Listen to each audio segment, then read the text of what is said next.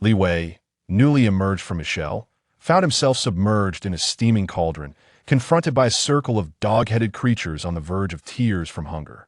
Thus begins our tale, commencing with his frantic escape from the boiling pot. A demon paladin? A malicentric drow warrior? An eye monster rogue swordsman? A spirit-sucking creature intent on restoring the Galactic Empire? And their formidable superior, a silver dragon, recklessly toiling in a multidimensional universe on the brink of collapse, employing flamboyant black technology in a hardcore farming saga. His head felt slightly itchy. Ugh, little poop ball, don't lick. Let me sleep a bit longer. Li Wei murmured, somewhat discontented, as he sensed a cool draft above him. However, as his mind gradually awakened, he soon detected something amiss. It seemed rather warm, somewhat akin to a hot bath. Moreover, the little poop ball's tongue seemed excessively large and quite foul-smelling. This was certainly not my little poop ball. With a sudden jolt, Li Wei opened his eyes wide. A dog. Unmistakably, a dog's face met his gaze, but it was not his adorable Samoyed. Instead, it bore dark brown scales on its skin, shattering half of Li Wei's previous understanding of the world. As his gaze continued downward, he froze in complete astonishment upon seeing the sinewy body that exuded a philosophical aura. A dog-headed human? Instinctively, relevant phrases surfaced in his mind. WEF. Li Wei quickly discerned an even more unsettling reality. These, let's tentatively refer to them as dog-headed beings, were looking at him with an expression that was decidedly inappropriate. It was akin to the hunger one feels after waiting an entire day for a long-overdue delivery of barbecued food. They wanted to devour him. He had awakened to find himself transformed into a hot pot.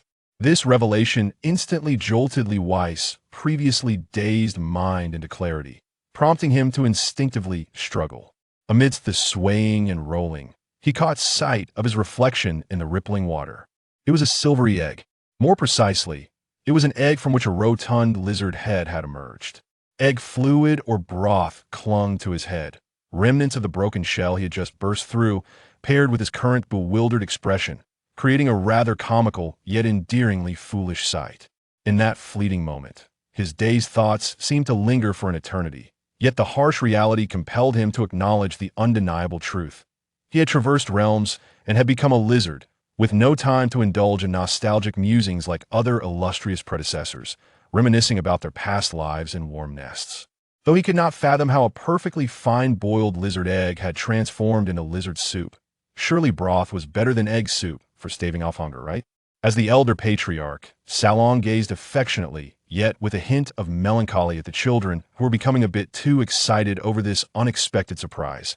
His thoughts wandered to the deteriorating living conditions stemming from the escalating tensions between the Shadow Matriarch's dominion over Gelsorn City and a nearby spirit-sucking city in the dark regions. The lizard egg, discovered by them in a certain sinkhole, has been one of the few notable finds in recent days.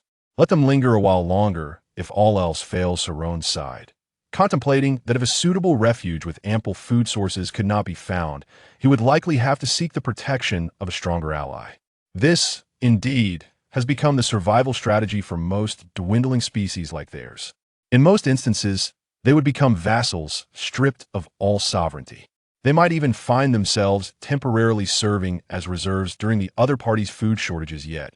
Any outcome is preferable to the extinction of their kind. How wonderful it would be to attach ourselves to a mighty dragon. Unfortunately, most of the chromatic dragons within their tribal radius have already taken on powerful followers and are deeply embroiled in the conflicts instigated by the Mistress of Shadows. To present themselves now would likely result in becoming mere fodder on the front lines or being butchered on the spot for military rations. Saron recalled tales from his father about an ancestor who had the fortune of becoming a vassal to a red dragon. After accumulating enough merit, he was bestowed with a drop of dragon blood, which shattered the innate constraints of their species, elevating him to the noble status of a dragon-blooded goblin. However, such claims of ancestral glory are often recounted by the majority of goblins and frequently become the subject of ridicule among other beings. As this elder goblin pondered the fate of his tribe, the distant memory of the lizard egg soup stirred a commotion among the pack of goblins, causing a sudden panic. Ouch, ouch, ouch! Levi felt as if he were on the verge of being cooked. If it were any other species enduring his current predicament, they would have surely perished by now. Yet for some inexplicable reason, this body seemed to possess a remarkable tolerance, perhaps resistance to such intense heat. Despite being plunged into the boiling pot of soup by a horde of goblins, he remained surprisingly lively. This astonishing fact appeared to shatter the young goblins' worldview, inciting their anger as they bared their teeth and emitted threatening growls. Those wretched beasts! Levi, initially gripped by panic and despair, was now overtaken by agitation and fury. After all, anyone subjected to being held in a scalding, foul-smelling bath would erupt with rage. Yet, this impotent wrath he felt in the face of such tragedy in his former life, it would have been labeled as impotent fury. Levi found himself in this exceedingly awkward predicament. On one hand, he was ill at ease in this unfamiliar form, though his claws were sharp. His short forelimbs often led to misjudgments of distance. Thus, whenever he attempted to struggle free from the pot, he would invariably be prodded by several stone spears against his claws and body. Fortunately, due to the presence of scales, these attacks did not inflict fatal harm, though they were certainly painful. Many of the softer scales had already been punctured, causing the soup to swirl with a tinge of crimson on the other side. As time passed, he began to feel an insatiable hunger. A hunger that penetrated to the very marrow of his bones. Levi had never experienced such a profound craving. It felt as though, if he did not consume something soon, his stomach, on the verge of rebellion, would start to digest itself. In truth, his weight was indeed diminishing rapidly. Just as Levi, weakened by his frailty, plunged headlong into the soup pot and choked on a mouthful of water, a spark of vitality ignited within him. How delectable! Thus, the scene, which had initially depicted the brutal struggle for survival in nature, took a sudden turn. The silver lizard in the pot, after enduring several attacks from the gnolls, seized the opportunity to fiercely gnaw at the contents of the soup. Root-like substances? The taste of potatoes. Purple mushrooms? Might they be poisonous?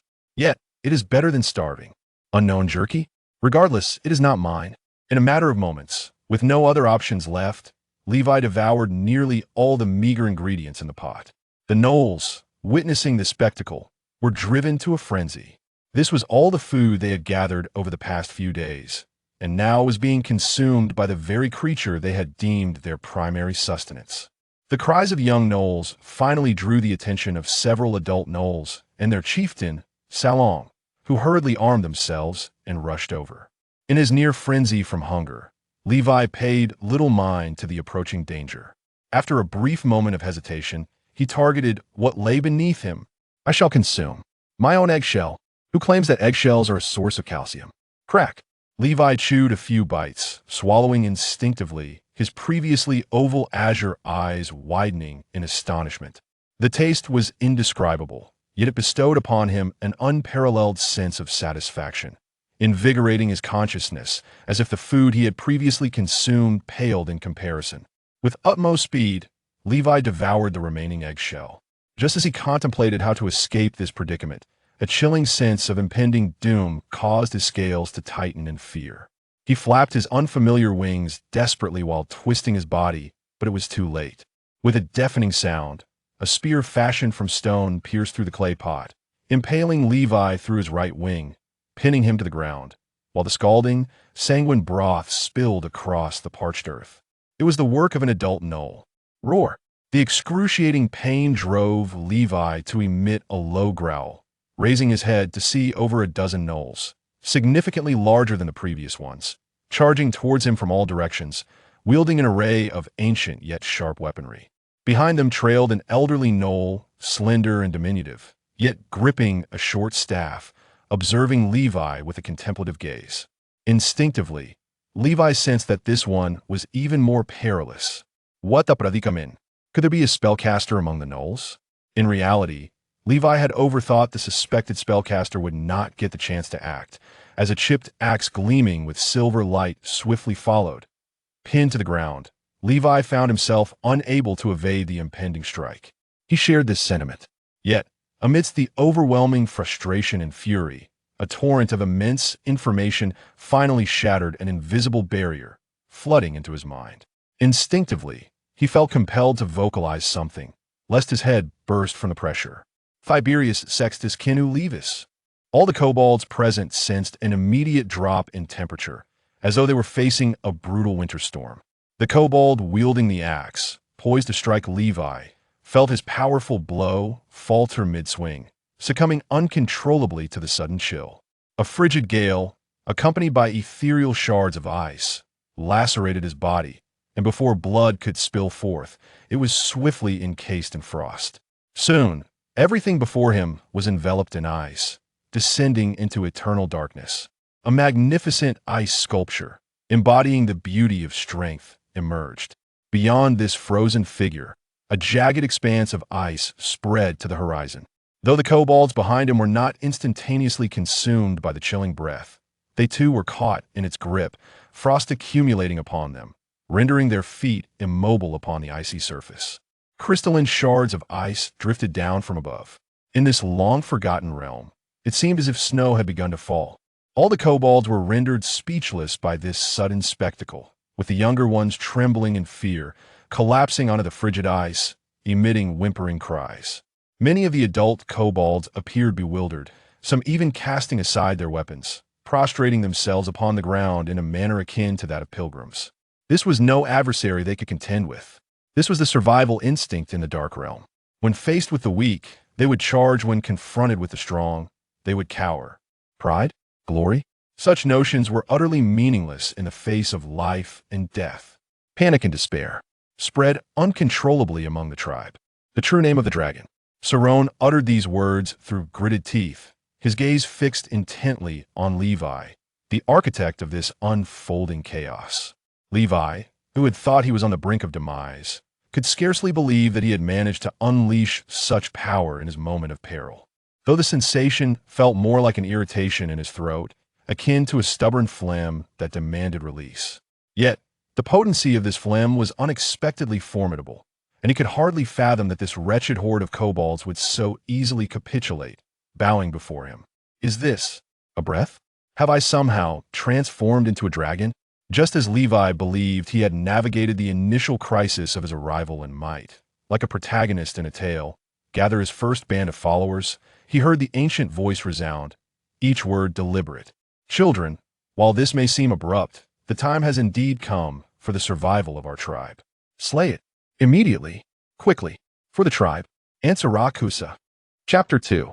The little creature appears quite appetizing as one of the few who inherited fragments of ancestral knowledge. The Knoll shaman has finally discerned Levi's true nature. A dragon. Moreover, a rare metallic dragon of the shadowy realms, the silver dragon. Yet, such revelations now seem insignificant. In their understanding, dragons have always been notorious for their vindictiveness and narrow-mindedness. For instance, a certain young red dragon, having suffered at the hands of self-proclaimed dragon slayers, incinerated a town in retribution once it reached maturity. The metallic dragons present even more complications. They would retaliate not just against the young but also their elders, often arriving in formidable numbers. With the limited wisdom of Sauron, the decision was swift. Having already offended them, it was prudent to extinguish the possibility of future vengeance in its infancy. Although the tribe would lose a vital asset, the blood of a young dragon, through the ancestral sacrificial rites, would suffice to awaken the latent talents of numerous younglings in the tribe, paving their path as dragon-blooded sorcerers. Moreover, for this silver dragon to eventually offer protection and become a guardian of the tribe, it would require decades to mature from hatchling to juvenile, acquiring magical capabilities. During these years, its frailty and immense appetite would likely become an unbearable burden for the tribe. With the elder Knoll's fervent cry, an almost imperceptible ripple of magical energy surged through the air, transforming the previously panicked Knolls. Their eyes turned bloodshot, pupils dilating, and even their muscular veins appeared to swell, as if they had succumbed to a frenzy. In an instant, they dropped to all fours, howling as they charged forth, their speed and strength vastly enhanced compared to before. On the other side, although Levi could not comprehend the elder Knoll's words, he sensed the impending danger. After a boisterous roar, he instinctively abandoned any semblance of nobility befitting a silver dragon. Without hesitation, he seized the stone spear embedded in his wing and flung it aside, turning to flee. Farewell. As for confronting this pack of seemingly rabid Knolls head-on, if he could muster a second breath of dragon fire, he might consider it. Yet he could feel that his youthful form had been nearly drained of energy. If not for the threat to his very existence, he would have gladly succumbed to slumber. Choosing to heed his instincts, Levi exhibited a remarkable agility and speed that left the gnolls in awe, as he frantically propelled his small legs. He also flapped his perplexing wings. His posture resembled that of a duck, desperately trying to escape the farmer's grasp, yet unable to take flight. At that moment, Levi could hardly concern himself with the elegance of his form or whether he disgraced the noble lineage of silver dragons. All that remained in his mind was the primal urge, hunger. Intense exertion inevitably leads to significant physical depletion. The meticulously prepared pot of sustenance by the dog-headed beings was swiftly consumed by Levi, unable to withstand even a moment in his stomach before being digested entirely. Failing to form either excrement or fat, and instead being expended as kinetic energy. Dizzied and faint from hunger, Levi was compelled to run instinctively, constantly altering his escape trajectory in response to the sounds of pursuit behind him. As Sauron had resolved to eliminate any potential threats, the adult dog-headed creatures no longer held back, launching their stone spears with relentless fervor, resembling a barrage from a howitzer, echoing ominously around Levi. The shattered rock fragments flew like sharp shrapnel, leaving gruesome wounds across Levi's body. Had it not been for the protective scales on his skin, he would have surely been left in tatters.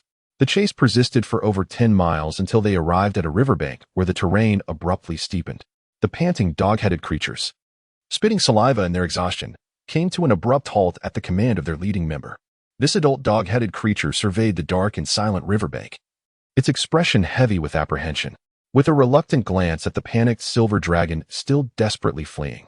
It snorted in frustration but decisively directed its equally unwilling offspring to retreat slowly from the eerily tranquil riverbank. Levi, still unaware of the danger, felt he had finally evaded those wretched creatures. Yet, he dared not relax his vigilance, continuing to flee blindly for an indeterminate time until, on the verge of total exhaustion, he stumbled upon a natural cavern. After cautiously confirming that no other life forms had left traces within, he collapsed onto the ground in relief. Despite his overwhelming fatigue, Levi forced his heavy eyelids to scan the unnaturally quiet riverbank outside the cave, where he could only see the thin gray mist hovering above the water and the desolate marshland. Logically, in such a shadowy region, one would expect to find a plethora of species inhabiting the precious water source. Levi instinctively sensed that this riverbank was peculiar, yet at this moment, he had no other choice.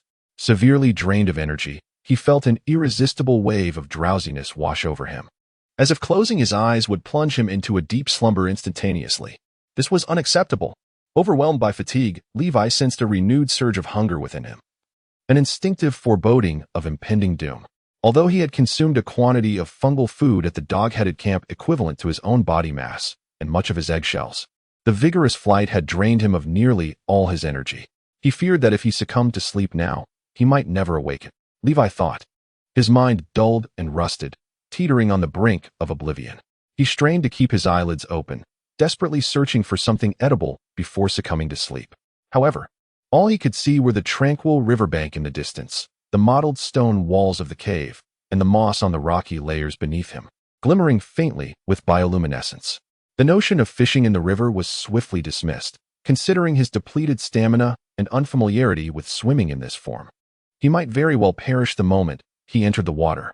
Even from his past life, having watched the wonders of nature narrated by Mr. Zhao, he knew that riverbanks were prime resting spots for apex predators poised to ambush their prey. Venturing into uncertainty without understanding the situation would likely lead to an untimely demise. Was there truly no other option? Li Wei cast a vacant gaze at the resilient moss growing on the damp stones before him, swallowing hard with great difficulty. He pondered whether the fantastical tales of dragons from his previous life, capable of digesting rock and metallic minerals, held any truth. Regardless, he was out of choices. Driven nearly mad by hunger, Li Wei steeled himself, extending his tongue to scrape the moss from the rock, leaving behind a myriad of white marks. It was not the imagined flavor of seaweed. The taste was rather pungent, yet bearable enough to swallow. Feeling the acid in his stomach surging, he disregarded all else, opening his mouth filled with uneven milk teeth to voraciously gnaw at the earth beneath him. As a sizable mouthful of soil lodged in his throat, his slitted pupils widened in shock. Ugh, this is revolting. Even with the altered taste buds of a dragon, the dryness was indescribable. akin to a meal magnified hundreds of times where one bites into sand. The various sized rocks not only lodged between his teeth but also scraped his throat. Suppressing the instinctive urge to vomit, he forced down the mixture of moss and soil. It was manageable, sensing the food rapidly digesting within him. Li Wei felt a flicker of reassurance. As time passed, to his astonishment, his foraging yielded unexpected rewards. Beneath the layers of earth he had unearthed lay a wealth of soft-bodied creatures resembling earthworms, along with amphibious mollusks and crabs, many of which had not escaped in time from their forced displacement. They were swiftly ensnared by his barbed tongue and swallowed into his acidic, multi-chambered stomach. It was unclear how long he had been feeding, but soon his upper body was entirely immersed in the pit he had dug. And having satiated his hunger to some extent, he found it increasingly difficult to resist the waves of drowsiness. As his eyelids gradually closed, his vision blurred and narrowed.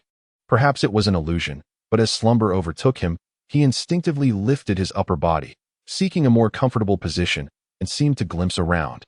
Glistening creature emerging from the river, hopping slowly toward him. What is that? Such a peculiar little thing, a blueberry pudding? I am so hungry at this point. Li Wei's thoughts came to a complete halt, and with a thud, his upper body tumbled back into the pit he had excavated. Consciousness slipping into an endless darkness as he embarked on his first slumber in this otherworldly dragon life. Chapter 3. The Inherited Dream of Essence, Sylvie. The inaugural slumber experienced by hatchling dragons often varies in duration, spanning from several hours to a few days, influenced by the dragon's lineage and dietary intake. During this dreamlike state, they instinctively begin to engage with the innate knowledge bestowed by their awakening true names, which includes arcane spells that have infuriated countless wizards to the point of shattering their staffs. Unlike other sentient beings, which must first commit spells to memory daily, prepare the requisite materials for casting, and ultimately solidify these drastically altered versions of spells within their limited spell slots through the arcane web governed by the insidious entities. Dragons are spared this arduous process. Should the arcane web collapse or the overseers falter, these practitioners find themselves bewildered, akin to a player whose keyboard has been abruptly disconnected, left to witness their magical prowess stripped away as if they were a vulnerable maiden, brutally assailed or backstabbed. Even those who pursue the arduous path of the arcane practitioner, the blue-barred mages, face a daunting journey fraught with challenges. It is a path that could leave the most diligent scholars bereft of hair, for they must not only meditate to mold their spellcraft, but also glean wisdom from repeated failures, devoting extensive periods, if not a lifetime, to the pursuit of knowledge's essence. This profession is one that can easily lead to a solitary existence if one is not vigilant. In contrast, dragons are inherently gifted sorcerers, bearing a far lesser cost than their bloodline counterparts whose souls are perpetually at risk of being harvested by demons. However, a reduced cost does not equate to the absence of consequences. The Dragonkin's inherited gifts are not particularly scientific but rather steeped in magic, embodying a form of mental imprint. Should a fortunate hatchling awaken certain potent ancestral abilities, their still-forming worldview and character may be significantly influenced, potentially inheriting peculiarities or unique mental afflictions characteristic of dragons. These include the well-known obsession with magic and insatiable gluttony, alongside obscure curses such as true name hexes, the enigma of the locked puzzle, and the affliction of wandering from the nest. Moreover, this observational process may stimulate the secretion and development of specific glands within the young dragons, leading to the bizarre growth of non-magical organs, or, in some unfortunate cases, a complete deviation from their intended form. The majority of these aberrations often meet an untimely demise for various reasons, yet a select few who endure into adulthood become remarkable anomalies, leaving indelible marks upon the annals of history. Among them is a red dragon known for its nuclear fusion breath, dubbed a self-propelling seed sower. A white dragon famed for its signature group frenzy spells, referred to as the Frost Wing. A black dragon, despite having the potential to reshape life forms akin to neutron stars, remains engrossed in card games, and a green dragon that, though capable of becoming the mightiest of favorites, is resolute in establishing its own domain. At this moment, Levi finds himself immersed in this wondrous experience. Thanks to the soul he carries from another realm, he possesses a strength surpassing that of a blank slate hatchling, allowing him to see himself traversing an astral expanse reminiscent of a tunnel, surrounded by countless luminous orbs resembling stars, akin to a series of documentary reels playing at an accelerated pace. Levi, caught in a state between slumber and wakefulness, cast a fleeting glance at the luminous orbs surrounding him. The principal figures within were predominantly silvered dragons akin to himself, with the occasional hybrid dragon exhibiting slightly different hues. Common to all was their engagement in the experimentation or application of various enchanting magical abilities. As Levi surveyed the scene, a plethora of terms instinctively emerged in his mind: healing spell, light dance, magic detection, illusionary sound, mist technique, cloud walking, charm monster, ice shield, calm mind, monster summoning. With a mere cursory glance, he discerned hundreds, if not thousands, of diverse spells, leaving him a newcomer to this fantastical realm. Feeling akin to a bewildered character in a grand garden, overwhelmed by the abundance of wonders before him. Regrettably, if he wished to master any particular ability, he would need to draw near to one of those glowing spheres. The pressing question was, how could he approach them? At that moment, Levi felt as though he were experiencing a lucid dream, cognizant of his dreamlike state, floating in a gravity-less void, surrounded by a feast of possibilities yet unable to partake. Deep within, he sensed an insatiable hunger that could surge forth at any moment, heralding the end of his dream. Who could say when he might again enter such a wondrous state? This moment was his only precious opportunity to enhance his chances of survival. With this thought, he rallied his spirit and resolutely turned his gaze towards his claws, only to find nothingness. He could not even see his own body. As if he had become invisible, time trickled away amid this awkwardness and anxiety, and as the familiar pangs of hunger returned, he suddenly felt a slight discomfort in his stomach, an urge to release gas. Puffed, just as Levi, slightly embarrassed by the sound, was taken aback to discover that his perspective had shifted forward ever so slightly. This was no mere illusion. In that moment, he felt akin to a valiant astronaut, propelled by a precious initial momentum, slowly drifting towards the luminous orbs he so ardently desired. Yet, progress was still too slow. Puffed, puffed, puffed, puffed, puffed. In an instant, the ethereal realm around him seemed to resonate with a palpable energy. Riding the wave of his accumulated momentum, Levi surged deeper into the tunnel, exhilarated beyond measure. The formidable powers lay far beyond his reach, far from what he could approach at present. He could only aspire to select the most potent abilities among the lesser ones. Time was of the essence. He must seize the fleeting opportunity to discover a more formidable innate talent. At this moment, Levi resembled a child wandering through a magical flower field, yearning to uncover the grandest and most exquisite bloom. Amid his hasty exploration, his gaze suddenly fixated on a notably darker glowing orb that was drawing nearer. What captivated him was its uniqueness. In contrast to the myriad of distorted and flawed images surrounding him, this particular orb emanated a sense of authenticity and fluidity, akin to the stark difference between a standard definition and a high-definition video. Merely because I cast a fleeting glance upon you in the group, an air of mischievousness and vivacity enveloped you.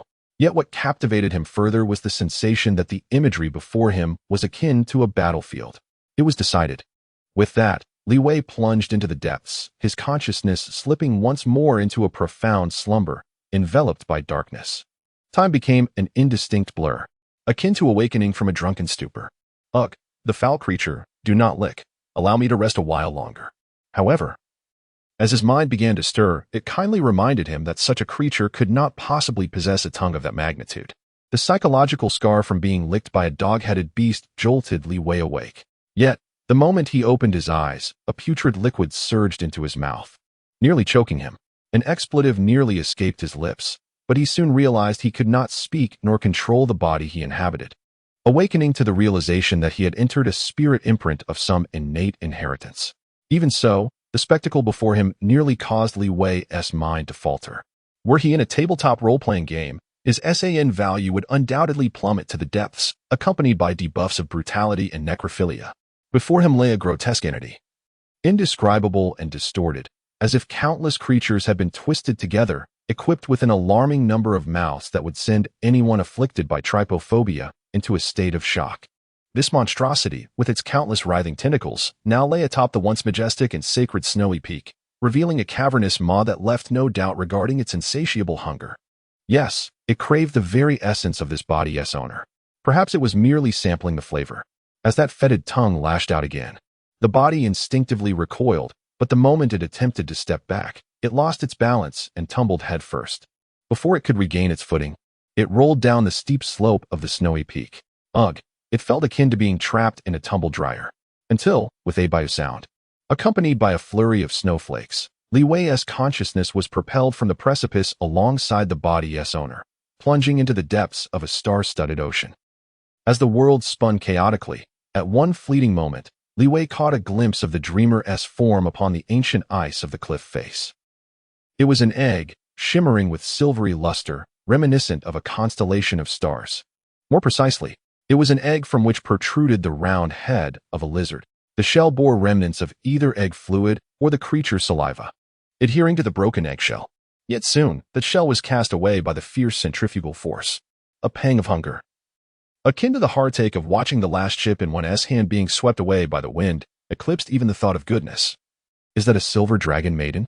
Do not inquire how he possesses this knowledge. It is as if, upon becoming a silver dragon, he can effortlessly discern the gender of his kind, even distinguishing beauty from ugliness through the scales, the contours of the face, and the horns atop the head.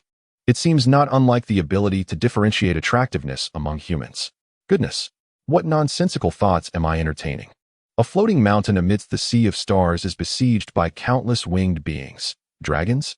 They valiantly confront this extraordinary creature, yet their efforts are in vain.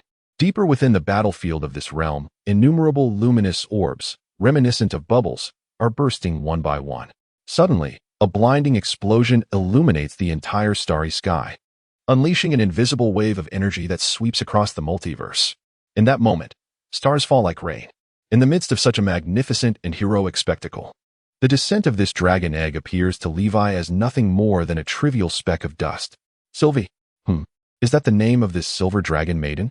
It sounds rather pleasant, but surely, this egg is destined to shatter, is it not? No, that cannot be. If it were to meet such a fate, how would her innate mark of talent be passed down?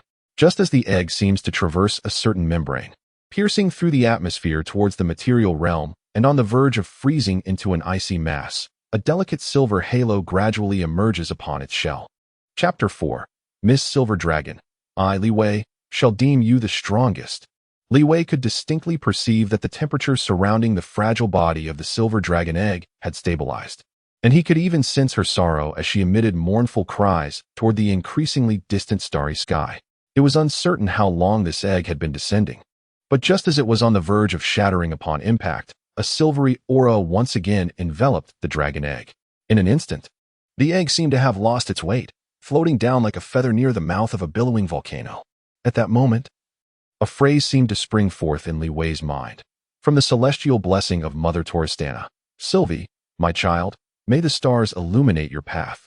May the earth cherish your steps. May you never lose your way, and regardless of the distance, may you always find your way home. I, Sylvie, star of dawn, Toristana, shall never perish in the leap of faith. Li Wei found himself momentarily speechless at this apparent note from Sylvie, who had just begun to revel in her newfound existence. Had this fledgling dragon, upon leaving home, already begun to swell with pride? Whatever profound sorrow she had felt moments before seemed to vanish entirely. Could it be that a nameless, ghastly entity had merely licked her, causing her to become a chaotic jester?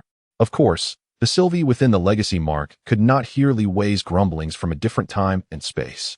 Having survived a harrowing ordeal, she swiftly discarded all negative thoughts.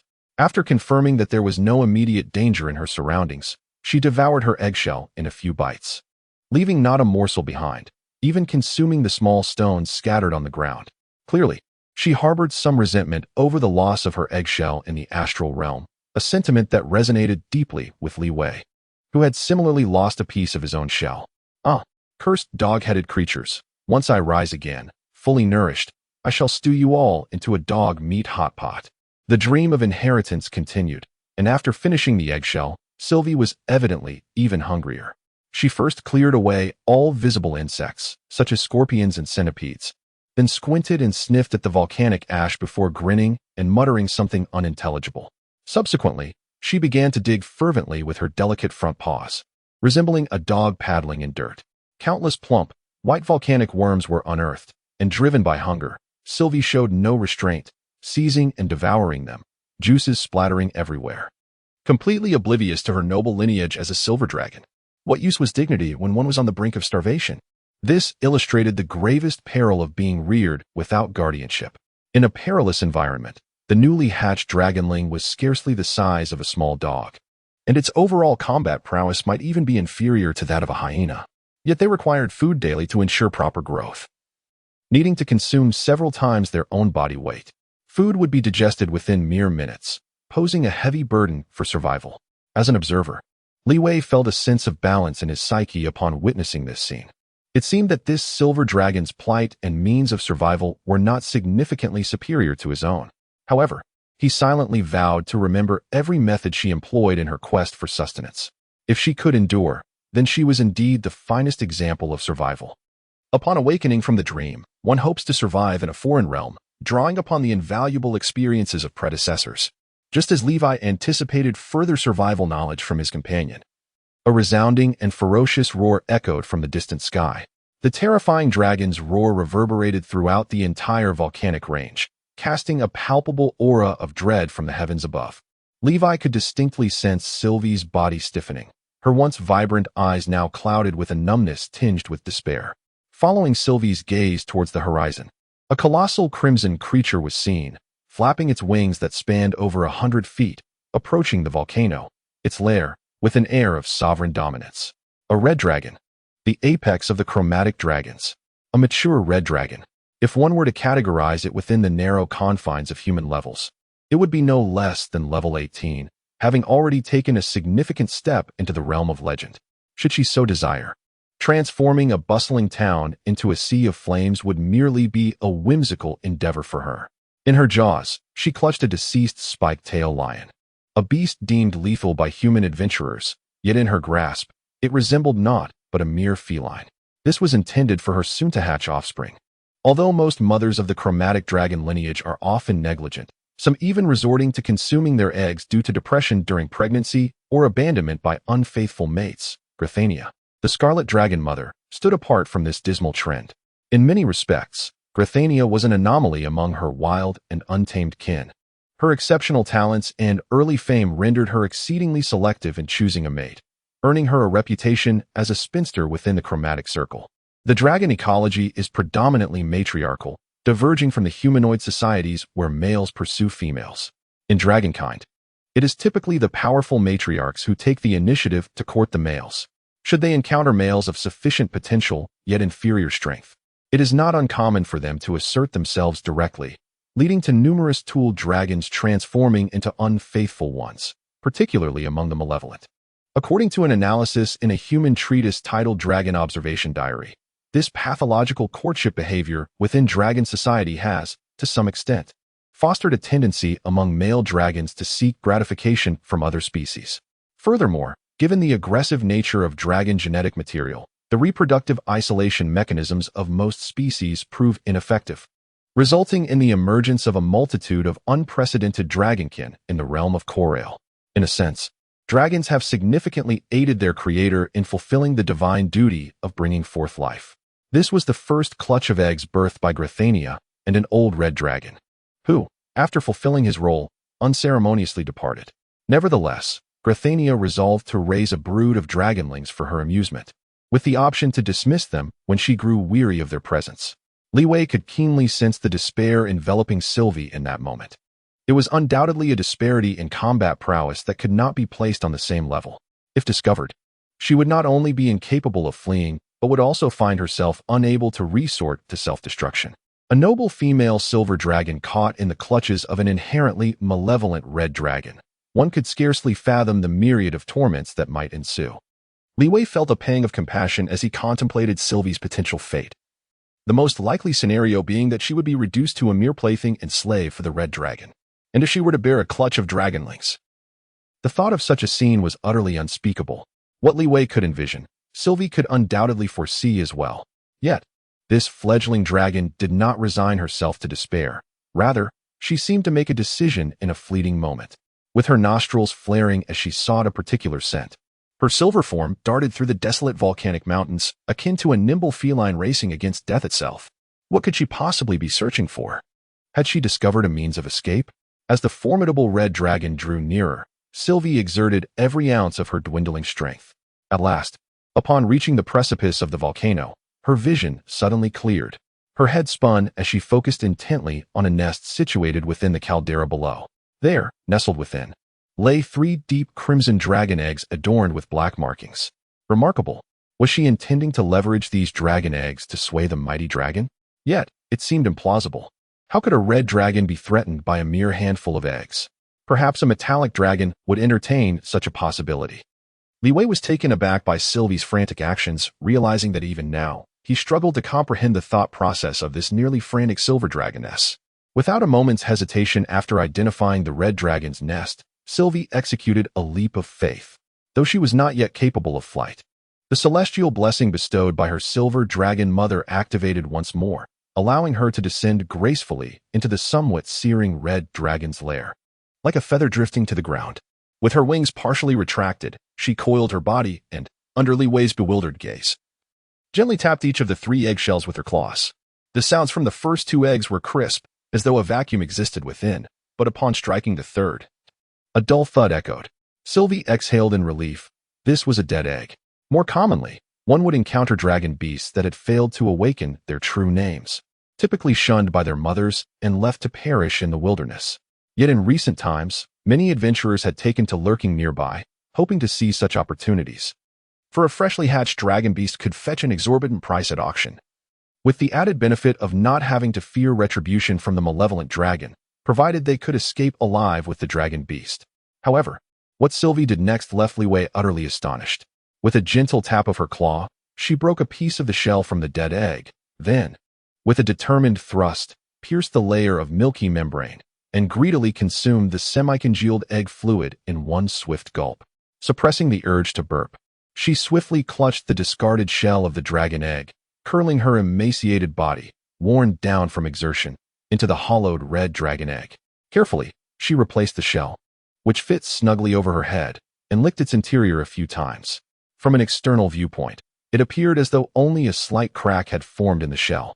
Meanwhile, though Levi could not see, he sensed the rapid transformation of Sylvie's body. Time passed, and the leftmost dragon egg began to tremble gently. With a sound of cracking, a plump head emerged, not Sylvie, but a newborn red dragon. The mother dragon opened her eyes, resembling molten lava from the abyss, casting a curious yet increasingly serious glance at her first offspring. Perhaps intimidated by her presence, the hatchling seemed to recall something, letting out a resounding roar, Soren Grell. Gretnia, Yomonganda, the true name of a dragon. Gretnia nodded in satisfaction. Her offspring had not disappointed her.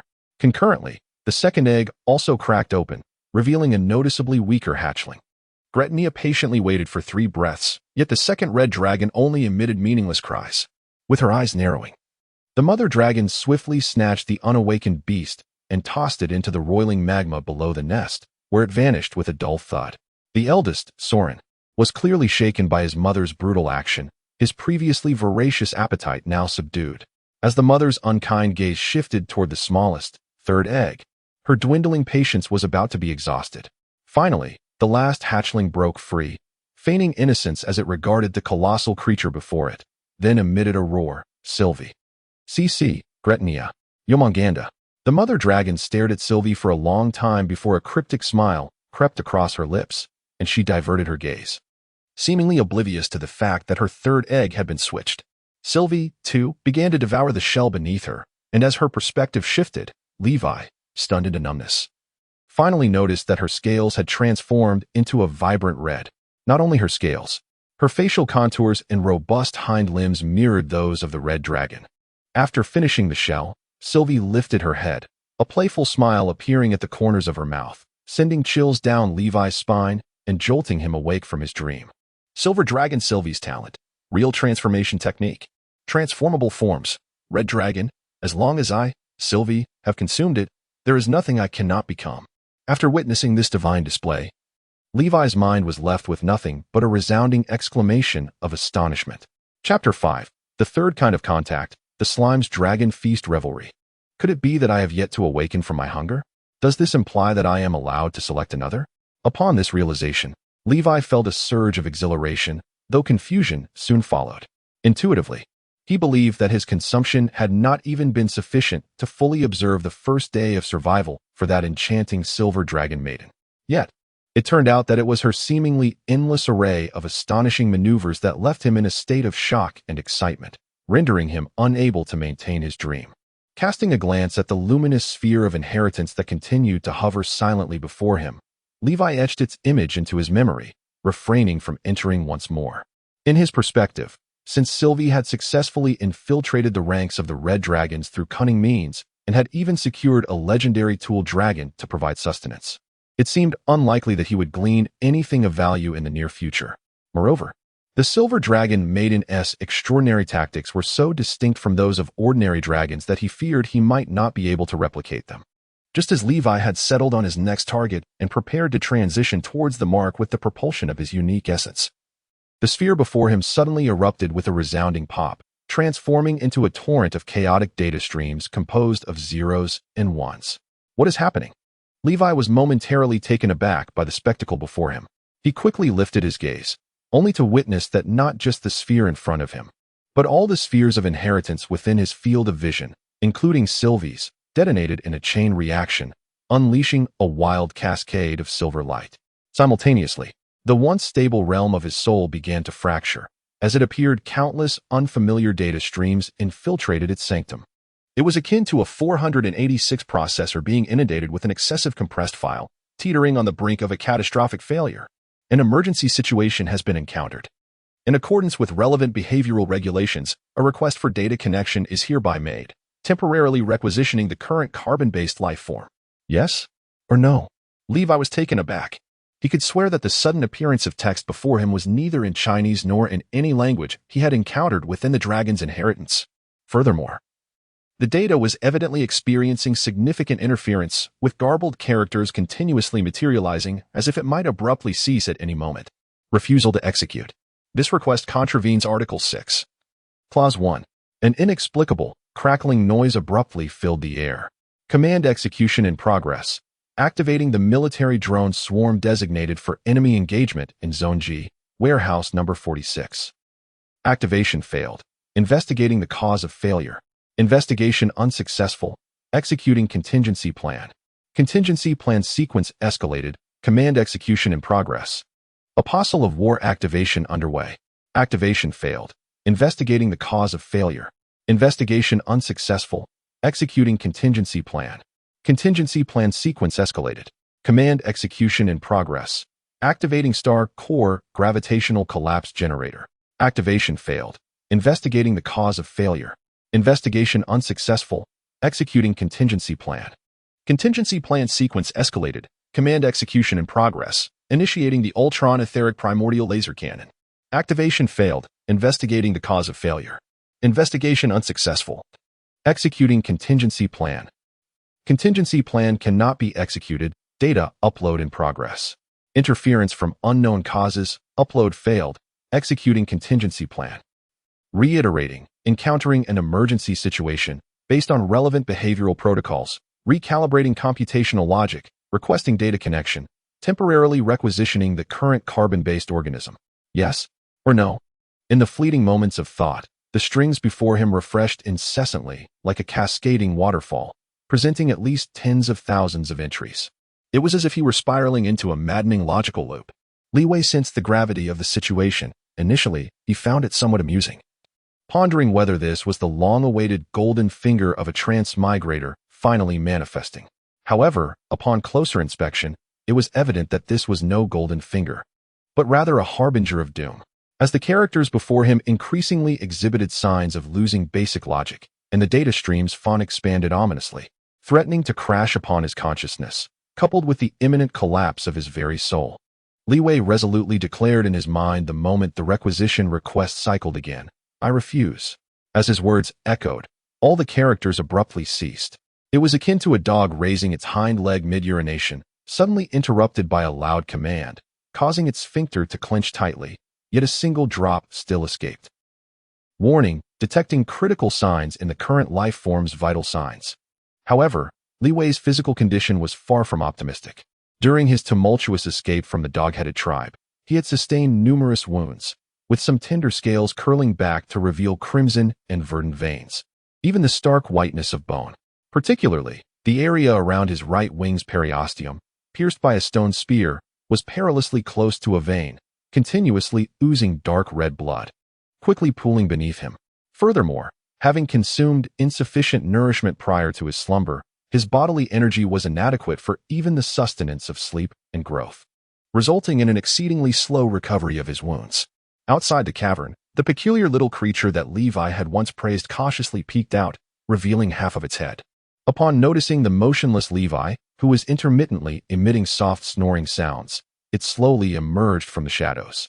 It was indeed a vibrant blue slime, resembling an oversized onion with a translucent, gelatinous body.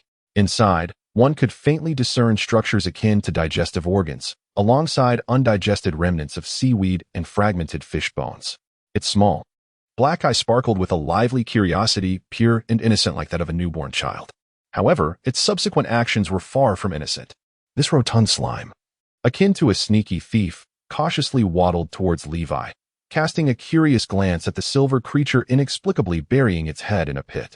Seeing that Levi remained oblivious, the slime's attention fixated on the pool of blood gradually solidifying before it. The slime felt an irresistible allure towards the blood, prompting it to eagerly lower itself and take a small sip. Instantly, its body was tinged with a faint crimson hue, and it squinted its eyes, emitting a satisfied hum. Although the sound was subtle, it triggered a response along the previously tranquil riverbank, where hundreds, if not thousands, of similarly vibrant blue slimes soon emerged, all echoing in eager anticipation as they bounced towards the cavern, as if fearing they might miss a grand feast of dragon's blood. Initially, these slimes seemed apprehensive about making too much noise that could awaken their prey, timidly sipping at the pool of blood. Yet, as time passed, the first brave slime, emboldened by its attempt to taste the blood from Levi's wound, did not rouse the slumbering silver dragon. This emboldened the remaining slimes to join in a frenzy of indulgence. In mere moments, Levi's form was enveloped by a layer of blue slime, with more slimes continuously joining the revelry from the river. Were it any other creature, the awakening would likely lead to distress due to obstructed airways. However, the dragon's unique respiratory structure proved advantageous. Not only could metallic dragons bury themselves in sand for months, but rumors also suggested that red dragons could slumber in molten lava. Thus, the sleeping Levi merely sneezed a few times when his mouth and nose were initially obstructed, forcefully expelling the unfortunate slime that had ventured inside. Gradually, he acclimated to the sensation of underwater breathing, inadvertently swallowing the slimes that had entered his mouth. Clearly, the sumptuous banquet had dulled the slime's fear of death. Even as companions perished, uttering their final their insatiable hunger and desire for evolution remained unquenched.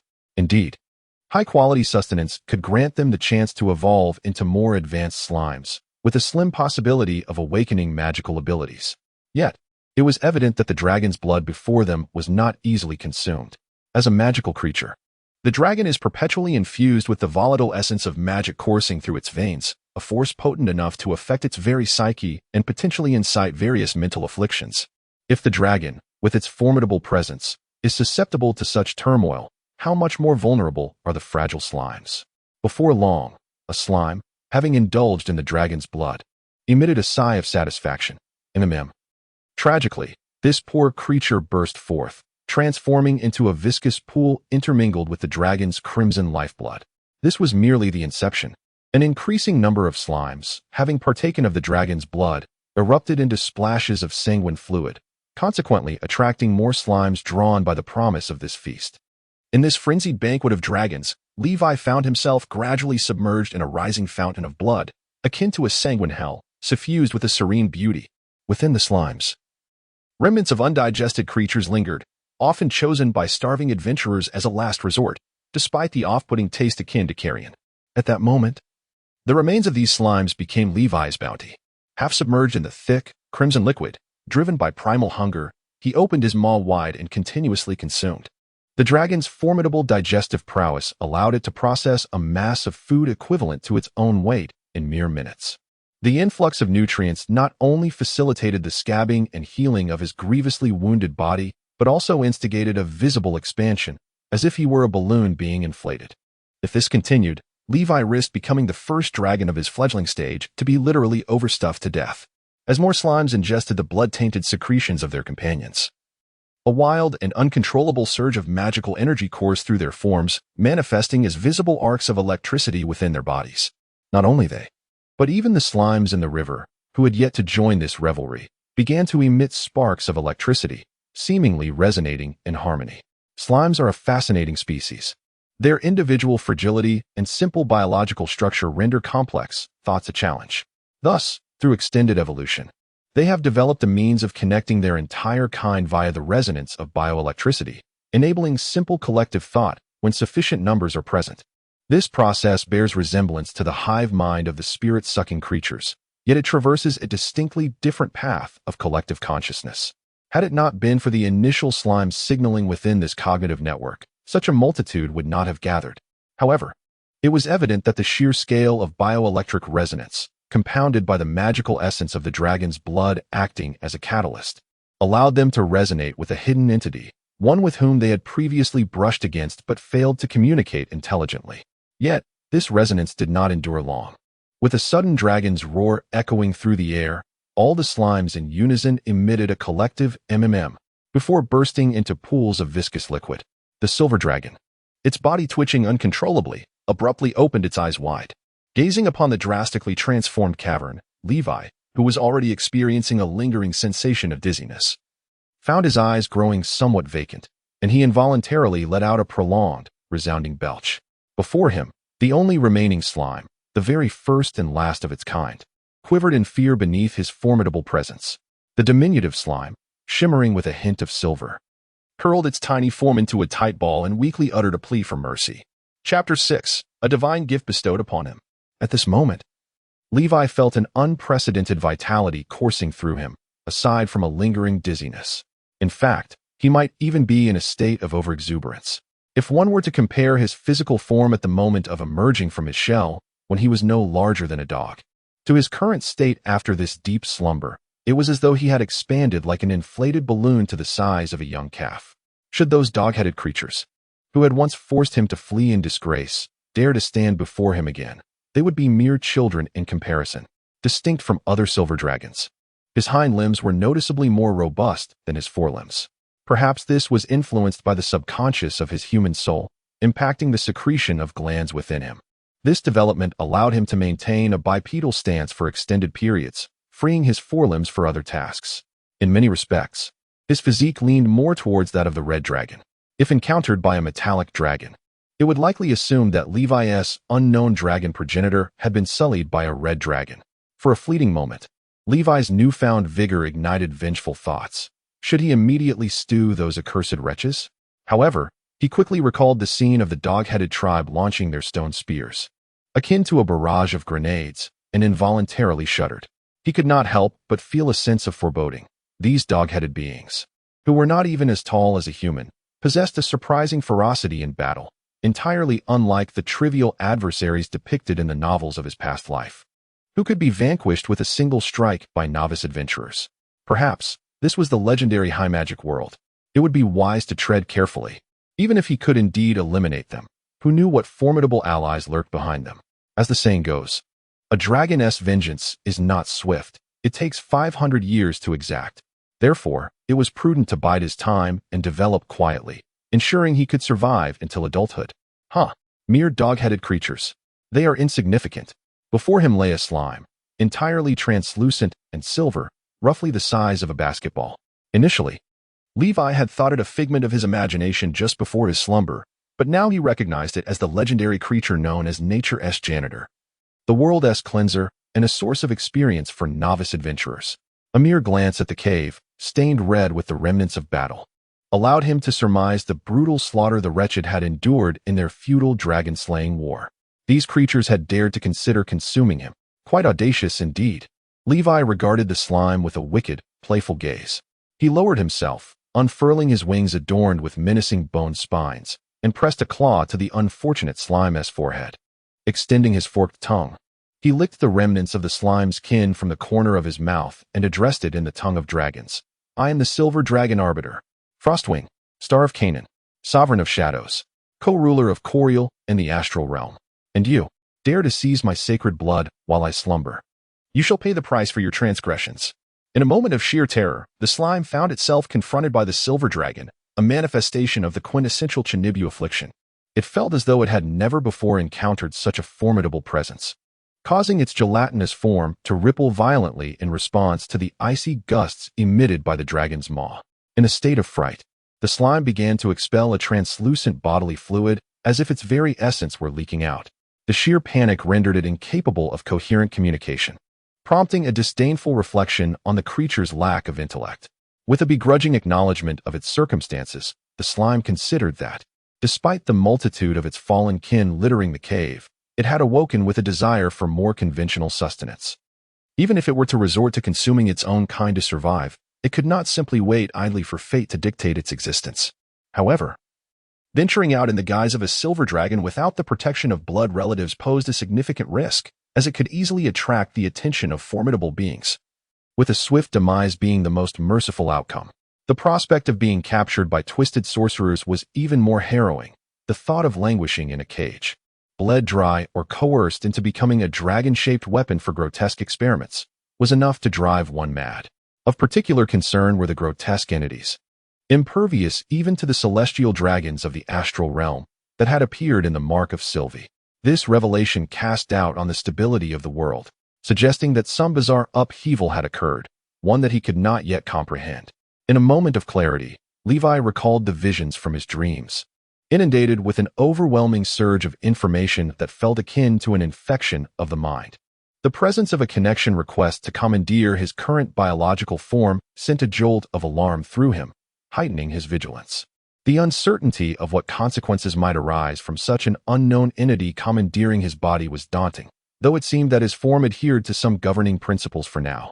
Yet, the operational logic of his being appeared to be fraught with contradictions, evidenced by the conflicting commands issued to him.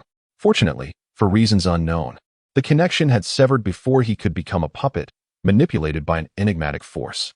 The peril persisted, and thus, survival became paramount until he could grow stronger. The challenge lay in devising a plan that would allow him to hunt without drawing the attention of potent adversaries. Then, an epiphany struck, the true transformation technique bestowed by Sylvie. His eyes sparkled with newfound hope. However, he was acutely aware that his sustenance thus far had been exclusively slime. As he delved into his memories of the true transformation, the knowledge seemed to resonate with an instinct etched into his very being. His cellular structure began to undergo a rapid transformation, shrinking and becoming semi-transparent. With a splat, a vibrant blue slime plopped onto the ground. In a state of astonishment, Levi, now transformed into a slime, surveyed his new form with wonder, utterly oblivious to the fact that he had become the first silver dragon in the history of Corel to undergo such a metamorphosis. There was no sense of shame in being reduced to a lesser creature. It is widely acknowledged that dragons, whether benevolent metallic dragons or malevolent chromatic dragons, or even the predominantly neutral gem dragons, are born with an inherent pride as apex predators of the food chain. This pride often leads them to choose more formidable forms, such as powerful Baelor demons or high elves, when they shape-shift, as humanity steadily carved out a place for itself on the historical stage. Particularly after the elves were ousted from prominence following a series of civil wars, a number of dragons began to consider humans as viable transformation options, though this remained an exception rather than the rule. Only the silver dragons, known for their playful nature, tended to transform into humans or elves to engage in adventuring, mingling among human societies. Yet, a complication arose. Sylvie's true transformation required the consumption of a relatively intact biological form as a prerequisite. Levi, feeling that he was not yet inclined towards such a peculiar appetite, set aside certain thoughts for the moment. As Levi pondered his new existence as a slime, a silver slime, nearly obliterated by Levi's earlier attack, gazed at him with gleaming eyes. Overcome with excitement, it eagerly approached Levi, nuzzling against this strong and beautiful counterpart. Momentarily distracted, Levi glanced at the clingy creature and, inspired by a sudden flash of insight, extended a small appendage, swiftly sending the bothersome slime flying outside the cave. He then hurriedly followed suit. With a buoyant enthusiasm, Levi exclaimed, "Let us go," eager to embark on his inaugural hunting expedition in this otherworldly realm. The pitiful little slime emitted a desperate cry for mercy. Levi, using his newly formed appendage, guided his newfound slime companion to the edge of the riverbank. where he scoured the sparse surroundings until he found a low shrub to conceal themselves within. With a swift motion, he ejected the slime companion from their hiding place. However, the creatures residing near the river were few and far between, and the little slime was on the brink of dehydration when they finally attracted a predator, a subterranean kuta fishman. Upon arriving, the kuta fishman found nothing more than a nearly dehydrated slime. Disgusted, it spat disdainfully and turned to leave, for it was not particularly hungry at that moment and saw no value in a creature composed largely of water. Frustrated, Levi thought, "Useless wretch. I must take matters into my own hands."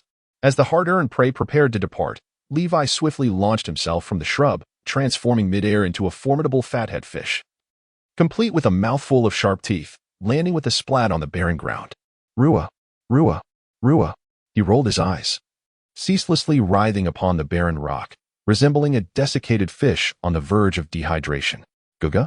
The Kotau fishman, startled by the commotion behind him, abruptly turned his head, only to behold the floundering slime on the ground, accompanied by the unexpectedly appeared solid fathead fish nearby.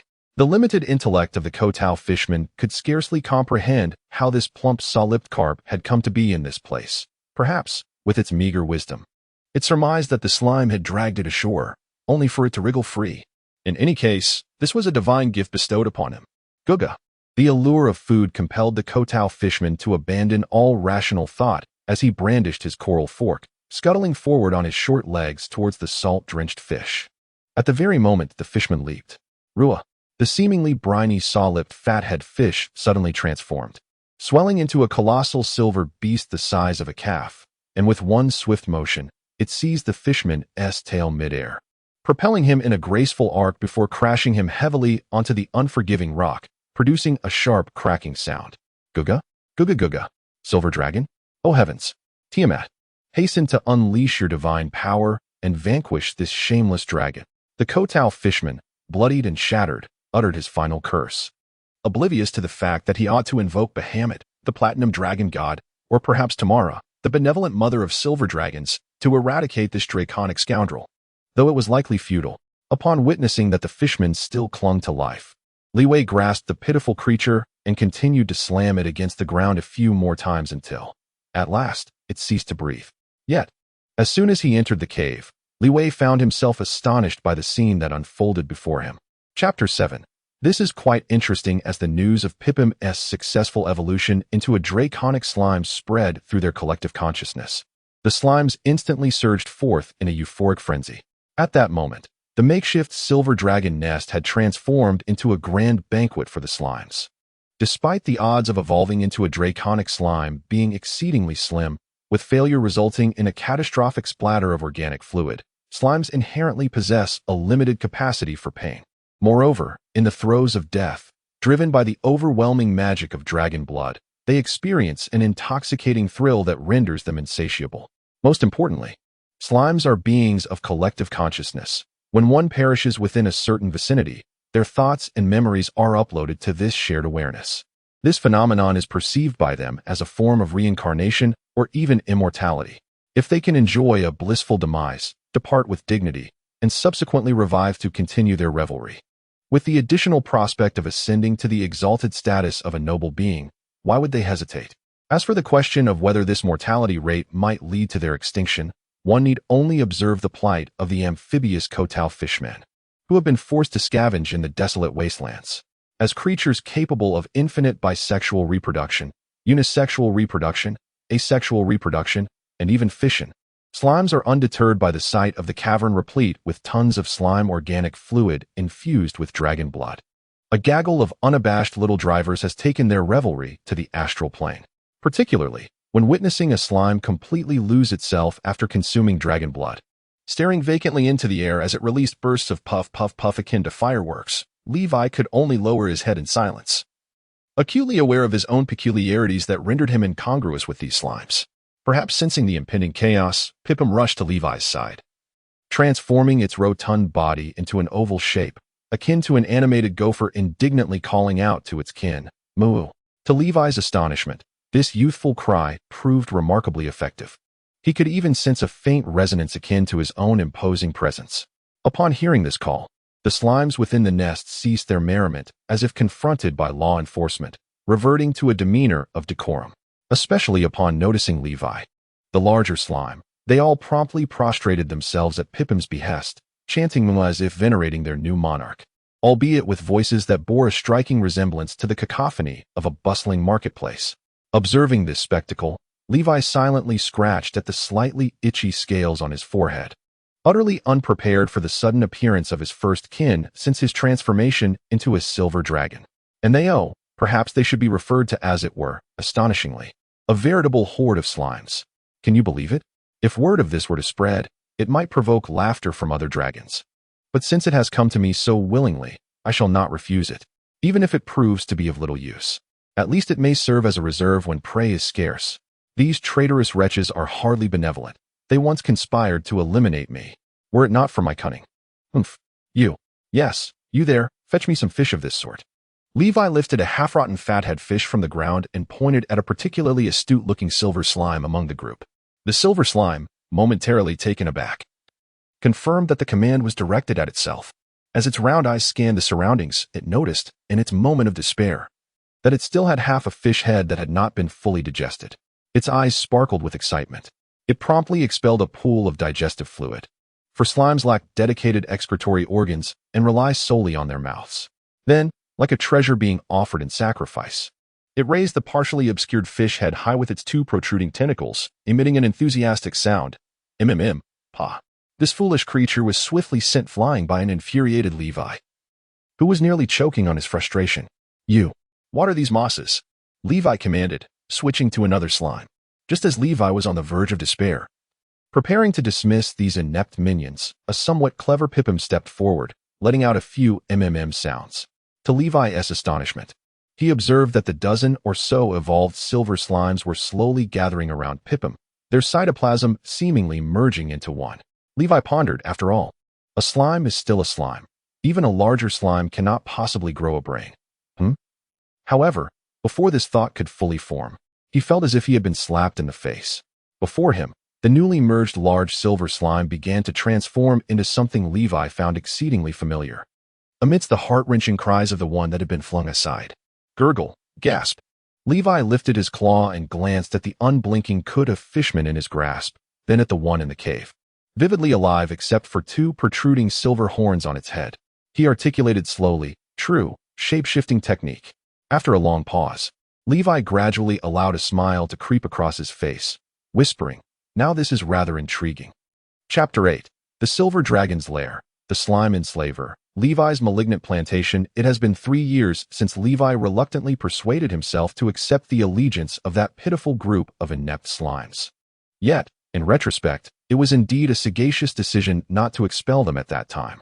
Although their combat prowess was feeble, requiring over 20 casualties to capture a single softened pufferfish, had this been in the past, the corpses of those who perished providing sustenance for Levi, the glutton, would have likely piled up from the cave entrance to the opposite riverbank. This slime tribe would have inevitably faced extinction within 3 months.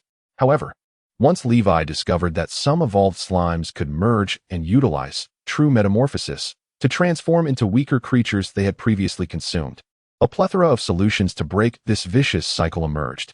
In Levi's view, as long as one possesses intelligence and can comprehend the language of dragons, even if somewhat dim-witted, it suffices. Since his reincarnation as a silver dragon, he at least harbored a magnanimous heart, rendering him less susceptible to irritation. If one were to gaze down from above, they would behold a remarkable transformation across the dome-shaped expanse surrounding the underground river, approximately 10 miles from the Silver Dragon's lair.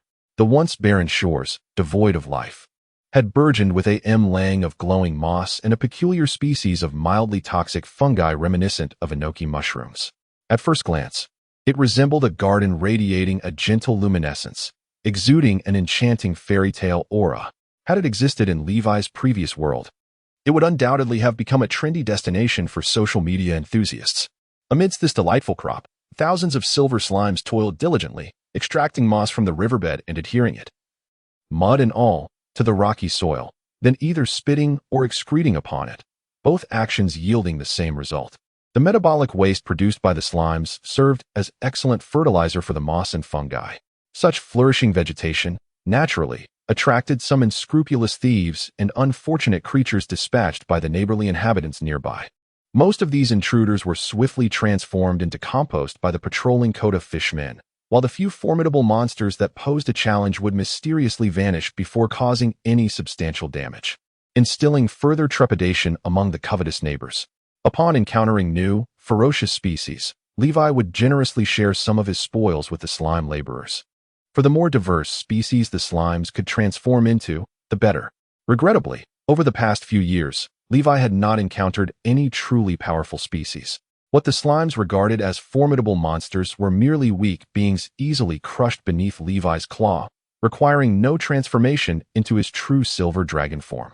Particularly disheartening was the absence of the goblin tribes Levi eagerly anticipated, leading him to ponder whether these earnest creatures had fled in fear of his potential retribution.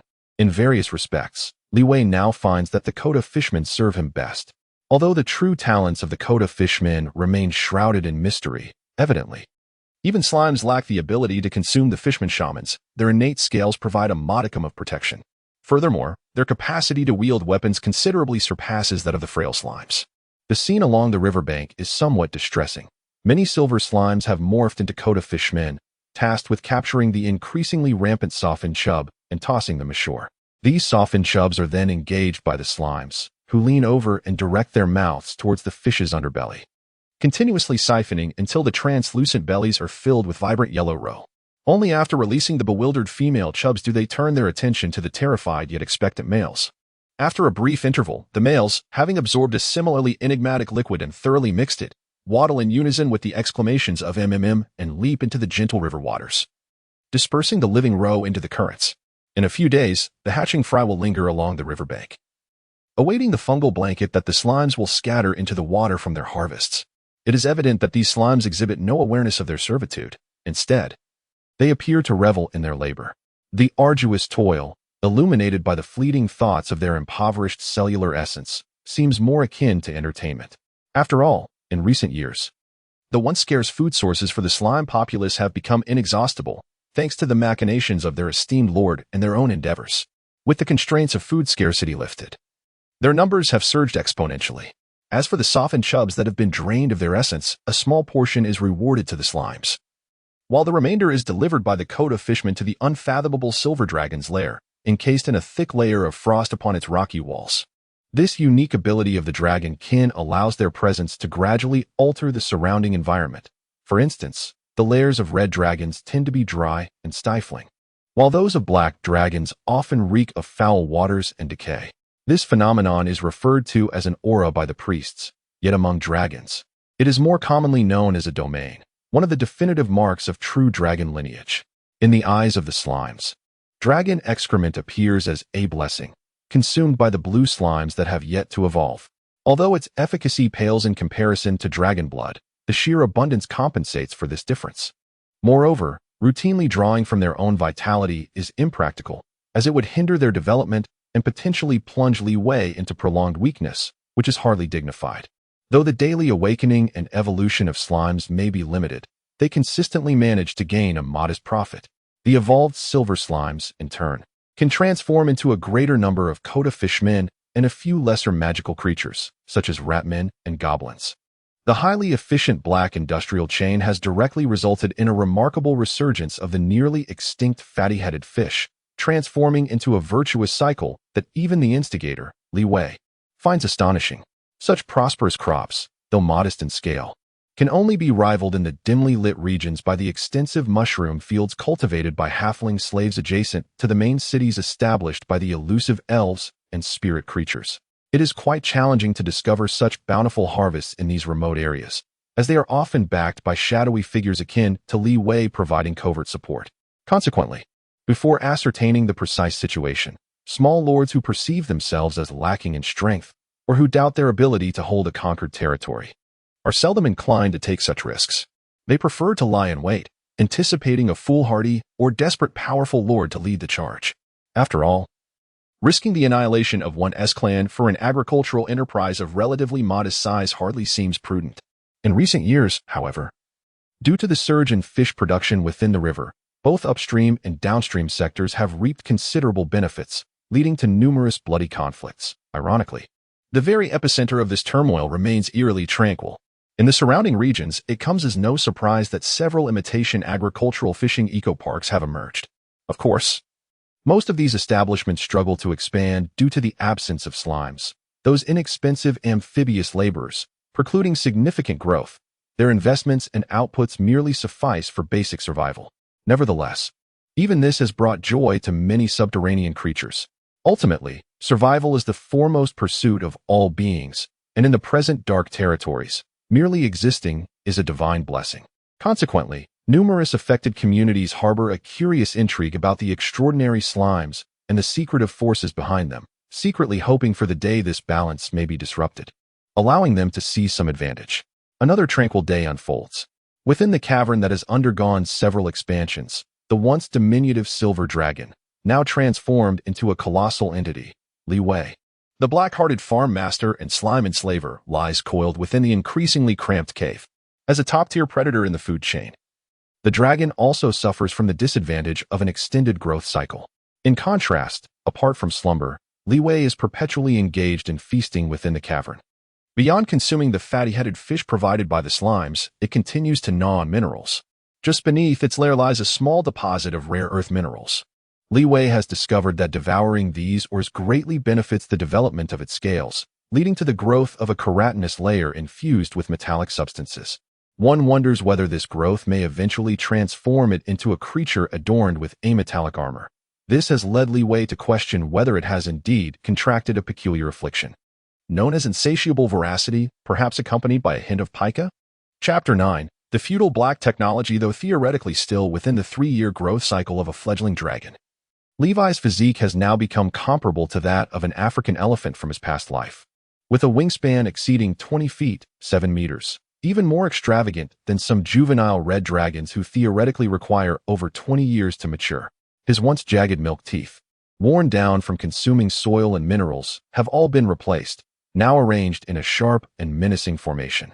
The sides of his head and back have begun to sprout the fan-shaped dorsal fins typical of juvenile dragons, while his elongated horns have taken shape, elegantly curving backward. This has led him to ponder whether he might one day indulge in the wild path of wielding dual, ferocious weaponry, provided he could forge colossal armaments to match his size. Perhaps a sword 40 meters in length? The thought of a blade crashing down like a city gate nearly amused him with its absurdity. Although he has undergone the true dragon inheritance and understands that the mightiest weapons of the dragon race are invariably their own teeth, claws, and tails, relying on their inherently superior physique and strength to inflict devastation akin to mountain-splitting wounds, Levi, having traversed this world for 3 years, still seems to struggle with complete adaptation. He harbors an unspoken notion that fighting through biting, clawing, and tail-whipping resembles nothing more than a frenzied brawl among women. Should other dragons catch wind of this sentiment, they would undoubtedly unite to obliterate this aberration. Even Bahamut, the platinum dragon god, might disdain to acknowledge such an anomaly. If all this could still be deemed somewhat normal, then the 4 twisted horns sprouting from the crown of his head, resembling coral, veer into the realm of the extraordinary. Unlike ordinary silver dragons, whose once dull scales gradually attain a polished, wax-like brilliance as they mature, Levi's scales have grown increasingly muted over the years. Although they remain silver, they bear a frosted appearance that reflects no light, rendering him akin to the dark-skinned drow in shadowy territories, a natural assassin. Consequently, the attendants who clean his lair have often licked his silver scales in an effort to restore some semblance of luster, but to no avail. His once vibrant blue eyes, flecked with wisps of silvery mist, have gradually transformed into a void-like darkness, subtly tinged with a hint of purple, reminiscent of a black hole that consumes all. All these changes seem to indicate that his body is undergoing some unknown transformation. Levi is acutely aware of this alteration.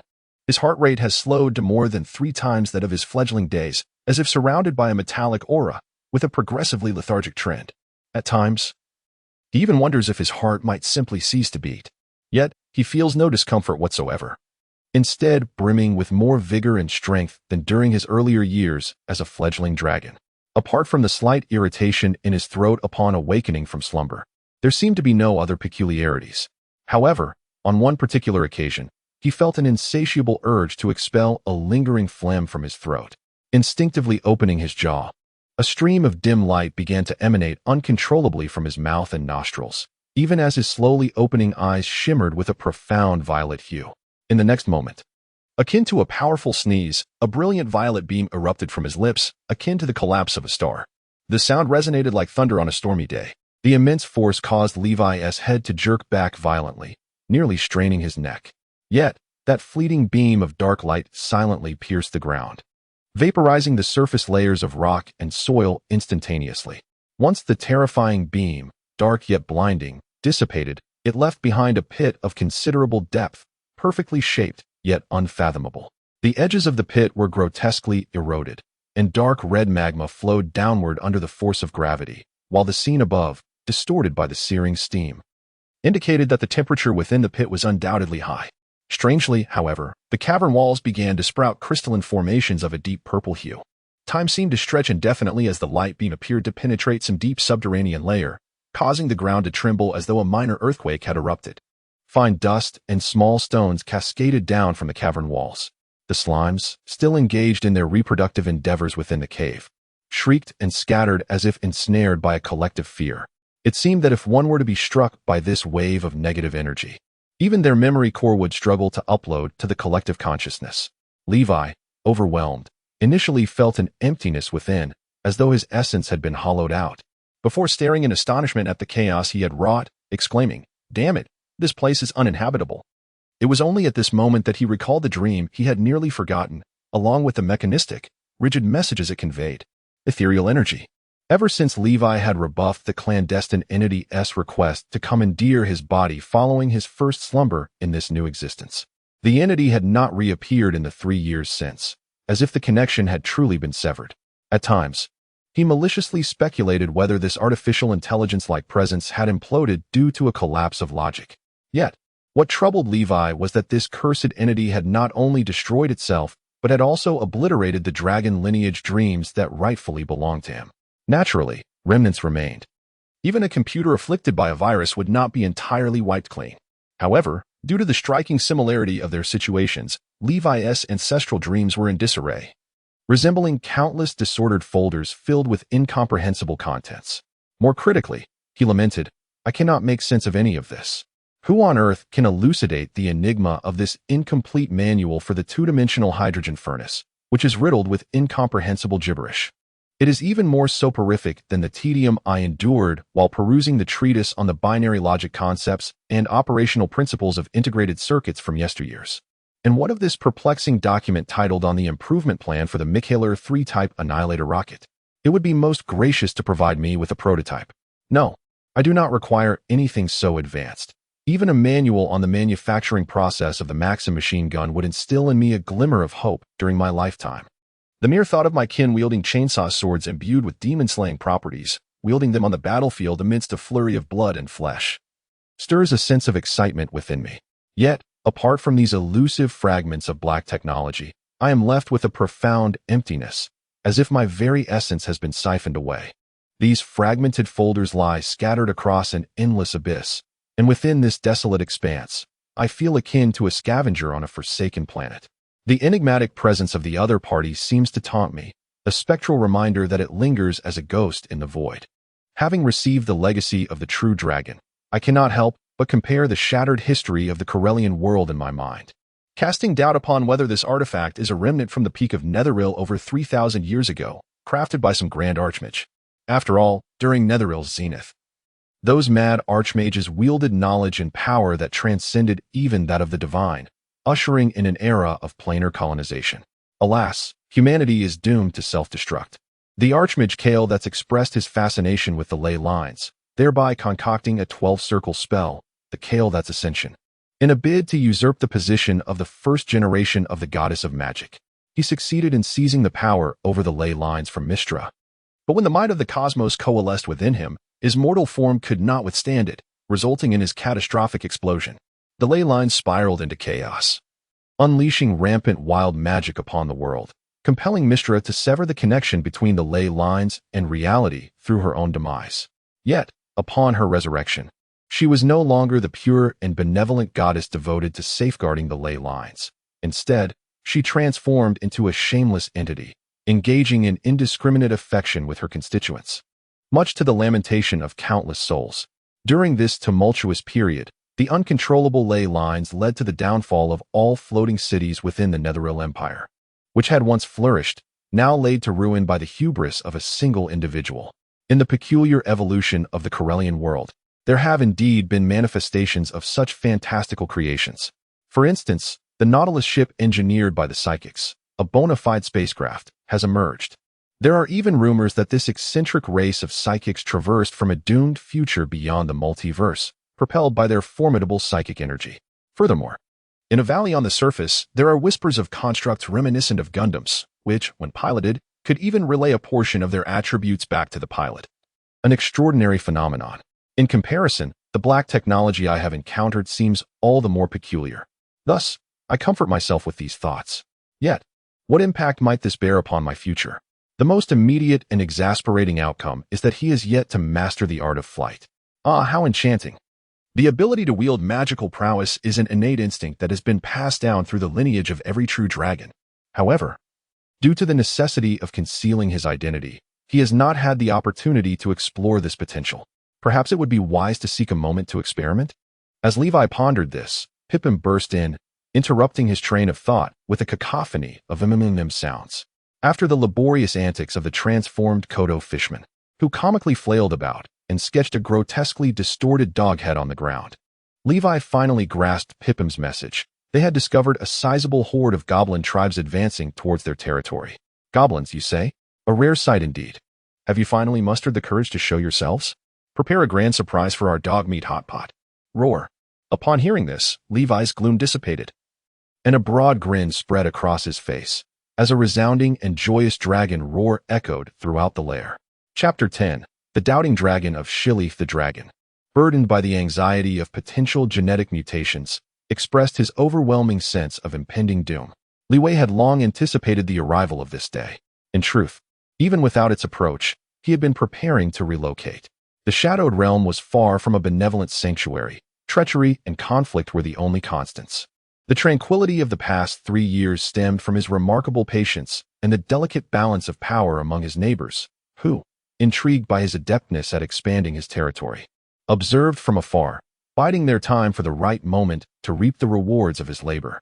The thriving mycelium along the riverbank and the vast schools of fish in the water had incited envy among his neighbors and their prolonged inaction, coupled with the absence of visible protective strength from Li Wei, had them itching to disrupt the precarious equilibrium.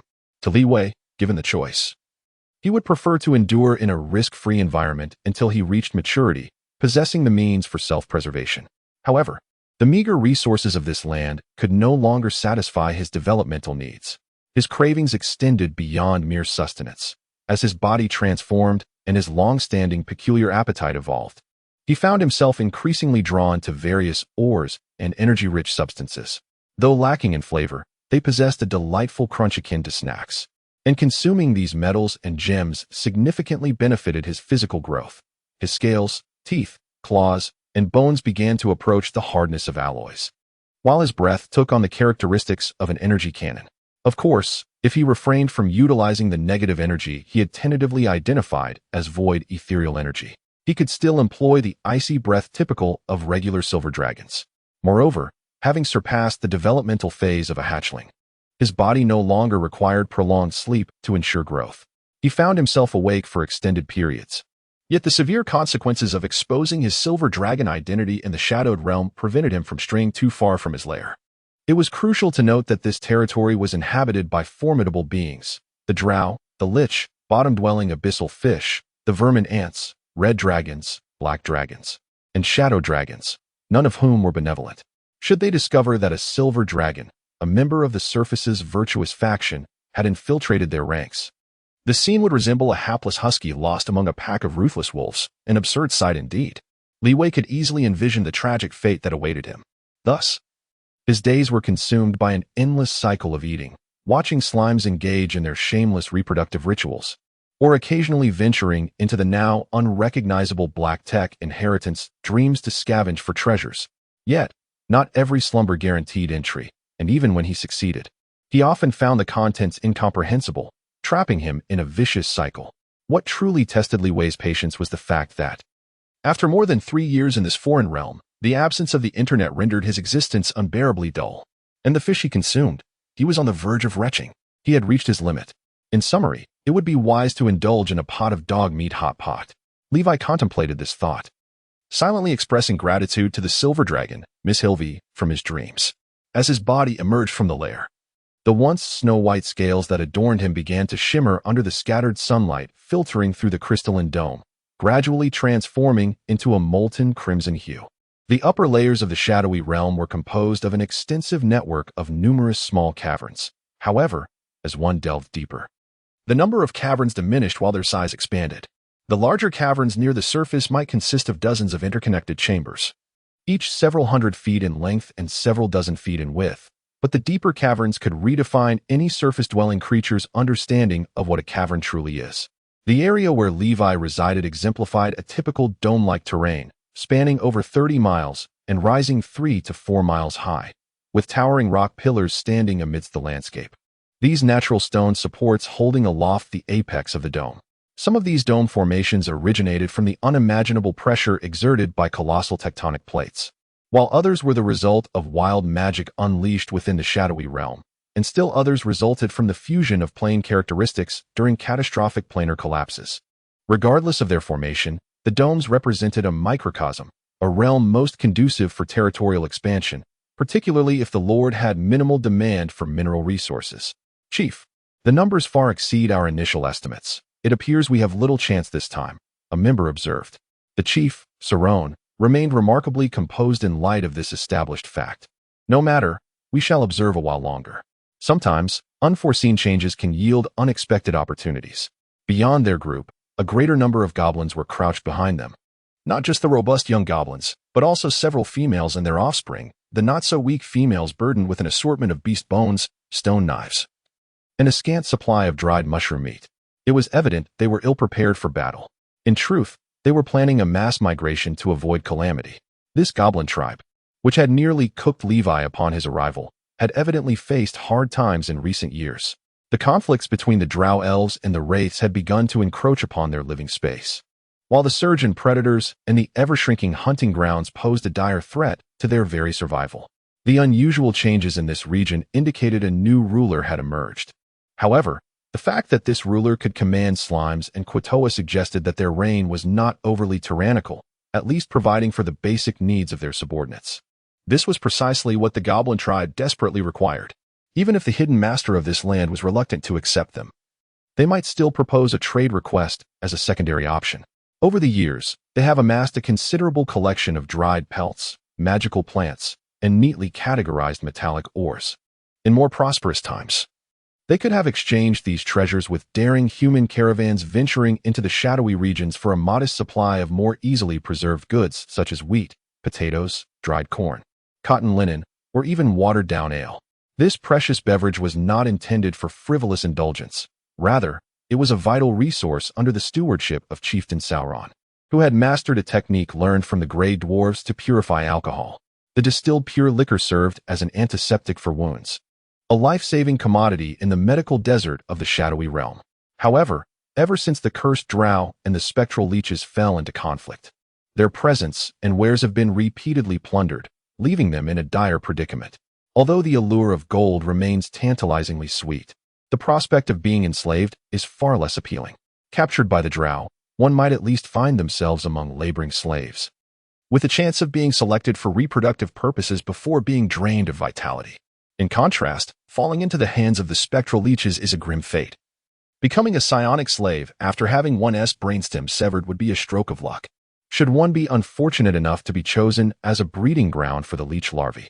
The torment of having one's mind devoured while acutely aware of the gradual loss of bodily autonomy could haunt the soul until its descent into the depths of the abyss, provided that the soul escapes before the gray matter is consumed. At that moment, Doug suddenly exclaimed, "Chieftain, look! The slimes and the kodo of fishmen by the riverbank are beginning to stir." Sauron gazed intently at the vast riverbank beneath the dome, squinting slightly, for reasons unknown. An unsettling feeling surged within him, an echo of unease as his life drew to a close. Chapter 11. The Fallen Dragon. At this moment, If one were to gaze down upon the vast plain beneath the dome from Sauron's perspective, one would observe that the once tranquil riverbank seemed to respond to an imperceptible command. The slimes and Kotau mermen, diligently laboring upon the fungal carpet of the plain, began to retreat in an orderly manner towards the riverbank. Despite the looming threat of an invading army, there was an astonishing lack of chaotic movements, prompting those, including Sauron and his companions, who were covertly observing, to elevate their assessment of this recently emerged force that had quietly established itself along the riverbank. After all, slimes, being mindless creatures, do not exhibit any anthropomorphic reactions unless provoked. Conversely, the Kotau mermen are a quintessentially timid species that thrives on the weak. The fact that they had managed to train these cowardly beings into such disciplined warriors certainly warranted attention. Should Levi be aware of the misconceptions held by these neighbors, he would likely find it amusing, for there was no such thing as a Kotau merman, nor any semblance of training, merely a peculiar species of slime, inherently lacking in coherence. Simultaneously, thousands of slimes, interspersed with a few Kotau mermen, emerged from the riverbank. The density of the slimes was such that they appeared to surge forth like a tide, engulfing the fungal carpet along the river's edge. If this army, composed of the most base creatures from the depths of the dark realm, seemed to possess a somewhat intimidating presence, then at that moment, the horizon appeared to be overshadowed by a gathering storm. From the western side of the dome, a horde of troops led by wolfmen surged forth from the labyrinthine caves, resembling a hive. Among them, the subterranean goblins were the most numerous, with a count exceeding 5,000 or 6,000. These diminutive and frail beings, markedly different from their surface relatives due to their prolonged existence in the dark realm and relentless subjugation by various intelligent species, lacked even the most basic means of modesty or defense. Their weapons were rudimentary at best, mostly crude stone tools and bone knives, with a few employing slingshots and arrows fashioned from animal sinews. However, the inferior quality of their materials rendered them effective only at close range. Though they lacked any semblance of formation, the sight of this disordered and ravenous goblin army sweeping across the slopes and stone columns was nonetheless awe-inspiring. Upon encountering the seemingly endless expanse of edible fungal carpet, they surged forward with the voracity of a horde of ghouls. Surrounding the goblin army were hundreds of wolfmen riding giant lizards, who served as both the main force and scouts of this monstrous battalion. While they lacked standardized armor and weaponry, most were armed with long knives, stone hammers, or iron chain flails. Upon spotting a lone goblin attempting to escape or lingering to voraciously feast upon the mushrooms, they would not hesitate to dispatch it with a swift strike, with some even resorting to publicly devouring the fallen corpses. Their hunger was palpable, and such brutality served to intimidate the unruly green-skinned wretches, seemingly indifferent to their own casualty rates. Indeed, they exhibit a remarkable indifference. If such a horde of goblins were to gather in the surface world, they could inflict severe damage, even razing a remote town lacking high-tier professionals. However, this is the desolate and food-scarce Underdark, where numerous races excel in spellcasting and psionic control. A mere group charm or mind blast could easily scatter them into disarray. Thus, to some extent, these goblins thrust to the forefront are not truly an army, but rather expendable fodder, akin to livestock for consumption. Even if they survive the battle, they are destined to be raised for slaughter. After all, goblins are ubiquitous throughout the material realm, akin to a plague, thriving in every nook and cranny. They are voracious eaters and, much like dragons, exhibit no reproductive isolation, often capturing any humanoid females they encounter for breeding, with an exceptionally short gestation period. This is one of the reasons for their notorious reputation throughout the realm of Corel. There are even tales of an adventurer, renowned for hunting goblins, whose exploits have been pinned into biographies, sparking mixed opinions among the populace. In the subterranean world, these creatures resemble ratmen or mushroom folk and are not regarded as precious. Instead, they are viewed as mobile livestock, unworthy even of slavery. Given that they are destined for consumption, how could one tolerate these wretched souls squandering their precious provisions? Behind this expendable army lies the true force of the invasion, a tribe of over 20 ogres and a small battalion of 200 to 300 dillo dwarves. Ogres are a common species, towering at 10 feet tall in adulthood. Lacking wood in the depths, they wield cylindrical stone stalagmites as weapons. Their dark brown skin, thick and covered in black warts, is paired with long, unkempt, greasy hair, and they don crude furs and leathers that do little to mask their innate repugnant odor. This is evident even from a distance, as the Dillo dwarves are reluctant to partner with these creatures, who are eager to sample everything and prone to inadvertently harming their allies with their psionic powers. In contrast, the Dillo dwarves are a distinctive species of the Underdark. Typically, they sport disheveled, waxy yellow hair, matted with dirt, and boast mustaches and short beards. Their eyes are a dull gray-white, devoid of vitality, with pupils nearly indistinguishable. Their bodies are encased in translucent skin, revealing blue veins and copper arteries beneath. This semi-transparent dermis offers little protection from sunlight. If exposed to the surface, the Dillo dwarves would perish within a day. Yet, it confers a modicum of spell resistance. The origins of this natural resilience are unknown, possibly linked to their epidermis. It is rather ironic that their curse-like, unsightly resistant skin hinders their integration into other civilizations, yet simultaneously stands as one of their few advantages in warring against other races. No one knows when this abomination emerged among the dwarves. The earliest hypothesis posits that the Dillo dwarves are direct descendants of a union between dwarves and hag-like creatures. Another theory suggests that they are the progeny of a cursed dwarven lineage. However, the most widely accepted view among scholars is that they are the result of a hybridization between dwarven and human bloodlines. A myth, passed down among the Dillo dwarves themselves, recounts the tale of a mysterious human tribe that once enslaved a clan of dwarves, using the power of abyssal demons to breed with the captured clan's women. Because of this, the Dillo dwarves are neither accepted by their dwarven kin nor able to assimilate into human society. This duality breeds within them a complex mixture of envy and resentment, rendering them a tragic race, yet one that receives no sympathy for their plight. Thus, the monstrous alliance that emerged from the shadows has finally come into view of all factions, causing most to feel a sense of foreboding and extinguishing any ambitions they might have harbored for this territory. However, what perplexes everyone is the conspicuous absence of the mastermind behind the invasion of the riverbank territory. It is evident, even to a simple mind, that the werewolf, struggling to drive off the goblins, lacks the capability to unite the ogres and Dillo dwarves, or indeed, none of the three possess the strength to integrate the others. Yet, the werewolf chief seems to have received instructions from the hidden master. As the tide of slimes and kodo fishmen from the riverbank approaches, he urges his giant lizard to maneuver in front of the army, preparing to seize the moment for an impassioned pre-battle speech to impress his master. With his long knife drawn, he points towards the disheveled goblins, bellowing, "Listen well, you mongrels. Today, however, before he could utter his name, a piercing sound filled the sky, as if something was rapidly descending. This action spared him from disaster. Just as he vacated his original position, a swiftly enlarging shadow enveloped the area. All creatures could only behold an enormous crimson figure plummeting from the heavens, akin to a meteor, crashing directly upon the hapless werewolf chief's head. A sickening thud resonated, accompanied by a terrifying tremor, as the colossal red form smashed the unfortunate werewolf chief into a bloody pulp, continuing its momentum into the goblin horde, barely 10 feet away, like a searing stone grinding through a courtyard strewn with crimson fruits. In an instant, countless goblins and the werewolf commanders mingled among them were swept away by this descending meat grinder, their screams echoing in a cacophony as they were transformed into a gory path spanning over 20 feet, wide enough for 7 or 8 werewolf knights to ride abreast.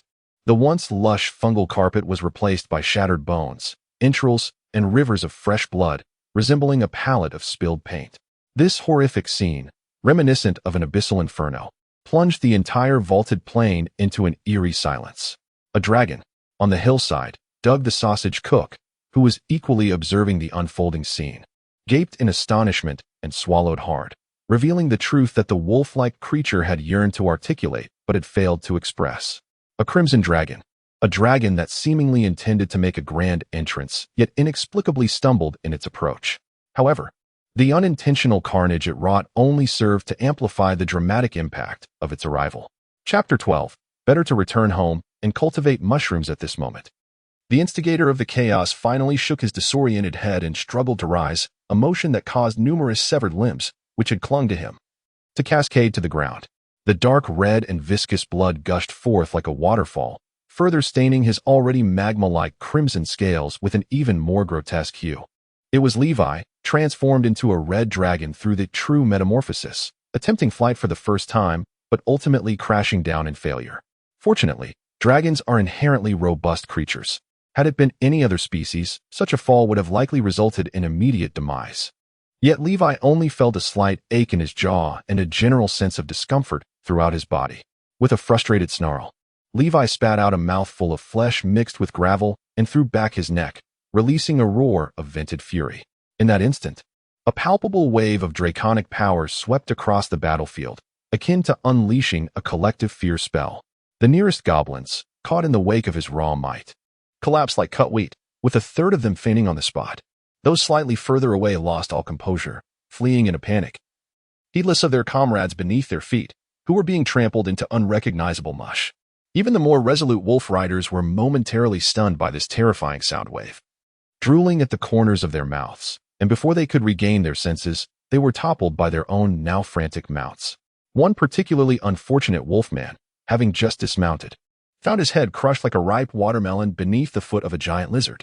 Those who narrowly escaped a similar fate still sustained injuries from their falls. The wolfmen, having lost their mounts, displayed a semblance of rationality. Upon realizing that their adversary was a notorious red dragon, they understood that, in the face of such overwhelming draconic presence, their mere numbers were insufficient to control the goblins, who were now thoroughly paralyzed by fear.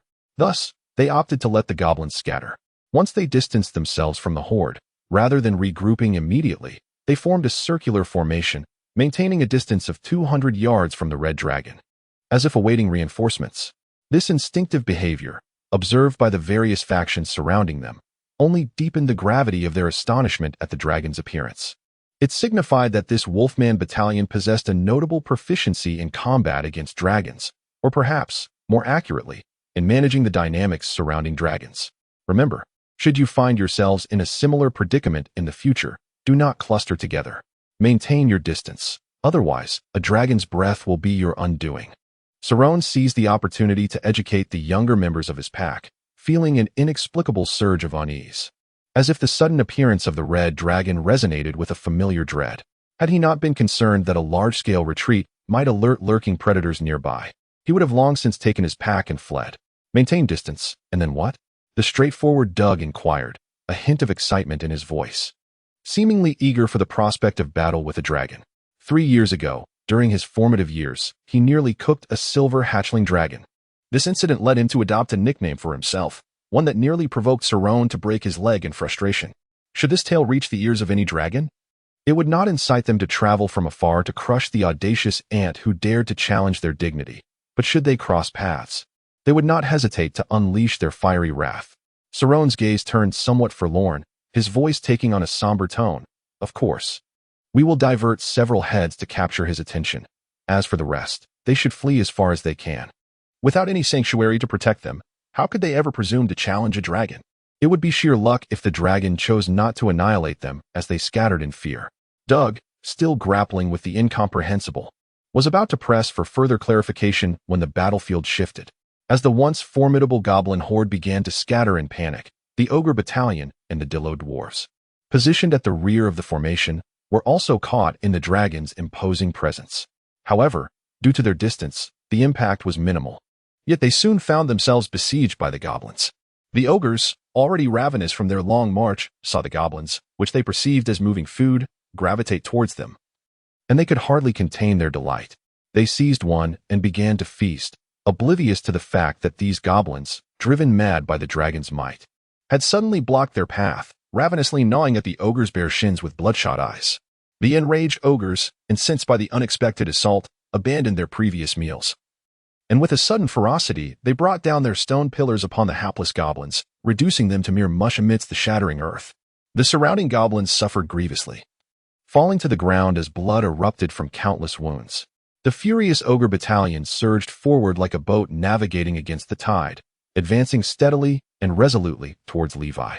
Meanwhile, on the other side, the Dillo dwarves, only slightly taller than the goblins, found themselves rather disheartened. They formed a cone-shaped defensive formation, and as the goblins' charge approached, they swung their stone hammers with conviction, steadfast as rocks amidst a green tide, enduring the onslaught without faltering, their efforts only resulting in futile sprays of crimson. As both sides faced restrictions, the werewolves, realizing they were without immediate support, seemed to deduce from the size of the red dragon that it was likely between its juvenile and young adult stages. Exchanging glances, they commenced a tentative assault.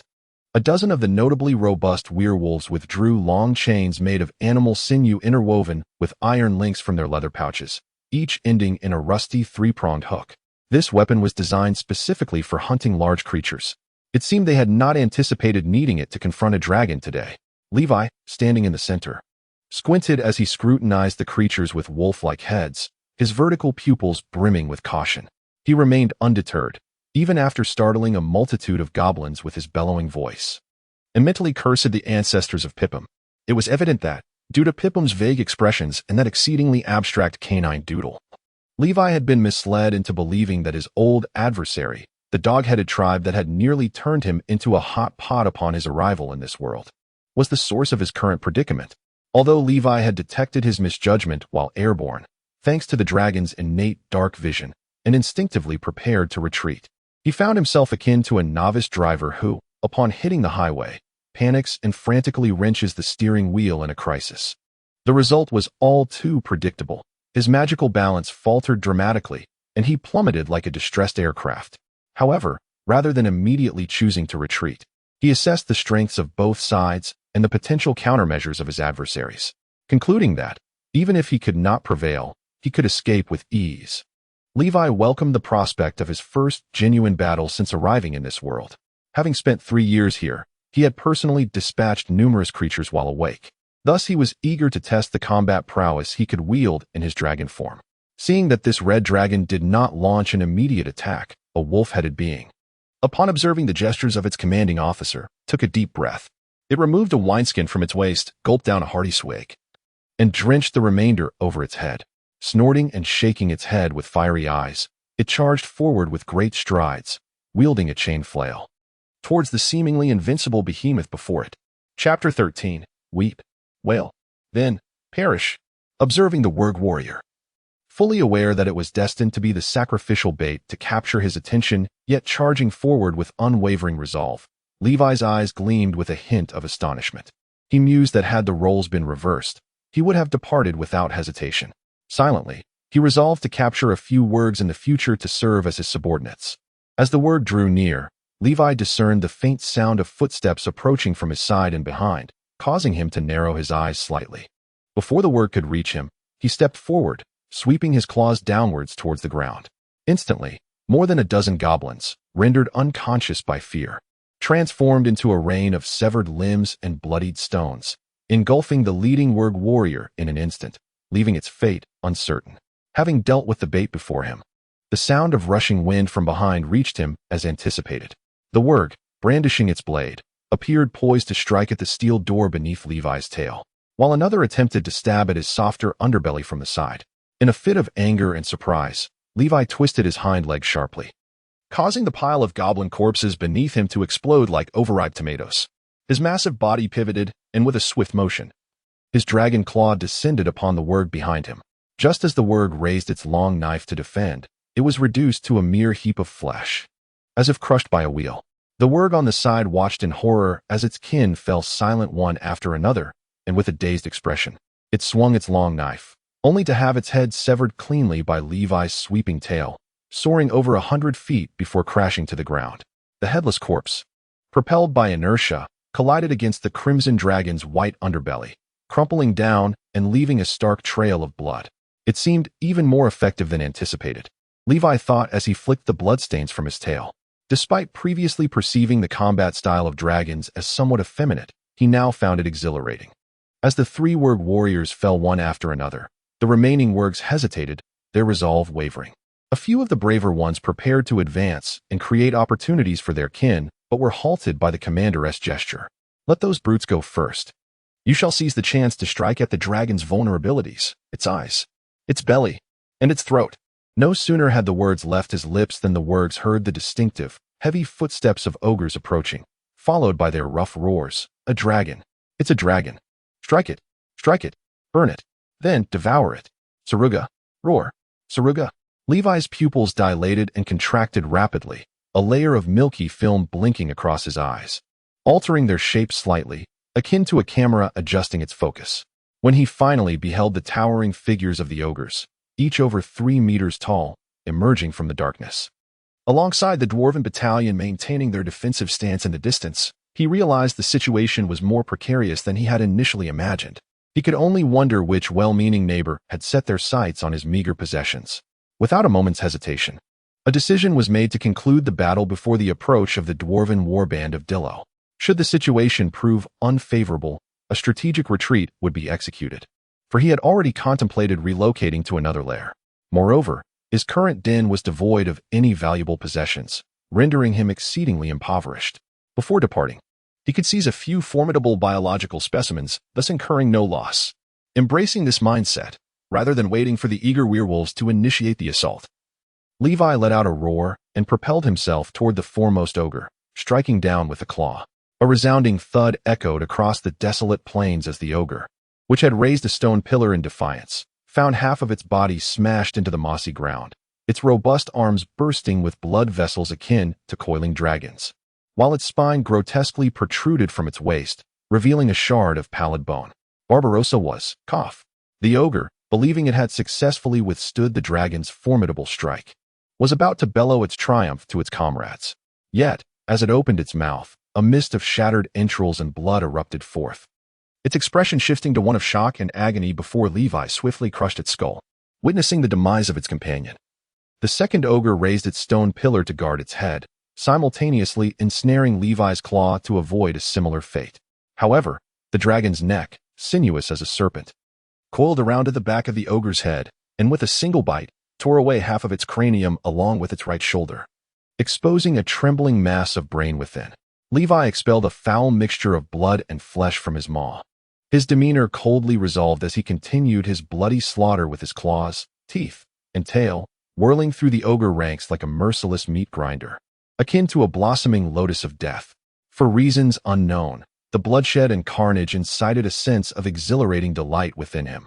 Although he was aware that this exhilaration likely stemmed from the primal instincts of a top-tier predator, he recognized that this state of mind, akin to a dulled awareness, was more beneficial than detrimental for his inaugural battle. Thus, he ceased to resist, and his expression involuntarily transformed from bewilderment to intoxication, culminating in a fervent exhilaration. Roar! A horde of fools seeking their demise. Those who dare to encroach upon my territory of Tiberius must pay the requisite price. Let them weep. Let them wail. Then, let them perish. Silent, they lay fallen in pools of blood, the decapitated corpses twitching under the residual impulses of their nervous systems. An ogre with contorted legs plummeted from the air, blood gushing forth like a breached dam. The consecutive casualties among the ogres had yielded some conspicuous results, as evident by the several indentations and peeling scales on Levi's body where he had been struck by the stone pillars, exposing the bloodied sinews beneath. The remaining ogres, driven mad by the dual stimuli of blood and bloodlust, surged toward Levi with frenzied abandon. Perceiving that the dragon's attention was largely ensnared by the mindless ogres, the werewolf commander hesitated no longer and let out a howl to the heavens. For the glory of our master, warriors of the Crimson-Tooth tribe, charge with me. Awoo! For the glory of our master. Awoo! Upon hearing the resounding howl, the 200 or so werewolves that had been lurking around Levi sprang into action, their eyes bloodshot, fur bristling, and teeth bared, as they charged towards him with ferocious intensity. Yet, as they drew near, a massive tail sliced through the air, sweeping towards them. The foremost werewolf found itself entrapped in an expanding vision of scales, reminiscent of copper coins, plunging into eternal darkness. With a resounding thud, the heads of more than a dozen werewolves soared into the air, blood gushing from their decapitated necks, shooting up like a macabre display of fireworks to greet death. As the devastating tail completed its arc, it twisted at the end, gently tapping one werewolf on the chest like a whip, producing a deafening sonic boom that obliterated the creature into a mist of crimson. In the wake of this single strike, a 10-foot radius behind Levi was left utterly desolate. Nevertheless, more werewolves, their eyes alight with fury, leapt over the corpses of their fallen companions, continuing their relentless assault on Levi like ravenous hounds. Amidst the clamor of clashing metal, a cacophony of sharp sounds erupted, akin to the rhythmic clang of a blacksmith's forge. A few werewolves, Having successfully struck their blades against the dragon's scales, stared in astonishment at their now shattered weapons, a flicker of shock and dread crossing their faces. Chapter 14. The frenzied offspring of the fiery abyss. They had indeed faced other juvenile and even young dragons in battle, yet they had never encountered one so extraordinarily resilient. It felt as though their strikes were landing upon the iron ingots of dwarves. Only a single werewolf, wielding a spiked iron ball and chain, managed to launch a decisive assault. As he charged forward, he leapt, evading the deadly sweep, and brought the iron ball crashing down upon Levi's knee, producing a dull, resonant sound. At that moment, the scales buckled, yet the chain had entwined itself within the crevices of those very scales. A searing jet of dragon blood, as fiery as molten lava, splattered into the werewolf's mouth, causing his pupils to constrict sharply. It felt as if a conflagration had erupted within his stomach. His muscles taut with agony yet tinged with exhilaration, leading him to emit a roar that was both pained and thrilling. According to the dragon-slaying legends of humanity, should this werewolf survive the onslaught of the dragon's blood, he might evolve into a draconic werewolf, a hero among his kin, celebrated for his survival in the battle against dragons. Alas, that invigorating howl was abruptly silenced. As he prepared to eliminate the other werewolves who had lost their weapons and were attempting to flee, his right claw faltered mid-swing. Levi squinted and beheld, to his astonishment, several chains with iron hooks had ensnared his limbs. Following the chains, he noticed a cluster of werewolves, baring their teeth and panting heavily, straining to pull on the ends of these chains.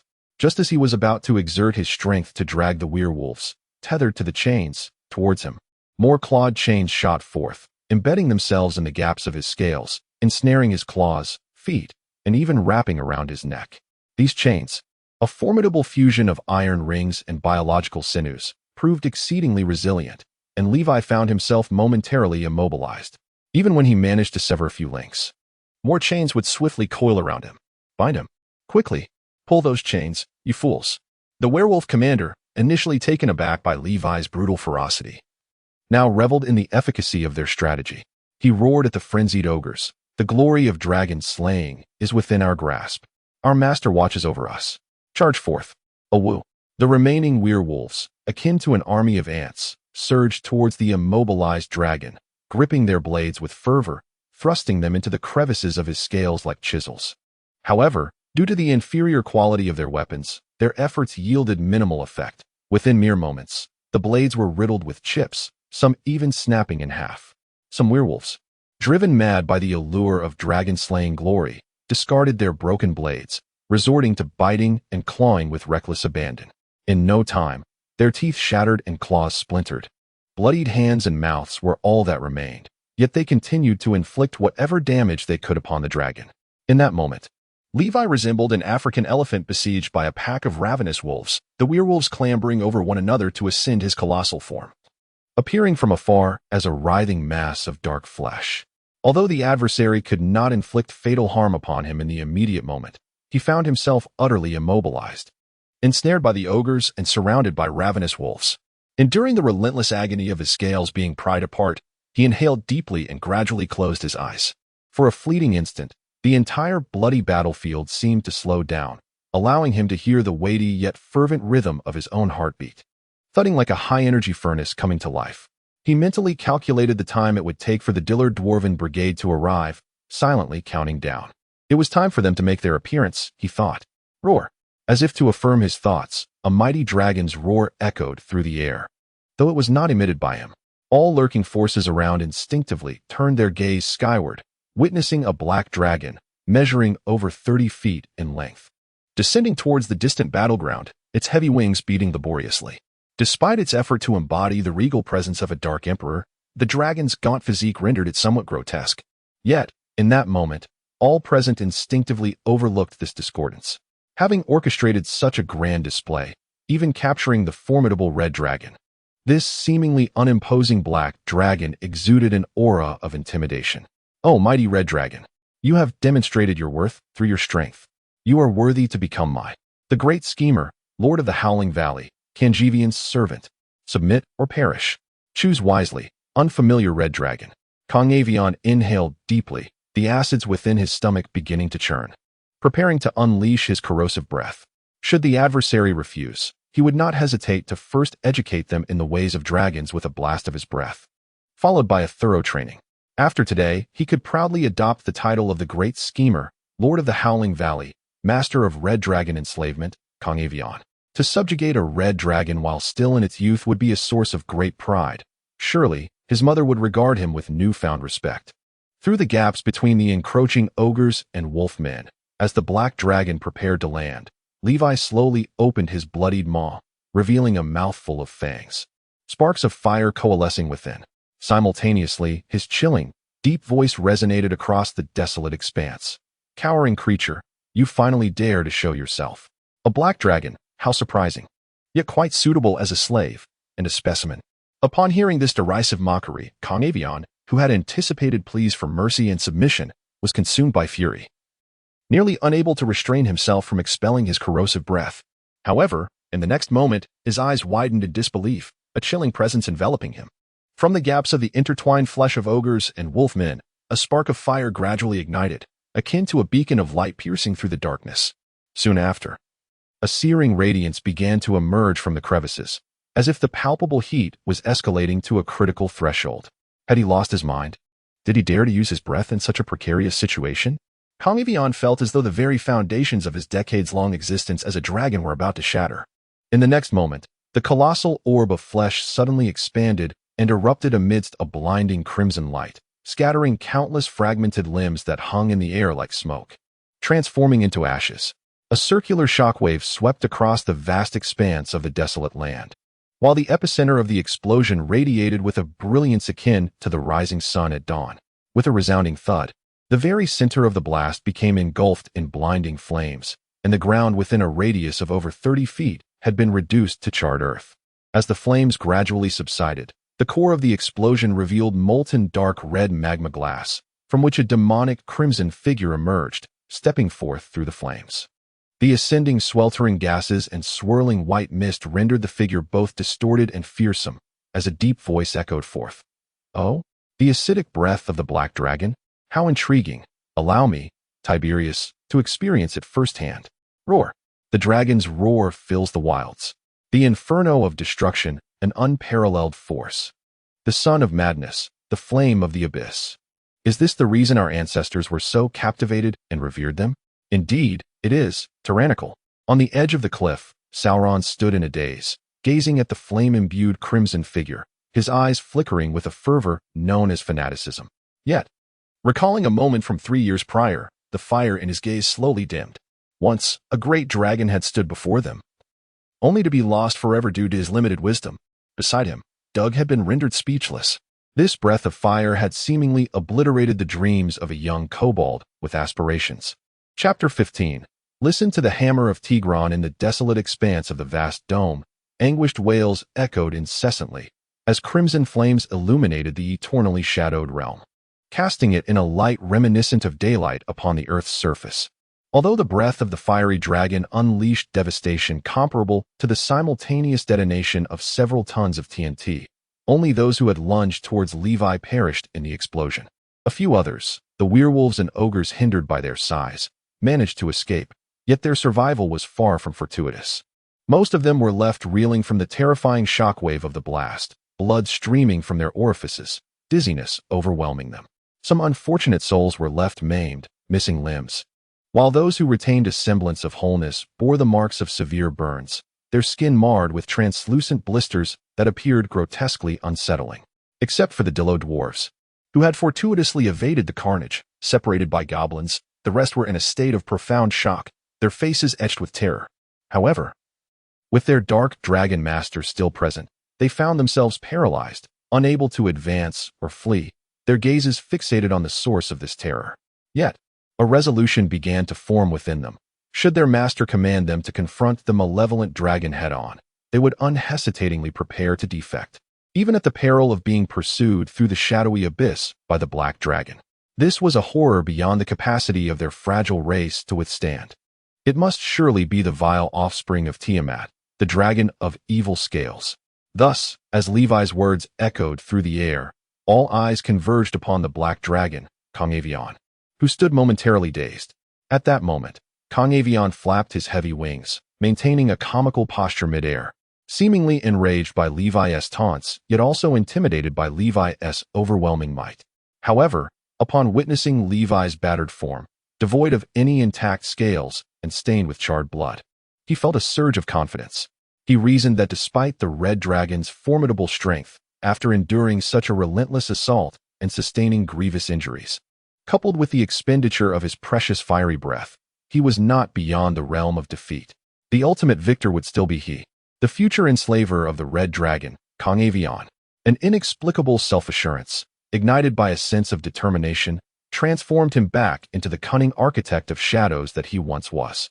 What a pity, Tiberius, you have made an exceedingly unwise choice, and now, I shall make you aware of the price of defying me, Avion. Roar. The dragon's roar reverberated through the skies. Simultaneously, a surge of acidic liquid churned once more within his mouth, causing his cheeks to bulge comically. Yet, just as he prepared to unleash his acidic breath upon his adversary, he witnessed bright flames coalescing once again within Levi's mouth. His enormous eyes nearly bulged from their sockets as he lost his balance in midair, plummeting downwards. How could this be? How could he possibly unleash a second breath in such a short span of time? This was no magic. Cough, cough, cough. Uft. This was truly unfortunate for the Dillo dwarfs below.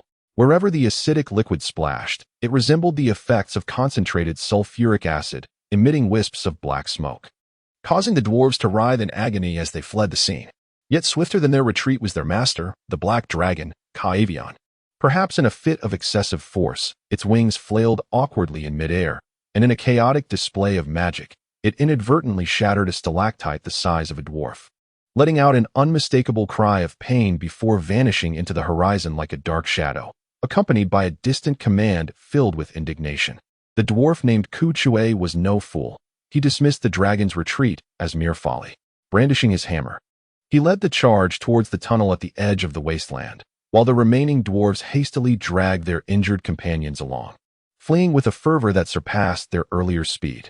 In the blink of an eye, only the severely wounded were left behind, howling in despair, alongside the dazed figure of Levi.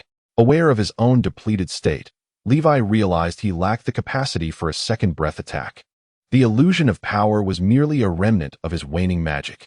Initially, he had gambled on the dragon's reluctance to engage him in a direct confrontation. But he never anticipated the creature's retreat would be so swift, surpassing even his own escape from the Goblin King's fiery pot. He felt a tinge of regret for the steep price he paid to draw out the dragon, only to see it slip away, leaving him with the sensation of a transaction gone awry, influenced by the dragon's miserly tendencies. A gust of wind, born from the uneven temperature and air currents, extinguished the flicker of flame in his mouth, yet his heart burned with rage as he directed a stream of invectives at the dragon's retreating form. After voicing his frustrations over the failure to capture the dragon, Levi flapped his wings a few times before awkwardly ascending into the air, tracing an erratic flight path before plunging into the riverbank, seemingly intent on a refreshing bath. As Levi departed, the army of slimes slowly arrived at the riverbank, ready to commence their own harvest on the battlefield. Numerous slimes coalesced into a massive entity, bouncing and devouring all survivors and corpses alike, leaving not even the moss on the ground untouched in their wake. Wherever they traversed, desolation followed. Within each large slime lurked a kuda fishman, gliding effortlessly, and those who dared to resist were met with coral spears thrust toward their throats, leaving them gasping in vain until they succumbed to their fate. Simultaneously, the lords surrounding the vast expanse quietly observed the scene, descending into an eerie silence, seemingly in unison deciding to place this malevolent dragon on their blacklist of invaders. Some lords, alarmed by the proximity of the dragon, began contemplating a swift relocation of their territories to avoid the impending calamity that the dragon's expansion might bring. In summary, those who wish to provoke shall do so without interference from others. Only a group of dark elves, stationed nearby to collect taxes from a gathering of dwarfs, gazed upon this scene with palpable excitement. To them, the sudden emergence of a red dragon in the shadowy realm was a thrilling spectacle. The more formidable it appeared, the better. After all, despite its might, it was still merely a young dragon that seemed to lack a certain maturity. Its display of power was merely a consequence of its opponent's weakness. In the absence of high-level combatants, a dragon is not but a natural harvester of lives. Chapter 16. The Land of Sin. In the days that followed, a group of spider-transformed dark elves, having arrived belatedly, found nothing but disappointment. Staring blankly at the riverbank lair that was cleaner than a dog's lick. Naturally, the cautious Levi would not linger in such a conspicuous spot after making such a ruckus.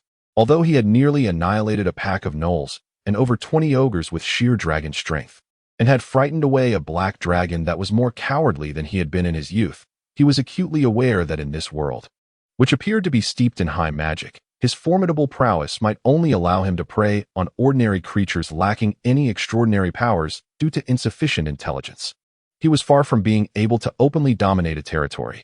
A mere encounter with a few well-prepared practitioners who had memorized counterspells specifically designed to thwart him could easily lead to his downfall.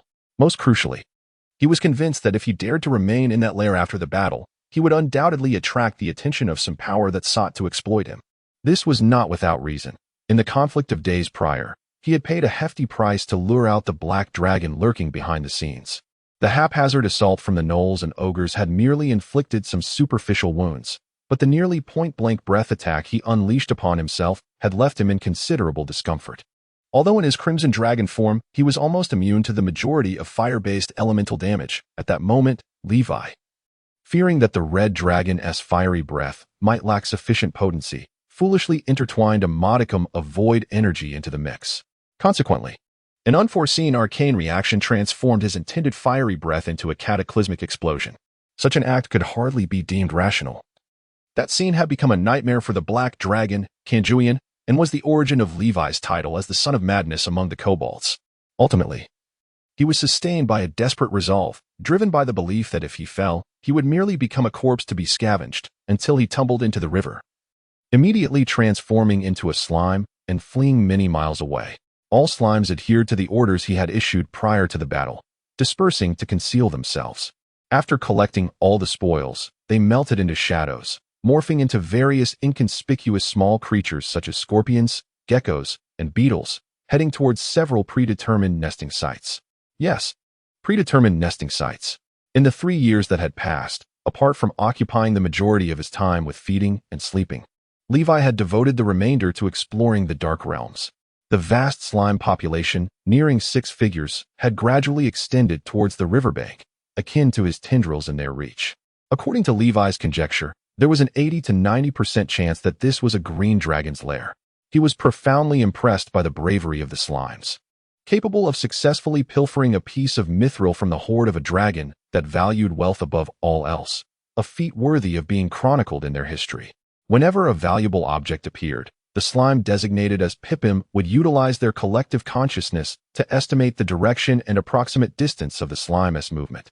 At that point, Levi would transform into a slime himself to engage in on-site exploration. In recent years, he has explored hundreds of locations, subsequently outlining several promising sites as potential future nesting grounds. The criteria Levi established for these alternatives included sufficient concealment, a considerable distance from major powers, exclusion from their patrol zones, proximity to dark rivers, the presence of certain mineral veins, a semi-enclosed structure, and the availability of hidden natural caverns as escape routes in the event of a siege. Ultimately, the chosen gathering place was a natural dome situated over 20 miles underground in the city of Gelsorn, under the dominion of the drow. This dome was significantly larger than the previous one Levi had occupied, boasting an expanse of over 200 miles. It was said to be a product of wild magic unleashed during the chaotic aftermath of Karsus's acquisition of the authority of the first generation of the goddess of magic, Misriel, through the 12 rings of arcane power, which resulted in the disruption of the weave of magic. This dome, a realm of dark magic, has long been utilized by the drow as a sewer. Initially discovered by a desperate group of goblins, they soon realized that merely scavenging here allowed them to thrive, leading to their rapid proliferation. However, they quickly noticed that from time to time, the bodies of deceased female drow were discarded into the tunnels, which the goblins eagerly collected. Gradually, living drow began to seek refuge in this place, and the outcome was inevitable. They became the ancestral spirits of the goblins. The reason behind the frequent influx of female drow into this refuge stemmed from the machinations of the spider goddess Lolth, who thrived on intrigue and conflict. The relentless power struggles and persecutions within drow society only served to please Lolth, earning her favor. Thus, the tradition of drow infighting became notorious. and tales circulating in the surface world often featured the drow as prime material. To paraphrase a long-standing joke from Corel, a human adventurer ventured into a dark city, seeking to experience the allure of drow. He demanded that his partner possess a noble lineage to fulfill his aspirations of conquest. The proprietor, regarding him with the condescension reserved for a rustic, gestured towards a group of 10 maidens and said, "9 of these ladies are the former first daughters of various drow families who have failed in their struggles, and the last is a former matriarch who was recently overthrown by a coup led by her own daughter. Which one do you desire?" Clearly, these female drow were predominantly the casualties of familial conflicts in Gelsorn. After suffering severe trauma and being captured by goblins, regardless of their former nobility or remarkable talents, they were left with nothing but an overwhelming urge for mating, their once sharp minds dulled to the point of forgetfulness. While the goblins had previously turned a blind eye to the plight of defeated drow, their audacity in scavenging corpses within the city crossed a line. Consequently, the gravity of this issue was finally brought to the attention of the drow, yet, due to the ongoing standoff with the city of Ironforge, they found themselves unable to mobilize sufficient forces for a large-scale purge. To this end, the drow elves were compelled to assemble a specialized team tasked with patrolling this dome-like realm. However, due to the arduous nature of the task, the inhospitable environment, and the frequent sabotage, mostly instigated by the drow themselves to eliminate dissent, this initiative ultimately proved to be futile. This situation persisted until a group of escaped gray dwarves arrived. Unable to endure the oppression of the drow and wary of the high risks associated with fleeing through the city gates, they endeavored to utilize this location as a transit point for their escape. To their astonishment, they discovered an abundance of rich mineral deposits within this cursed domain, rendering them unable to depart. Thus, they settled here, undeterred by the peril of being exterminated by the drow. The goblins, whose combat prowess was easily overshadowed by the dwarves, could only seethe in silence. By the time the drow became aware of this development, the Grey Dwarves had already established a formidable presence, naming this place Sarandirian, the land of sin, or Zelandia. At this juncture, the drow leadership appeared to be faced with 2 options. They could either make superficial concessions and tacitly accept the dwarves' existence, imposing a hefty tribute of various rare ores each month as a form of taxation, effectively acquiring a lucrative mine with minimal effort.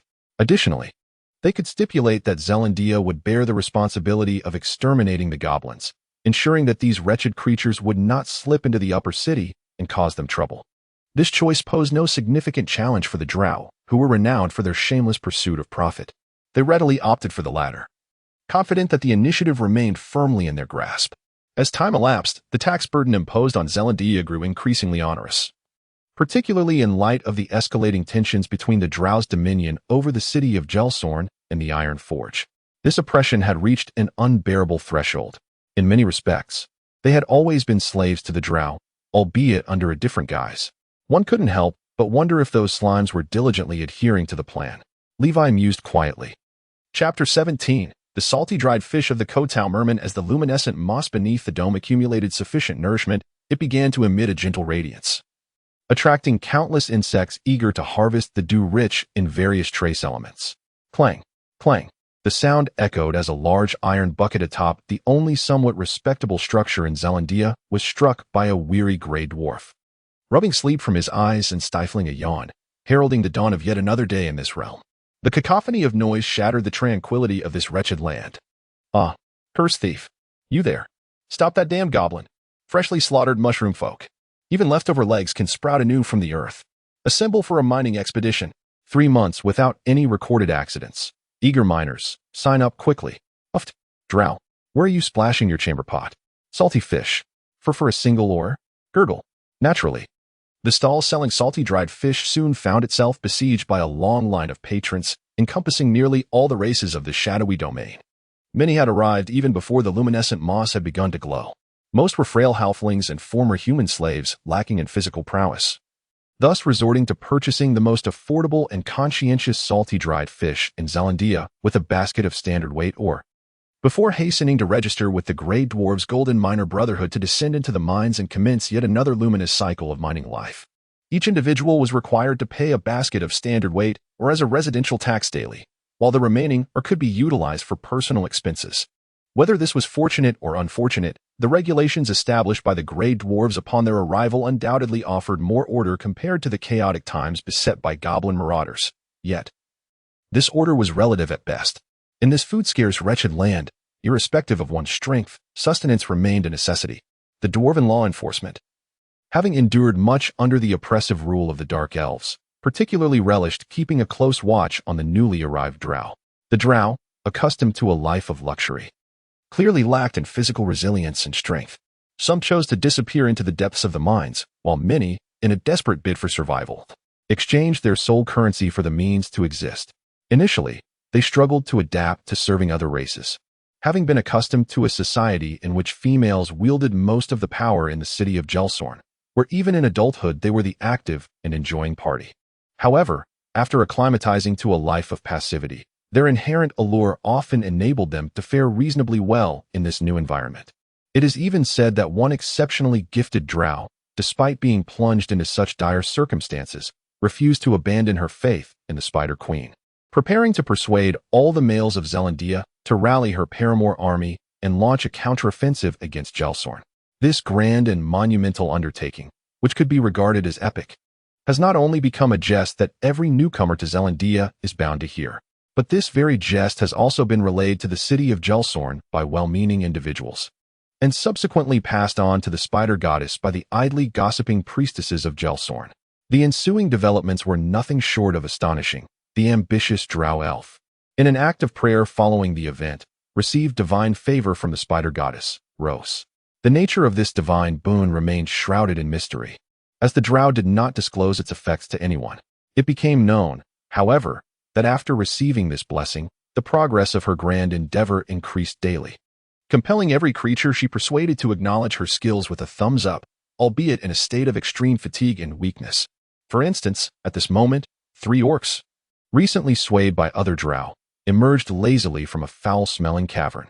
They exchanged 4 salted fish at a stall run by the Kodo fishmen to satiate their hunger, subsequently falling in line behind the halflings and humans who had arrived earlier, ready to commence their day's labor. The burden of taxation weighed heavily on all. Yet for these robust orcs, the daily toil of mining was hardly arduous. The surplus of ore was sufficient to not only satisfy their appetites, but also to provide some relief to the wandering drow technicians in exchange for delightful technical services. Consequently, the residents of Zelandia often labeled the orcs as a band of brown-skinned brutes, preoccupied solely with eating, drinking, procreating, sleeping, and laboring. However, setting aside these prejudices and the grievances incurred during their more unfortunate encounters, most found themselves enjoying the company of these straightforward giants. After all, in the perilous depths of the mines, such brawny and forthright comrades were often more dependable than those who feigned friendliness while wielding pickaxes with ulterior motives. This was a typical day for the miners of Zelandia, yet this time there was an unusual occurrence. In charge of the Miners' Guild registration was Tyg Copperbeard, a seasoned dwarf who had worked here for over 30 years. His bare arms were adorned with scars, and he wore a tattered ancestral half-armor, its age-worn form still shining under the dwarf's care. His lower half was clad in fur trousers coated in mining dust, and he sported high combat boots. Compared to the other miners, who appeared as beggars, Tyg Copperbeard resembled a king of the underground. At this moment, he exercised his royal authority with poise, standing atop a rusty anvil amidst a long queue stretching deep into the market. With a heavy hammer, he struck a block of raw iron ore, sending sparks flying, and bellowed, as per tradition, a tax of 200 pounds of iron ore. The remaining 100 pounds can be exchanged for 3 loaves of black bread. The prices for other ores are displayed on the board. No shoving, one at a time. The inhabitants of this place were well acquainted with the rules, having formed an orderly line, each approaching old Tyg as if to be selected like cattle. You wielding a pickaxe to toil in the mines, wait. No. The miners named by Tiger exhaled in relief as those with tools directly descended into the mine, while those without had to record their names beside the tool pile, with rental fees deducted upon their return. However, the one whom Tiger deemed unfit was an orc. The orc's expression transitioned from initial bewilderment and confusion to despair over the course of 5 seconds, culminating in a roar of protest. Why am I deemed unfit? Look at these arms. I can match 3 men single-handedly. The robust orc, as strong as an ox, swung his bear-like arms, striking his iron-like chest with a thunderous resonance. Indeed, my brothers and I have labored for over a decade. How can it suddenly be impossible? Tiger, you must provide us with an explanation. This outburst instantly captured the attention of everyone present. No, I am capable of work. I need to exchange or for sustenance. I have 8 children to support. The orc, visibly agitated, expressed his refusal to accept this verdict. Speaking to a mindless orc proved arduous. Take him away. Old Tiger furrowed his brow and gestured behind him. With a dull thud, the orc was sent flying by a single kick from an ogre standing behind Old Tiger. The other 2 orcs, filled with righteous indignation, retaliated with their arms raised, and more members of the dwarven enforcement team joined the fray, resulting in an inevitable outcome for the skirmish. The sounds of blows landing soon echoed in rapid succession. Just as the 3 orcs were on the verge of being dragged away, the onlookers, reveling in the chaos, exchanged sympathetic glances and prepared to resume their cue when, from a nearby fish stall, a voice erupted, even more indignant than the orcs' earlier outcry. Dried fish? I instructed you to gather more ore, and instead, you continue selling dried fish here? For pieces for a single ore? This is a travesty. Why don't you just pickle yourselves instead? As the situation at the fish stall, which had previously benefited everyone, escalated, all eyes turned towards it, revealing a clearly more frustrated than angry Wargen, hoisting the bewildered Kotao merman above his head, shaking him vigorously, nearly reducing the entire fish to shreds. Chapter 18. I am Hog, the proprietor of the Lemur fish stall, now in bankruptcy. The Wolfman, entirely bound in aquatic vegetation, was none other than the transformed Levi, while the fishman, on the verge of being reduced to fish flakes by him, was Pippin, clearly the master and servant. Having fled in haste following their battle on the riverbank, had not made sufficiently detailed arrangements. Furthermore, Pippin's intellect was unable to devise strategies like a higher sentient being. It merely adhered to its previous habits, striving to fulfill the vague commands assigned by the boss. Consequently, in a bid to acquire more ore, they opted to discount their stock of dried salted fish, which had already lost its primary source. This decision left Levi, a silver dragon, in profound distress. It must be said, in the bizarre realm of Zelandia, the fish stall operated by the fishmen was indeed a peculiar phenomenon. These fishmen, who initially could not even speak the common tongue, likely appeared over 2 years ago, speculated to have traversed from underground rivers. This was not particularly alarming. As Zelandia was originally a loose assembly of escaped slaves, the arrival of a few fishmen was hardly earth-shattering. Even if the fishmen proved to be of little value, they could be salted and transformed into dried fish. However, before long, these fishmen began selling their dried fish, primarily made from the fatty, sawfish, preserved with mineral salt and air-dried, weighing 3 to 4 pounds even after dehydration. Such a piece of dried fish could provide sufficient nourishment for a strong man laboring throughout an entire day. To what price did they sell this dried fish? A mere 200 pounds of iron, or for 3 pieces. This bread, akin to black bread, required soaking in hot water to be consumed. Otherwise, it could serve as a formidable weapon, capable of splitting a goblin's skull with a single blow. As a result, this dried fish rapidly gained immense popularity in the market of Zelandia. Within an hour of Pippin's stock arriving, it was sold out, and the frenzied miners nearly mistook the slime-transformed fishmen for fish themselves in their eagerness to snatch them away. Initially, people assumed that the fishmen, with brains no larger than walnuts, could not keep track of the accounts, thus relishing the unexpected advantage.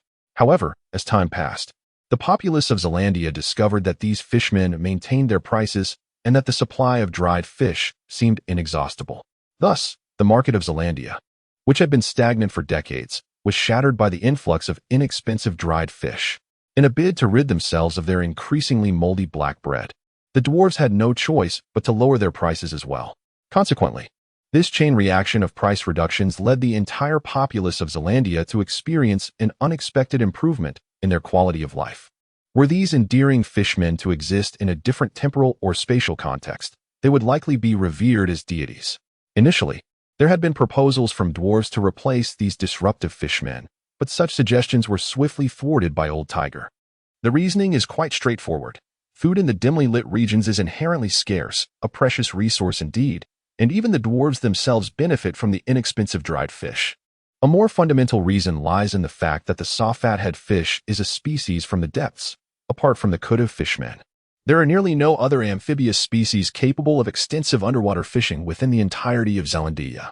To eliminate these fishmen would be tantamount to draining the pond of its fish, an unwise choice, to say the least.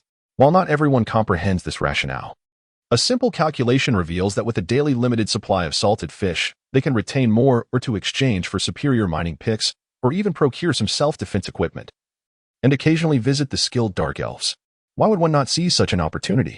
Consequently, through a series of events, Pippin and his companions, under Levi's guidance, transformed their fish stall into the most formidable vendor within the entire backdrop of Zealandia.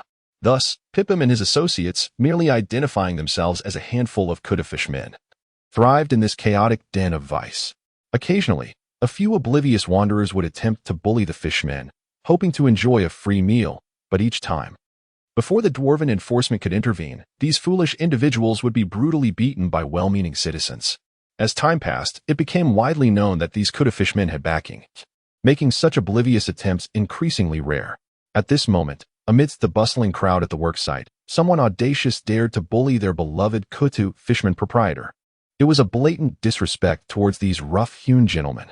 Levi, newly arrived, sensed something amiss. Within mere seconds, he found himself surrounded by thousands, the air thick with tension as they rolled up their sleeves, their expressions menacing. Levi, realizing the gravity of the situation, was about to speak when a gruff voice rang out, Let go of that fishman. Garilu will strike you." His thoughts interrupted. Levi, taking on his warg form, furrowed his brow at the ogre, instinctively baring his teeth in a fierce snarl. Perhaps due to having slain at least a dozen ogres on the riverside battlefield, combined with the lingering scent of blood upon him, the ogre seemed to perceive Levi as a menacing beast looming before him. Garilu, old Tager, this warg is terrifying. Garilu cannot contend. The ogre instinctively staggered back 2 steps, causing the dwarf behind him to emit a pained cry as he fell. Witnessing the ogre retreat in fear, and confronted by the imposing figure towering over 7 feet with rippling muscles, the remaining crowd quickly abandoned any thoughts of leading the charge. At this juncture, old Tager, the leader of the Golden Miners Brotherhood, arrived at the fish stall, heavily guarded by the dwarven enforcement. He appraised the brawny warg with a massive stone tablet upon his back, and upon noticing the tightly wrapped aquatic plant bandages adorning him, his years of labor recruitment instinctively prompted him to frown and inhale sharply. A lingering scent of fish clung to him, likely a remnant from his journey through the hidden river. It was remarkable that he managed to carry such a substantial stone tablet while holding his breath for so long. Beyond that, he appeared quite clean. Though he bore signs of a severe ordeal, much of his fur had been stripped away, yet his wounds had scabbed over without any hint of infection. This was indeed a formidable opponent, old Tage instinctively assessed, feeling a slight pressure build in his scalp. However, as the leader of the Golden Miners Brotherhood, he could not shy away from addressing this challenging situation. Old Tage wrapped his fingers against his temple, then calmly turned to Li Wei and said, "Esteemed Wargen warrior, I kindly ask you to set down our brother Rimlu, for we are in Zealandia, and I am Tage Copperbeard, the head of the Golden Miners Brotherhood. Regardless of how you arrived here, now that you are present, I implore you to adhere to our customs. Over the decades, we have encountered many warriors such as yourself, and those who dared to flout our regulations have long since become fossils in the depths of the mine." Li Wei, upon seeing the authoritative figure emerge, seemed unfazed by the veiled threats in the other S-words. He placed the creature he had named Rimlu upon his right shoulder, clenched his left paw into a fist against his chest, and offered a slight nod to the dwarf, a broad smile stretching across his face as he proclaimed, "Forgive my lack of introduction. I am Hogg, the proprietor of the Rimla fish stand. Due to the bankruptcy of my fishing enterprise, I have been compelled to wander here. A minor dispute arose among my subordinates regarding the execution of company tasks. I ask that you do not misconstrue this." Li Wei's succinct yet information-rich introduction sent ripples through the crowd. Shock. The shadowy owner of the Kotao fish stand was a wargen. Wait, what did the bankruptcy of the fishing enterprise imply? Clearly, the news of the fishing enterprise's downfall struck a nerve, as the expressions of those present shifted to one of intrigue. Did this mean they would no longer have access to such inexpensive dried fish in the future? Old Tage raised his hand to quell the rising murmurs, frowning as he inquired, "What, may I ask, brings you, Master Hogg, to Zealandia today?"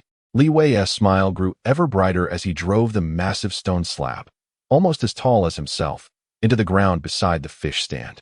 A portion of the slab silently sank into the earth, revealing a haphazardly scrawled inscription, Hog Mining Limited Company. What does this mean? The expressions of old Tej and the assembled dwarves darkened considerably. Ignoring the complexity of old Tej's gaze, Li Wei surveyed the crowd and cheerfully declared, from this day forth, I, Hog, shall be one of the heads of the mines here. We urgently require a large number of miners, with generous compensation.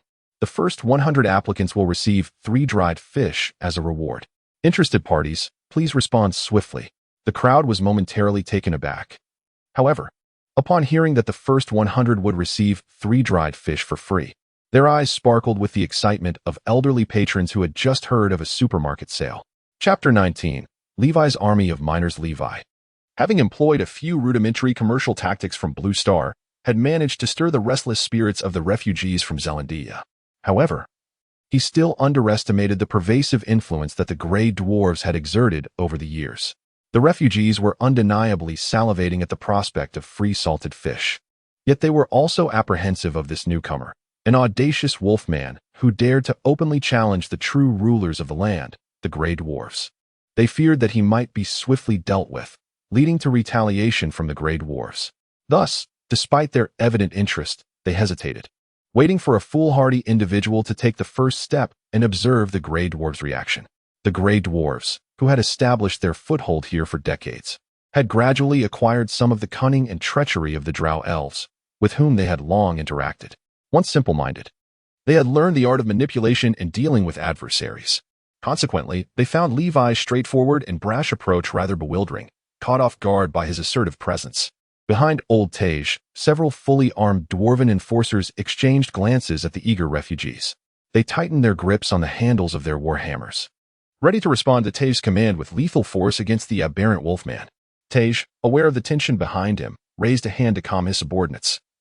Shaking his head in exasperation at encountering such an obstinate individual, especially one who appeared to be a wolf's bane, he turned to Levi and said calmly, "Young wolfman, while I commend your bravery, I must convey a truth. This land, Zealandia, is one that I, Tej, along with a band of brothers who sought survival, have reclaimed from the goblins through blood and fire, through fists and warhammers. It took us 3 years to establish this peaceful city in a once lawless and chaotic region, and it required 40 years of navigating the treachery of the cunning drow elves of Gelsorn City to forge the order we have today, ensuring that amidst such a diverse populace, we could live in tranquility." At this point, the old dwarf surveyed the crowd, making eye contact with each refugee who hastily averted their gaze. He took a deep breath, his voice resonating throughout much of the Zealandia marketplace. "And now, there are those who dare to disrupt this order. Citizens of Zealandia, will you allow this?" No. The refugees, having grasped the gravity of the situation through the old dwarf's words, quickly formed ranks, raising their hands in fervent agreement. "To protect this way of life, are you willing to stand with me to defend this order and fight for Zealandia? Fight, fight, with fists against fists, with blood for blood," Levi observed as, through merely a few powerful words, the old dwarf had successfully united the entire populace of Zealandia on a common front, igniting a shared sense of righteous fury. Indeed, it is no surprise that the venerable old-timer, who has spent decades alongside the illustrious Zhou Xian, possesses a wealth of experience, Li Wei mused inwardly. As he gazed upon the aged dwarf, a flicker of admiration and respect ignited within him, yet he remained as steadfast as a mountain, unhurried and composed. Observing Li Wei's unwavering demeanor amidst the collective hostility, the old dwarf's eyes glimmered with a hint of uncertainty, as if struggling to discern Li Wei's true intentions. He then spread his arms wide and declared, "Young outsider, do you not see? We of Zealandia do not welcome reckless individuals such as yourself. Your wanton actions threaten to disrupt the fragile equilibrium of our realm. If you were to place yourself in my position, would you acquiesce to such outrageous demands?"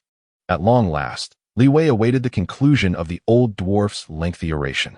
He scratched the back of his head, where a scab had formed, and innocently retorted, "Much like an ordinary warg, I merely wish to recruit individuals to extract some ore here. I have no intention of disrupting the existing order." "Is such a request truly excessive?" "Thank you. That is precisely the statement I was waiting for," Li Wei exclaimed, clapping his hands with a smile. "Is it not simple? We can reopen another mine in a different direction. Beneath the new mine, we can handle all threats ourselves, without your concern. Just think, after reopening the mine, the ore production across Zealandia could at least double. This would significantly alleviate the tax burden on the entire realm concerning Gelsorn City. Why not consider such a delightful prospect? The same dwarf, seemingly agitated by Li Wei's words, retorted with reddened eyes. What a farce. You think mere words will suffice? Do you have any idea how many lives must be sacrificed to reopen a mine? Or do you expect these ragtag refugees to do it? Look at them. Who among them would dare venture to establish a new mine? As the dwarf spoke, the once interested refugees lowered their heads, none wishing to be the scapegoat.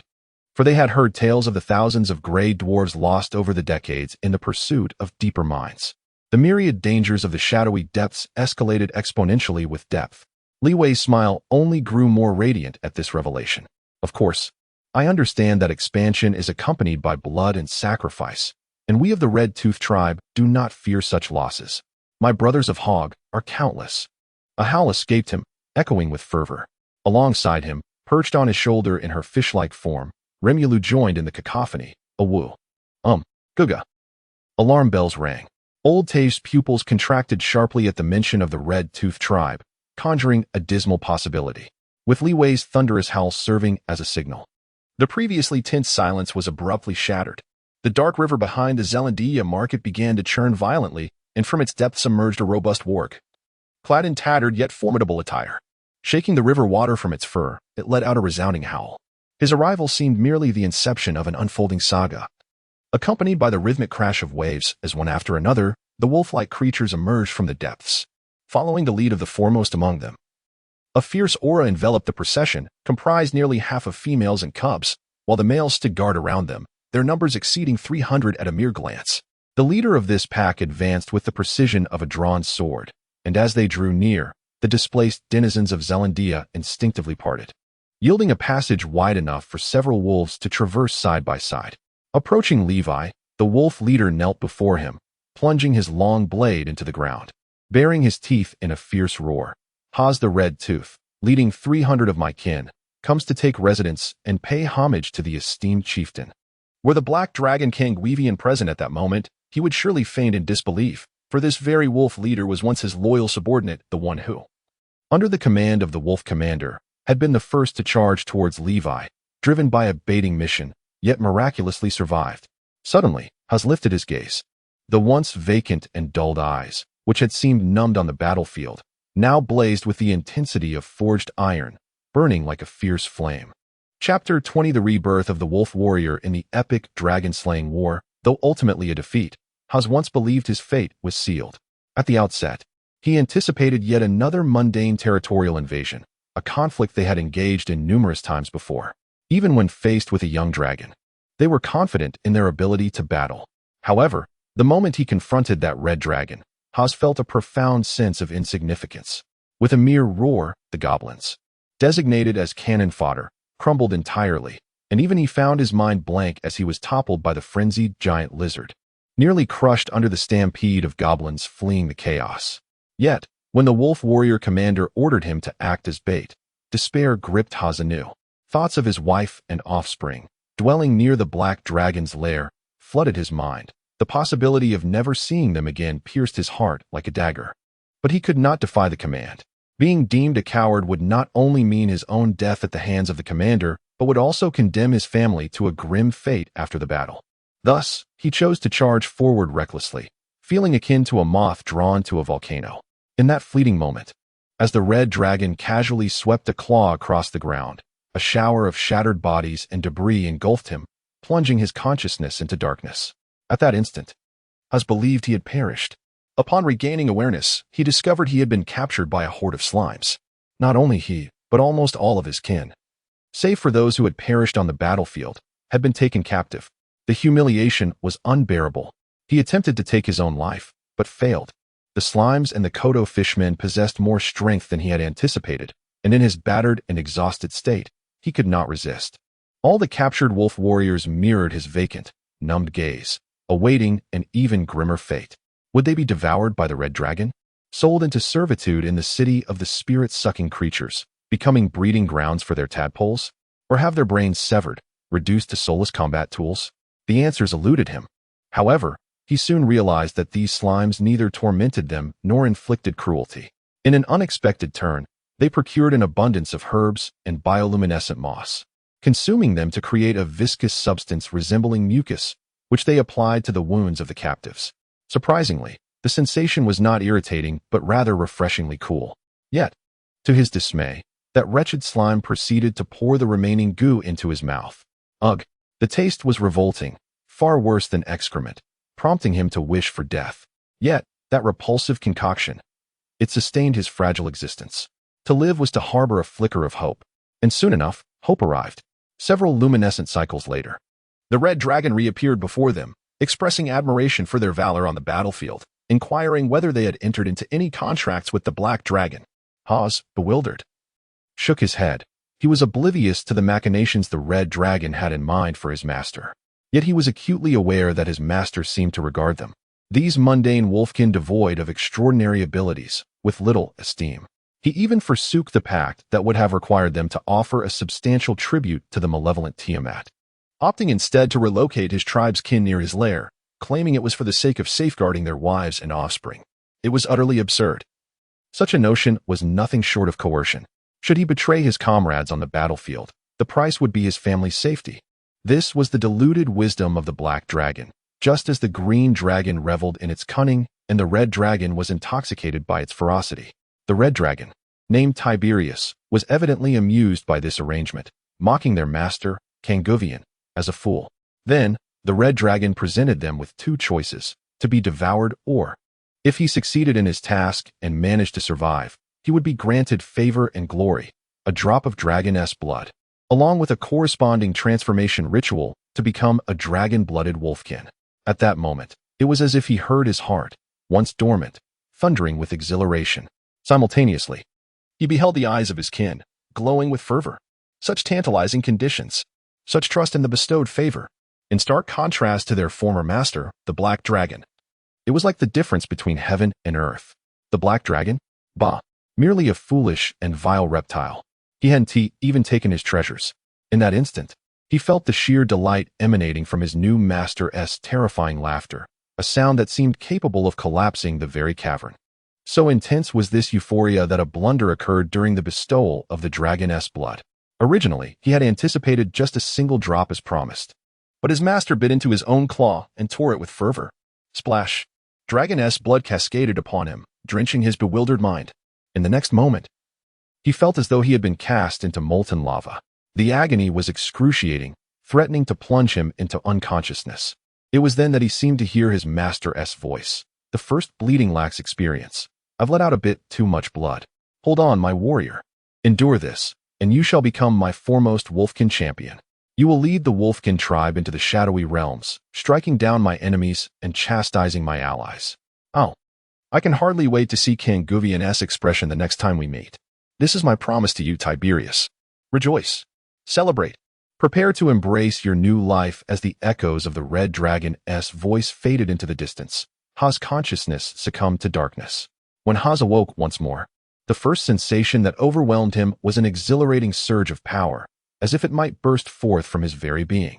Surrounding him were the envious and fervent gazes of his kin, ignited by the boundless hopes stemming from Tiberius's promise.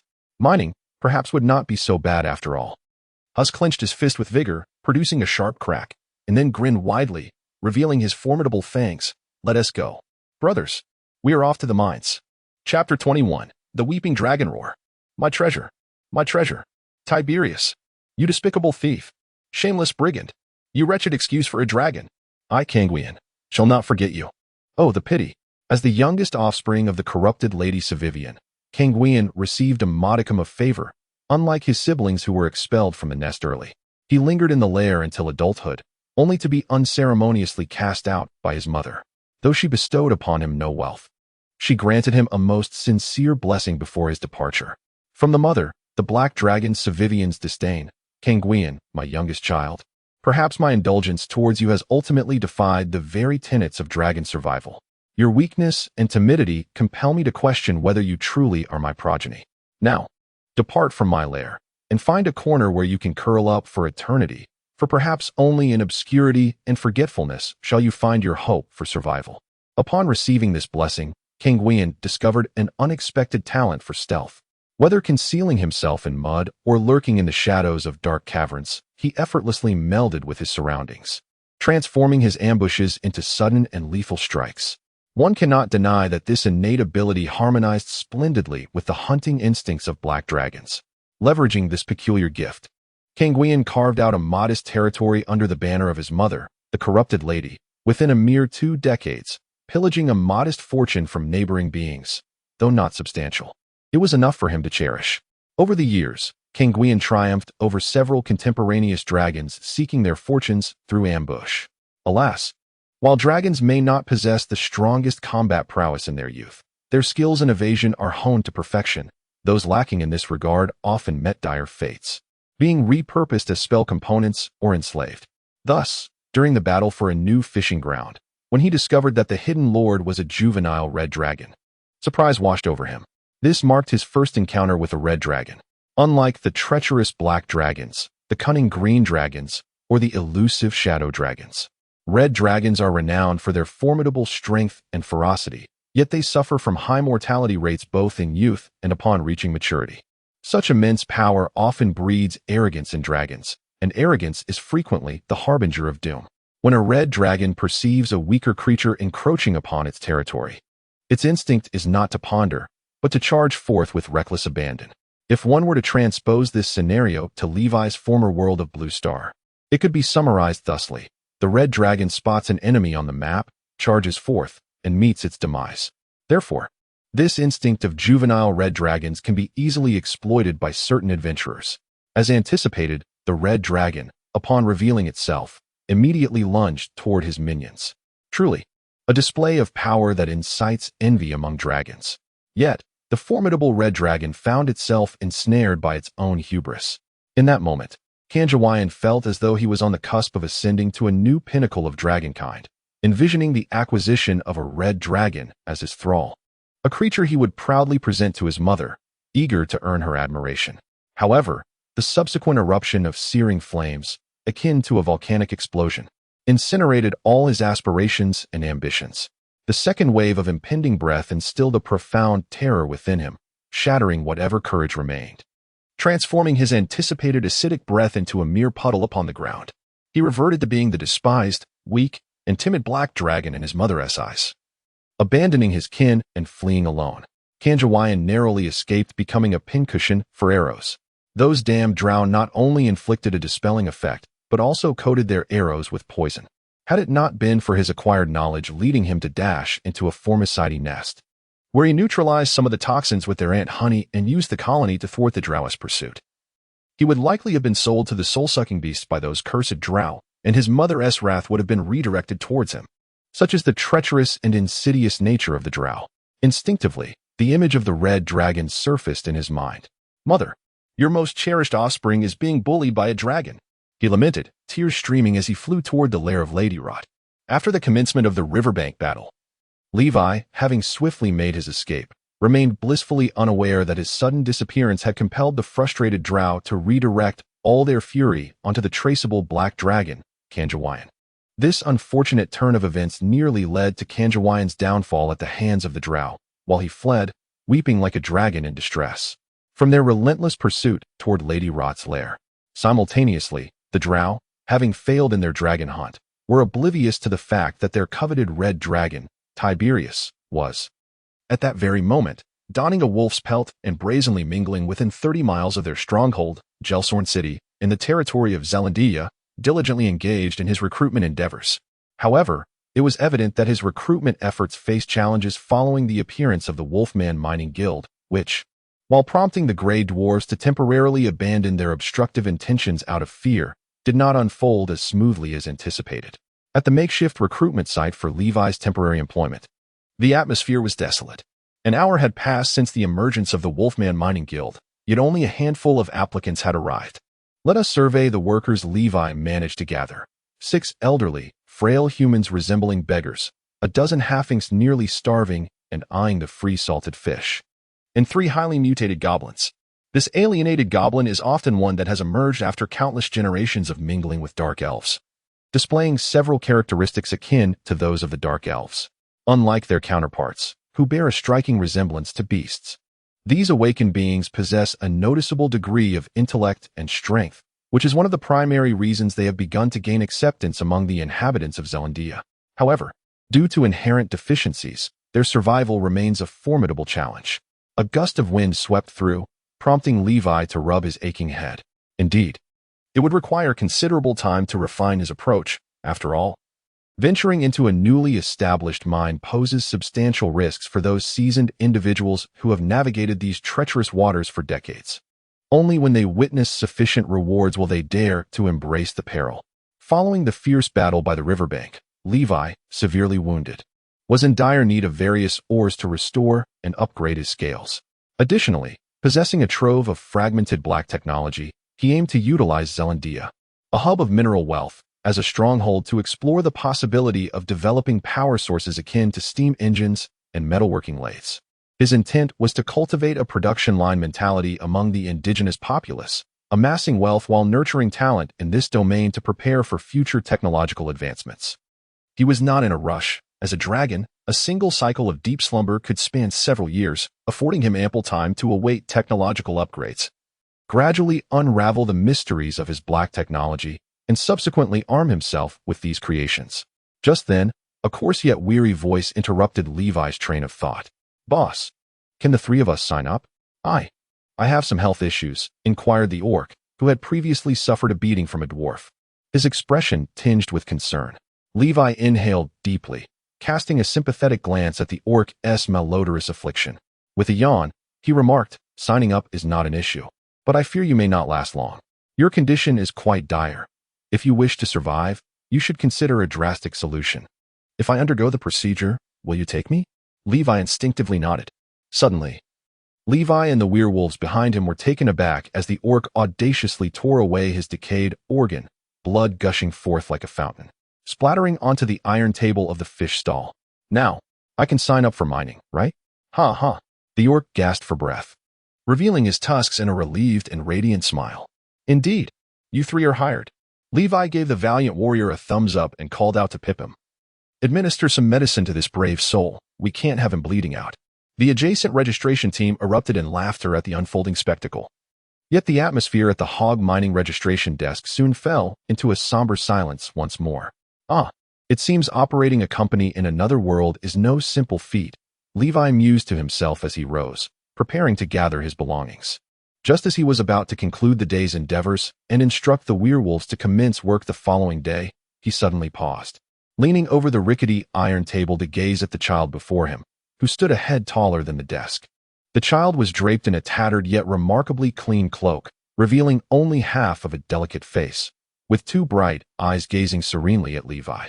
She appeared to be no older than 10, her frail form standing as straight as possible, as if this posture might grant her a modicum of height and thus a sliver of opportunity. Levi had initially intended to let Remulu offer her some dried fish to tide her over. However, upon noticing an even smaller figure trailing behind her, the once unyielding Levi hesitated and inquired, "Do you wish to work as well?" The child nodded affirmatively. "Very well, but first, please reveal whether you are a boy or a girl." Levi scratched his head, pondering. "Excellent, a male drow. At this age, you can indeed bear some responsibility. You are the 26th. You may go to the back and collect 3 pieces of salted fish from the Kodo fishermen. Eat them before you leave, and return tomorrow at this hour to receive your tools. If you trust me, you may leave the little one in our office during your work hours. The cost of her meals will be deducted from your wages. Does that sound agreeable?" Suddenly mentioned by Levi, the small figure behind the child shrank back into the shadows, gripping the boy's cloak tightly, as if terrified that her brother would relinquish her to another. Nevertheless, the drow boy nodded vigorously but did not reach for the fish. Instead, he picked up the smaller one and slowly faded into the depths of the market, retreating into the shadows. Once their figures vanished, the werewolf Haas could not help but part his lips, yet he chose silence. He quickly shook his head and muttered, "That would only lead to their demise." Levi nodded in agreement. It seemed that in this wretched world, every individual struggling for survival shared certain commonalities. "When work commenced tomorrow, I shall have my people keep a watchful eye on them. Unless unforeseen circumstances arise, let them be. The boy reminds me of someone, and I find myself looking forward to his growth. Perhaps this is merely a small indulgence of mine." "Yes, master." Call me boss. Yes, esteemed boss. Levi rubbed his temples in mild exasperation as he led his companions into the encroaching night under the dwarves' teasing gazes. As the glow of the luminescent moss faded, the goblins, previously banished from the city during the day, began to drift out like phantoms, seeking any opportunity to satiate their hunger. In a secluded little cave, the drow boy stood resolutely, guarding the smaller figure behind him, clutching a stone knife with his frostbitten hands, calmly gazing outside, awaiting the dawn's arrival. Chapter 22. The composed fireball of the lycanthropic warlock. As the dome of dawn shimmered with the first light, the incessant clanging of iron against iron echoed through the air. A new day had commenced. The miners of Zelandia, belonging to a myriad of races, were preparing to exchange their labor's fruits for a few strips of salted fish at the Remlu fish stall, a customary reward for their weary stomachs. Suddenly, they found the stall surrounded by a throng of people. A stout dwarf, his face flushed and neck bulging, was hammering away in a fit of exasperation, protesting vehemently, "By the hammer of Tigran, do not think I am oblivious. It is undoubtedly you treacherous lycanthropes who have coerced our fishmonger boss. We have been purchasing our fish here for 3 years. We possess, or by what right do you deny us the sale?" Levi, savoring the crispy roasted fish, rolled his eyes and exchanged a knowing glance with Haas, the gluttonous lycanthropic leader beside him. Haas, somewhat exasperated, rose once more to address the dwarf. "Oh, you foul, or-brained little miscreants. I have explained this to you countless times this morning. This fish stall is owned by our boss. The fishery has gone bankrupt. We are no longer selling. Cease gathering here, for we must finish our meal and return to work." The dwarf, speechless, pointed accusingly at a lycanthrope clutching a bundle of roasted fish. "You think you can deceive anyone? The fishery is bankrupt, yet you feast so well. Moreover, the western mine collapsed decades ago. What hammer do you wield?" This time, Haas could scarcely be bothered to respond. Their master had instructed them to eat swiftly, ensuring that the first-level passage was cleared before the glow of the bioluminescent moss extinguished, and a new site for their master's lair was selected and prepared. With no one paying him heed, the dwarf muttered a string of incomprehensible curses in his native tongue and stormed off towards the Golden Miners' Brotherhood, evidently to report the matter to old Tigran. From frugality to extravagance is easy. From extravagance to frugality is a challenge. This truth is immutable in any realm. The denizens of Zelandia, now accustomed to the cheap fish, were reluctant to revert to the hard, brick-like black bread. Yet, as time passed, the crowd at the fish stall did not diminish. Rather, it swelled, paralyzed by the formidable presence of the lycanthropes, who could only watch and swallow as the latter reveled in their fish. At that moment, a diminutive figure, accompanied by an even smaller companion, squeezed through the gathering. Upon witnessing the scene before them, they stood momentarily bewildered. Levi, perched with a leg crossed, gnawed on a fish, beckoned to the boy. "Come here, lad." The boy, guiding the tiny figure to the stall, spoke softly. "I have come to collect the pickaxes." The smaller shadow behind him, like the other destitute onlookers, stole a glance at the fish held by the lycanthropes before quickly lowering his head and clutching the boy's cloak tightly. Levi plucked 3 skewers of roasted fish from Ha's hands and pressed them into the boy's grasp, patting his frail shoulder. "Do not fret. Have a bite first. You must be nourished to work well. Do not feel shy. This is what I promised you applicants yesterday." As the drow boy gazed at the steaming dried fish in his hand, he couldn't help but glance at the girl beside him, silent yet brimming with longing. With great care, he tucked the fish into his cloak, bowing deeply to Levi before leading the girl into a crowded corner of the fish stall, where they shared the precious morsel together. Nearby, humans, half-elves, and half-breed goblins each clutched their 3 free pieces of dried fish, finding some solace in their modest bounty.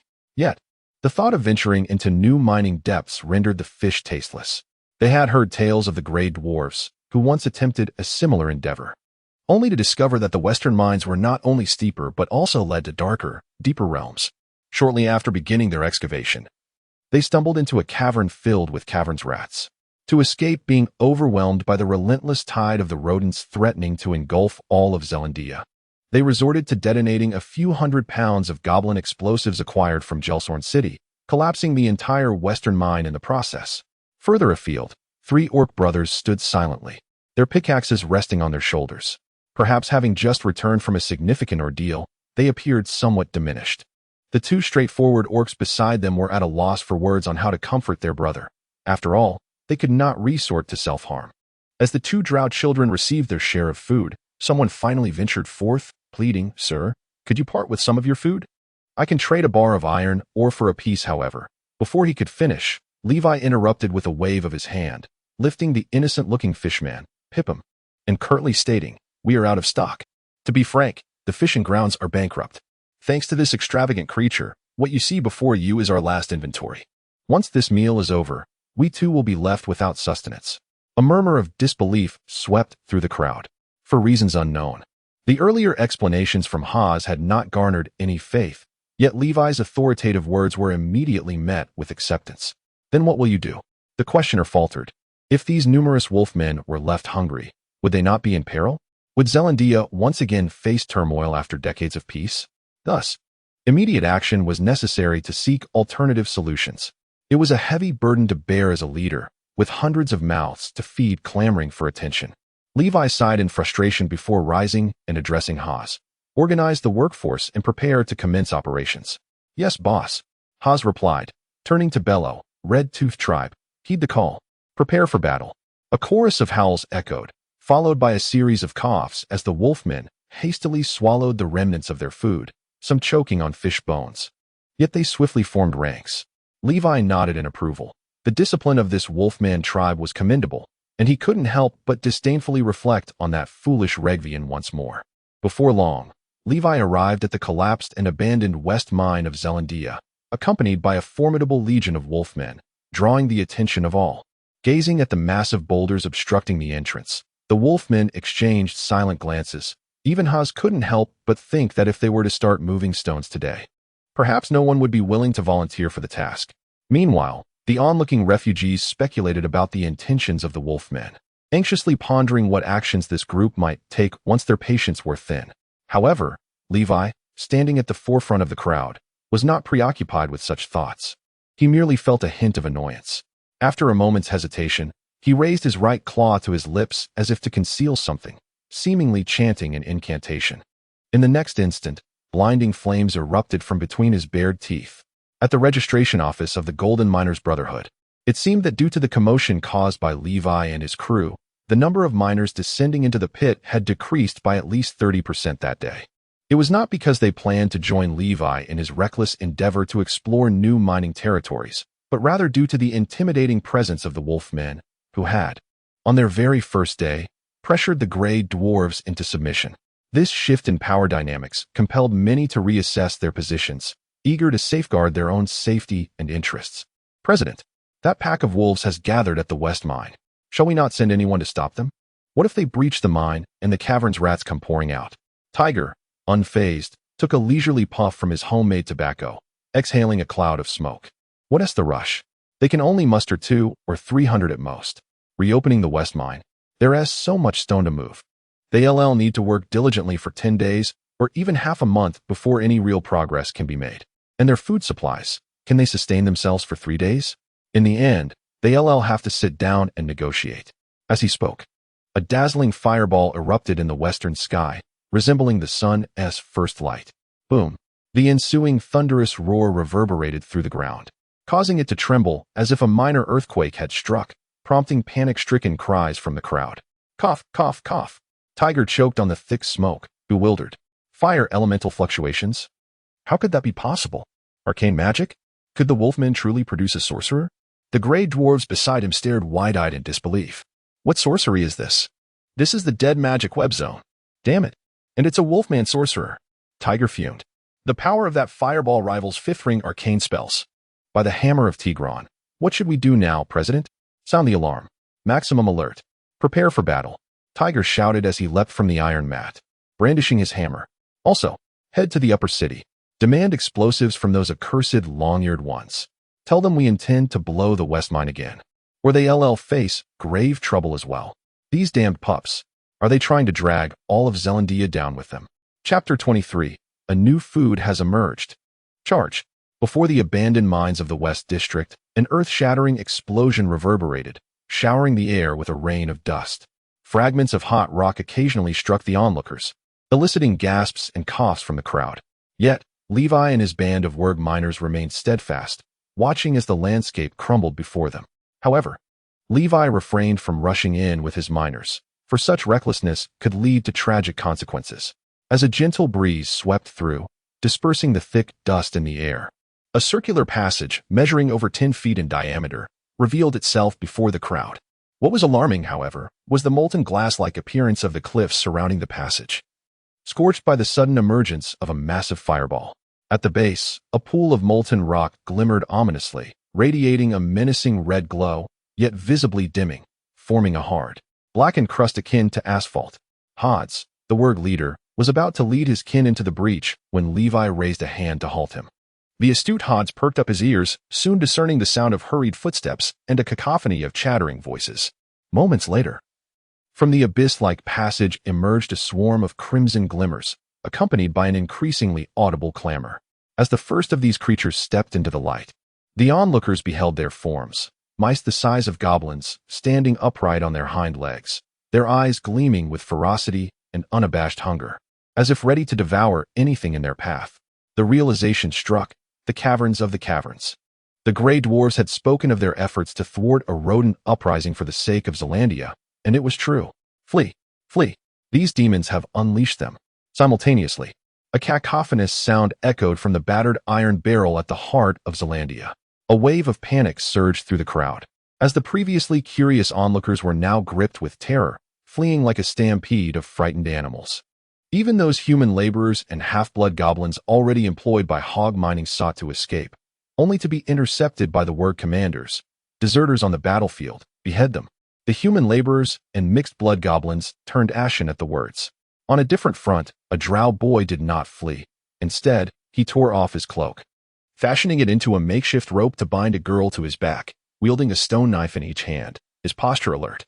His gaze frequently darted toward the unyielding Levi and the Wergs, as if pondering their hidden strength. At that moment, Levi's voice echoed, seemingly to himself, "So it is indeed the bamboo rats." The information from those diminutive dwarves proved accurate, but soon, his tone shifted to one of excitement and vigor. As he bellowed, "Brothers, do you see? A new food has arrived. Tonight's dinner is secured. For roasted bamboo rats. Charge. Awoo. New food. New food. Roasted bamboo rats." Awoo. Gurgle. Perched upon Levi's shoulder, Pippin salivated at the scent of new sustenance, brandishing his coral fork and unleashing a cacophony of bizarre howls. A wolf and a merman plunged into the rat horde like meteors, consciously restraining their dragon might to avoid startling the tide of rodents, fearing the loss of their evening meal. As Levi entered the swarm, he wielded his weapon like a windmill, akin to a master swordsman initiating a faux blade storm. Embedding himself into the throng of rodents like a scorching iron into cheese, igniting chaos among the rats. "For the honor of our master," shouted, brandishing his longsword. But feeling a sudden discord in the chant, swiftly amended it to, "For dinner. For braised rat meat. Charge." With eyes ablaze from the promise of food, the wolfen warriors surged into the rat tide, cutting through them with the ferocity of a harvest. Their actions resembled not a military campaign or a mining expedition, but rather the frenzied rush of construction workers at mealtime, fearful of missing out on the feast. After all, they were merely confronting a horde of rodents weaker than goblins. Their numbers mattered little. Many among them had endured the brutal riverbank battle, forever haunted by the memory of their master crashing down from the sky, a dragon's roar scattering 6,000 goblins in an instant. Thus, they were wary of Levi inadvertently revealing any of his dragon's might, which might send the rats fleeing, thwarting their efforts to stockpile provisions. This might well be one of the rare instances of a large-scale feast, and the caven's rats, having suffered significant losses, would likely refrain from appearing in such numbers again after today. The three orc brothers and the drow boy, though unaware of the underlying dynamics, were nonetheless overwhelmed by the thunderous battle spirit that enveloped them. Orcs are creatures easily swayed by emotions, witnessing their allies' fervor. They wasted no time in invoking a frenzy of their own, charging forth with eyes ablaze, striking at any rat that crossed their path. Meanwhile, the drow boy lingered at the rear of the main force, ready to dispatch any straggling rodent with a swift strike to the throat, ensuring a quick demise. The human miners and half-goblins, initially trembling in fear of the rat tide, exchanged glances at the stark contrast of the scene before them and, after a moment's hesitation, resolved to join the fray. They could not allow themselves to appear weaker than a mere child. As the frenzied wolfen surged into the mine, Silence fell over the desolate western quarry. A band of wolfen warriors, devoted to defending Zealandia, charged fearlessly into the seemingly endless tide of rodents. "Our hunger surpasses yours," echoed the voice of their leader, Hog. "Ah, roasted rat, boiled rat, grilled rat, braised rat, stewed rat, golden rat fillet, cured rat, rat jerky." A moment of madness ensued. "Boss, stop. I'm already hungry again after breakfast. Damn it, don't kill them all. Leave some alive for breeding. From now on, we shall rely on raising bamboo rats for our livelihood," Li Wei exclaimed, exasperated as he observed the dwindling rodent population that seemed to be fleeing in disarray. After a brief pause, the commander of the Eastern Mine District, accompanied by thousands of troops, laid eyes upon a rather peculiar scene. With a clang, the old dwarf's hammer fell to the ground as he beheld the revelrous werewolves, muttering to himself, "By Grimgar's hammer, what manner of ruffians are these? I should have heard of them. It appears that the skies over Zealandia have truly changed." "President, what shall we do now?" inquired a dwarf nearby, swallowing hard. "What else can we do but grab our hammers? If we tarry any longer, we shan't even have rat soup to drink." Tig, a seasoned strategist who had conspired with drow elves for decades, swiftly adjusted his mindset, suddenly recalling something of great importance and shouting. Chapter 24. Nesting in the golden bath of wealth in the depths of the shadowy mine. The battle against the tide of rat-like creatures, or rather, the massacre, was nearing its conclusion. With Levi, the dragon masquerading as a werewolf, and Haas, the deeply mutated werewolf birthed from Levi's earlier missteps, leading the charge, it was as if two meat grinders had been installed at the forefront of the conflict. Wherever they passed, it could only be described as a scene drenched in a bloody tempest. Indeed, it was not merely a description, but rather, blood and viscera splattered like rain, drenching the advancing werewolf warriors. As they entered the mine, their fur was coated in a thick layer of clotted blood. This rich scent of carnage invigorated the werewolf brutes, their eyes bloodshot and breaths heavy with a savage exhilaration that was almost impossible to contain. Although they had participated in countless battles for survival since birth, if their most terrifying and desperate encounter was the riverbank battlefield, then charging alongside this former nightmarish boss of the battlefield was the most exhilarating fight of their lives. They needed only to wield their blades and follow the two bloodthirsty titans into the fray, without a care for anything else. Perhaps due to the sheer speed and ferocity with which the werewolves slaughtered, coupled with the formidable resilience of the two demons, the cavern's rats, initially driven mad by hunger, soon regained a semblance of sanity and began to flee in panic. This infuriated Levi, who had hoped to amass a bounty of meat for food reserves through this battle. As if every escaping rat was akin to a copper coin sprouting legs and fleeing from his nest. The cavern's rats, possessing a tendency reminiscent of paramecia, despite their rapid reproduction and overwhelming numbers, would immediately flee upon encountering a predator capable of annihilating their kind, sometimes abandoning even their nests in the process. While Haas and his band of werewolves busily collected the spoils of war and exchanged barbs with the arriving gray dwarves eager to join the hunt, Levi had already led Pippin and a host of slimes, who had stealthily traversed the underground river, to a carefully chosen nesting site. This location, a natural cavern near the underground river, was semi-enclosed and far more spacious than the temporary nest by the riverbank, boasting an expanse comparable to that of a football field. Prior to Levi's arrival, the slime army, acting like diligent caretakers, had already come here and transplanted the bioluminescent moss from the riverbank's barren land to the cavern's ceiling. Furthermore, they had adorned the space with sparkling trinkets they had collected over the years, such as quartz, pearls, and luminescent stones. Although these items held little monetary value, they dazzled under the refracted light, creating a spectacle. Thus, upon entering, Levi was instantly enamored with this magnificent lair. As a dragon, he had an innate fondness for glittering things, and he would have been even more delighted had they held any true worth. "Here, Remulu, thank you. I truly adore this place." Levi revealed a mouthful of sharp fangs as he gently patted the slime's head.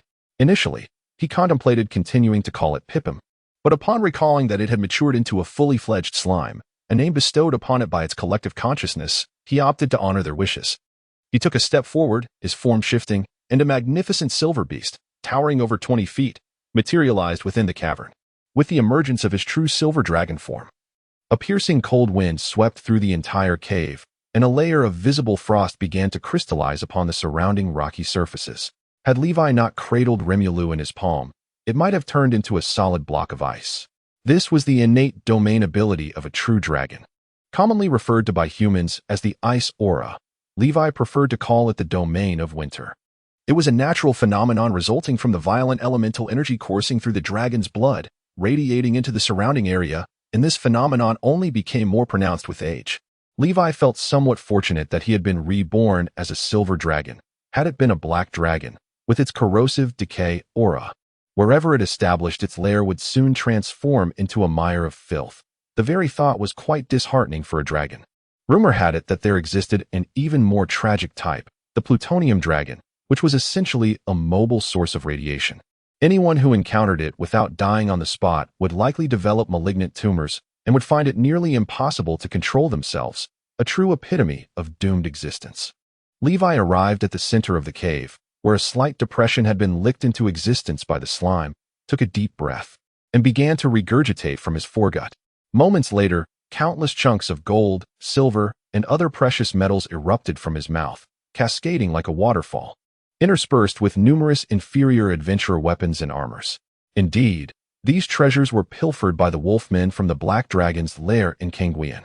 Most of it consisted of unrefined metal blocks, such as gold the size of a human head, along with a smattering of coins made of gold, silver, and copper, predominantly minted by the drow elves.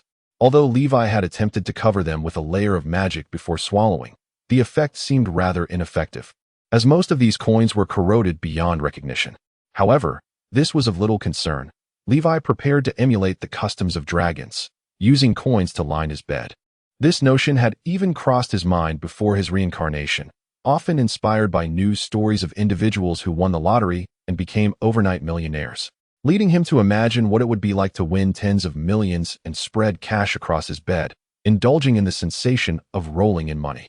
Little did Levi expect that the fantasy he had been unable to fulfill in his previous life would materialize in this foreign world. Although the wealth accumulated in Kangwian over the decades was not overly substantial, it was sufficient to barely cover the shallow pit with a thin layer. Levi was already quite content. As if fearful of damaging the treasure, he approached the pile with the caution of a rooster hatching eggs, gingerly stepping onto the mound of riches before slowly laying himself upon it. Oh, yes, so good. Levi had just laid down, and the sensation of being tenderly massaged by countless adorable creatures enveloped him, instantly leading him into a state of blissful surrender. If it weren't for the recollection of other matters he needed to attend to, he could have easily succumbed to a sweet slumber at that moment. There is a reason why dragons covet treasures. The feeling of rolling amidst heaps of gold is simply, indescribably delightful. Ah, Levi thought to himself. With a doting gaze, Levi glanced at it and retrieved from the crevices of his scales a remarkable alchemical artifact resembling an eye. This exquisite item was similarly unearthed from the lair of the Black Dragon, Kangwian. It is known as the Eye of True Sight. Chapter 25. The evolution of enigmatic locks user demands dictate the direction of product development. Influenced by numerous tales of dragon slaying that circulate in the marketplace, the prevailing impression among humanity is that dragon lairs are largely unguarded, with the fearsome dragons only rousing when valiant warriors prepare to seize their treasures or rescue captive princesses. However, while such imaginings are delightful, reality is often starkly different. The dragon's possessiveness and obsession over their hoards are truly beyond the comprehension of other beings. Just as humans secure their abodes with locks, so too do dragons, whose territorial instincts are even more deeply entrenched. Among the principal defenses employed by dragons are protective barriers, alchemical vistas, and various traps, not to mention the myriad minions patrolling the vicinity of their lairs. The concept of protective barriers was originally an independent invention of the elves, who referred to it as the enigmatic lock or magical enigma. This magical lock was first conceived by a venerable elven sage as a byproduct of studying the magical web. The first generation of these locks wove a network of magic that linked the entirety of the multiverse's astral veins. Regions enshrouded by these magical enigmas often experienced wondrous effects, attributed to the unique weaving methods and magical properties of the web utilized. Among the most renowned were the several enigmatic locks of the elven capital, Larisan, namely the secrets of nature, the barrier of the mundane, and the unfailing Larisan. It is said that elves residing within the capital received enhancements from the forces of nature, gaining a first-level boon to any nature-related spells. along with a layer of earth elemental protective barrier that rendered them immune to magical effects of third level and below. The most formidable effect, however, was the unfailing Larisan, which ensured that should any elf perish within the capital's protective range, barring death by instant kill soul spells or necromantic transformations, their soul would be safeguarded by the enigmatic lock. It would then traverse through the crystalline channels of the magical web, directly transported to the Tree of Life, where the druidic art of resurrection would restore them to their original bodies. Even in the event of dismemberment, they could be reborn through their past feats and contributions, entering into a symbiotic existence with their animal companions upon their return to the mortal realm. With these formidable enigmatic locks, the elven capital stood as an impregnable fortress. Regardless of the overwhelming might of the earth-dominating dragons of that era, they could only strive for parity. This stalemate persisted until an elven sage observed that the dragons would descend into a frenzied state due to the periodic arrival of a comet known as the Kingkiller Star. This revelation led to the creation of a nefarious invention that would be forever etched in history, the Frenzied Dragon Lock. During the climactic battle between the elves and dragons, as the Frenzied Dragon Lock enveloped much of the continent, all dragons were plunged into a state of mindless insanity, resulting in a bloody and irrational spree of mutual slaughter. Following this conflict, the dragon race was severely weakened, ultimately relinquishing their dominion over the continent. Thereafter, the elves further elevated the magical enigmatic lock in their subsequent crown civil wars, transitioning its use from passive defense of their major cities to active deployment upon the battlefield. Utilizing their prior preparations, the dragons sought to draw their enemies into an elaborate maze for a decisive confrontation. Having suffered a devastating loss in a high-stakes gamble, the dragons, not being foolish, retreated to their caverns to study the intricate labyrinths crafted by the pale-faced, dark-hearted beings with elongated ears. Upon discovering the remarkable efficacy of these labyrinths for warding off intruders, this covetous and tech-savvy cohort became utterly enraptured, unable to extricate themselves from their newfound obsession. Some dragons even fell victim to a peculiar psychological ailment known as labyrinthine distress, a quintessential manifestation of severe obsessive-compulsive disorder. They would focus all their energies on deciphering an unfamiliar labyrinth, neglecting their duties and even jeopardizing their own development. Regrettably, labyrinths are, to a certain extent, akin to the integrated circuits and databases of computer chips from Leeway's previous existence on Blue Star, with substantial development costs. Maintaining a large-scale operation would require such immense energy consumption that it could easily bankrupt even second-rate nations. Most dragons, however, are afflicted with an avarice so profound that they balk at utilizing such energy-intensive resources. So, what is to be done? Consequently, the labyrinths in the hands of dragons saw their skill trees entirely misaligned. While the elves wielded these labyrinths akin to colossal military supercomputers, the dragons gradually transformed them into energy-efficient domestic PCs. In their quest to avoid wasting even a single magical stone, these miserly creatures ingeniously resolved to rely solely on the elemental energy radiated from their own dragon forms for power. Perhaps in the eyes of these dragons, the energy they dissipated from their bodies was also a source of painful waste, and thus, utilizing it became a cause for collective delight. After all, they seldom ventured beyond their lairs, and their occasional forays into the wild for hunting would provide enough energy to sustain the labyrinths for 10 days to half a month. The preferences exhibited by various dragons in their choice of labyrinths reveal much about their inherent traits. For instance, gold dragons favor illusionary barriers, leading any travelers who unwittingly enter them to believe they have experienced a fantastical dream, unaware that they have trespassed into a dragon's lair. In contrast, silver dragons, like Li Wei, prefer winter barriers, often situated on steep and perilous peaks. Beneath this chilling veil, the fierce blizzards are sufficient to deter most sentient beings. Black dragons, on the other hand, have an affinity for darkness barriers, where those who step within find themselves in impenetrable blackness, even torches offering no solace. In such barriers, light is forbidden, and the trapped often perish before discovering a way to regain illumination, falling victim to the black dragon's deadly bite. As for the labyrinth in Li Wei's possession, it is not a true barrier, but rather a lesser form of alchemical sight, the true vision eye. Alas, dragons are often short of means. Even the diligent black dragon King Gawain, who has labored for decades in the shadowy realms, subjugating neighboring creatures, cannot afford even the cheapest protective barrier. Furthermore, even those dragons with wealth are often loath to expend their vast fortunes on such purchases. preferring instead to inherit knowledge of labyrinths from their ancestors and create their own protective barriers through independent research and innovation. In truth, King Gawain had yet to awaken any relevant knowledge at his tender age. Even the eye of true sight was acquired through the theft from another dragon. Otherwise, even the most rudimentary protective barrier would have sufficed to prevent his lair from being ransacked by a horde of gnolls. Regrettably, this eye of true sight ultimately became a boon for Levi. As its name suggests, it enables comprehensive monitoring of all activity within a 10-mile radius of the lair. With it, it is as though the vicinity of his abode is equipped with a surveillance system devoid of blind spots, allowing Levi to observe everything without stepping outside. It even possesses an alarm feature to alert him should any presence with excessively high magical energy approach swiftly, granting him ample time to prepare. As Levi linked this device to his consciousness, he saw the bloodied Haas swiftly approaching the lair, guided by several bouncing slimes. The effect was quite satisfactory. Exiting the monitoring mode, he willed his scales to shift to a deep crimson hue, and his previously slender and proportionate dragon form burgeoned with robust muscle definition. The moment he transformed into his red dragon form, a wave of fire elemental energy erupted from him, spreading outward in a small tidal wave, instantly evaporating the frost that had only recently settled upon the rocky terrain. In an instant, the entire lair was enveloped in steam, resembling a mystical realm. It was not that he harbored distrust toward Haas, with whom he had forged a pact of servitude. Rather, Levi was acutely aware that even such contracts are not infallible. The fiends of the abyss excel in exploiting loopholes within agreements. While Haas might withstand torture, he could not deceive Levi's soul, thus necessitating his caution.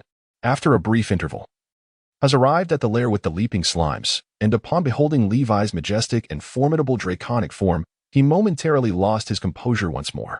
Even though this was not their first encounter, the sheer sense of power emanating from Levi's physique instilled a deep reverence in him. Haas knelt on one knee and reported, "My lord, we have completed the clearance of the first mineral layer.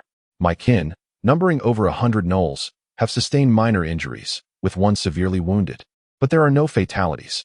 A preliminary estimate reveals we have collected over 7,600 corpses of the cavern's rats, with more than 2,300 captured alive. Among them, there are over 1,800 males and merely 500 females, which we have begun to contain as per your instructions. However, we lack the necessary tools, as these caverns rats are incessantly attempting to escape. Furthermore, it seems our substantial success has spurred the previously hesitant refugees to fervently request to join the mining operations in the western sector. Should we accept them all, or select a few? Lastly, the president of the Golden Miners Brotherhood, Tiger, has requested an audience with you." Chapter 26, The Devil of the Industry, DD Miners. Levi, in the form of a crimson dragon, reclined comfortably in his warm and cozy lair, eyes closed as he listened to the reports from the werewolves. The reactions and outcomes from various parties were largely in line with his previous predictions. However, he felt a twinge of disappointment and heartache upon hearing the capture numbers of the cavern's mice. Those that escaped represented lost wealth. If only he had considered this earlier. Levi was particularly dissatisfied with the number of breeding females, as this would severely hinder the progress of his bamboo, rat farming enterprise. He had meticulously planned everything. Although the nearby riverbank fishing grounds had been thoroughly exhausted by the slimes before their relocation, he had ensured that they retained a significant number of fish fry and fluorescent moss seeds. The choice of this lair was deliberate, aimed at ensuring the continued growth of this lucrative industry in the obscured depths of the dark regions. Moreover, he did not need to worry excessively about his identity being exposed. Perhaps the success of his moss pond was too remarkable. In merely 3 years, word had spread throughout the dark regions, and it was said that numerous imitations had sprouted within a radius of several hundred miles, not to mention the ones that had emerged in the vicinity. To illustrate, just over 20 miles above them, the city of Gelsorn, ruled by the black-skinned long-eared folk, had recently been fervently promoting this aquaculture model in their nearby colonies, utilizing remnants of fish bones to save countless starving denizens of the dark regions. At times, Levi even fancied himself a sacred dragon. He mused on what the result would be if someone were to scan him with detect faction. Surely, he was not akin to those chaotic and foolish dragon ancestors depicted in novels. Levi did not concern himself greatly with the imitations created by his neighbors, as they had no means to control the fishing artifacts known as slimes, and thus he felt secure that his core technology would remain unthreatened. As the saying goes, Agriculture in the dark regions was underdeveloped, necessitating the presence of the renowned remula. Originally, if it were only the fathead fish and fluorescent moss, he would have deemed it somewhat monotonous, as if something were lacking. However, upon encountering these creatures reminiscent of bamboo rats, a spark ignited in Levi's mind. This was the answer. With the establishment of bamboo rat farming, the fish could be fed on fluorescent moss, and upon reaching maturity, the fish could be bred for meat. The fish bones could be ground into feed for the adorable, plump little creatures, ensuring they thrived beautifully. The waste produced by these charming beings could then be mixed with fluorescent moss to nourish the fathead fish, enhancing both nutrition and yield, a perfect virtuous cycle. Establishing a comprehensive agricultural, pastoral, and fishing complex, simply splendid. As for the market for fish and rat meat, it was no jest, with the current production levels. Even the demands of Zealandia might not be met. In the dark regions, food remained the perennial staple and circulating currency, with purchasing power significantly surpassing that of the drow's coins. Just try taking drow gold to purchase a batch of gray dwarf slaves at the iron-smelting fortress of the Lynxy monsters. Consider it merciful if you are not reduced to a mere meal. The remaining rat hides are indeed valuable. To treat them solely as mere fur for warmth would be a gross misallocation of resources. These hides could very well be utilized for crafting tanned leather armor, though they may not compare to the robust scales of a giant lizard. Their slight thinness could easily be compensated by layering them. Have we not seen in the shadowy regions how some impoverished souls have resorted to tanning human skin? In comparison, using rat hides for leather seems trivial. Upon hearing Hor's report that those initially hesitant refugees are now fervently seeking to join the mining operations in the West, Levi could not help but smile knowingly, pondering how this stout, bushy-browed wolfman had learned to flatter those in power. He could easily surmise the thoughts of those refugees, who would not act without assurance. Although today's successful venture was propelled by the swift acquisition of the Ven's rat, it would not be enough to convince these seasoned survivors of the dark territories to bow humbly. At this moment, they would be more inclined to gather information about this new power, weighing their options while also considering the potential reactions of the Grey Dwarfs. After all, have you ever encountered someone who would accept a job offer without first inquiring about the company's circumstances or salary? Those who would recklessly join without consideration are often those desperate individuals with little to lose, ready to gamble everything. However, Levi chose not to interrupt Hor's report and nodded only after hearing that Tiger wished to see him. "Your subordinate is here." The Wolfman leader bowed in earnest attention. Levi spoke solemnly to the Wolfman leader. "You have matured into a capable leader. Henceforth, you must learn to independently confront and manage such minor matters. As a great dragon, I may often succumb to slumber and cannot provide meticulous guidance for every detail." "Why, yes, Master, how can I?" Horse, having just acknowledged Levi's words, suddenly raised his head in bewilderment, questioning if he had misheard, his expression a mix of fear and uncertainty as he gestured helplessly. "Horse, although you have only recently pledged allegiance to me, I trust my judgment. I believe you are an intelligent wolfman, endowed with the capacity to stand on your own. Yet, you must also understand that if you remain merely a sharp blade, you will eventually dull. Do you think a magnificent dragon such as myself would lack for a few swords?" However, to Hor's ears, this had an entirely different effect. He found it difficult to grasp his master's true intentions, feeling a twinge of anxiety that perhaps he was falling short of expectations. Levi continued, "Horse, listen closely. What I require is not just a sharp blade, but a steadfast ally, an executor capable of fulfilling my will. You must trust that today you face merely a group of refugee miners and a black-hearted foreman. Tomorrow, you may confront the noble matriarchs of Gelsorn City, or even the enigmatic mistress of shadows. Or perhaps it is the wretched overseer of Ironforge." When Hertz heard Levi refer to him as his right-hand man, he was momentarily exhilarated, but soon came to the realization that his master intended to send him as a representative to confront those unruly miners and the conniving gnomes. Hertz felt a surge of trepidation. "My lord, I am profoundly grateful for your trust, and I yearn to be your right-hand man, an executor of your will. However, I lack experience in such matters. I am utterly at a loss as to how to approach these issues." Levi chuckled, revealing his sharp teeth, seemingly more pleased with Hertz's reaction. How could he not be pleased? Here was a subordinate, strong and intelligent, yet humble enough to learn, who was merely concerned about failing in his duties. Such a quality was exactly what hog mining required for a promising future. For Levi had little time to devote to trivialities. He produced a slab of stone as large as a gravestone, and tossed it before Hertz with a dull thud. "This is of no concern," he continued.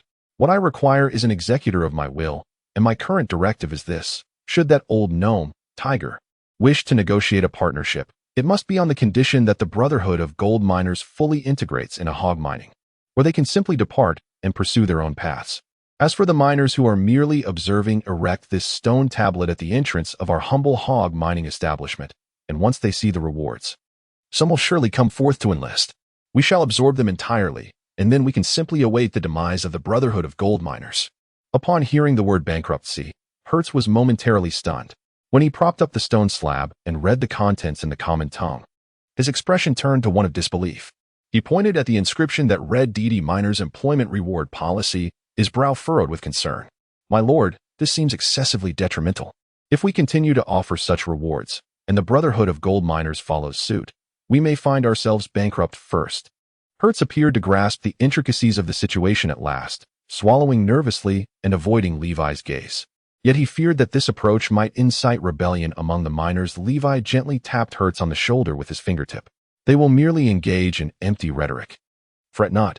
I have calculated this thoroughly. Their future standard of living will not compare to what they have now. After all, I am not a devil." Chapter 27. The boiling Zealandia and the unfortunate Calvin. Since the valiant Levi led the fierce pack of wolfmen to repel the savage wave of Caven's rats yesterday, the entirety of Zealandia has succumbed to an eerie stillness intertwined with an undercurrent of agitation. Indeed, these seemingly contradictory phrases do not conflict. The female drow, who suddenly found themselves devoid of business, surprisingly refrained from venturing into the streets to solicit customers. In a certain sense, the technical workers may possess the most rapidly acquired information in this realm. They have certainly heard whispers of the bald wolfman leader Hawk, who conjured a massive fireball out of thin air, obliterating the entrance to the western mining pit, which in turn caused the Caven's rats hidden within to surge forth like a tidal wave. Yet, those dashing wolfmen mounted a counter-offensive, slicing through the rats with ease, resulting in a veritable river of blood, ultimately capturing the entire Caven's family. According to the Wolfman's deputy leader, their chief even harbors intentions of domesticating and breeding these Caven's rats. This revelation left many wide-eyed in disbelief. In truth, the Underdark has developed over thousands of years, and while many have contemplated such an endeavor, the Caven's rat is not akin to the easily bullied mushroom folk. They are omnivorous and possess tunneling abilities, which render both the cost of breeding and the management complexities considerable. The most troubling aspect is that these exceedingly timid creatures will flee to great distances to establish new nests upon sensing formidable adversaries, let alone being confined by predators. Once domesticated, their appetites would dwindle, leading to malnutrition and deteriorating fur, ultimately stifling even their mating instincts. This has left countless pioneers scratching their heads in confusion. Thus, many who were privy to the underlying circumstances awaited the spectacle of the bald wolfman's folly. However, that night, instead of amusing tales, they were met with troubling news. It was said that after the purge of the Caven's rats in the western mining area, the president of the Golden Miners Brotherhood, the gray dwarf Old Tag, had sought out the wolfman Hawk. Yet, he was met with disappointment, as he did not even catch a glimpse of the bald wolf, being intercepted by his deputy, Haas, who claimed that their leader had entrusted him with managing such trivial matters. As for Haug's whereabouts, according to Haas's stammering explanation, he had gone into seclusion to cultivate his skills. All who heard this phrase were left in bewilderment. While they understood each individual term, the combination eluded them. Then, a former ranger suggested that this might pertain to a rare profession known as a monk, which required one to constantly engage in extreme methods of physical and mental fortitude.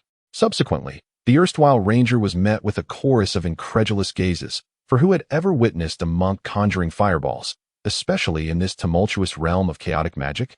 In short, it seemed that after a brief exchange with Haas, Old Tag departed in a huff, his beard bristling with ire, choosing not to waste further words as he left behind a group of perplexed, wandering miners, who exchanged glances laden with uncertainty. Thus, on this tranquil night, hearts are restless. They are aware that the moment of choosing sides has finally arrived, and the ache in their heads is palpable. As the sky brightens, the clanging of barrels serves as a reminder to the citizens of Zealandia that it is time to commence mining. Given the early hour, the light remains dim, and a lingering scent of blood from last night's fierce battle still permeates the air, casting a shadow over Calvin George's mood. Akin to a lost wanderer unable to perceive the path ahead. It is somewhat embarrassing to admit, but in his early years, Calvin was actually a 7th-level mage specialized in illusion magic, with a minor in energy manipulation, yet he was merely mediocre. His mentor, however, had once praised him as a genius, a prodigy endowed with exceptional talent and psychic energy. Regrettably, the mentor's own understanding of psychic energy was limited to fragments gleaned from the tattered ancient texts of Nazriel, often lamenting Calvin's untapped potential. Perhaps the mentor's words planted a seed within him. After extensive research, Calvin discovered that to systematically study psychic energy, he would likely need to venture into the shadow realm. The formidable entities known as spirit-absorbing creatures were far beyond his reach, and similarly, the vermin ants and abyssal fish, adept in psychic energy, would merely view him as prey. Thus, he set his sights on those who were once enslaved by spirit-absorbing creatures and had since broken free from their shackles, particularly certain gray dwarves who had taken control of their own destinies. Although these awakened gray dwarves might not possess precise methods for honing psychic energy, they represent the most immediate connection to it, and some had awakened various psychic abilities, valuable experiences for Calvin to glean. Driven by his obsession, he infiltrated an adventuring party that specialized in trading food and slaves within the Shadow Realm, adopting the guise of a 7th-level illusionist, a 3rd-level energy manipulator, and a 1st-level psychic sorcerer. The outcome was, of course, predictable. They encountered drow elves engaged in battle with the psychic slaves and were promptly captured.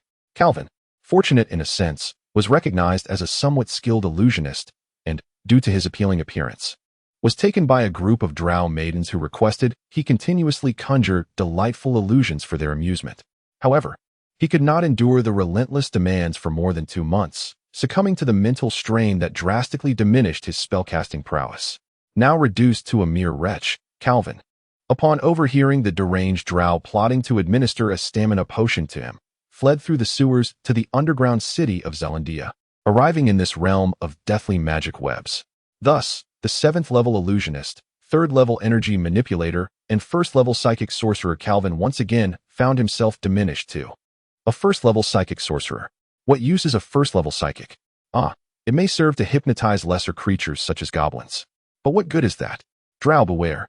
One day, I, Calvin, shall exact my vengeance upon you. On that fateful day, with 2 streams of blood tears cascading down his cheeks, Calvin furiously cast aside his staff, shouldered a pickaxe, and proudly embraced his new identity as a member of the Zelandian Brotherhood of Gold Miners, a humble miner. Thus began a decade-long journey. The once promising young mage, Calvin, had transformed into a middle-aged miner. Perhaps this day held a peculiar significance in the grand scheme of things.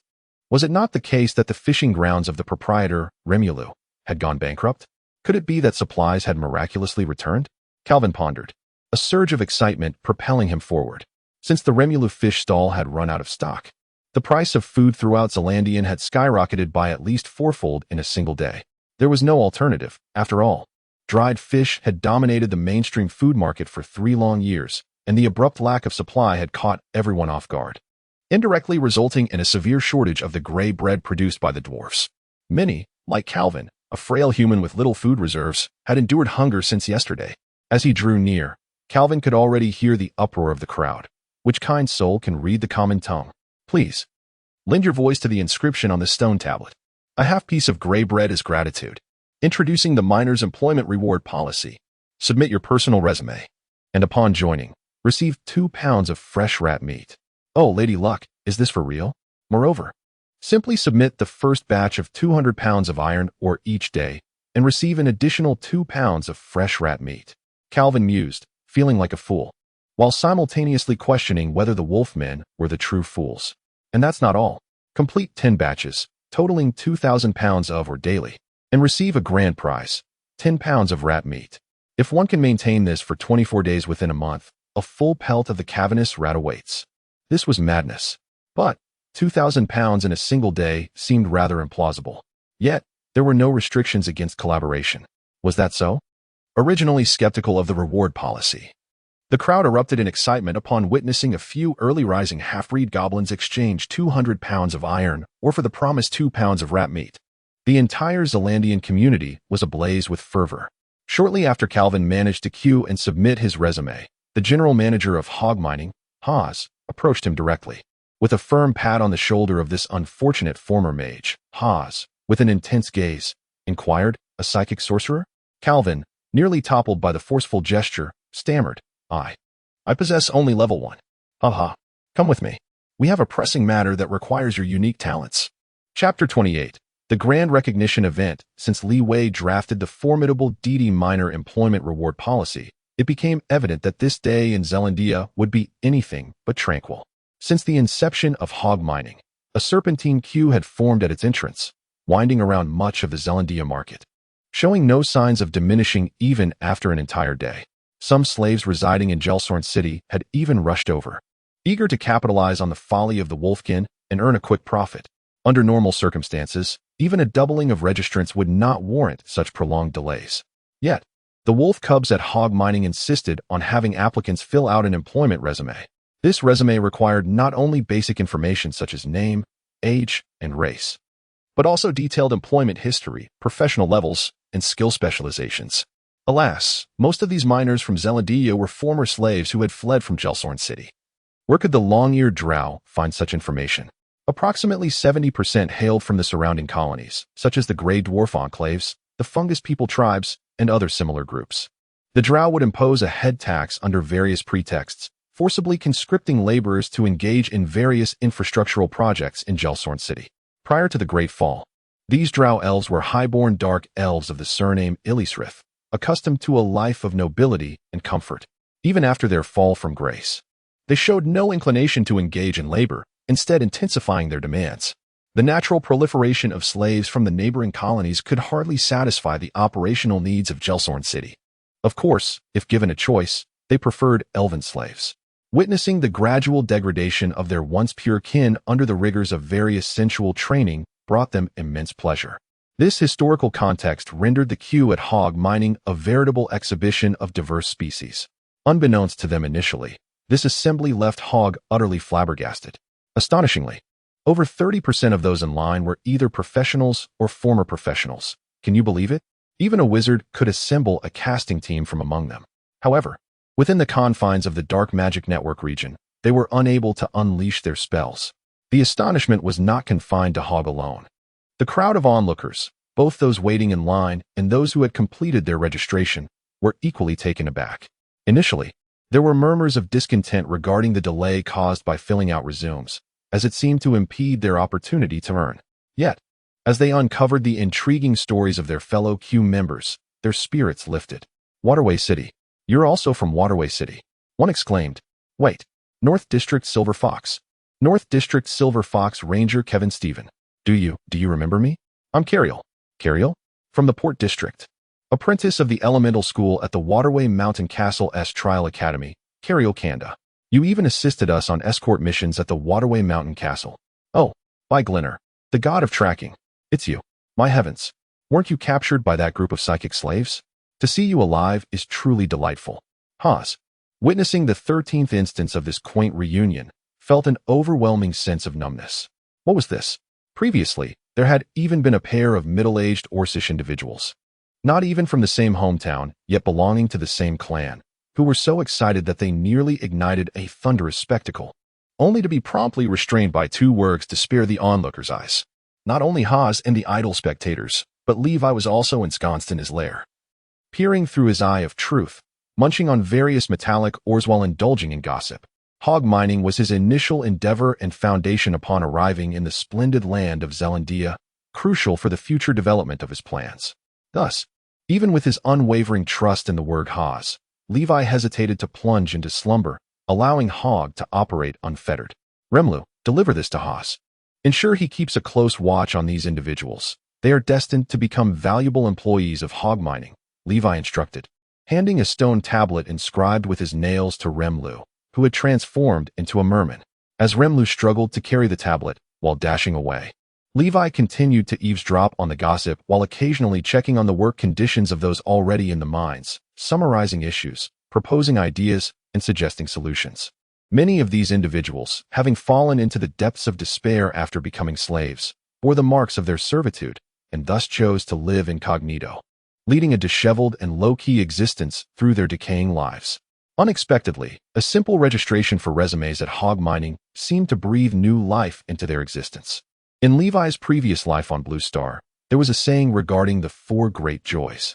If there was anything more exhilarating than encountering an old acquaintance in a foreign land, it would be finding a fellow soul equally lost in the vastness of life. Consequently, the resume registration organized by Levi naturally evolved into a grand reunion, or even a matchmaking event. Meanwhile, a new profession suddenly flourished, the writers of resumes. After all, in Corel, not everyone was literate or even capable of writing. Indeed, the majority lacked such abilities. Even some professions like rangers and warriors were unable to compose written words. Thus, when faced with an opportunity that could yield quick financial gain and foster connections, most were not averse to parting with a bit of food or coin as a fee for these writers. Most of these scribes were sorcerers moonlighting in this role.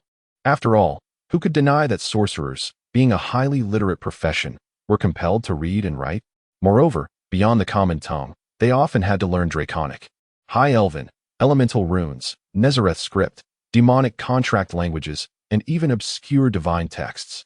After their fall to Gelsorn City, the majority of these sorcerers found themselves requisitioned for various tasks, utilizing their magical prowess for spell experiments, crafting magical scrolls, and enchanting weapons. Within the city of Gelsorn, individuals are compelled to don anti-magic collars, serving a dual purpose. Firstly, to signify their status as slaves, and secondly, to suppress their magical abilities in daily life, thereby preventing the possibility of rebellion. While such conditions are lamentable, they are still preferable to those who are relegated to mere experimental subjects, magical material, sacrificial offerings, or soul repositories. However, due to the peculiar gender ratio within the drow society, a matriarchal clan with an unsettling imbalance, female drow, having succumbed to corruption, often exhibit a chilling detachment.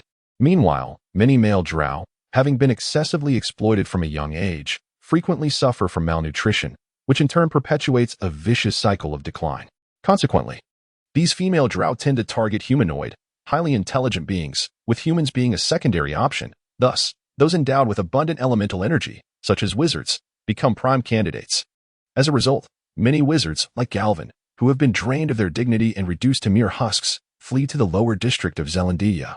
Although laboring as miners is arduous, it at least affords them freedom, sparing them from the predatory drow. Therefore, despite the gaunt appearance of some seasoned miners, upon shedding their shirts, one might discover sinewy muscle beneath. Once liberated from the oppressive shadow of the dark magic network, with a simple casting of a light spell, they transform into formidable dual-wielding warriors.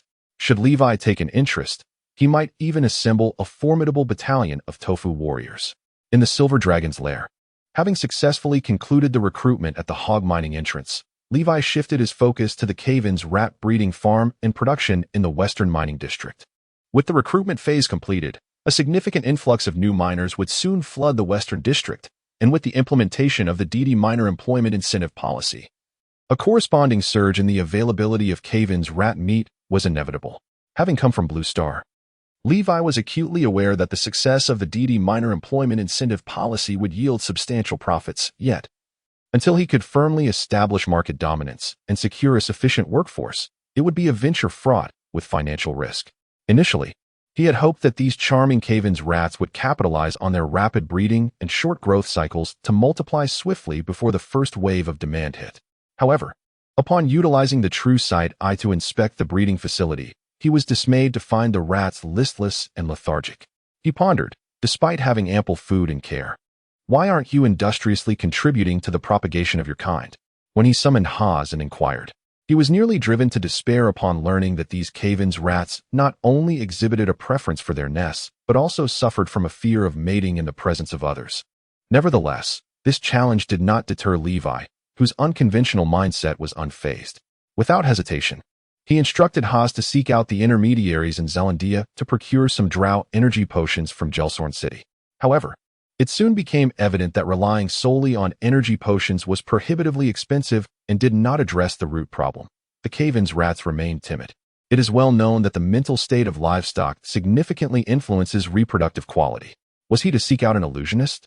Yet, illusionists are unable to cast spells in this realm. Surely, he could not resort to kidnapping a soul-sucking creature. Li Wei was on the verge of scratching the scales off his head in frustration. However, At that moment, a resume for Calvin suddenly emerged on the true sight eye, illuminating his perspective. It was as if he glimpsed the goddess of fortune, Tamora, lifting her skirts through layers of fog. The initial mention of a level 7 illusionist and a level 3 transmuter could easily be disregarded. Yet, the subsequent note of a level 1 psion. Li Wei could only exclaim, "Young man. No, middle-aged man, your timing is impeccable." Some may ponder the utility of a level 1 psion. But Li Wei contended that as long as this level 1 psion could brainwash those accursed caverns rats, making them effective, it would suffice. From this day forth, Calvin, you shall be my esteemed herdsman. The monumental task of ensuring the prosperity of the coral race rests upon your shoulders. Chapter 29.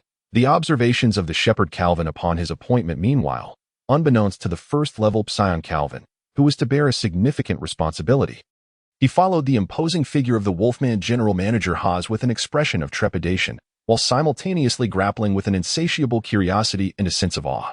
Although Zelandia was originally a city of diverse races, it remained one of the few places within the Shadow region that managed to maintain a semblance of freedom and order. Yet, this so-called freedom was merely a choice between laboring in the mines for sustenance or idly awaiting demise. In truth, one could only describe it as a mere struggle for survival. The cherished memories of his once warm home, his beloved fiancée, and the earnest teachings of his mentor were deeply buried within him, fading into obscurity with the passage of time, slipping away from his grasp against his will. Despite being a rather pitiable first-level telepath, he found himself unwilling to forget. If his first 2 decades had been smooth sailing, his fate plummeted into the abyss upon his misguided arrival in the Shadow region, leaving him immobilized, akin to a mere shell of a man, merely existing. For instance, the fish stall run by Remulu would likely never open again, or his perplexing first day on the job after being unwittingly hired by hog mining. Calvin, recognize your true self. You are but a miner, with little else expected of you beyond extracting minerals and related tasks, he mused in self-derision. However, as he entered the fabled West Mine, which had been forcibly sealed by dwarves for over 2 decades, Calvin's attention was captivated by the vibrant, almost intoxicating atmosphere of this mineral-rich area. This mine had long been occupied by the cavern's rats, who had devoured even the luminescent moss, leaving the entire West Mine shrouded in darkness. Yet, amidst this restless gloom, the scene was illuminated. Hundreds of miners, who had submitted their applications, were laboriously wielding pickaxes, sending showers of sparks into the dim light as they struck the rock.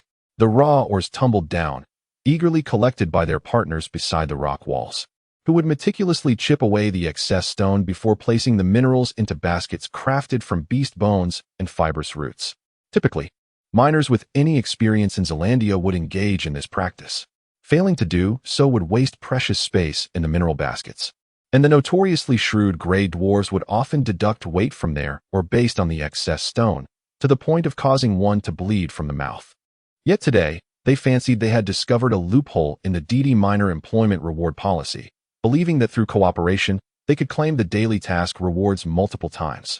Little did they know, this so-called loophole was a deliberate design by Levi, who dismissed the gray dwarves as little more than small-scale operations indistinguishable from the dark mines. If they were to work, they ought to aim for grandeur, establishing supermines with a daily output of no less than 300,000 tons. Then, the ambitious plan to replicate this super mining model in every corner of the Shadowlands would culminate in the entire region being incorporated into his mining empire, continuously supplying various mineral resources to the surface world, thus establishing Corel as a true mining oligarch. Of course, this grand objective remains somewhat distant, contingent upon the successful completion of technological and industrial upgrades, and the prerequisite that the combat prowess of Levi hog mining is sufficient to quell any dissent in the Shadowlands. Nevertheless, for now, Levi requires them to cultivate a habit of multifaceted collaboration. Before his slumber, he also needs a substantial quantity of ore to serve as sustenance, aiming to fortify his defenses against the loss of his once vibrant scales. Naturally, Calvin, being a native, was unaware of these meticulous plans. However, the notable transformations in the Western Mining District unveiled many realities that shattered his worldview. For instance, he was astonished to see the presence of gray dwarves. Shouldn't these stout, bushy-browed gray dwarves be the backbone of the Golden Miners Brotherhood? You traitors! Calvin vented his frustrations to Tiger, who was lost in thought, gazing at the desolate eastern mining district. Yet, these gray dwarves exhibited their temporary defection openly, and due to the recent development of the mining area, the extraction of shallow ores was remarkably effortless. In high spirits, the gray dwarves even broke into song. A dwarven mining song left Calvin utterly bewildered. Gradually, he joined in. You should mine alongside me. Standing idly in your front yard, waiting patiently, you should mine alongside me. Even if you are much larger than I, you should join me. You ought to be with me. The warmth in their gaze seemed to have the power to melt stone. Calvin suddenly felt as if awakening from a nightmare. Shivering as he hurried to catch up with Hog's pace, fleeing from the haunting presence of this devilish singer of death. Not long after escaping the enchantingly disorienting territory of the dwarves, Calvin found himself led by Hog to a cavern's rat breeding facility. Due to the dark vision of the cavern's rats, who inherently shun light, this breeding ground was dimly lit, filled with a mlang of scents, excrement, fishy odors, and the metallic tang of blood wafting through the air. As Calvin pondered the meaning of life amidst this dismal scene, the werewolf general manager Hog turned around, arms wide open, smiling at Calvin. Psionic sorcerer Calvin, welcome to the subsidiary of Hog Mining, the cavern's rat breeding facility. Your current position is level 1 cavern's rat rancher. Perform well. The master holds your abilities in high regard. Perhaps in a few years, I shall be addressing you as Director Calvin. Hog, the master values my abilities? In a breeding facility? Level 1 rancher? But I came here to apply as a miner. Calvin was utterly perplexed. What future lies in mining? It is the rancher who truly holds the path to wealth. Hog scoffed. But what exactly will my responsibilities entail? Calvin inquired, a note of concern evident in his voice. Hug suddenly smacked his forehead and pointed at the listless cavern's mice, exclaiming, How could I forget? Your responsibility is to care for these cavern's mice and expedite their reproductive cycles. Try using your psychic powers to hypnotize them, making them forget that battle, convincing them they are still nestled in their warm burrows, beside beautiful, plump, and supple female mice. Ahem. In any case, you understand what I mean. Galvin stood dumbfounded, and upon grasping the situation, a surge of indignation washed over him. I am a mage. I did not come here to engage in breeding.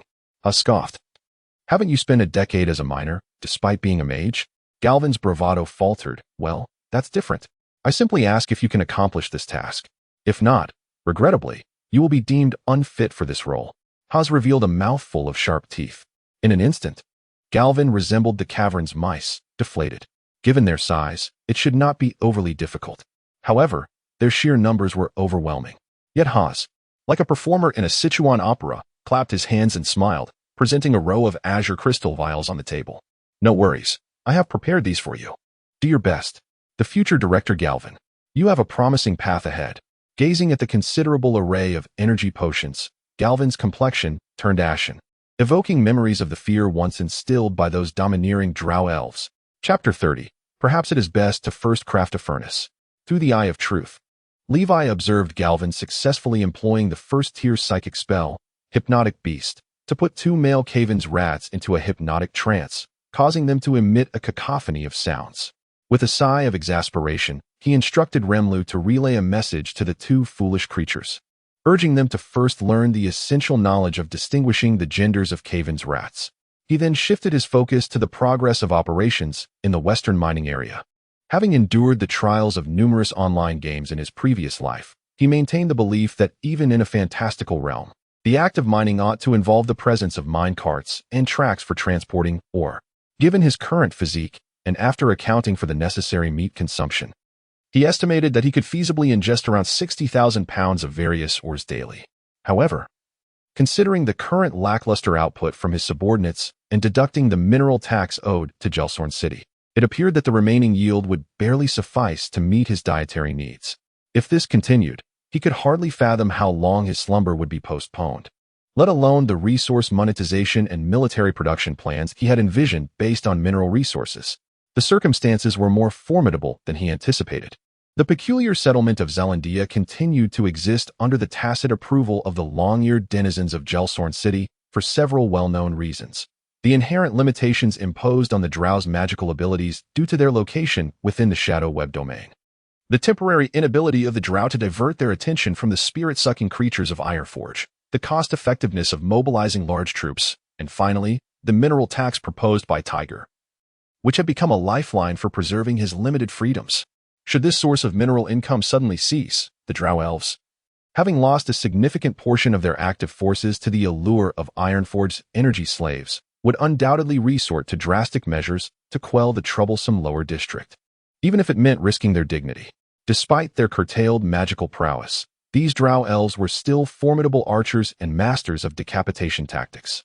Given that reducing expenses was not an option, he realized he must devise a solution at the source. Or perhaps, he should first craft a furnace to resolve the issues of power and transportation. With this thought, Levi began to sift through the rubbish in his soul space, remnants he had painstakingly accumulated from the now-defunct legacy dreamscape. The chaos was overwhelming. If left unorganized, it would be akin to a modern-day connoisseur attempting to retrieve information from a virus-ridden, disordered 186 machine, an experience that would surely drive one to madness. In truth, Levi felt he had already traversed the brink of madness numerous times. After all, this was one of his two precious advantages. Yes, two advantages. Li Weiming possessed two extraordinary abilities, two powerful golden fingers that, when combined, should have enabled him to become the greatest figure in the history of Corel, appointed as the Silver Dragon Arbiter, indulging in the harem of various races, and thus ascending to the pinnacle of dragonkind. Yet, why has it come to this? In other tales, his dragon lineage's dreamscape would resemble a gentle maiden, ever ready to provide him warmth and solace through his restless nights, bestowing various formidable skills. Meanwhile, the technological entities that emerged later would be akin to a robust and affluent man, showering him with unheard-of black technologies to pave his path forward. The sudden encounter between the maiden and the man should have resulted in a harmonious fusion, perhaps even giving birth to a new, unexpected element, serving as his third golden finger. However, why do they resemble ex-lovers who encounter one another with new partners, seeking to eliminate each other at all costs? Even if it leads to mutual destruction? How disheartening this is.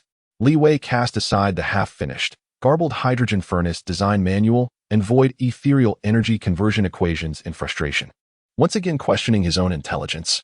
After a period of rest with closed eyes, he managed to recalibrate his mindset, no longer fixating on the fragmented remnants of black technology akin to archaeological finds within his soul space, not to mention the generally flawed and useless nature of these relics.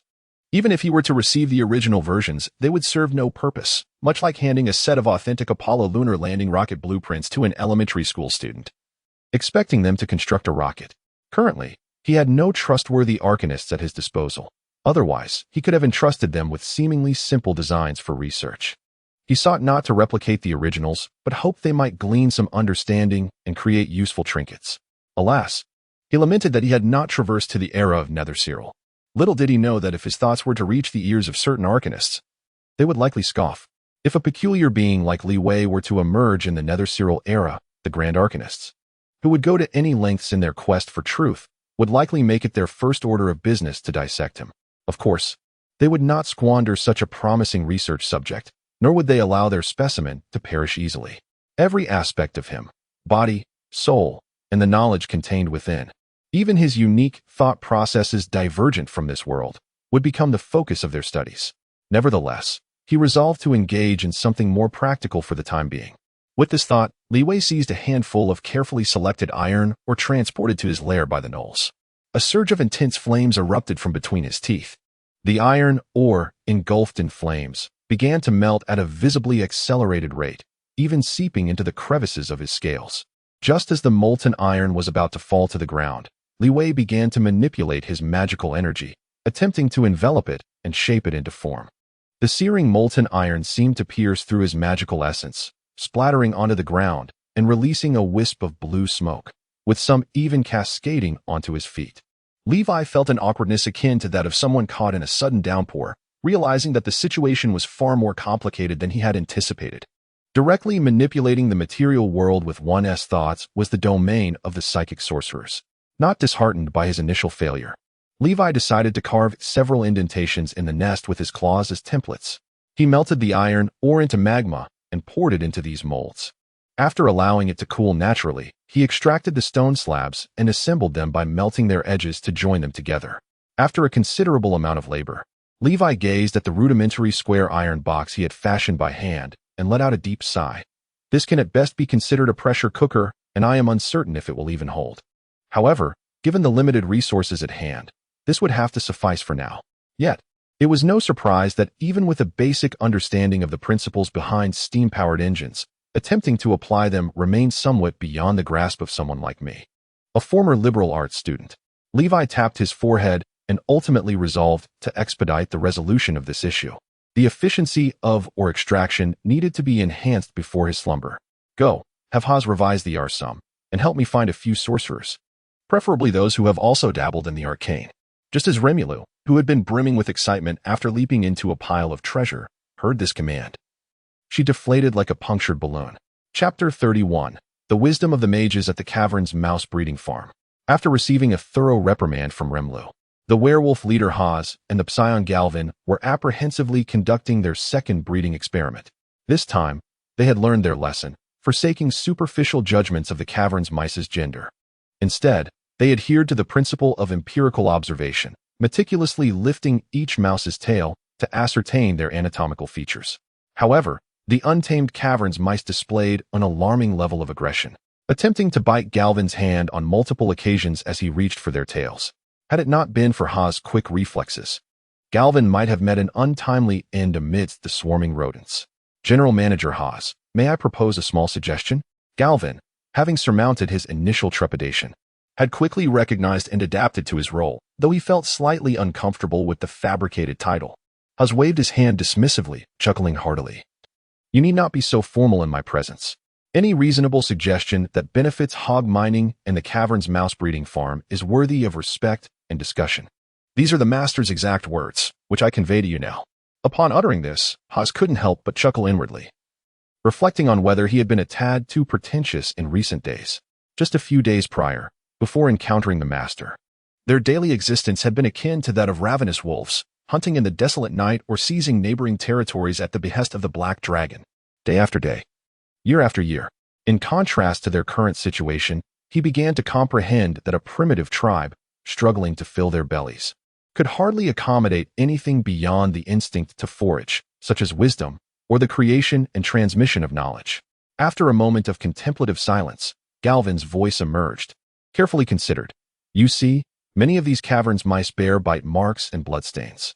I am uncertain whether they exhibit a tendency to attack their own kind before capture, but my observations indicate that these biting mice are predominantly male. If we allow this behavior to persist, I fear it may lead to infections or even an outbreak of plague. Initially, Haas regarded this with mild indifference, but upon hearing the words infection and plague, his expression grew grave. Having lived in the shadowy wasteland, he understood the terrifying consequences of such outbreaks, and his gaze toward Galvin shifted to one of seriousness and respect. He considered himself an uneducated illiterate. Thus he too harbored a thirst for knowledge, revering those who possessed it. Are you suggesting we separate them? But with such numbers? Indeed, I propose we segregate all the male mice for breeding, Galvin asserted decisively, his gaze sweeping across the barren mining landscape before resting on the pockmarked ground. There exists a straightforward method, albeit labor-intensive. What we lack least at present is manpower, Oz responded with a jovial laugh. In jest, as the mining reward policy from DD emerges, it is foreseeable that an increasing number of individuals will flock to Zelandia for employment each day. We can directly excavate the surface rock layers, creating half-foot square grids that serve as the nesting grounds for these caverns mice. While their claws may be adept at burrowing through soil, penetrating the mineral strata will require considerable time. As for the female mice, they can be cultivated in concentrated breeding. Thus, we can systematically identify the strongest, most docile, least voracious, least susceptible to illness, least prone to melancholy or agitation, and the most aesthetically pleasing male mice to introduce into the breeding population. Over time, this will undoubtedly yield a well-bred stock of caverns mice with optimal efficiency. At this juncture, Calvin was unaware that a somewhat sinister and malevolent smile crept upon his lips, perhaps wishing for these caverns mice to experience the tribulations he had endured. Haas, revealing a mouth full of fangs, nearly slammed Calvin into the ground, exclaiming that this idea was splendid. They would proceed with it. Should the results prove favorable, he would report to their master. Turning to his werewolf subordinates, he commanded them to gather 100 tribesmen. By day's end, he insisted that all male mice must reside in their own villas. Just as the werewolf was departing on his errand, Rimlu, transformed into a fishman, rushed in with urgency. Guga, Haas. The master requests that you find a few mages for him, preferably those well-versed in arcane arts. He is researching a large iron box and wishes to convene the wisdom of the populace. Mages? It would be best if they were also skilled in arcane arts. Mages? Arcane, psionic? Such spellcasters seem overly complicated. Haas pondered the distinction between arcane and psionic, suddenly glancing at the bewildered Calvin standing nearby. Here was a ready-made mage. Herdsman Calvin, set aside your research on the breeding of caverns mice for now and accompany me. Our sagacious master may find your wisdom invaluable. Herdsman Calvin. In Zealandia, former mages can easily assemble a casting team, but those trained in the arcane arts are indeed rare. Since the splendor of Tintherial was reduced to ashes in that cataclysmic explosion, and the newly arisen goddess of magic, Mystra, completely prohibited magic of the ninth circle and above, the number of arcane practitioners in Coriel has diminished drastically. This is the lamentable tragedy of a profound knowledge gap. Knowledge exists as a systematic and multifaceted entity. Without a solid foundation, it is nearly impossible to independently research advanced constructs. Therefore, this selection process took a bit longer. And as the luminescence of the dome began to dim, Haas finally arrived with two robust mages in tow. Calvin, the one initially cast aside by him, was already engrossed in manipulating the peculiar large iron box, conversing eagerly and excitedly with the master. This concept is truly remarkable. The energy derived from steam expansion transformed into mechanical energy to drive other machinery. This must have eluded even the esteemed archmages of Nazariel in their time. It was evident that Calvin was not merely a simpleton, preoccupied solely with studies and mining. Upon recognizing that the more robust wolf before him was, in fact, the true mastermind behind hog mining, he did not hesitate to shower him with compliments. The contraption before them was indeed worthy of admiration. It emitted no magical fluctuations, yet harnessed the mechanical energy from the steam generated by boiling water. This was verging on the essence of truth itself. However, it was clear that such trivial insights held no appeal for Levi, who, with crossed arms and a nonchalant smile, confidently remarked, "No, among those great archmages of Nazariel, someone must have discovered this phenomenon. However, having already invented the Meson energy core, they would have deemed this mere mechanical energy beneath their notice." Chapter 32. The advancement of technology is always accompanied by splendor. The Misr energy core, a pinnacle of the archmages of Nazariel, represents the culmination of human intellect, akin to a gem adorning the crown of deities. Its function, though seemingly straightforward, involves directly extracting the primordial magical energy of the multiverse through the astral conduits linked to the magical web, unleashing magical tides that bestow upon all of Nazariel an inexhaustible source of energy. Within the radiance of the Misr energy core, all quasi-magical artifacts can be utilized indefinitely, liberating archmages from the necessity of casting constant magical spells after their creation. Moreover, it serves as the most crucial component enabling the ascension of floating cities. In Levi's former world, scholars had proposed the extraction of infinite energy through gravitational waves, and should this be realized, the two concepts bear remarkable similarities. However, until Levi traversed into this new realm, he had only heard whispers of such terminology, leaving the validity of this theory, whether it was the folly of amateur science or a feasible direction, shrouded in uncertainty. Given the existence of such a convenient means to extract limitless magical energy, the pursuit of more primitive kinetic energy development would naturally be overlooked by the archmages, as studying it would be akin to squandering their precious time. After acquiring knowledge through inheritance, Levi found himself genuinely intrigued by the Misr energy core of Nazariel, constantly pondering the possibility of obtaining one for research, envisioning the potential for wondrous revelations when combined with his somewhat lackluster collection of advanced technology. Regrettably, Nazariel had long since faded into the annals of history, and even the occasional discovery of a Misr energy core, devoid of the operational base to connect to the magical web, was relegated to mere collection or wielded by ambitious individuals as a desperate threat to ensure mutual destruction. A Misr energy core, lacking any protective measures, is essentially akin to an unstable nuclear reactor exposed to the air. Any individual who dares to touch it would meet instantaneous demise, and in the event of an explosion, the surrounding matter would likely be disintegrated in an instant. Alas, without such an artifact in hand, Even the most radical intentions are thwarted, compelling Levi to first fabricate a rudimentary conceptual steam engine model to captivate the mages before him. Indeed, the Missile Energy Core is a masterpiece comparable to the usurpation of the goddess of magic's authority, yet to this day, very few have even heard its name. However, this creation before us, perhaps Master Hog could enlighten us further? At this juncture, a bald man clad in a robe seized the opportunity to respond to Levi's inquiry, approaching with a slight bow and a smile.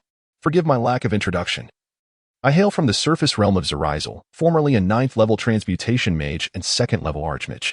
Ah, yes, I am the Red Robe Mage, Fisher Taylor. Upon hearing the infamous title of the Red Robe Mage, another accompanying mage exhibited little surprise, seemingly already aware, and offered a far more succinct introduction. I am IGGOM.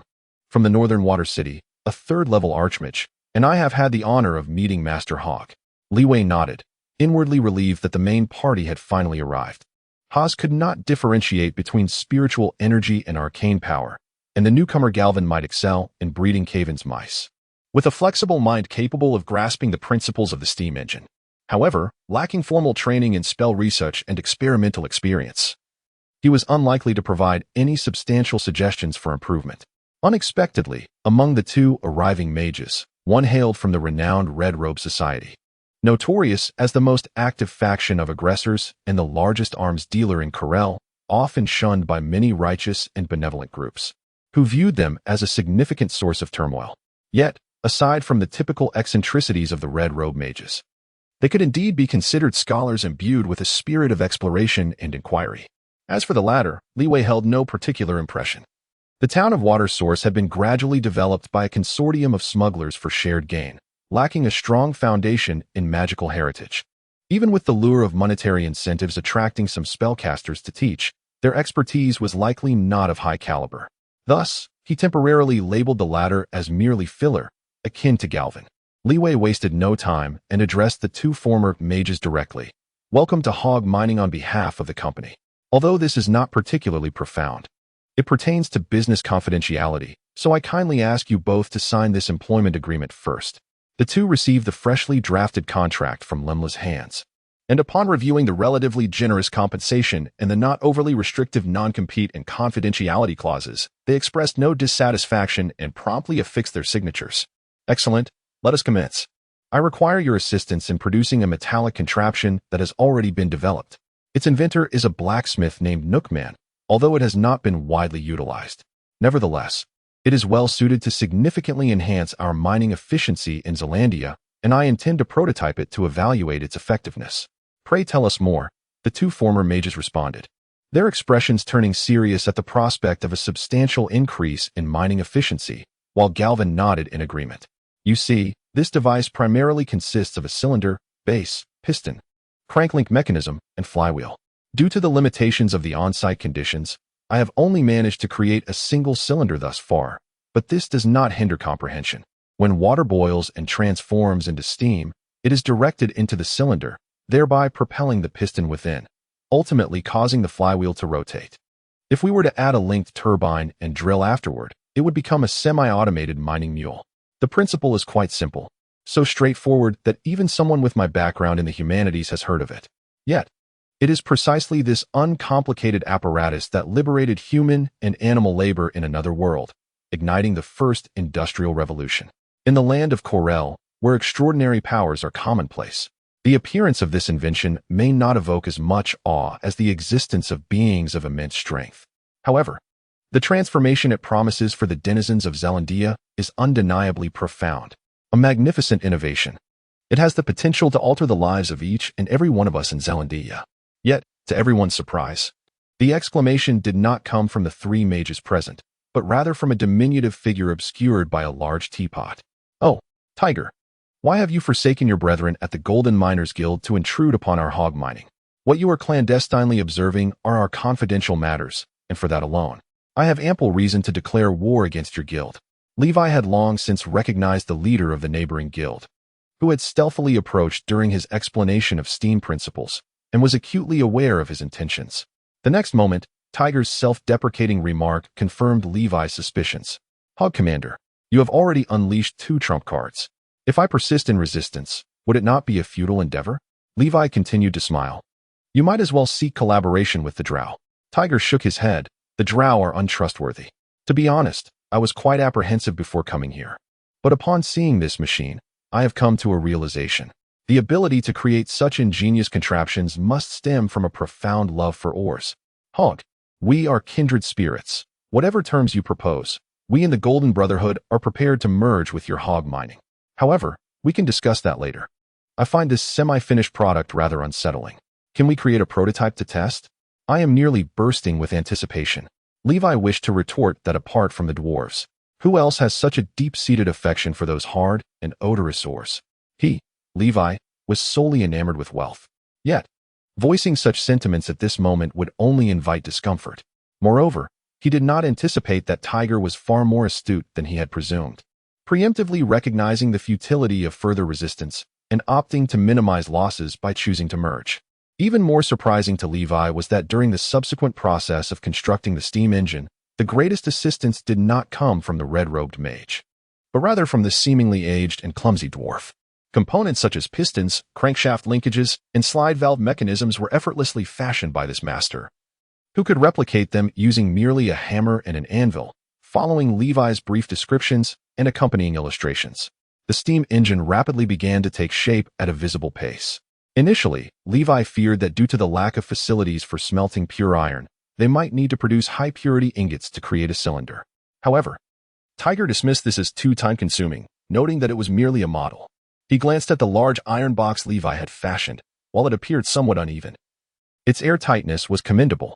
After laboring through the night, Levi and his companions finally assembled the world's first steam engine in the mine. Quickly, coal, water. I can hardly contain my excitement. The dwarf, Tiger, appeared more anxious than Levi, as the steam chamber was infused with river water and coal was ignited. A cacophony of sounds emerged from the large iron box as the water began to boil. Gradually, the pistons commenced their movement, followed by the connecting rods and flywheel whirling into rapid motion. The entire steam apparatus exhaled a magnificent plume of white vapor, producing a deafening roar akin to 100 kettles reaching a boil. The group observed the mechanical marvel with palpable excitement, and Tiger was particularly animated, his eyes alight with fervor. Ha ha ha! Is this the power of the steam engine? Larger machines, grander minds, more ores. We are coming. However, at that moment, Levi discerned the intensified crackling sounds emanating from the iron box, a foreboding sensation swelling within him. Instinctively, he grasped Remulu and distanced them from the vibrating apparatus. Noticing their master's unsettling demeanor, the vigilant Haas swiftly retreated, followed closely by the three wizards who sensed the impending danger. Alas, as the old dwarf observed the sudden emptiness surrounding him, a faint unease began to creep in. Then, with a resounding explosion, the first steam engine in Coriol's history erupted in a brilliant display of shattering white mist, culminating in a spectacular blast. Chapter 33. Visitors from Gelsorn City. At this moment, Levi was in his werewolf form, and since his scales had yet to fully develop, being suddenly struck by such a steam bomb would not be catastrophic, but being pierced by metal shrapnel would surely be quite unpleasant. The reason he did not immediately alert the old dwarf, who was lost in his own fervor, stemmed from a lingering curiosity to test the other's capabilities. After all, while the presence of Zelandia was clearly justified, Levi could not bring himself to believe that if these gray dwarves lacked any means of resistance, the greedy, long-eared denizens of Gelsorn City would let such a substantial prize slip through their fingers. Surely, they would relish the prospect of monopolizing the underground treasures for themselves. As expected, in the fleeting moment before the explosion, the expression of the old dwarf, Tiger, transformed from fervor to astonishment, then shock, confusion, anger, and finally, embarrassment, an exquisite display of emotions, before he showcased an agility that belied his stout frame, turning to flee. Although his movements were ultimately a beat slower than the others. Just as the searing steam accompanied by shattered metal parts was about to engulf him, a ripple-like wave suddenly manifested around his body. The splattering white steam and metal debris abruptly decelerated, even coming to a halt beyond that circle of ripples. The scene bore a striking resemblance to the protagonist in The Matrix, conjuring a mental barrier to deflect bullets, remarkably impressive. Psyche energy. This diminutive dwarf had awakened psychic energy. Could it be that he had actually escaped from that group of spirit-sucking fiends at Iron Smelting Fortress? Levi's eyes narrowed slightly, as if he were reassessing this new ally. Psychic energy. Genuine psychic energy. A gray dwarf who had awakened psychic powers. At long last, I, Galvin, have found it. Meanwhile, on the other side, Galvin's astonishment and complex feelings upon witnessing this scene far surpassed those of Levi. Why had he forsaken his wife to venture into the shadowy realms? Was it not driven by his mentor's assertion that he possessed a rare talent for psychic energy, compelling him to seek out awakened gray dwarves in order to learn? And what was the outcome? He had not only failed to find his target, but had also sacrificed a decade of his youth, even his entire life. The illustrious illusionist had concealed his identity for 10 years, laboring as a miner. Yet, after a decade of despair, he was suddenly confronted with the realization that the object of his long quest, the very being he had interacted with for 10 years, was none other than his former employer. Such a convoluted mental journey was beyond the imagination of most. However, the gray dwarf, old Tager, was only impressive for a mere 3 milliseconds. In the next instant, the piston rod from the shattered cylinder breached the limits of the psychic barrier with a pop, piercing directly into the frail rear of the elderly dwarf. A cry of indescribable meaning escaped Tager as he collapsed to the ground. The horrific scene compelled the onlookers to avert their gazes from this world-renowned tableau. It was the quick-witted herdsman, Galvin, who rushed forward at once, exclaiming with concern, "Master Tager, please, do not move. I shall attend to your injuries forthwith." Without a moment's hesitation, the foolish one attempted to unsheathe the still searing piston rod, causing the old dwarf to shudder in alarm and hastily intervene. "Stop. Cease. I can manage this myself." The old dwarf, who had narrowly escaped a second grievous blow, swiftly redirected Galvin's attention. "I must see Master Hog. I have urgent matters to report." Tiger rolled his eyes, inwardly cursing Levi for not having reminded him earlier, and decided to get straight to the point. "The arcane fireball you unleashed while demolishing the entrance to the West Mine has attracted the attention of Gelsorn City. According to the messages from our brethren in the Upper District, it is likely that an investigative team will soon arrive to thoroughly examine the source of that magical disturbance." He refrained from offering any advice or directives to Levi, opting instead to relay the intelligence straightforwardly, trusting that Levi, with his cunning demeanor, would devise his own strategies upon receiving this news without needing to display any emotions. He even harbored doubts about whether Levi's identity as a werewolf was genuine or merely a facade. After all, who has ever seen a werewolf address another werewolf as master?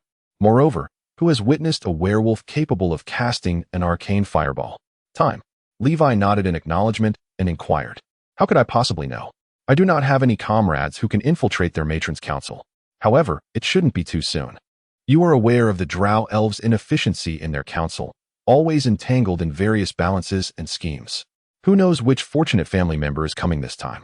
The old dwarf chuckled with malicious glee, only to find his laughter abruptly stifled by an unmentionable discomfort. Levi joined in the laughter, sensing the old dwarf's unsaid thoughts. Given the drow elves' notorious character, once they learn of the substantial arcane fluctuations emanating from the dark web region, coupled with their current inability to withdraw high-level professionals for an extended period, the outcome is hardly a mystery. However, he soon found himself troubled, as this almost certainly meant that prior to the arrival of the drow investigation team, he would be unable to officially commence production of the steam mine mule if a horde of avaricious beings were to suddenly witness a significant leap in productivity. The consequences they would face would be entirely different. At this moment, Levi was far from ready for an all-out war with the drow.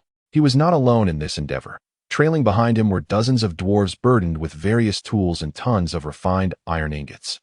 It must be said that the dwarves' skills in smelting and forging far surpassed Levi's amateurish efforts. In fact, he need not lift a finger, as the bald fellow Fisher and IGG's arcane flame hands were more than sufficient to undertake the welding tasks. Fusing the steel plates crafted by the dwarves while continuously enhancing this rudimentary version of the steam engine based on his previous studies. Amidst the fervent workshop atmosphere of closed-door innovation, the mule cart, a fully armed contingent of drow elves descended upon Zelandia. Chapter 34. The priestess of Rose. As the aged dwarf Tager had anticipated, the fortunate chosen by the matron council, Dithana Jadiel, was engulfed in profound despondency. The journey from the labyrinthine and squalid sewers of Gelsorn to Zelandia was far from a pleasant one. The blood of slain goblins that splattered upon her made her stomach churn with nausea. Fortunately, upon emerging from the maze-like subterranean tunnels into the realm of Zelandia, She discovered a slow-flowing dark river suitable for bathing. Although the drow elves typically lacked any sense of modesty after undressing, Dithana, as the priestess of the spider goddess, had a few subordinates fashion a curtain from discarded silk robes, enveloping her graceful figure in a veil that rendered her form indecipherable even to the most inadvertent gaze. Behind the curtain, Dithana struggled to suppress her mounting irritability, igniting 2 incense sticks made from the brain matter and fish oil of abyssal fish. The faintly sweet and briny smoke wafted through the air as she offered the divine sigil of the spider goddess, adorned with a half-bodied spider, into the mist. The abyssal fish, inherently endowed with potent spiritual energies akin to those of soul-sucking entities, when combined with the ignited fish fat, produced an aroma that not only enhanced cognitive clarity but also instilled a euphoric sense of relaxation, akin to being in the presence of the goddess herself. This practice had become quite popular among the priesthood of the Rose Faith over the past several centuries. Next, Dithana retrieved a 3-foot-long serpent-headed whip from her ceremonial belongings. As she lashed her bare skin with it, leaving vivid trails of blood, she bit her lip in pain while fervently praying to the goddess, spider goddess, sovereign of shadows.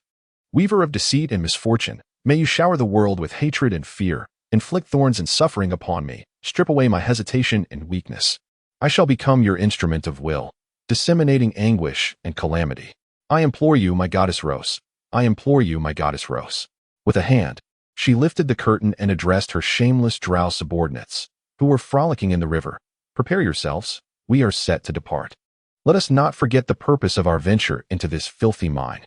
The tallest and most robust of the female guards, too lazy to wipe the moisture from her skin, stepped ashore and donned her sheer robe, stating, Dithana, we all understand that investigating the so-called arcane fluctuations at this juncture is a futile task. Even if we band together, confronting such a level of arcane prowess is a lost cause. Why not simply establish ourselves here, bide our time for a few days, and fabricate a perfunctory excuse to report back? Given your standing within the Jadiel family, your sisters would likely refrain from challenging you on this matter. Dithana regarded her captain with a gaze of incredulity. What difference did it make to squander time and life? Moreover, their recent action of privately relocating troops on the battlefield had already stirred trouble. Could they truly evade repercussions indefinitely? As the captain of the guards lowered his head in silence, Dithana let out a sigh and continued, Jar, there is no need for excessive concern. You must understand that our mission here is merely to investigate this matter. It is not a matter of life and death with that entity. Every situation possesses duality. Since our circumstances in Gelsorn City could hardly worsen, perhaps arriving in this desolate land presents an opportunity. Rather than fretting over the dangers posed by that being, we should be more vigilant against the covert machinations of my dear sisters, given that they have endured in the shadows for decades, waiting for this opportunity. They are unlikely to let it slip through their fingers. As long as you have your own plans, that is sufficient. Observing her master regain her composure, the captain named Jar breathed a sigh of relief. Among the 4 confidants accompanying Dithana was the captain himself. It was not due to her arrogance in bringing a small entourage, but rather because nearly all her subordinates perished in the previous skirmish. In a desperate bid for survival and to preserve her last few loyal followers, she was compelled to defy the strict orders to hold their ground and escape that dire situation. Madness, brutality, an all-consuming thirst, fearless in the face of death. They emerged as if summoned from the very depths of the earth, severely impacting the delicate balance between Gelsorn City and the Iron Forge. If the true cause of this chaos could not be disowned, and the potential for its escalation assessed, it was likely that the higher echelons of both sides would find no rest at night. Some distinguished individuals even speculated whether a demon lord had opened a vast portal in the shadowy depths, allowing the will of the abyss to seep through, thereby transforming the indigenous creatures into frenzied, chaotic monsters. Such occurrences are not uncommon in the annals of Coriel's history, yet when they arise, they invariably unleash terrifying calamities, leaving devastation in their wake. Should this hypothesis prove true, it would signify a far graver situation than mere demons resting at one's side. It would be tantamount to both factions having established their strongholds upon the very mouth of a volcano. Should the abyss, one day, unleash its fury, all would be swept away in a cataclysmic ascent. Of course, this remains the worst-case scenario. After all, scholarly examinations of the mutated creatures have yet to reveal any signs of abyssal corruption. They instead appear to be afflicted by an unknown virus. However, for Dithana, None of this currently mattered. Even if the sky were to fall, there would be someone to hold it up. Her singular focus was to fulfill her mission with finesse and, if possible, seize this opportunity to rejuvenate her waning power. It is said that in the place they have self-proclaimed as Zealandia, the ruler is a gray dwarf named Tajer. Gray dwarves are generally known for their commendable combat prowess, and many former adventurers have sought refuge here as escaped slaves. If she could consolidate this strength, with this seemingly splendid vision in her heart, Dishana entered the bustling streets of Zealandia, where nearly all the miners had flocked to the western mining district in search of fortune, leaving behind only the elderly, infirm, and dwarves diligently transporting various goods. Dishana cast a fleeting glance at her languid compatriots, clad in scant attire and leaning against the doorframe, before disdainfully averting her gaze to focus on an approaching dwarf. This was a characteristic trait of the drow. Rather than placing trust in the enigmatic thoughts of their kin, they preferred to heed the words of outsiders. The dwarf, scrutinizing the drow priestess before him, hesitated, his gaze flickering. With a gentle smile, Dishana extended a silver coin once more. The dwarf accepted the bribe, scratching his head and speaking with an endearing simplicity. "Ah, everyone in Zealandia knows about this. Our president has collaborated with the owner of hog mining to develop a steam bomb. That tremor you felt was likely its explosion." Dishana nearly choked in disbelief, realizing that her investment of 2 drow silver coins had merely yielded a piece of widely known news throughout Zealandia. Unbeknownst to her, had she inquired of all the dwarves remaining at this juncture, she would have received this same, fixed response, sanctioned by both Old Tiger and Levi. Only by questioning the drow residing in the Street of Customs might she unearth the buried truth. Such is the nature of drow culture. Sometimes, it is as dramatic as it is ironic. Chapter 35. The drow elf who enjoys playing poker after spending 3 drow silver coins to extract further information regarding steam bombs and the newly emerged hog mining from the diminutive mouth of a gnome. Dishana developed a profound interest in the werewolf who, in just a few days, managed to orchestrate such an impressive situation. It is noteworthy that the gray gnomes had occupied this region for nearly 40 years, creating such a significant upheaval that the matriarchs of Gelsorn City were compelled to temporarily concede in exchange for more lucrative benefits. Yet, this werewolf, known as Hog, as an outsider with merely 200 kin, was able to compel the stubborn gnomes to lower their heads without bloodshed, merging their fates. This phenomenon warranted deep contemplation. Could it be that the werewolves, traditionally perceived as beings emerging from the wild, akin to beasts whose value lay solely in being cannon fodder, had undergone such a transformation? Thus, Dishana resolved to meet this intriguing werewolf leader, seeking to engage in a profound discourse. Should she succeed in persuading him, with the backing of all Zealandia, it might not be impossible to challenge her mother's authority. The steam-powered mining mule research center in the Western Mining District had taken shape. 3 prototypes of the Type 1 steam-powered mining screw were neatly arranged in the cavern, now serving as a storage facility. At present, the center gathered the blueprint's chief designer, Li Wei, the chief engineer and 5th-level technician, Tig, along with 2 technical supervisors and welders, Fisher and Iger, alongside the finest forge workers under Tig's supervision. Nevertheless, in an era devoid of machine tools, relying solely on manual labor to construct such large machinery allowed them to barely manage 1 unit per day. Fortunately, the results of the second trial were significantly more promising. Compared to the crude stone box hastily forged from molten iron ore, the cylinders produced through smelting and forging appeared much safer and more controllable. After a full day of continuous heating without any major faults, the 2 heads of the black mines swiftly decided to produce 10 units without delay. Regrettably, due to uncertainty regarding when the drow elf investigative team would arrive, these units had yet to be utilized on site. After all, the chosen drow elves descended into the lower city merely to seek a pretext for their past actions. So, why not proactively provide them with a reason? The proposal of the steam bomb traversed Li Wei's mind, and he could not help but regard the shrewd old gnome with newfound respect. In this world, secrets rarely withstand scrutiny. Instead of concealing them, why not offer the other party a blend of truth and deception before everything is unveiled? It was an astute strategy, serving 2 purposes. The unstable steam bomb and the authentic steam-powered machinery appeared nearly indistinguishable, yet the effects they produced were worlds apart. Moreover, the construction of a steam bomb equipped with merely a pressure valve is not a laborious task. The explosive force unleashed during a steam detonation remains considerable for ordinary beings devoid of extraordinary abilities, albeit the method of heating is somewhat lackluster. Should that group of drow indeed bring such contraptions to the battlefield, they would either heed their own counsel to inscribe runes upon the cylinder's casing, embedding costly magical crystals for sustained heating, thus generating the desired arcane fluctuations upon detonation, or they would find themselves in a rather unseemly scenario, with a band of elves squatting on the battlefield, stoking a boiler with firewood and coal. The mere thought of such a spectacle is quite disconcerting. A group of individuals, fervently anticipating the arrival of the drow reconnaissance team, were soon informed by the dwarves of their approach. With a resounding thud, Levi struck the stone shell of the steam bomb, leaving a deep imprint, his agitation evident as he exclaimed, "These drow surely do not play by the rules. They come here for a tour? What a farce." In contrast, Tajer remained surprisingly composed, reflecting before he chuckled, "This is to be expected. It is likely another matriarch from a desperate family, driven to the brink, seeking refuge in Zealandia. She is rather fortunate. Had she arrived 40 years earlier, she would have been invited to dine with that goblin horde by now." Levi fully concurred with this sentiment. Having spent considerable time in Zealandia, he had garnered some understanding of the peculiar race of drow.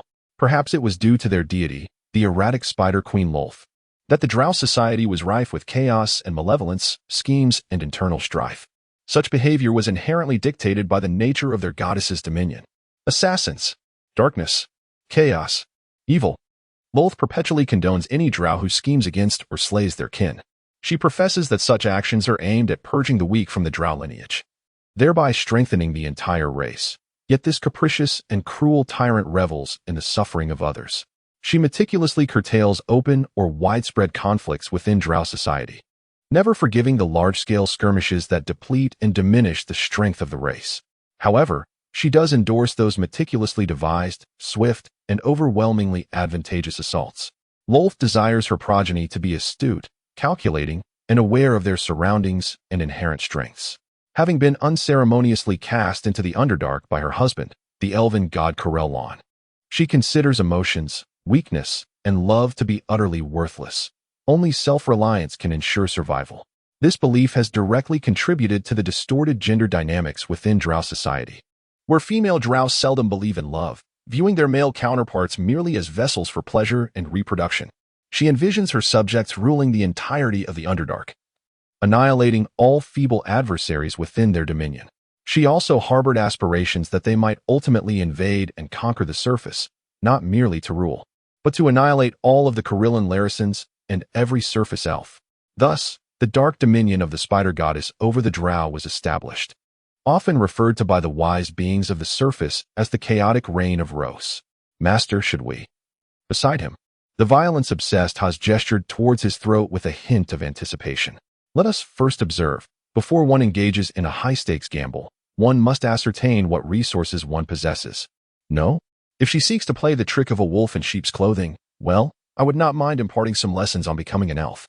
Levi grinned, exposing his sharp fangs, while his fluffy wolf ears perked up in response to his rising excitement. Chapter 36. I will rely entirely on my father.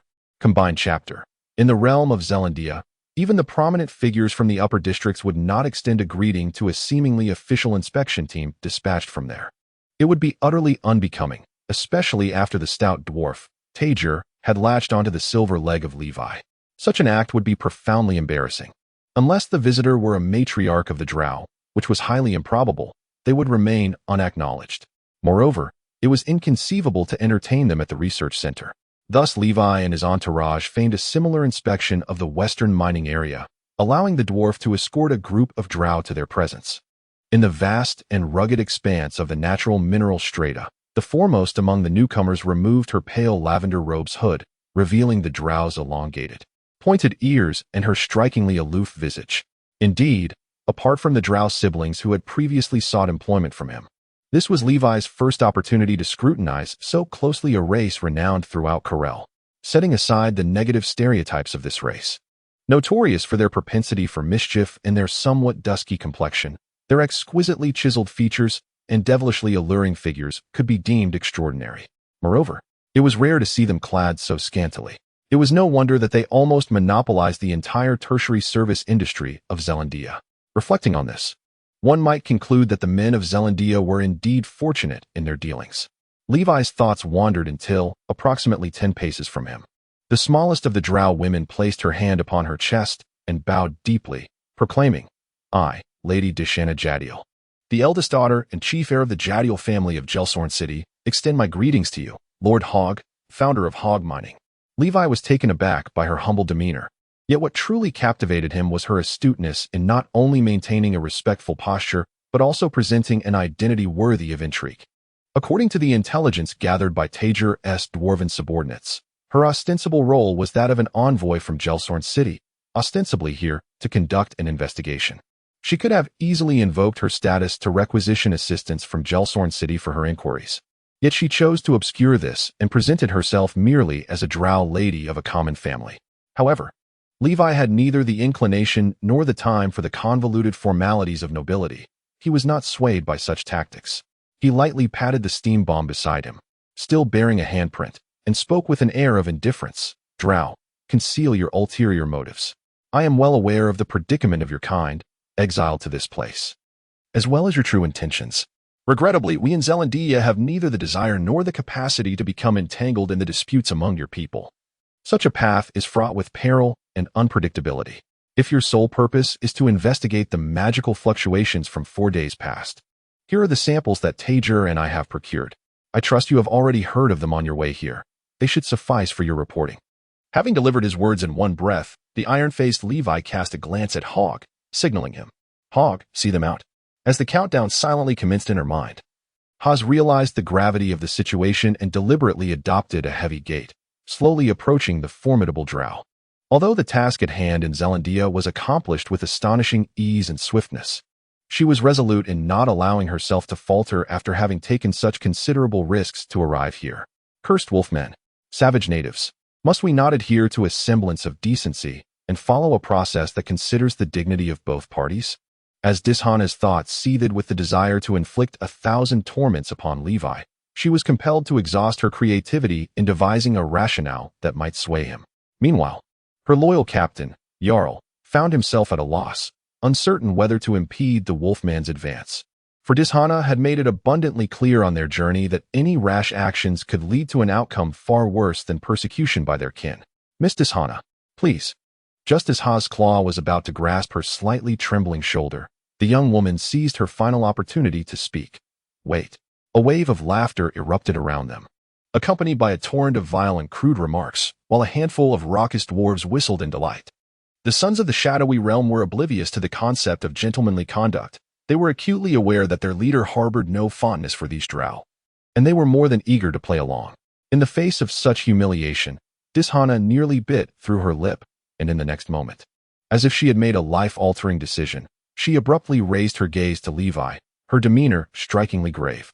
Her words, akin to a steam bomb being detonated, rendered the surroundings silent. The sound of a pin dropping could be heard. Yet, just as she basked in a fleeting sense of triumph, a sudden and resounding applause erupted. Clap, clap, clap, clap, clap. The applause reverberated against her heart, sending waves of tension coursing through Dishana, and she began to question where her argument had faltered. She observed as the wolfman named Hogg clapped with a peculiar smile, then in a low voice remarked, "That was quite an impressive retort. It seems you possess some wit after all. Regardless of the veracity of this information, it holds some value. And your words have indeed reminded me of certain matters for which I owe you thanks." Dishana, initially relieved by this acknowledgement, soon found her respite shattered by the next 2 words that plunged her into despair. However, Levi's slit pupils bore into her, his icy voice meticulously articulating each word. "Am I to understand that you are, in fact, threatening me?" Upon hearing that thunderous inquiry, Dishana felt as though her heart had nearly ceased to beat. Yet having ventured this far, she had no choice but to proceed with unwavering resolution, declaring firmly, "Yes, you may consider that I am indeed threatening you. The matter of the abyssal invasion has arisen quite unexpectedly. However, given the stalemate between the city of Gelsorn and the Iron Forge, and in order to ensure our resistance against those mutated creatures, the production capacity of Zelandia must be secured." Yet, Levi interrupted, raising his hand. "Stop. I have no interest in your nonsensical demands. I am merely seeking final confirmation. Are you truly willing to threaten me with such a self-destructive method? I had always believed that the drow, despite their questionable lifestyle choices, possessed a certain intellectual advantage. Your presence, however, has led me to question even that. Upon hearing such an accusation against her intellect, Dishana's anger swiftly overshadowed her fear. Yet, in an instant, she seemed to comprehend something, her voice faltering as she asked, "What do you mean by self-destructive?" I merely seek cooperation. As long as I do not relay information upwards, the matrons will not." Dishana's eyes widened in disbelief, as if grasping at a final straw like a drowning person. "Wait, hear me out. We can resolve this ourselves. If they are completely eliminated." Then, with a resounding crash, the steam bomb, already marked with a handprint, was shattered into a myriad of metallic fragments by Levi's hand. His patience depleted. He roared at the drow, "Silence! Foolish drow! Your words are an affront to the intelligence of everyone present. Since we have reached this point, do you still expect me to keep you around?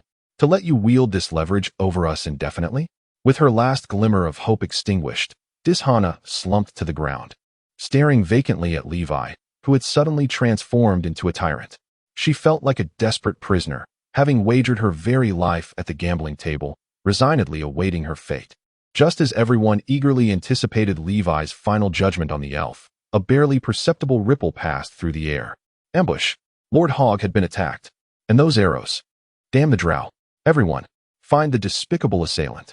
Howl, the wolfman leader, bellowed in fury.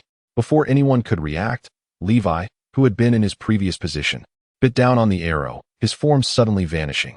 Like a siege hammer launched from a catapult, he charged toward Dishana. She also raised her head in a daze, only to see the wolfman leader barreling toward her with the force of a gale. No, that was an onslaught from which an ordinary person could not hope to evade. Dishana could only emit a piercing scream of terror. Bang! Accompanied by a deafening roar of terror, the onlookers could only witness Levi's distorted figure soaring past the unfortunate drow priestess, seizing the shadow that had crept up behind her with murderous intent and crashing it down onto the ground with tremendous force. The unfortunate wretch's head shattered instantaneously, resembling a split watermelon, as the steaming blood sprayed outward, splattering onto the garment of Jair 15 feet away, while the ground itself radiated a spiderweb-like crater 9 feet wide. The decapitated body lay contorted and broken, as if ravaged by a mighty dragon. Meanwhile, Levi, pressed down upon it, exuded a thick white mist reminiscent of a volcano's eruption.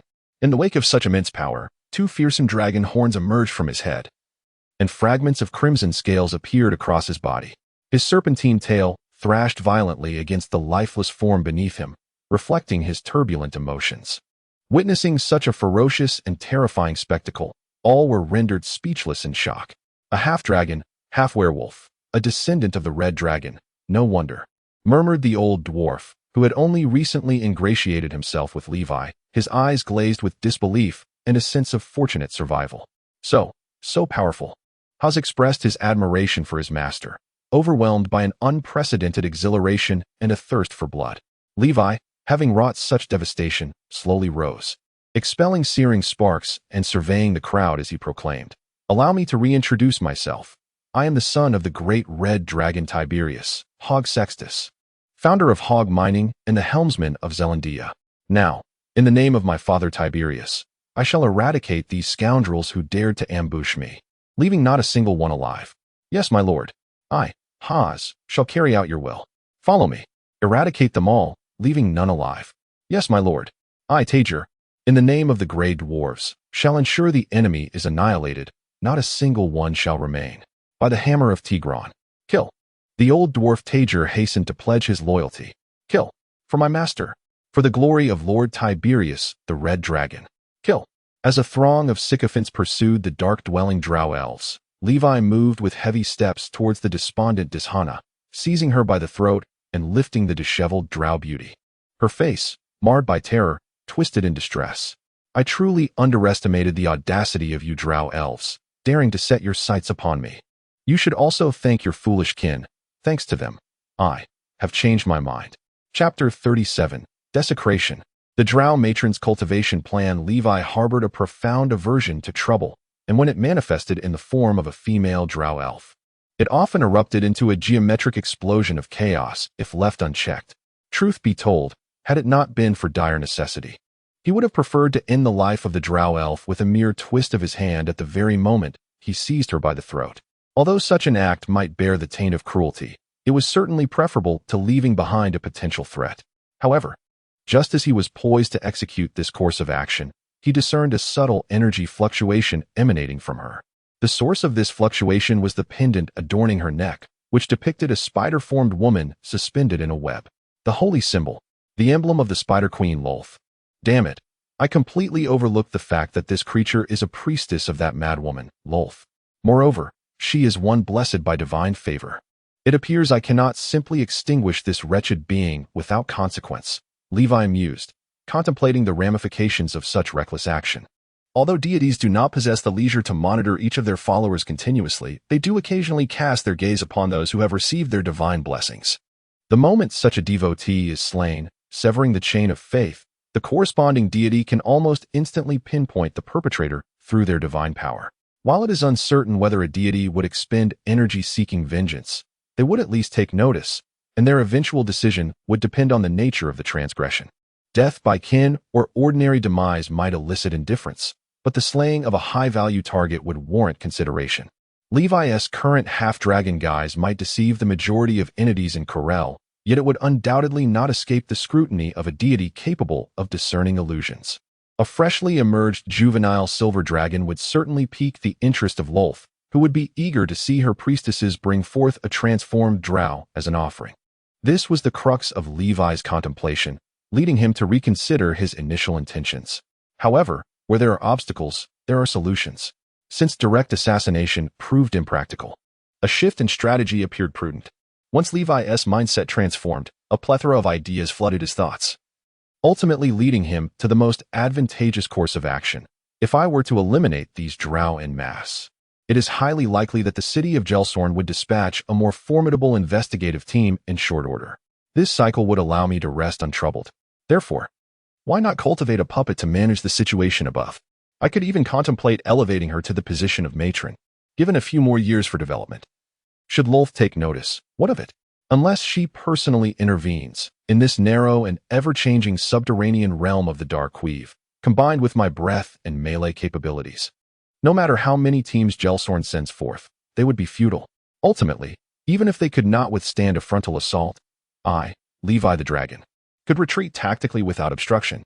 In a fleeting moment, Leeway clarified his new thoughts and prepared to utter a phrase to Dishana that would, in her eyes, resemble redemption. The despair that once clouded the gaze of the drow began to shimmer with renewed brilliance upon hearing his words. She forced a smile upon her delicate features, gripping the wrist of Leeway, who held her by the neck, as if this would grant her a fleeting opportunity to breathe and converse. Lord Hogg, I realize my errors. A wretched being such as I could never presume to provoke or threaten you. Please, I beseech you to forgive my transgressions. Cough, cough.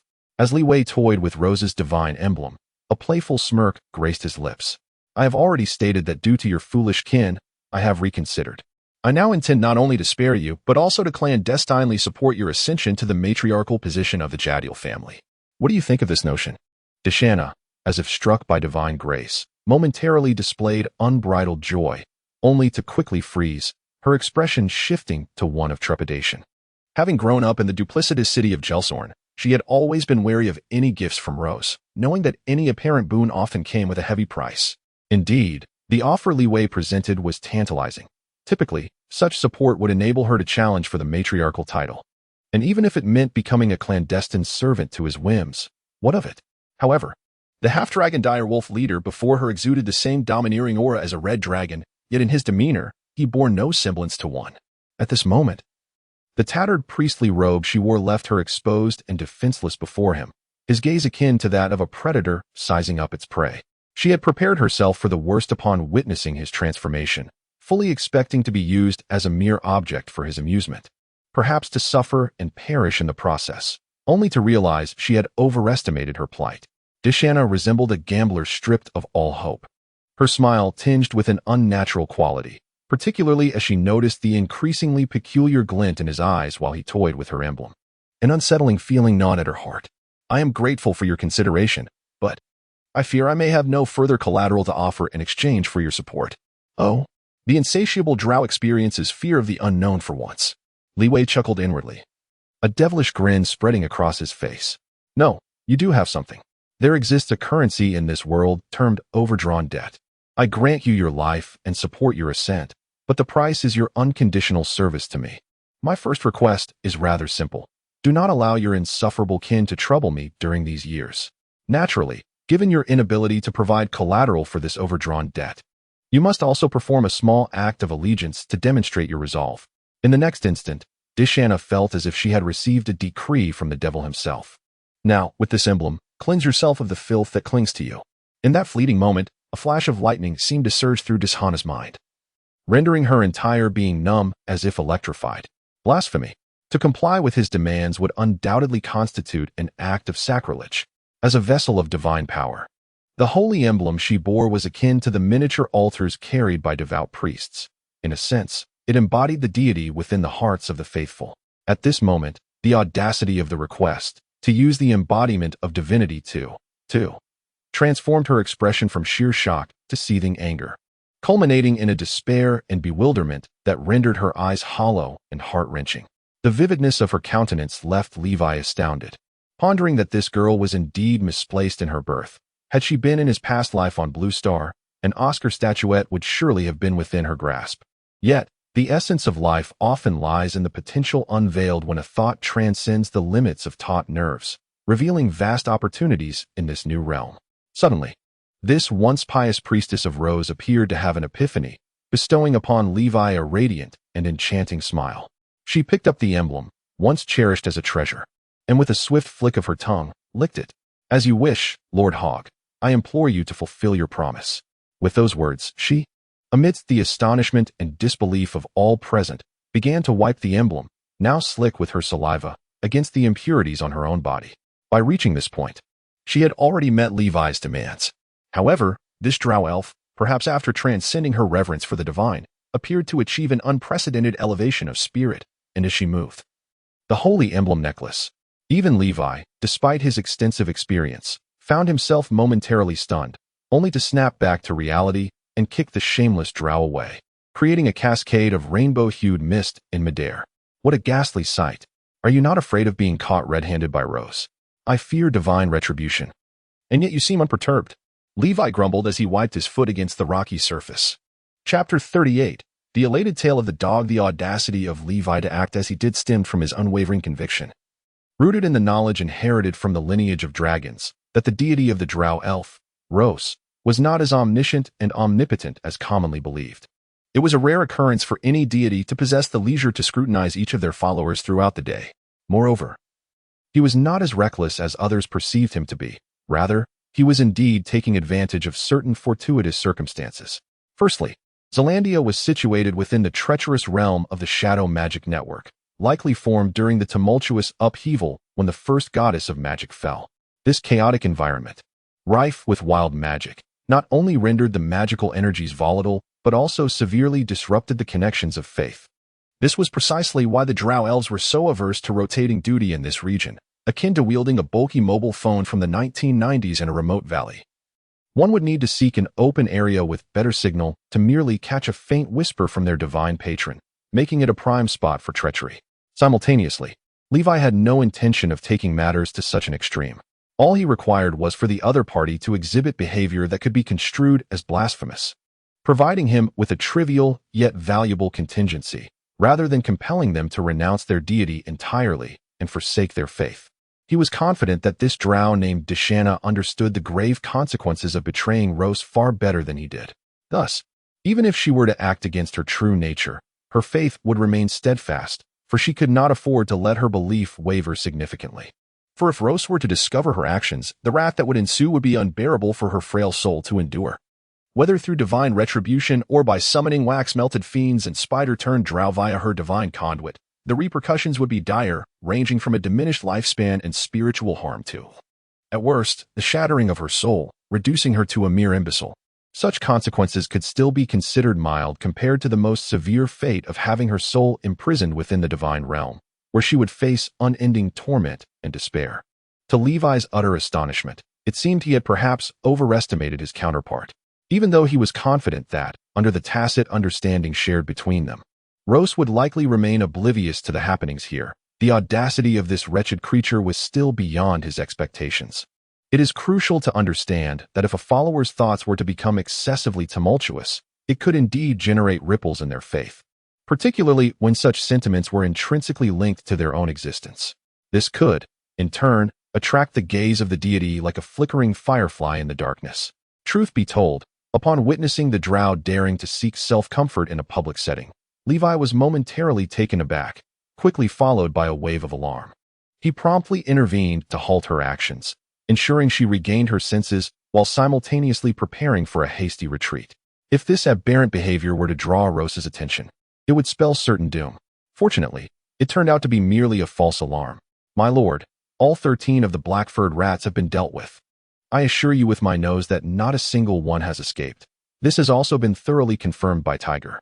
The serious nod from Tiger underscored the gravity of the situation, as he was acutely aware that this matter pertained to the very survival of Zealandia. Now that he had boarded Levi's ship of mischief, it was too late for him to disembark. He could only accompany Levi down this treacherous path. However, this red dragon is indeed formidable, even capable of dealing with werewolves, quite the hammer of Gryan. Old dwarf Tager thought with a mix of admiration and disdain.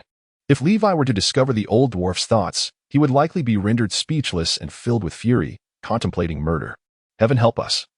Even though the half-dragon werewolf was one of the contingencies that Levi had prepared for himself, the original plan did not intend for it to be utilized in this context. After all, the guise of the red dragon is quite effective in the Underdark, as the mightiest among the chromatic dragons.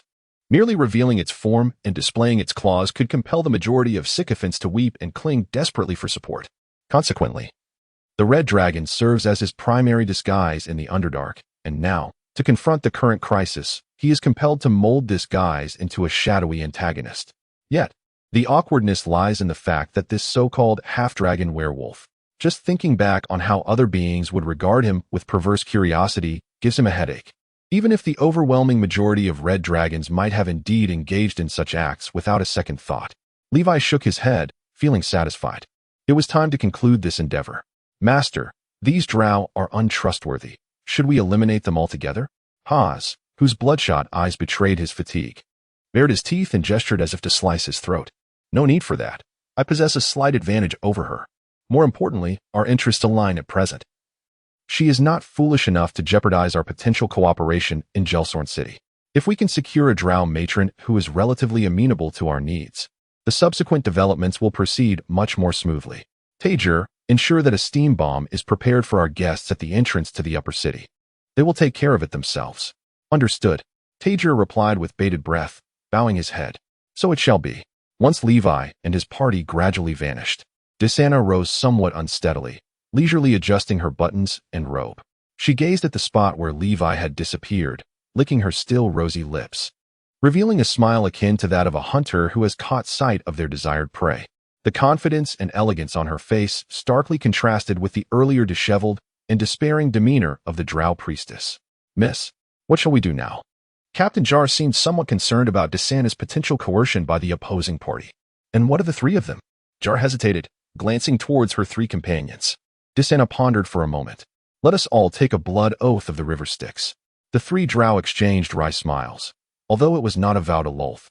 The blood oath still held significant binding power for the majority of mortals. Jar joined in the oath.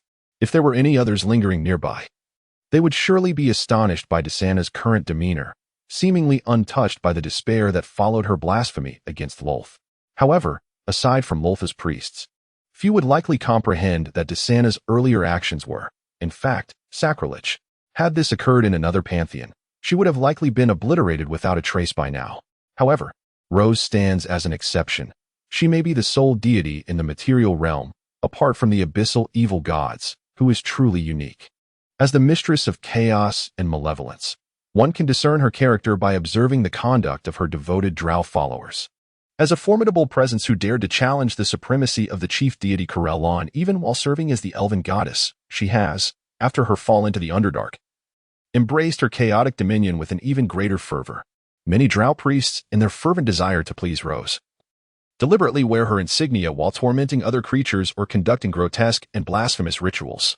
As long as their faith is unwavering and they can provide the goddess with greater pleasure and tangible offerings, Rose exhibits a somewhat neurotic disposition in certain respects. It can be said that Rose's approach towards such sacrilegious acts is somewhat paradoxical, while the consequences of her wrath would be devastating. There exists a possibility of forgiveness if one is willing to pay the requisite price to appease her. Thus, although the situation is fraught with difficulties, there remains a semblance of maneuverability, provided one can offer incentives that would captivate the deity. Though Dizana harbors a healthy respect for the potential fury of the goddess, she remains convinced that Rose would not easily unleash her wrath. Hogg is indeed correct. Their interests are aligned, Dizana mused. She is no fool and has no intention of immediately severing their pact. In fact, before this mutual interest is shattered, Dizana would not hesitate to act as a faithful servant to Levi. Upon sensing the oath resonate with the unseen currents of the river of the dead, Dizana beamed with satisfaction, leading her 4 sycophants with purposeful strides back to their origin. The golden pendant necklace still dangled from her rear, swaying gracefully with her elegant movements, reminiscent of a tail wagging in sync with its master's mood. Chapter 39. The weapons that deviate from this world. The reason is profoundly authentic. After Levi manifested his prototype and transformed into a half-dragon work, demonstrating his overwhelming power by effortlessly vanquishing a drow elf assassin, this transformation was inevitable. Fortunately, Levi had mentally prepared himself for this, eschewing the melodrama typical of protagonists in biographies who lament, "Oh, why has everyone distanced themselves from me?" Instead, he took his seat at the highest position amidst the silence and reverence of the onlookers. After a moment of contemplation, he commanded, "Haz, Tej, Fish, the bald red-robed mage, and Igg, the arcanist from Waterbloom City, remain. Everyone else, please leave." The assembly exchanged silent glances, collectively realizing that a matter of great importance was about to be announced. Moreover, these matters were undoubtedly significant, likely pertaining to the future of Zelandia, the suspected abyssal invasion mentioned by the drow, and perhaps even the power struggles within the upper echelons of Gelsorn City. The notion of an abyssal invasion seemed remote, especially with Gelsorn City serving as a buffer. Thus, Levi's sudden involvement in the power struggle through Dizana was of greater concern. Even though curiosity piqued their interest, none dared defy Levi's command. However, before departing, they cast envious glances at the bald mage Fish and Igg. Even the 2 arcanists were somewhat surprised to find themselves retained in such a pivotal gathering. Exchanging glances, they could see relief and joy reflected in each other's eyes. A cacophony of footsteps echoed through the vast, empty cavern, leaving only Levi and his 5 companions. In truth, including the Kodoa Merman Remulus standing beside Levi, there were 6, yet everyone, including Levi, overlooked her presence. The others were well aware she seemed to be the boss's pet, and thus refrained from expressing any dissent. Levi surveyed the 4 individuals, initially puzzled by the fact that among them, including his word name, 3 bore the term Gu in their names. He mused to himself about the lack of creativity in naming conventions in this world, thinking that were it not for his keen memory, he might have easily confused their names. Upon hearing this, the expressions of the 3, aside from Haz, who knew Levi's true identity, shifted slightly. The old dwarf, unable to contain his curiosity, inquired, "Might I ask how long you intend to be away? The situation in Zelandia is quite delicate. Therefore, your every action holds far-reaching implications for its future." Tej, upon hearing this, could not help but gasp in astonishment. Though he ultimately refrained from uttering the words so long, having long been aware of the dragon's protracted slumber, the reality of such an extensive period merely being a brief interlude left him somewhat shaken and troubled. Tigray bore an unspoken burden. Among the few present, Hogg, a fellow werewolf, stood as the unwavering confidant of the opposing side, while Fish and Igg were merely 2 escapees from the surface mages, having eluded the clutches of Gelsorn. They were unencumbered by any ties, and even if a confrontation with Gelsorn were to arise, they would fear nothing. Only Tigray, a member of the original Brotherhood of Gold Miners, held a prominent status in the realm of Zelandia, with vast responsibilities to sustain thousands of his kin, the Grey Dwarfs. Should a calamity befall them, such as a defeat against Gelsorn, the others could flee at any moment, while he would be burdened with the weight of his family. Levi seemed to perceive the elder dwarf's apprehensions at a glance, but chose not to comfort him immediately, instead opting for a methodical approach.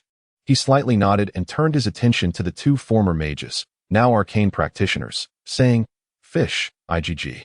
Boss, what are your commands?" Both robust figures, resembling warriors more than mages, bowed in response. He produced the meticulously hand-drawn blueprint of the Empire Dr. 3029 chainsaw sword from his soul space. Initially, he contemplated keeping it to himself until he could assemble a trustworthy team for its development and production. However, the news brought by the drow elf, Dishana, compelled him to consider equipping his loyal followers and army sooner. They would not only have to face potential aggression from the city of Gelsorn, but might also confront threats from what appeared to be abyssal portals from the depths below. In recent days, he had come to realize that this world was teeming with formidable and enigmatic alchemical wonders, far surpassing the mysterious and exaggerated creations of technological advancements. The existing dynamics could hardly be shaken by the introduction of a mere few pieces of unconventional technology. More importantly, such artifacts were abundant in his soul space. Akin to a mountain of refuse, rather than allowing them to languish, it was more prudent to seek out those that could temporarily enhance his power. The red-robed Wook of Fish took the tablet, casting a brief glance before his pupils constricted, an expletive escaping his lips. By the gods, a chainsaw sword? What a formidable weapon! If this so-called high-energy particle oscillation technology comes to fruition, a single strike could render even legends hesitant to confront it. It is truly unfathomable. According to the literature, such a weapon is merely the most basic infantry armament. Utterly unbelievable. The more refined IgG, upon receiving the tablet, couldn't help but widen his eyes, mouth agape. Yet he spoke the truth. Particles? So, everything in the world is composed of these minuscule particles? Pardon my frankness. But this knowledge system appears to have never graced even the literature of Nathriel. It is highly probable that it originates from another dimension. The theorems connecting different planes are not invariably compatible. However, the concept of achieving millions of cuts per second through the oscillation of particles is truly astonishing. Perhaps we could replicate a similar effect through arcane enchantments. Admittedly, this effect may pale in comparison to the original's potency. Yet it should suffice to instantaneously slice through most unenchanted armors. Observing the two arcanists extolling the design of a particular weapon brought forth by Levi, even the ever-curious tiger found himself tiptoeing to catch a glimpse. Let me see. A hammer akin to Gryan's, a chainsaw sword? Good heavens. One strike from that would surely send blood flying. Chapter 40. Affairs before eternal rest in this realm. It appears that mages endowed with the talent for the manipulation school are inherently more suited for the battlefield. Renowned as the artillery of war, their terrifying prowess on the field is nearly unparalleled, resulting in a general lack of enthusiasm among the manipulation mage community for research and development.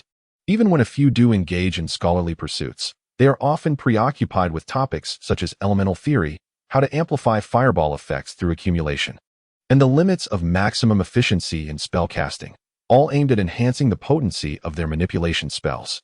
Weapons, utterly unnecessary on the battlefield. They embody the pinnacle of modern armaments. Their manipulation can obliterate all defiance beneath the divine. Upon realizing that the bald man in the red robe was likely another spell slinger of this ilk, Levi felt a twinge of disappointment. However, just as he was preparing to instruct Horus to retrieve a few more mages for personal interviews, the previously dismissed arcane practitioner from Water Gathering City, IgG, surprised him greatly.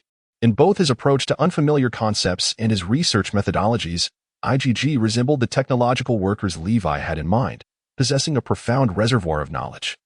A coherent structure of understanding and solid foundational skills in arcane study, driven by correct motivations, grounded in practicality, and exhibiting a meticulous work ethic. At first glance, these qualifications may appear unremarkable, yet they are essential traits for those seeking the truths of the universe.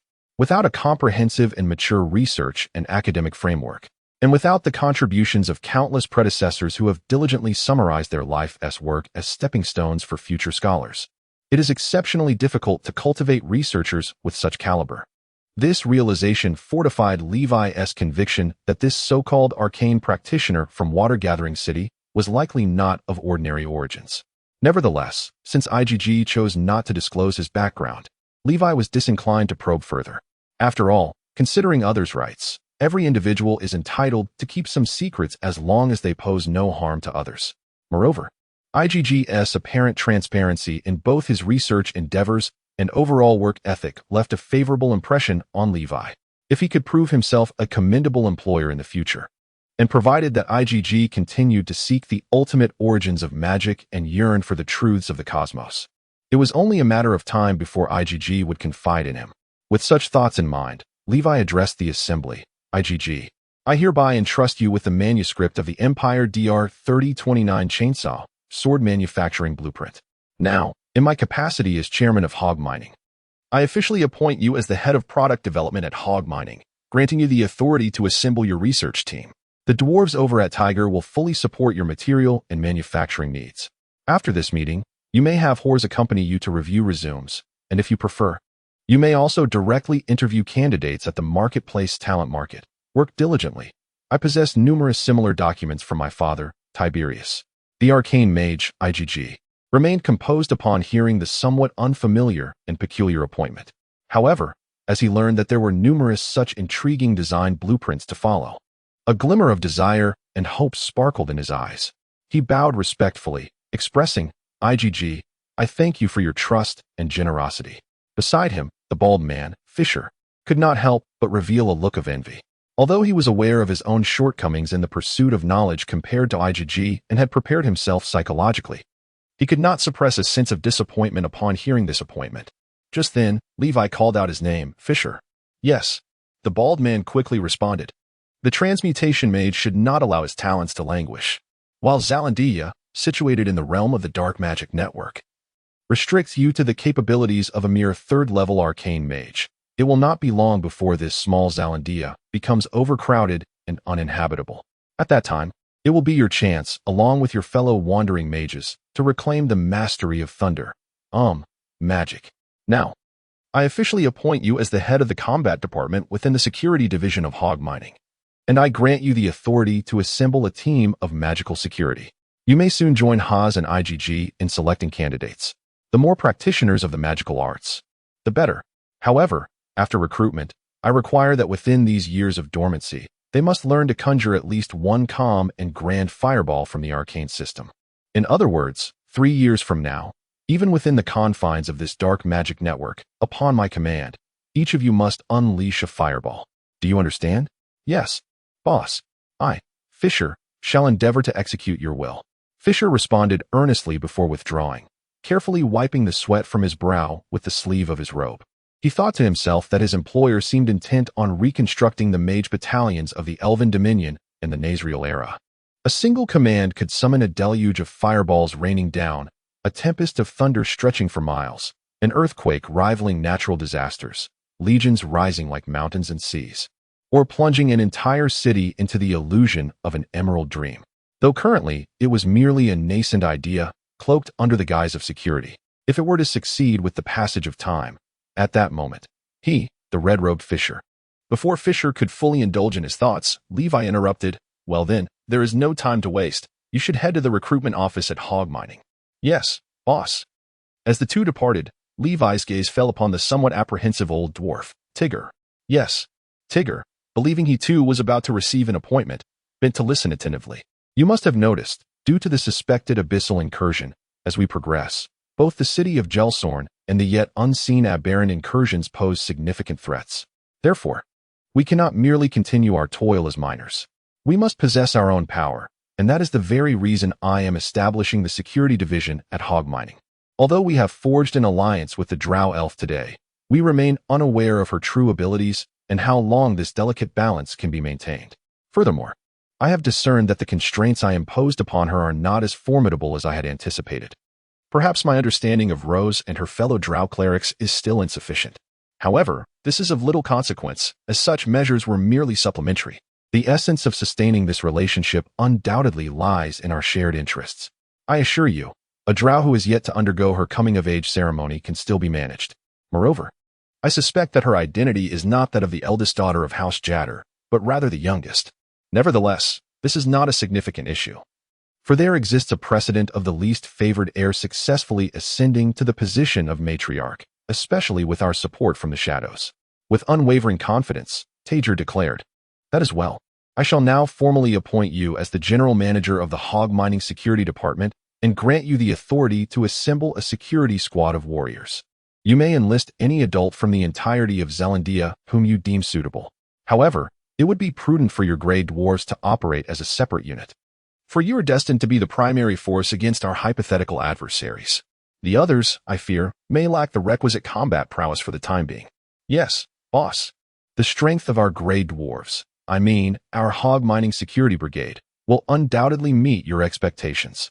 The dwarf nodded in acknowledgement, though hesitated momentarily, as if contemplating further words. Very well, Levi remarked, sensing his apprehension. Taking a deep breath, he continued, rest assured, should any urgent matters arise, you may summon Haz or Remlu to consult me. If the fate of Zelandia is at stake, my father Tiberius can be roused to intervene. But remember, this must be a dire emergency, understood? Yes, boss, Tajer affirmed. Regarding the transport vehicles for the mines, my ancestors had devised something similar, albeit less refined. Fear not, my master, for we dwarves shall ensure that upon your return, you will behold an improved realm, the dwarf declared, clenching his fist to his chest. Very well, you may take your leave, Levi nodded. Yes. Levi then turned his attention to Haz, the last remaining companion. Haz, you are my confidant, my right-hand man. You are the only troops I trust implicitly. Zelandia is not yet a solidified entity, yet I must hasten to enter a state of slumber to regain my strength. Should I advance further, I will be able to establish a firm footing in this shadowy territory. During my slumber, the affairs of Zelandia shall rest solely upon your shoulders. Should any others dare to show disloyalty or unrest, they are to be dealt with ruthlessly. All signs of dissent must be extinguished at their inception. Of course, the likelihood of such occurrences is slim, yet one must remain vigilant. They shall not have a chance. You, my master, are the true heart of all Zelandia. Levi smiled, neither confirming nor denying, and then added, once I have entered my slumber, the vigilance surrounding my lair will depend entirely on you. We, the gnolls, shall vow to defend your lair unto death. Tear apart the shadows that seek to pry. Levi nodded, initially intending to send Hog down as well. But he caught sight of the glimmering hope in Haz's eyes and couldn't help but smile. He had thought that, as his trusted wolfman, there would be no need for further appointments, but he realized he had miscalculated.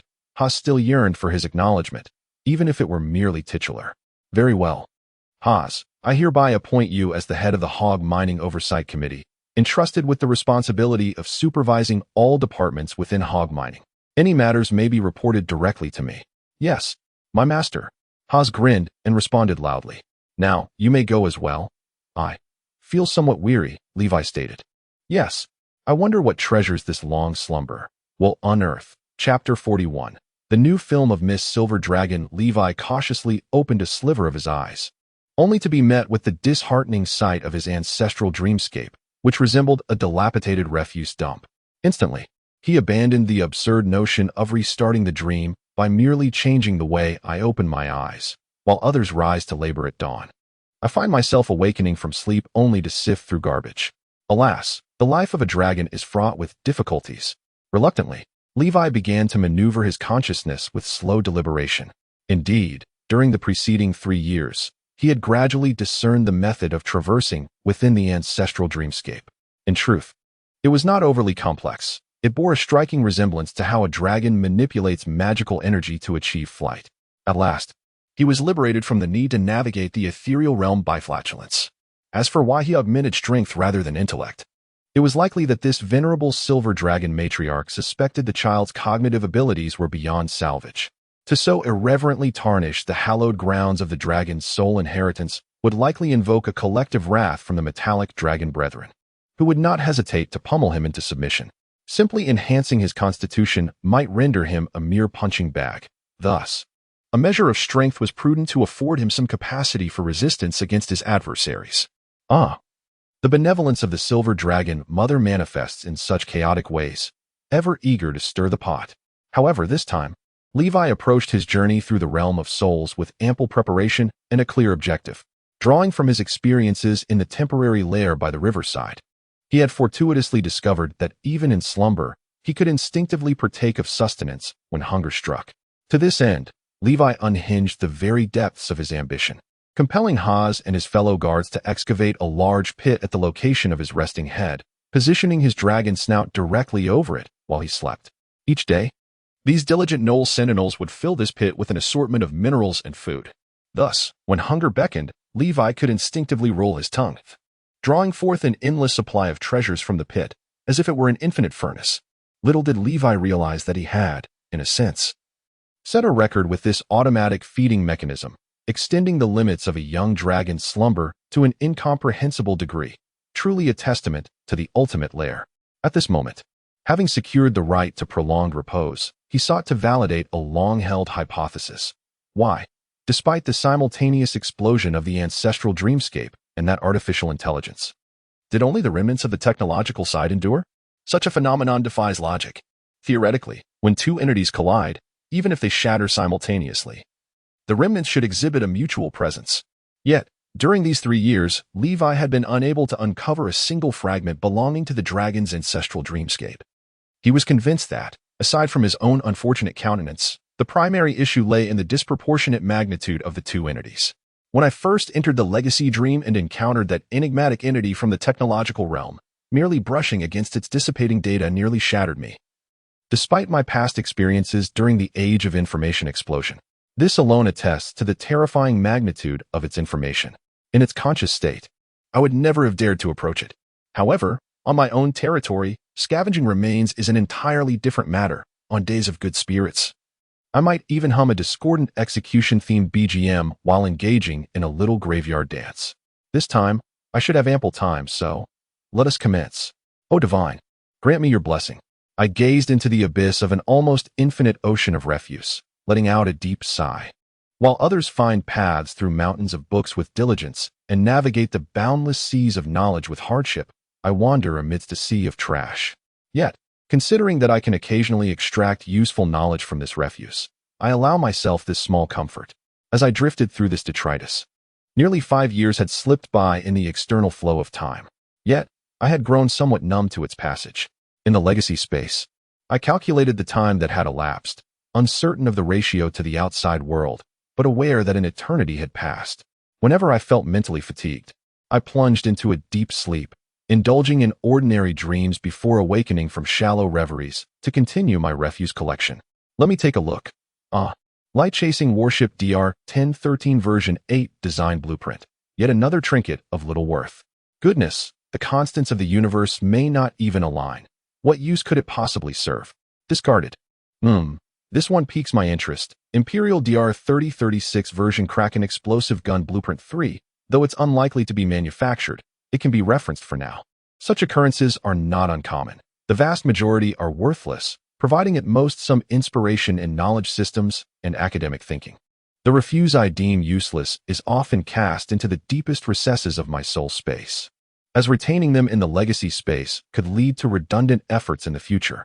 During my prior slumber, I gradually partitioned my soul space akin to a computer hard drive, creating several vast regions, each further categorized into smaller sections like folders. Hence, the task at hand bears a resemblance to the fervent waste sorting I engaged in during my previous life.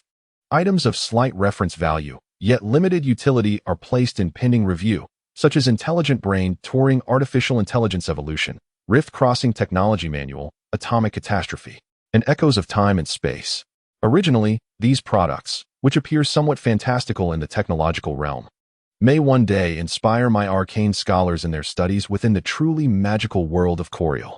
Only designs akin to chainsaw swords, which hold the potential for replication in Coriel, are placed in future manufacturing plans, and currently, only a scant few items lay silently within. One of the most valued by Levi is a tome titled The 20 Genetic Primordials and 19 Modification Procedures of the Empire's Ultimate Warriors. Upon encountering this oddly familiar artifact, Levi was astounded. Was this not precisely the type of weapon user, the Ultimate Warrior, mentioned in the Empire DR 3029 chainsaw sword manufacturing blueprint? As he delved deeper into its contents, the astonishment and excitement that enveloped him were nearly ineffable. Although acquiring the genetic primordials of the Ultimate Warriors was beyond his reach, he could certainly embark on modifications using his own dragon blood. While many of the possibilities might be entirely unfeasible, concepts such as a second heart, muscle-enhancing organs, and multiple lungs seemed remarkably attainable in the fantastical realm of Corel, supported by various spells. The mere thought of his wolfen subordinates, transformed by the Ultimate Warrior modification procedures, charging forth wielding makeshift chainsaw swords, painted a vividly bloody and violent tableau. Alas, I have yet to uncover a second fragment of the legacy. Levi mused with a hint of melancholy. Indeed, during his third year of sifting through refuse, he had fortuitously discovered a fragment of a dragon's legacy seal. Though it merely contained the most rudimentary first-tier spell, healing spell, which could only serve to alleviate injuries. Despite its apparent insignificance, this find had invigorated Levi, confirming his suspicions. However, in the subsequent 2 years, no further fragments had been unearthed. At this moment, he sensed that his current slumber was nearing its limit. It appears I shall have to wait for the next opportunity. Levi surveyed the small clearing he had created within his soul space and sighed. Dragons are inherently greedy. Although the discovery of the 20 genetic primordials and 19 modification procedures of the Empire's ultimate warriors would undoubtedly enhance the strength of his subordinates significantly, his own power might see little improvement. Yet, just as he prepared to conclude this bout of slumber, a spherical fragment in the distance captured his attention. Thump! Thump! He could even faintly perceive the resonance of his heartbeat in the waking world. It must be. Levi's spirits soared as he dashed forward with utmost urgency to retrieve it. Upon grasping the dim, spherical shard, he witnessed blurred images slowly unfurling across its surface. And to his astonishment, he beheld the face that had haunted his dreams. Sylvie. Indeed, it was your new fragment. What a twist of fate. For these past years I, Levi the dragon, have longed for you. Ha ha. Without a moment's hesitation, Levi immersed his consciousness into the legacy orb. Chapter 42, My Foolish Brother O. Whether it is the damage to the legacy mark or the considerable enhancement of his soul's strength over the years, Levi felt only a fleeting disorientation this time before his consciousness manifested in the midst of another realm. The entire vista appeared as if it were an ancient film. Ravaged by time, its colors faded and dimmed, rendering the scene somewhat unreal. Only when the howling winds seemed to pass directly through his body did he feel a hint of reality. This time, I did not directly enter the body of the Silver Dragon Maiden. A third-person perspective, perhaps? But who can enlighten me? Where is Sylvie, the dragon? Although he had long anticipated that the damage to the mark would inevitably lead to a series of repercussions, Levi could not help but feel a tinge of regret and wistfulness. Time drifted slowly in the void of emptiness and loss. And just as he thought this journey would yield no results, several indistinct shadowy figures emerged along the horizon of his vision, perhaps due to their incredible speed. Compounded by the damaged film that intermittently stuttered or skipped, these shadows were rapidly enlarging. Before Levi could discern their forms, a swift whoosh sliced through the air beside him, leaving behind a resonant hum reminiscent of a fighter jet soaring over the earth. What the hell? Is that Sylvie? I have finally awaited your arrival. But can a dragon truly fly that fast? Levi took a moment to process, his limited vocabulary compelling him to express his astonishment with just those 2 words. Even more astonishing was the unexpected speed of these dragons. As Levi reveled in his excitement, a series of rushing winds erupted again, revealing several red figures accompanied by a single green one swiftly passing by. Goodness! 6 red dragons and 1 green dragon. The allure of the Silver Dragon Maiden is indeed formidable. But when did the chromatic dragons learn to execute coordinated maneuvers akin to the metallic dragons? In Levi's ancestral memories, the metallic dragons, akin to his own kind, were accustomed to small, loosely knit gatherings over a broad area. This ensured that each dragon had a sufficient and sustainable source of food within their hunting grounds, and in times of crisis, they could quickly summon allies for support. Should an adversary wish to challenge, they would do so individually. Should they wish to gang up, they would confront the foe as a group. Of course, it was more likely that the opponent would challenge them individually or they would collectively overwhelm a single adversary.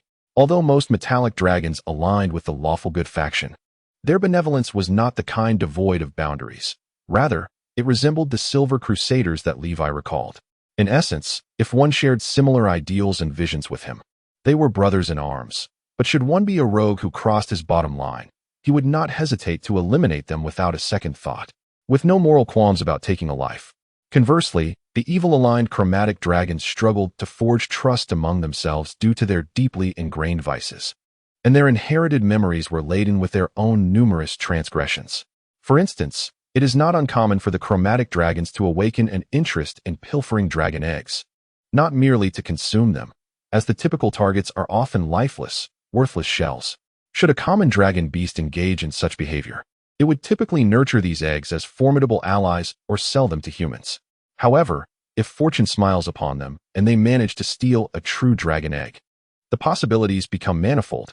For example, some elder chromatic dragons, having lost their reproductive capabilities, take delight in the act of "you shall raise this dragon egg, while I shall care for it." There exists a more nefarious practice, wherein these dragons summon a demon from the depths of the abyss to directly sell true dragon eggs in exchange for their most coveted treasures or soul crystals. Naturally, such heinous acts are strictly forbidden. Even the inherently malevolent Tiamat, the mother of evil dragons, cannot tolerate actions that would gradually weaken the chromatic dragon lineage. Consequently, those caught in such transgressions often face exceedingly brutal punishments. This ideological framework has consequently shaped the solitary habits of the chromatic dragons. Take the current situation, for instance. Accompanied by waves of terrifying elemental fluctuations, various highly effective energy manipulation spells are being unleashed by the chromatic dragons with reckless abandon, as if they were demons spreading suffering and calamity throughout the world. Among them, 6 are red dragons, thus the majority of these spells are predominantly fire-based. Alas, despite their tremendous power, their accuracy leaves much to be desired. Sylvie dances gracefully amidst the tempest, evading the onslaught of energy bombardments, untouched by a single scale. Instead, the spells that graze her body fall chaotically into the boundless forest below, causing horrific roars and flames. As towering trees groan in agony before crashing to the ground, a spectacle of devastation that surely claims countless innocent beasts as souls. This spectacle incites fury among the band of malevolent dragons behind her. One of the largest, driven by madness, propels itself forward, opening its monstrous maw, intent on sinking its fangs into Sylvie's neck. Yet, she is still too young. Levi cannot help but scoff. The next moment seems to validate his thoughts. Wait, Daracambies. No. Be cautious of her. One of the red dragons attempts to call out a warning. However, before the words could escape its mouth, Sylvie's muscles beneath her neck tense dramatically as she executes a swift 180-degree maneuver midair, her slender yet powerful foreclaws striking the face of the red dragon poised to attack. With a sickening crack and the anguished cry of the red dragon, its left eye is crushed under the force of her strike. Translucent crystalline fluid and blood spraying into the air. Yet, this tragedy is merely the beginning. Following swiftly is her tail, a whip-like appendage whose immense power unleashes a terrifying force akin to a battering ram. The red dragon, struck by the tail of the dragon, emitted a harrowing shriek reminiscent of a 3-wheeled electric vehicle meeting with a catastrophic accident on a highway. Its entire form twisted grotesquely into a U-shape, with shattered entrails and a torrent of blood gushing from its mouth like an unbridled flood. In a final act of defiance, Sylvie launched herself off the severely injured red dragon with a maneuver akin to a rabbit kicking an eagle, her hind claws tearing away at least several pounds of scales and flesh from its vulnerable belly as she departed. This deft movement allowed her to narrowly evade a passing breath of the green dragon. After executing this series of awe-inspiring maneuvers that left Levi and the other colossal dragons in a state of astonishment, the original red dragon form of the silver dragon transformed midair into a humanoid shape. Her hair, cascading like a galactic waterfall, danced in the wind, while her ocean blue eyes remained eerily calm, betraying no emotion. Draped in a simple white gown, the hem appeared to defy gravity, never rising with her descent, but instead swirling gracefully with the breeze. Glimmers of resplendent silver scales adorned her figure, reminiscent of an opulent gown suited for a grand soiree. With a resounding thud, the unfortunate red dragon crashed into the wasteland, leaving behind a crater, its body convulsing. Sylvie descended lightly, a delicate staff crafted from an unadorned branch materializing in her hand, which she drove firmly into the ground. Slowly, she lifted her gaze to the unusually silent assembly of dragons in the sky, their expressions filled with shock and trepidation, finally resting her eyes upon the leader among them. She spoke softly. "Sorrengrel, my foolish brother, tell me, is this venture truly our mother's intent?" Chapter 43. The Self-Proclaimed Legend. This is my destined fate. That tranquil, yet subtly melancholic beauty knows no bounds of race or distinction. Indeed, you are a silver dragon, my dear sister. Sorrengrel buried the stirring emotions and admiration deep within his heart, slowly lowering his head. It is time to begin. How could one presume that their own actions were infallible? You may deceive other dragons, but do you truly believe you can fool our mother? My beloved sister. He opened his massive jaws, revealing a mouth full of jagged and fearsome fangs. Raising his head once more, he looked down at Sylvie with a wild expression, saying, "How audacious you are! A mere silver dragon daring to lurk in our red dragon's lair, deceiving me for all these years. You seek your own demise. I cannot be blamed." Having received her answer, Sylvie's eyes dimmed slightly. She slowly lifted her head, gazing into Soren Griel's eyes filled with myriad desires. And with the last glimmer of hope, she inquired, "Is it truly so? When I consumed that dead egg and transformed into a red dragon, I sensed no emotion in our mother's gaze.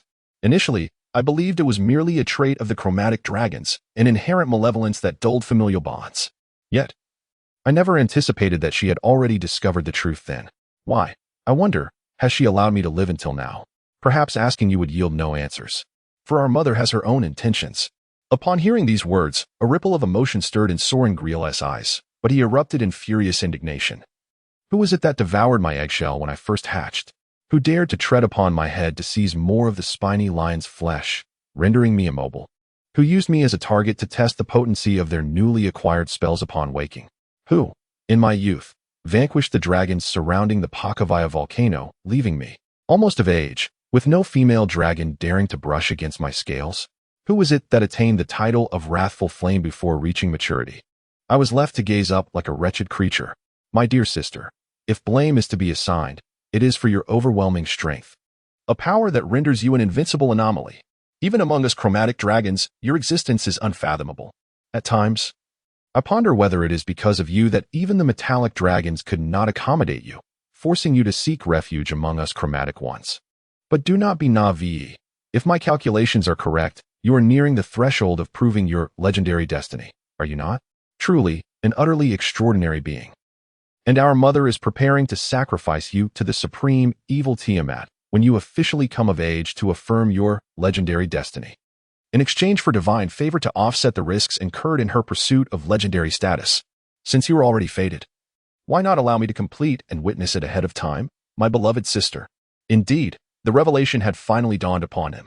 As Levi observed the unfolding events from a distance, a chill coursed through his heart, for he had unraveled a long-standing enigma. Listening to the impassioned roar, laden with resentment, and the truth that had long been predetermined, Sylvie bore a faint, bittersweet smile.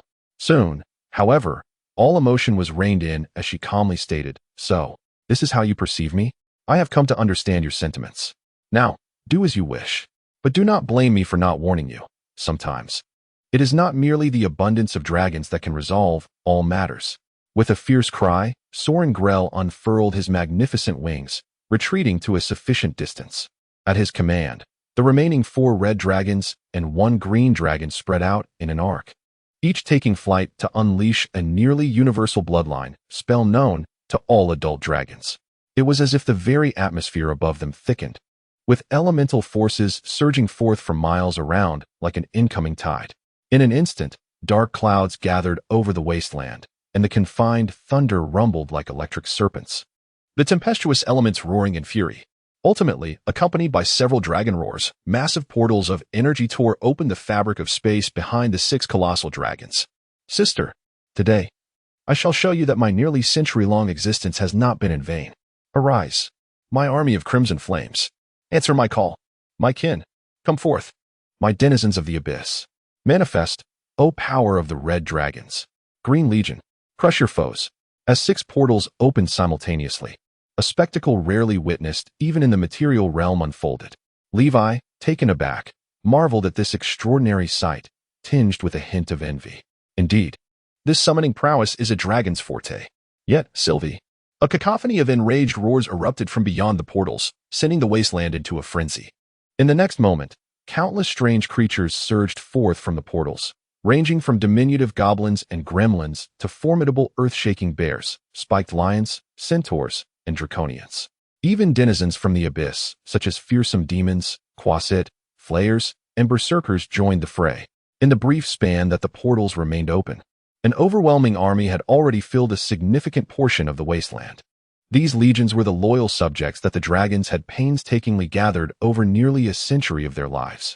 Expecting a fierce battle upon emerging from the portals, the assembled troops, upon receiving their master's will, were taken aback by the realization that their foe was merely a diminutive human. Oh, perhaps a sorceress. Then, let us crush her. With a roar akin to a tidal wave, the army of monstrous minions surged toward the beleaguered Sylvie. A few dragons, summoned by Soren Grell, had initially intended to witness the despair of the silver dragon in her transformed state. Yet, there was nothing in the gaze of the silver dragon, which remained tranquil as it observed the approaching figures like insects. After a prolonged silence, she finally spoke, aside from Soren Grell, who maintained his composure. The other dragons were engulfed by a foreboding sensation. Could it be? Then, allow you to witness the destiny I have chosen. With her hands raised high, Sylvie brandished her staff like a queen of this realm, thrusting the emblem of authority into the ground with great force. At the moment the staff struck the earth, there seemed to be no immediate reaction. However, in the next instant, it felt as though the very essence of the world, dense with elemental tides, surged towards Sylvie. Even the dragon sensed a disquieting void within as elemental energy was forcibly drawn from their beings. This is dire. She intends to forcibly transcend into the legendary realm. Stop her at once. The adult green dragon cried out in desperation.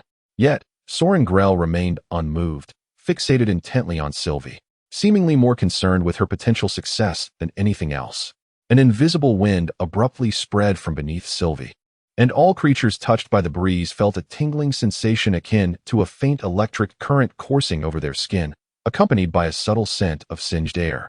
Soon after, a tremendous pressure surged forward, causing the foremost ranks of monsters to collapse in an instant. Sylvie, propped upon her staff, suddenly lifted her head.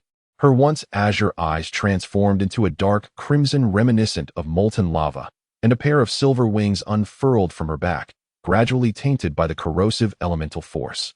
As her garments and scales shifted in tandem, in the next moment, amidst the cataclysmic elemental fluctuations threatening to rend the fabric of reality, a swirling portal resembling an abyssal black hole materialized behind her, expanding rapidly until it reached the heavens, as though cleaving the space itself. A scent of searing heat wafted into the nostrils of all present. Then, accompanied by a thunderous roar, an overwhelming horde of demons surged forth, a veritable tide of terror. Before their eyes were high-ranking demons, demon hunters, demon spiders, floor masters, and frenzied warriors. These mid-tier fiends, which typically instilled dread in adventurers, were but the vanguard. The true horror lay in the looming figures of soul judges, six-armed serpents, and the towering Baylor demon. Wielding a massive sword in one hand and a flaming whip in the other, standing 100 feet tall. The abyss. What layers of power does this entail? A red dragon, also hailing from the abyss, murmured, revealing the grim truth. Stop her. Quickly stop her. The red dragon was on the brink of despair. Yet, all the dragons were momentarily paralyzed by shock, none daring to take the lead. Goodness. Even Levi, who had been watching from the sidelines, found that the fruit in his hand lost its flavor, as no other words could aptly describe his current feelings. Bang! A gentle sound of earth and stone cracking echoed as the ground beneath Sylvie's staff suddenly crumbled, yet she did not plummet into the abyss. For at her feet lay the colossal head of a bone dragon, towering hundreds of feet tall. The bone dragon elevated its mistress as if she were a queen ascending to her zenith. Below her, a frenzied army of demons surged across the boundary, resulting in an utterly one-sided massacre. This, indeed, was my destined fate. I am destiny itself. Then, as if sensing something, her gaze transcended the myriad of complex expressions on Soren Grell's face and turned towards the distant horizon. At last, you have arrived, mother, and the malevolent Tiamat, guardian of the wicked scales. A magnificent castle, radiating with an overwhelming aura of corruption, materialized at the edge of the sky. It was the projection of Tiamat's lair, the castle of the wicked scales in the first layer of the abyss. This divine entity, known as the mother of evil dragons and guardian of the five-colored dragons, had manifested in projection, in person, yet just as Levi became enraptured, believing he would witness Sylvie, having just proven her legendary destiny, confront her unworthy mother and the divine incarnation of Tiamat, the scene abruptly halted. As though a film reel had run out, Levi was left in a state of astonishment. So, what comes next? This is Sylvie the Silver Dragon's unique spell, an enhancement of the foundational summon monster spell, known only to her as interdimensional summoning. Chapter 44. A force to reckon with. The reason for Levi's hesitation regarding the spell of interdimensional summoning lay in its faint precondition marking 9 circles. A legendary spell. Goodness, a 9-circle legendary spell. Even if I were to obtain it, would I be able to wield it? Levi felt as though he were on the brink of tears, reflecting on how, despite his current overwhelming lack of magical prowess and formidable skills, the innate spell bestowed upon him by Sylvie was utterly astonishing. It was akin to a weaned child yearning for a delectable pie to fall from the heavens, only to look up and be confronted by a military transport ship brimming with provisions. However, just as Levi began to wallow in despair, he caught sight of the concealed descriptive information following the spell. The range of this spell and the level of summoned creatures depend on the caster's investment of magical energy. Does this imply that this so-called legendary spell does not impose stringent requirements for casting levels? Because at its core, it remains a third circle spell, summon creature? Perhaps it is merely that Sylvie, upon proving her legendary destiny, awakened some terrifying spell specialization, which transformed this otherwise ordinary summoning spell into something extraordinary. And if the spell indeed possesses such growth potential, then when the magnitude of magical energy and the strength of controlling laws reach a level capable of tearing through the crystalline barriers connecting the entire multiverse, could it not further evolve, perhaps into interdimensional summoning? The more Levi pondered, the more plausible it seemed, and his excitement grew to the point where he wished to awaken immediately and test the extraordinary spell bestowed upon him by Sylvie, akin to a paternal gift. Yet, out of caution, he patiently continued to peruse the spell's information, which had appeared in his mind due to the inheritance mark. Interdimensional summoning. Interdimensional. If I am not mistaken, Sylvie indeed summons demons from the abyss of the outer realm of Corel. One could not help but commend Sylvie's audacity, daring to take in even the chaotic jesters of the abyss as her vassals, and even before proving her legendary destiny, she had already garnered the allegiance of formidable beings such as the 6-armed serpent demon sword saint, the infernal minion of Baylor, and the abyssal bone dragon, which was simply unimaginable. Contemplating this, Levi felt a twinge of envy. He could not shake the feeling that, compared to himself, a mere interloper confined to the dimmest corners of the world cultivating mushrooms and breeding bamboo rats, Sylvie, the fiercely formidable silver dragon matriarch, resembled a character plucked straight from the annals of epic legends. Casting aside the tumultuous thoughts in his mind, Levi continued to deliberate on this legendary spell. According to this reasoning, the summoning range of this spell should encompass all the realms within Corel. Based on the knowledge gleaned from his draconic heritage, the known realms of the entire Corel universe are categorized into material realms, transitional realms, inner realms, outer realms, and several minor semi-realms. The material plane in question is the realm inhabited by Levi, specifically situated in the shadowy regions of this primary material world. However, from the perspective of planar theory, the material world is not merely confined to his immediate surroundings. It encompasses all realms that adhere to natural laws akin to those of the tangible world. These realms vary in size, such as the renowned cataclysmic remnant of Addis. Although these worlds exist in separation, they can be traversed through various means, such as portals or magical vessels. During the era of Nasariel, when colonizing planes, the most frequently reached were these parallel material worlds. Naturally, many grand archmages favored the pursuit of more perilous realms for exploration, such as the outer planes. To some extent, the outer planes are birthed from the philosophies and beliefs of the material planes. They serve as the abodes of deities and the resting places for celestial beings, demons, and devils. For instance, were the Blue Star, where Levi resided in his previous life, to possess extraordinary powers and energies akin to magical tides. It would similarly give rise to countless outer planes. Examples include the boundless primal continent, the infernal abyss, the Marvel universe, the DC universe, and even realms akin to the City of Marks, which connects countless worlds in an infinite realm of supreme deities. In the outer planes, faith reigns supreme. Reality is molded by belief, provided the will is sufficiently potent. This could manifest if a multitude of beings subscribe to a shared faith, or if an entity with formidable willpower ardently desires such a reality.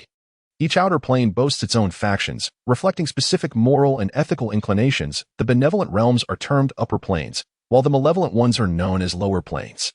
The native factions of these planes tend to align with these moral standings. For example, angels inhabit the upper planes, while demons and devils dwell in the lower planes. Devils, representing lawful evil, reside in the orderly evil realm of Bador, whereas demons, embodying chaotic evil, inhabit the chaotic evil realm known as the Abyss. 17 prominent outer planes are particularly noteworthy. The heroic domain of Yasuf, the mechanized mirror of clockwork Nirvana, the Arcadian paradise of the peaceful kingdom. The heavenly mountain of the seven hills, the twin Eden of the dual paradise, the blissful mirror of the blessed realm, the menagerie of beasts in the endless wilderness. The wilds of Olympia, the outlands of the harmonious domain, the chaotic sea of eternal discord, the howling void of the abyss, the endless abyss of infinite layers. Hades of the gray wastes, the scorching hell of eternal desolation, and the hell of Bator, known for its 9 layers. The realms of the benevolent factions are referred to as celestial realms, while those of the malevolent factions are known as the infernal realms. Interconnected by the rivers of sea and underworld, the outer planes also serve as the ultimate resting place for the souls of the material realm. This repose may manifest as tranquil contemplation or as an eternal curse. Most beings, upon death, are guided to the corresponding outer plane based on their moral alignment during life. Consequently, devils and demons endeavor to corrupt the hearts of mortals, striving to ensure that they descend to the lower planes upon death, becoming their soldiers and slaves, eternally embroiled in bloody warfare. The overworld is the most familiar astral realm to wizards, comprising the ethereal plane and the shadow plane, both of which connect to the material plane, allowing traversal between them. These planes possess the strongest interaction with the material plane and can be accessed through various forms of magic, serving as the most commonly utilized way stations for wizards embarking on planar travel. The inner planes are home to various elemental forces that constitute the material world. The 6 primary inner planes are fire, air, water, earth, positive energy, and negative energy. These 6 planes represent the fundamental components of existence, each dominated by a singular element or energy. For instance, the plane of fire is suffused with an endless, unquenchable flame. The native inhabitants of the inner planes are also composed of their respective elements or energies, allowing wizards to summon elemental beings from these planes to aid them in battle through summoning magic. The inner planes are linked to the material plane via the ethereal plane, providing the physical foundation of the material plane, from which all matter is birthed through the combination of elements from the inner planes. Lastly, the demiplane encompasses all spaces akin to ordinary planes, yet only possesses measurable dimensions and limited pathways. While other planes are theoretically infinite, a demiplane may span merely a few hundred feet. It is noteworthy that many legendary spellcasters have created personal demiplanes to serve as residences, storage spaces, and ultimate sanctuaries. Theoretically, Levi, having mastered this spell, could summon any creature from the corresponding coordinates of these planes to fight on his behalf, provided he can compel these beings, who might inadvertently wander into the material realm through his portals, to submit to his will. The infinite layers of the abyss. The mere thought of the formidable dark elves of Gloomhaven and the soul-sucking entities of Ironforge, who regard the emergence of a suspected portal to the abyss as a dire threat, weighs heavily on his mind. He already has one at hand. This is troubling. I am somewhat hesitant to provoke these chaotic and overwhelmingly powerful beings. A sense of uncertainty looms over him. Chapter 45. What have I become? It felt as though a considerable duration had passed in slumber. As consciousness returned, Li Wei's foremost sensation was one of heaviness. It was akin to being enveloped in 2 layers of 5-pound quilts during the depths of winter. Although he had awakened, he found himself somewhat unable to extricate himself from the covers. As he lifted his neck, a cacophony of metallic creaks and groans echoed throughout his body, reminiscent of a muscle car that had languished in a garage for years, suddenly igniting its engine. Despite the dust being cleared, an array of awkward discomfort lingered. Instinctively, Li Wei stood upright on his legs. With a resounding crash, his head broke through the upper layers of the cave, creating a significant hole, while a cascade of rubble and dust fell, obscuring the view. Howl. Retreat to the lair. Protect the master. Upon hearing the terrifying noise, the werewolves stationed outside the cave rushed in, only to be rendered speechless by the sight before them. They beheld the colossal beast, which had grown increasingly immense over the past 5 years under their care, now standing upright, its head vanishing into the dome above. Dragons typically prefer not to construct their lairs too spaciously, opting instead for a size that feels just right. An excessively cavernous nest would render their treasures appear scarce, a simple yet profound philosophical perspective that had emerged among dragonkind early on.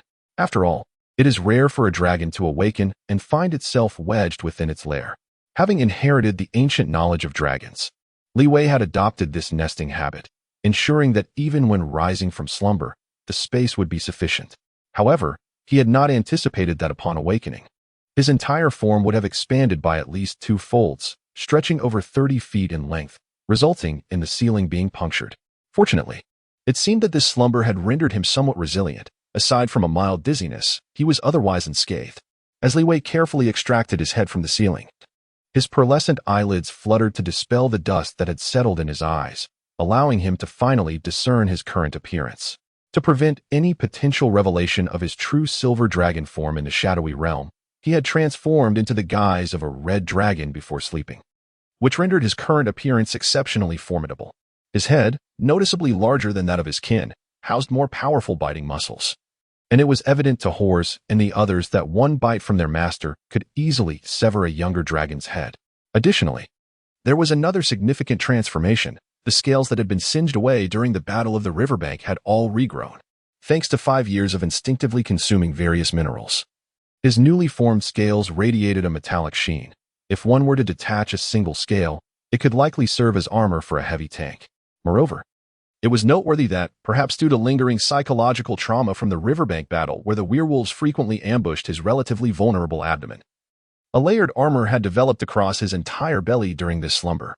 Even the originally fragile cloaca has sprouted 2 retractable exoskeletal plates resembling the airlock doors of a battleship. Moreover, the neck, which once represented the absolute vulnerability of the dragon, now boasts a complex array of mechanical metal structures. Although Levi perceives this new form as somewhat grotesque and cumbersome, affecting his neck's mobility, it effectively safeguards against surprise attacks that could detonate his ammunition chamber during breath accumulation. After scrutinizing his transformed appearance, Levi found himself at a loss for words. It seems that years of consuming metallic ores have led to an unintentional evolution into a dragon-like mecha. This has prompted Levi to ponder whether his series of perilous experiences in this world have instilled a subconscious sense of insecurity, resulting in an overemphasis on defense and strength during his slumber. While Levi may view his new image as distorted and ill-fitting, the wolfkin who diligently provide him with the necessary food and minerals perceive him as a resurgent deity. Behold the towering majesty of their master. Surely, he now surpasses an ordinary young red dragon, and he appears to be even larger than a somewhat weaker adult white dragon. Merciful heavens, if one were to consider the natural growth age of a dragon, Levi can still only be classified as a whelpling, nonetheless. That has grown awry in an unforeseen direction. His scales, reminiscent of the material from the gates of Gelsorn, though the wolfkin would never dare test their current defensive capabilities, would surely render even 200 of them, along with 20 ogres and the subsequent Dillo Dwarf Battalion, incapable of breaching that defense during a riverbank battle. However, the wolfkin, who have witnessed Levi's transformation, find nothing surprising. Over the past 5 years, to meet Levi's immense daily consumption of metal ores, the diligent miners of Zealandy have tirelessly operated year-round, successfully excavating the western mining area to the 13th cavernous dome of the shadowy realm. This endeavor has not come without its share of mishaps, yet the armed forces of Zealandy have evolved remarkably, managing to avert danger each time. Levi lifted his gaze, and indeed, he observed Remlu, maintaining her original slime form, bouncing swiftly into the cave from outside, leaping onto Levi's outstretched claw in mere moments. Excitedly, she rubbed her head against Levi's cheek, chattering away in a series of affectionate sounds, seemingly scolding him for sleeping for so long. All right. Remlu is the most obedient, Levi cooed, affectionately scratching her smooth, glistening little head with the tip of his claw. Indeed, she has acquired numerous forms, and most importantly, she no longer requires the assistance of companions to merge. Li Wei generously extolled the increasingly astute and clever Remulu, though he found it somewhat peculiar that the entire Zealandia was enveloped in tranquility. He had, prior to his slumber, cautioned Remulu against indiscriminately consuming his miners. Theoretically, it seemed implausible for Remulu to contravene his wishes. Thus, there could only be one explanation. During his 5 years of slumber, Zealandia must have endured external conflicts. Furthermore, the severity of the crisis had escalated to the extent that it necessitated the mobilization of Remulu and the Slime Army. However, it appeared that even in times of crisis, the situation had not reached a perilous threshold threatening the very existence of Zealandia. Consequently, both the elder dwarf Tej and Haz had adhered to his wishes and refrained from rousing him from his slumber. It would be prudent to summon Haz for a clearer understanding of the circumstances. As if summoned by thought alone, Haz, the Wolfman chieftain, appeared. "Ah, congratulations, my lord, on your awakening from your long slumber. All hail, my lord, His Majesty Tiberius," he proclaimed, kneeling on one knee. His eyes alight with fervor as he gazed upon Li Wei, offering his most heartfelt congratulations. "All hail, my lord, His Majesty Tiberius," echoed the other Wolfmen, who promptly knelt in unison. "Guarding our master's lair is the utmost honor of our Red Fang Wolfman clan," Haz declared with pride. Li Wei, addressing his sole trusted aide without any superfluous conversation, inquired directly, "In these past years, I presume numerous events have transpired in Zealandia. Please recount the significant matters." "Indeed," Haz responded, his expression growing serious. After a moment of contemplation, he began, "As the 5-year period has concluded, we had originally intended to awaken you in accordance with your wishes. While Zealandia has experienced remarkable growth and transformation, its scale now only slightly inferior to that of Gelsorn City, certain issues have reached a precarious state. There are 2 critical matters that require your prompt decision, and the situation is as follows. Chapter 46. What have we unearthed? To begin with, it seems that our avarice has led us to encounter a situation reminiscent of that in the city of Gelsorn." Haz, engrossed in his report, appeared somewhat apprehensive. Levi thought to himself, "Indeed, is that so? Pray, elaborate further. However, as your appetite has grown significantly, we have had to urge Tej and the others to expedite the installation of the transportation tracks across Zealandia to accommodate our increasingly profound mining endeavors in the western sector. Upon excavating the 13th layer of the vaulted chamber, we stumbled upon an expansive dome region rivaling that of Gelsorn. Yet, unlike the latter, the mineral layers there are predominantly exposed, presenting a wealth of resources. After deliberation amongst several key members of hog mining, we resolved to take the risk of exploiting these exposed mineral layers in light of the burgeoning population and the consequent mineral tax. However, we discovered a substantial array of biota there, albeit of the types typically found in shadowy realms. They exhibited peculiar anomalies. It appeared as though they had suffered some form of infection, manifesting aberrations in their bodies, rendering them not only ferocious but exceedingly aggressive. We engaged in battle for nearly half a month, with almost every miner in Zealandia rotating in to replace the exhausted frontline warriors. At this juncture, Haz gazed with admiration and astonishment at Rimru, who stood upon Levi's claw, and continued, "Ultimately, it was Lady Rimru who, leading her army of slimes, managed to devour a significant portion of the beast tied outside our front lines, allowing us to barely withstand the assault. Nonetheless, many of Rimru's slimes perished due to the damage to their organizational cores, resulting in a considerable decrease in their numbers.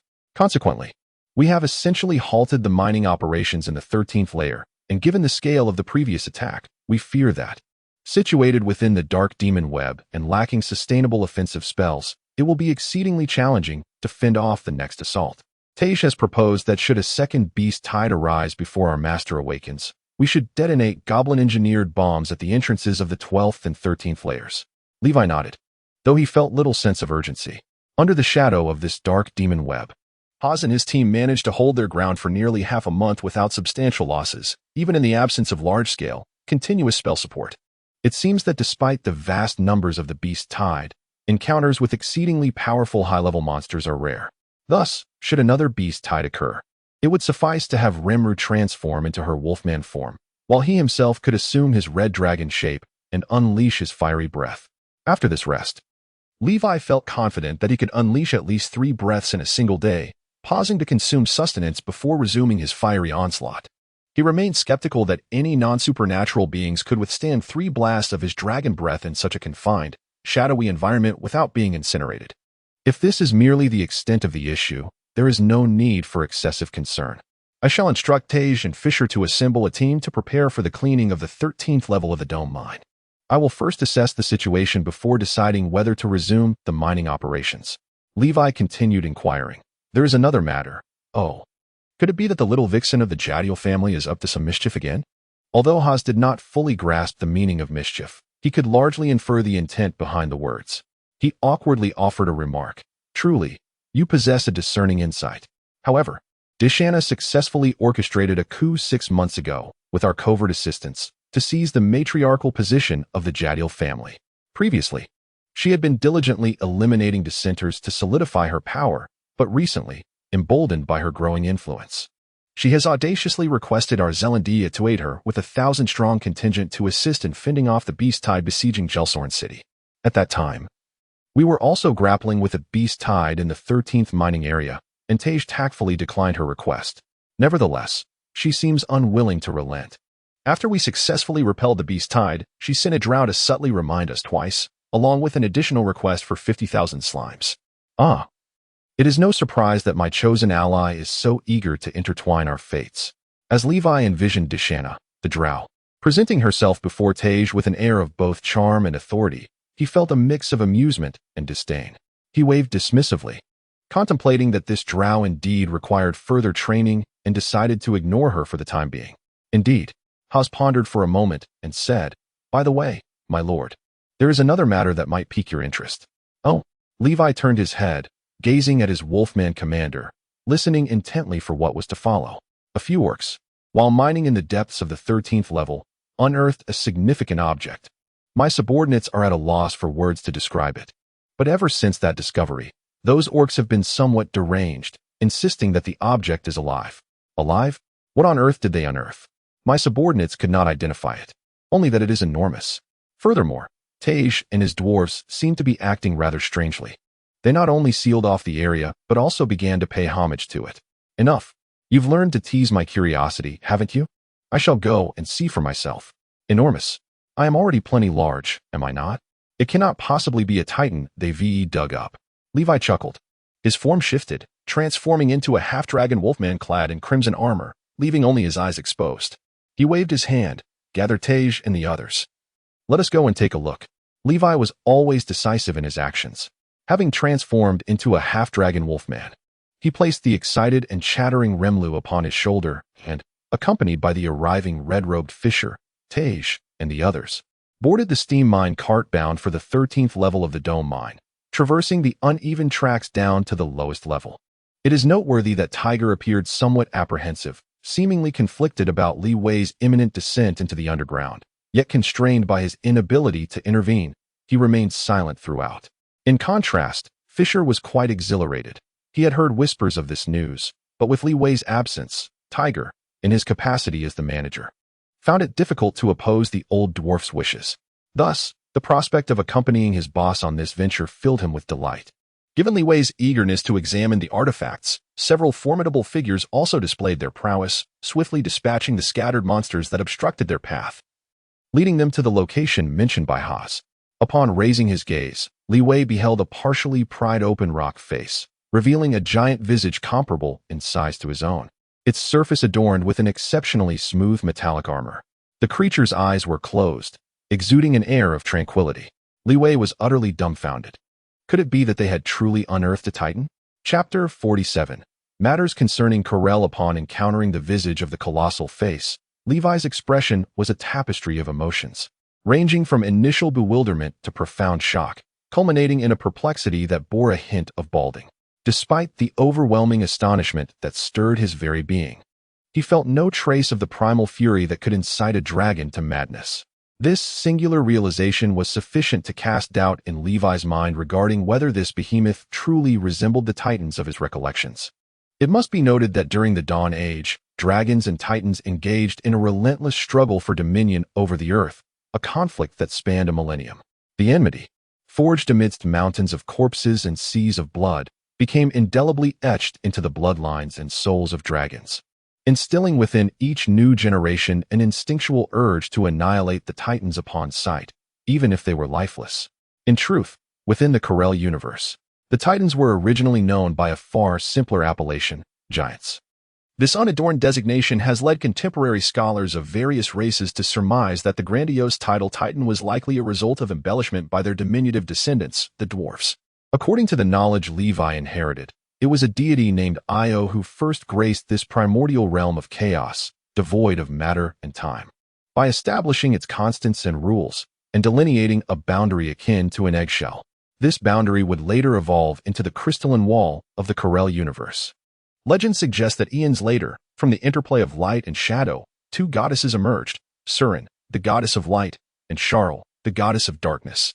Their birth heralded the creation of the stars, and the intermingling of light and shadow bestowed warmth upon the nascent Earth Mother, Shaloya, prompting her, driven by instinct, to nurture diverse forms of life, most of which perished for various reasons. Some conspiratorial theorists attribute this to the machinations of Charles. Notably, the first generation of the goddess of magic, Miss Real, was born from the discord between these two goddesses, resulting from their ideological clashes. Surin cast forth her essence of magic towards Charles, and then, well, furthermore, many ancient deities also emerged from the divine essence of these two goddesses during their tumultuous disputes. Returning to the narrative, 37 millennia ago, on a colossal continent known as Mesiolobros within the material plane, this vast and arid land was gradually split and shifted by the Earth Mother, Shaloya, utilizing her divine power over countless years. The influx of oceanic moisture transformed this desolate expanse into a habitable realm, attracting the eager gaze of ancient deities. This vibrant plane was thus named Corel, meaning the principal material world, reflecting the Creator's lofty aspirations for it. In the chaotic Thunder Age, a civilization of lizard folk arose upon this land, only to vanish amidst warfare, meteoric calamities, and plagues. After an indeterminate span of time, the continent finally nurtured two formidable races, the primal dragons and the giants, an era now referred to as the Dawn Age. In the early days of the Dawn Age, the dragons, inherently attuned to the elements and endowed with resilient forms, held an unequivocal position of dominance. With their wings, they governed the realms of earth, sky, and sea, establishing a magnificent dragon empire. However, no entity can evade the fate of decline that follows prosperity. Amidst the internal strife for power within the dragon empire, the giants, once subjugated, turned to their deity, the father of all, Aeon, beseeching for assistance. Aeon, constrained by the intimidation of the dark goddess Shar and the accords among the deities, hesitated to intervene directly in the affairs of mortals. Yet, was it not possible to subtly influence events? Thus, this rather indulgent deity clandestinely favored a lesser demigod giant, resulting in the birth of 8 divine progeny. Under the leadership of these 8 demigod giants, the giants established their own empire, swiftly claiming the peripheries of the continent while the dragons were preoccupied with their infighting. Levi perceived these demigod giants as astute, adept in the classic strategies of warfare even amidst the wilderness. Unfortunately, fortune did not favor them. It was only at this juncture that the dragons acknowledged this adversary, whom they had long dismissed. By the time they realized the giants' ascendancy, the dragons had already forfeited their original colossal advantage. Thus commenced a millennium-long bloodbath between dragons and giants, with rampant and savage elements wreaking havoc across the continent. Countless races enslaved by them suffered grievously, and any civilization caught in the crossfire faced obliteration. This conflict would later be remembered as the Thousand-Year War. While the dragons and giants engaged in mutual destruction, a group of sharp-eared beings, facing annihilation in their own homeland, utilized prophetic spells to locate this war-torn continent and surreptitiously traversed through a portal. They were among the ancestors of all elves in the future of the Corellian continent, the Gold and Silver Elves. In a bid to secure a legitimate identity, the Gold and Silver Elves opted for a grand amalgamation with the locally established Green Elves, giving rise to the Sun and Moon Elves. As time progressed, these unfortunate elves, seizing the opportunity amidst the war between the dragons and giants, raised a rallying cry that reverberated across the world: abolish the tyranny of dragons. The world belongs to us. Much like the Qin Empire of Levi's past life, their declaration, a challenge to the nobility, shook the very foundations of the vast empire. The myriad races, already battered and exhausted from a millennium of relentless warfare, rallied under the banner of these semi-foreign elves, igniting the first biological uprising in the Corellian world. The Dragon Empire, which had reigned for millennia, began to unravel. Rarely would any enslaved races be willing to fight for the dragons again. In the tumultuous era marked by the phrase "the dragon has lost its deer," and all clans pursue it together, the elves established their first stronghold, Larison. Utilizing the dark magic locks they had brought from another realm, they fortified Larison into an impregnable citadel, standing defiantly against the waning dragons. It was not until they discovered the malevolent Godlayer star, which could drive dragons into a frenzy, that they unleashed the vicious Dragon Frenzy Lock, rendering the dragons into mindless beings. Thus, the dragons were compelled to withdraw from the center stage. Having decisively vanquished the dragons, The victorious elves turned their attention to their erstwhile allies, the orcs and giants, who had joined forces against the dragons. One by one, they defeated these formidable foes. The Sun Elves then founded Obsidian, a renowned city of art celebrated for its music and dance, while the Moon Elves established Shalalirian on the coast, which became the global hub of trade. This period was historically referred to as the First Prosperity. Additionally, humans emerged as one of the races gradually rising under the elves' gentle rule. However, the elves could not escape the fate of decline that follows prosperity. Their descent, though, unfolded in a manner distinct from that of the dragons. At the pinnacle of their development, they gathered several hundred of the most powerful sorcerers at the heart of the Corel continent, attempting to create a high-level magic intended to forge an elven homeland free from the turmoil of magical tides. Yet, they ultimately overestimated their capabilities and underestimated the magnitude of such potent magic. During the casting process, catastrophe struck. A cataclysmic explosion nearly rent the Corel continent asunder, and the terrifying magical tides wreaked havoc across much of the land, obliterating countless elven cities and claiming innumerable lives. Amidst the sorrow, madness, and despair, the elves turned on one another, culminating in a devastating civil war that gripped the entire continent. This internecine conflict persisted for 5 cycles of elven generations, earning the moniker, the Crown Civil War. With the conclusion of this protracted struggle, the elven heritage was entirely depleted. It was at this juncture that humanity began to flourish. This is the broad narrative of the history of Corel, as relayed through the dragon's knowledge inherited by Levi. Then arose a pressing question. This thing before me does not resemble a titan. Who has seen a titan equipped with alloy armor? And the mental corruption faced by those 3 orcs, along with the beast tide of recent years. Just as Levi found himself ensnared in a mental impasse, a term from a certain existence he had encountered in the depths of his soul space surged into his mind. Levi's pupils constricted to the size of pinpricks. Goodness, could it be that entity, which poses an even greater threat than the titans? Without hesitation, he commanded his loyal confidants, Hods, immediately instruct the wolfmen to seal this place off. This entity must not be disturbed for the time being. Understood. Hods responded without a moment's doubt. Tiger, establish a defensive line in the 13th mining sector immediately. This place I shall possess. Yes. Tigray was filled with countless doubts. Yet he promptly complied with the command. Li Wei surveyed the assembly and added, I need you all to swear a blood oath by the river of Hades. This place must remain a secret. Should it be exposed, it is likely that even those deities who are currently seated in the divine realm would descend into madness. Chapter 48. Various signs indicate a grave misfortune. Upon the sudden mention of the term blood oath of the river of the underworld, the expressions of the gathered individuals shifted dramatically. To violate this oath would condemn one's soul to eternal drowning in the river, severing any chance of reincarnation. Thus, the blood oath of the river of the underworld is indeed a weighty vow. However, witnessing the similarly distressed countenance of Levi, it became evident that the entity before them was no trivial matter. Should it be exposed, they would likely face annihilation.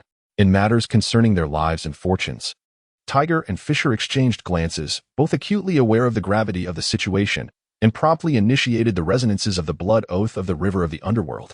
Yet, this did little to alleviate Levi's anxiety. It was not a matter of distrust in his subordinates, but rather the realization that even the blood oath harbored vulnerabilities. Levi was well aware that the ancient deity Yg, once the overseer of the river of the underworld, had long grown weary of his monotonous duties and, in a frivolous act, divided his divine responsibilities among 3 ambitious individuals before vanishing into the far reaches of the multiverse to enjoy his retirement. Since that time, the dominion of death had been fragmented into 3, giving rise to 3 formidable deities: God of strife, Bane; God of the dead, Milko; God of murder, Baal. Though Bane held no sway over the underworld, Milko governed the domain of death, and the god of murder was reputed as the ferryman guiding souls into the river. While these 3 entities primarily occupied themselves with affairs in the material plane and exhibited little interest in monitoring the tens of thousands of blood oaths sworn each day, caution was still warranted. One might ponder why Levi did not seek the testimony of the metallic dragon, Lantis, the embodiment of balance and justice. Was that not akin to inviting misfortune? Despite Lantis's witness mechanism resembling a public judicial system, Levi's impeccable lineage as a silver dragon could potentially draw the ancient creature's attention. Should the dragon catch wind of the situation before him, Even as a creature of lawful neutrality, the dragon might feel compelled to report to the platinum dragon god, Bahamut, leading to an inevitable disastrous outcome. In weighing the risks, the blood oath of the river of the underworld emerged as a more moderate and prudent choice, as it operated without divine oversight, relying solely on its inherent mechanisms. Nevertheless, this could not prevent a dire scenario, should a powerful spellcaster or deity employ prophetic arts to reverse time and uncover the truth. They could still reach the reality of the situation. One might question why Levi felt such trepidation. How could he not? His anxiety stemmed from his unwavering determination to secure his position in this place, for he was already ensnared. Should any deity become aware of this matter, his fate would be sealed. Even he felt a twinge of regret, pondering why these individuals were mining so deeply for no apparent reason. If that entity truly resembled the kind mentioned amidst the detritus of his soul's space, then they were indeed facing a grave predicament. According to the records, this being's visage had appeared in numerous universes. For instance, in the Warhammer universe, it is referred to as the Star God. They exist in a formless state, subsisting on stellar energy, and possess the ability to effortlessly manipulate the laws of the universe. The Necrons reverently named it the Star God, and by crafting a corporeal form for the Star God and pledging eternal servitude, they gained the power of immortality bestowed upon them by this divine entity. The result was the mechanical Necrons that humanity would witness in later ages, a perpetual and agonizing curse for both the once fearful beings themselves and other life forms in the universe. Transformed by the Star God, the fearsome beings became tireless, emotionless machines, launching assaults against the ancients under the Star God's command, an event later immortalized in the tales of the war in heaven by the Spirit Kin. The ancients' excessive utilization of subspace energy and the countless sacrifices during this war caused immense fluctuations in subspace, giving rise to the Chaos Gods. This brutal conflict led to the demise of the ancients, yet in its aftermath, the Star Gods, provoked by deceit and treachery, turned against one another, devouring each other until only four remained: the Nightbringer, the Deceiver, the Outsider, and the Void Dragon. Even in their diminished state, they were formidable entities. Among them, the most prominent was the Nightbringer, who, perhaps out of some malevolent whim, cloaked all beings in the universe with the emotional debuff of fear, casting a shadow of despair over the entirety of the Warhammer universe. The weakest, the Void Dragon, was later shattered by the mechanical Necrons. One of its fragments obliterated a necromantic dynasty in a dozen planets, while another may have visited the then primitive Earth, where it was severely wounded by the Emperor of Mankind and retreated into the subterranean night labyrinth of Mars, likely becoming the mechanical deity worshipped by those later mechanical zealots. Interestingly, in Levi's previous existence on Blue Star, there appeared to be records of similar entities, namely the Celestials from the Marvel Universe. Indeed, these beings could alter any setting or logical concept at will, having visited Earth 4 times, creating humanity, and during their third visit, decisively defeating the Norse and Olympian pantheons, along with countless chaotic deities, instilling a lasting fear that deterred the gods from interfering in mortal affairs. Even more serendipitously, Levi discovered within his dragon lineage's knowledge references to a similar existence. In the dim, ancient past, an extraterrestrial civilization known as Sosa dispatched a colonial system to the world of Coral, which housed an ancient malevolent artifact, the Sosa Colossus, for reasons unknown. Upon arriving in Coral, this colonial system deemed the world unsuitable for activation and subsequently entered a protracted standby state, remaining dormant for untold millennia. Rumor has it that the colossal being known as Sosa requires a specific type of energy to activate. Once awakened, these titanic entities will immediately commence the purification of the world. However, it is said that the one which has already been unearthed has been sealed by the gods in unison, leading to the annihilation of all its followers. In the end, Levi, nearly pulling his hair out in the realm of souls, discovered another record that might be related to them. It spoke of a universe designated as 101-017-6175, home to an existence known as the Spirit of the Starry Sky. The mere appearance of this entity in the human realm was enough to completely upend humanity's worldview, resembling a genuine deity, to restrain their ability to arbitrarily alter constants and the fundamental rules of the universe. Humanity affixed a constraint resembling armor upon them, allowing for a degree of control even from their dormant state, thus enabling humans to reshape the world according to their will and vanquish their foes. Henceforth, This entity gained notoriety, earning the title of the Apostle of War. The means by which they achieved this remains a mystery. Much like the absurdity of the indigenous people of God Peak in the League of Legends narrative, who, through offering a malevolent crown to the Starforged Dragon King, coerced him into a compromise through the threat of the stars. Yet, reality often surpasses fiction in its absurdity. It is rumored that in their battle against the chaotic invasion originating from the cosmic point, humanity harnessed 13 apostles of war to shepherd the stars, constructing the stellar wall, which stretches an astonishing 37 billion light-years, encircling the cosmos already corroded by chaos. This structure serves as the final line of defense for humanity against the chaotic incursion. And while it may appear as merely a large cluster of galaxies from a three-dimensional perspective, from a higher dimensional viewpoint, the stellar wall resembles a smooth and rounded eggshell, akin to the celestial realm, crafted by Ao. Upon delving into this knowledge in the realm of souls, Levi felt a cold sweat enveloping him. If werewolves possessed sweat glands, he was certain that continuing his inquiry would lead to the discovery of even more similar entities. The more he observed, the more he felt that this phenomenon closely mirrored the descriptions within the documents. With so many precedents set before him, Levi dared not take this lightly. Yet he felt overwhelmed. This matter truly was a double-edged sword. He couldn't simply discard it, but could only bury it cautiously. Awaiting the day, he possesses the capability to explore it further. To engage with it now would be tantamount to courting death. To illustrate succinctly, this entity is akin to an EVA wielding a GM-level access key. If it truly embodies such an existence, the concept of death would be utterly irrelevant. Should it retain even a fragment of its will, the mental pollution unleashed upon awakening could swiftly engulf the entire continent of Corel. Before it, the notion of nuclear deterrence would be nothing short of a farce. Liwei seemed to have suddenly recalled something, and he called out to Tej, who was about to take his leave. What about the 3 orcs who discovered this object? Was it not mentioned that their mental state appeared to be deteriorating? Bring them here. At once. Chapter 49. From today onwards, you shall be my silent witnesses as Hors and Tej departed upon receiving their orders. Only Rimlu, who seemed eager to take a bite out of the peculiar entity before them, remained at Levi's side, along with Fisher, whose expression was laden with anxiety. After a moment's hesitation, he could no longer suppress his curiosity and inquired, "Boss, what exactly is this thing? Is it not a titan?" Levi turned to him with a grave expression, stating, "No, titans are not of such magnitude. From this moment forth, do not gaze upon it, do not address it directly, nor contemplate any matters pertaining to it. It is best to forget it entirely. To be honest, I am not entirely certain of its true identity myself, but if my suspicions prove accurate, the ramifications could spell disaster for all of Zealandia." With a sardonic chuckle, he added, "It is not only us who may be in peril. Even those drow in Gelsorn City above could very well be swept away without a trace." Upon hearing the term it, Fisher's body visibly stiffened. As Levi issued his cryptic yet dire warning, fear compelled him to lower his gaze, wishing he could pluck out his own eyes. Beads of sweat formed on his glistening bald head, and his legs felt weak beneath him.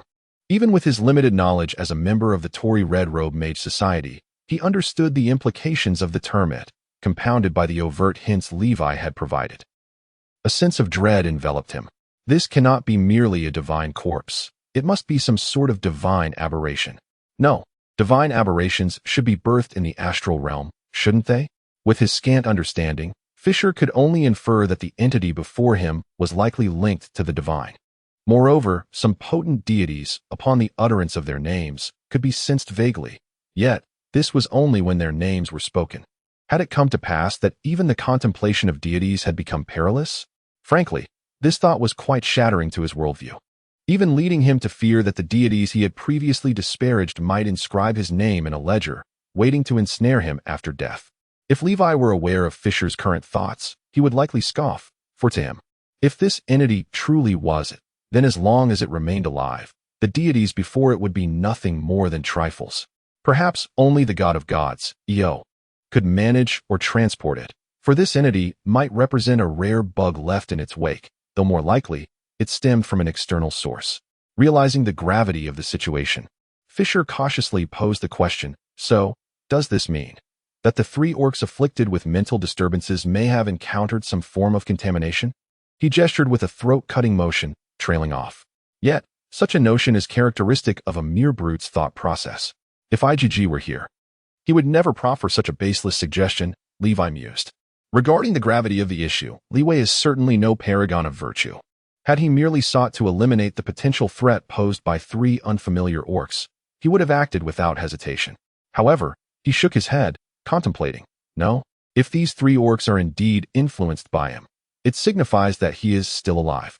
Thus, they will serve as the most direct evidence for my subsequent evaluations. If my conclusions hold true, they will also become the most ideal subjects for observation, allowing me to gauge the extent of his awakening. Naturally, the latter is a prospect I wish to avoid. It is simply too premature. Yes, his emergence is both unexpected and exceedingly early. If, on some future day, I were to ascend to the status of Dragon King or achieve divine reverence, I would then approach such matters with meticulous preparation, thoroughly researching this phenomenon with utmost caution. For once the power of such an existence is harnessed, it implies a transcendence that could potentially breach the confines of our universe and time, ushering in a myriad of unknown possibilities. Any unforeseen event could result in catastrophic consequences. Immediately, Fisher bowed deeply, adopting a posture even more subservient than when he had been an apprentice at the Red Robe Mage Guild. Although he stood before a mere half-dragon work, within the context of their guild, he would merely be regarded as a formidable enforcer and a rare source of dissection material. Yet, through limited exchanges, Fisher profoundly sensed the depth of knowledge possessed by the other, the ability to integrate a territory like Zelandia, which had been held for decades, without bloodshed within a mere few days, and to achieve such advancement in just 5 years, indicated that this individual was far from being merely a brute. Indeed, in confronting Li Wei, Fisher experienced an uncanny sensation, as if he were not facing a foolish beast, but rather a sagacious and learned dragon. This perception compelled him to set aside any initial reservations and earnestly dedicate himself to serving Li Wei. Then, Li Wei inquired, "During your time at the Red Robe Mage Guild, did you acquire any coordinates for other planes in Corel? Other plane coordinates?" Fisher momentarily paused, then smiled broadly. "Indeed. There is one. Although I have never specialized in spellcraft, during my early days while settling a troublesome debt, I managed to obtain a coordinate for a realm of the undead from a novice spellcaster. However, he was inexperienced, and I cannot ascertain whether that plane is one of the 17 outer planes known as the Grey Wastes of Hades. His forte was summoning skeletal warriors from that realm, though their combat prowess was rather lacking." "Oh, it appears that you are not quite the competent and powerful Red Robe Mage after all," Li Wei remarked with a chuckle. In his eagerness to please his master, Fisher regretted digging his own grave. He scratched his bald head, forcing a wry smile. "I merely have a few areas of specialization. But once I reconnect to the magical network, my transmutation spells will not disappoint you, Master. I assure you, it's no boast." "Indeed," Fisher exclaimed, his face alight with joy as he accepted the command and set forth. Li Wei gazed at his departing figure and smiled knowingly. He was well aware of Fisher's ulterior motives. It was merely a ruse to collect dimensional coordinates while securing a replica for himself. For such coordinates were indeed a valuable commodity. Amongst wizards, knowledge perpetually supersedes currency as a hard asset. However, Li Wei was solely interested in the outcome. Whatever Fisher might gain would merely serve as his recompense, for he was not so petty. Once Fisher had departed, Li Wei leaned down to address the remaining Remulu. His expression grave. "Remulu, I require your slime clan to undertake a task for me." Mu-e. Remulu's soft head was adorned with a large question mark. "Contact your kin and gather them to this 13th mining area. While excavating this substance, they must also patrol the vicinity to ensure no sentient beings approach." Mu-e. Remula shook her little head, seemingly eager to accept the mission. Yet, the stern and serious demeanor of Li Wei left her somewhat intimidated. "The only concern was that your capabilities still fell short." "Please wait a moment," Li Wei said, and under Remulu's expectant gaze, he bit into his own claw. A sharp, piercing sound erupted, accompanied by a flurry of sparks, causing Li Wei's scales to bristle in alarm. He quickly ceased his actions, fearful of disturbing the colossal creature before him. "Goodness, have my scales grown this thick? Perhaps it is wiser to refrain for now. You may continue to consume my waste and evolve gradually." Li Wei lamented. "Remulu," he extended a claw to gently tap her small head. "From this day forth, you shall be my silent ones." Chapter 50. No one shall dare to disturb that fellow's coffin. With Levi's limited understanding of such an entity, he perceived that during its slumber, The occasional emanation of its consciousness waves could exert a profound influence on the surrounding creatures. Simultaneously, the consciousness waves of higher intelligent beings could potentially provoke a reaction from it. Thus, the only course of action left to Levi was to eliminate all intelligent life in the vicinity, construct an iron shell to serve as a coffin, and appoint a solitary slime devoid of significant thought as the silent guardian of the grave, until the day he acquires the ability to engage with it directly. Or perhaps, one day, when he finds himself cornered and noticed by the deity. At that moment, it would serve as Levi's nuclear deterrent against such beings. Should those entities, seated in their divine realms, shamelessly seek to annihilate him, Levi would not hesitate to forcibly awaken it, allowing it to cast a layer of mental pollution debuff upon all intelligent beings in Corel, leveling the playing field to confront the deities on equal terms. As the saying goes, there is no absolute misfortune. It all hinges on one's perspective and how one chooses to wield it. Although this sudden occurrence disrupted many of Levi's plans, seemingly bringing a multitude of harms with no benefits, it also, in a certain sense, granted him a trump card, a formidable weapon that would undoubtedly astonish the world. Simultaneously, this was the only course of action Levi could conceive under duress, a plan he referred to as the Silent Guardian Project. Indeed, a makeshift and inferior version of the Wallfacer Project from the three-body problem. Alas, the more intelligent the beings he faced, the more prone they were to madness. Ironically, the most suitable sword-wielding companion turned out to be the utterly brainless slimes. How truly challenging this is, Levi mused, reiterating a few instructions to Remulu before swiftly departing, concerned that his fervent thoughts, akin to a blazing bonfire, might resonate with the slumbering entity, potentially leading to its awakening. Remulu watched Levi's retreating figure, sighing silently, her small form seeming somewhat deflated, as if burdened with pressures beyond her years. Taking a deep breath, her entire slime body elongated into a cylindrical shape, resembling a steadfast prairie dog, and emitted a commanding shout. Moo! An invisible sound wave, carrying the will of Remulu, the Slime King, rapidly spread across a radius of over 600 miles in mere moments.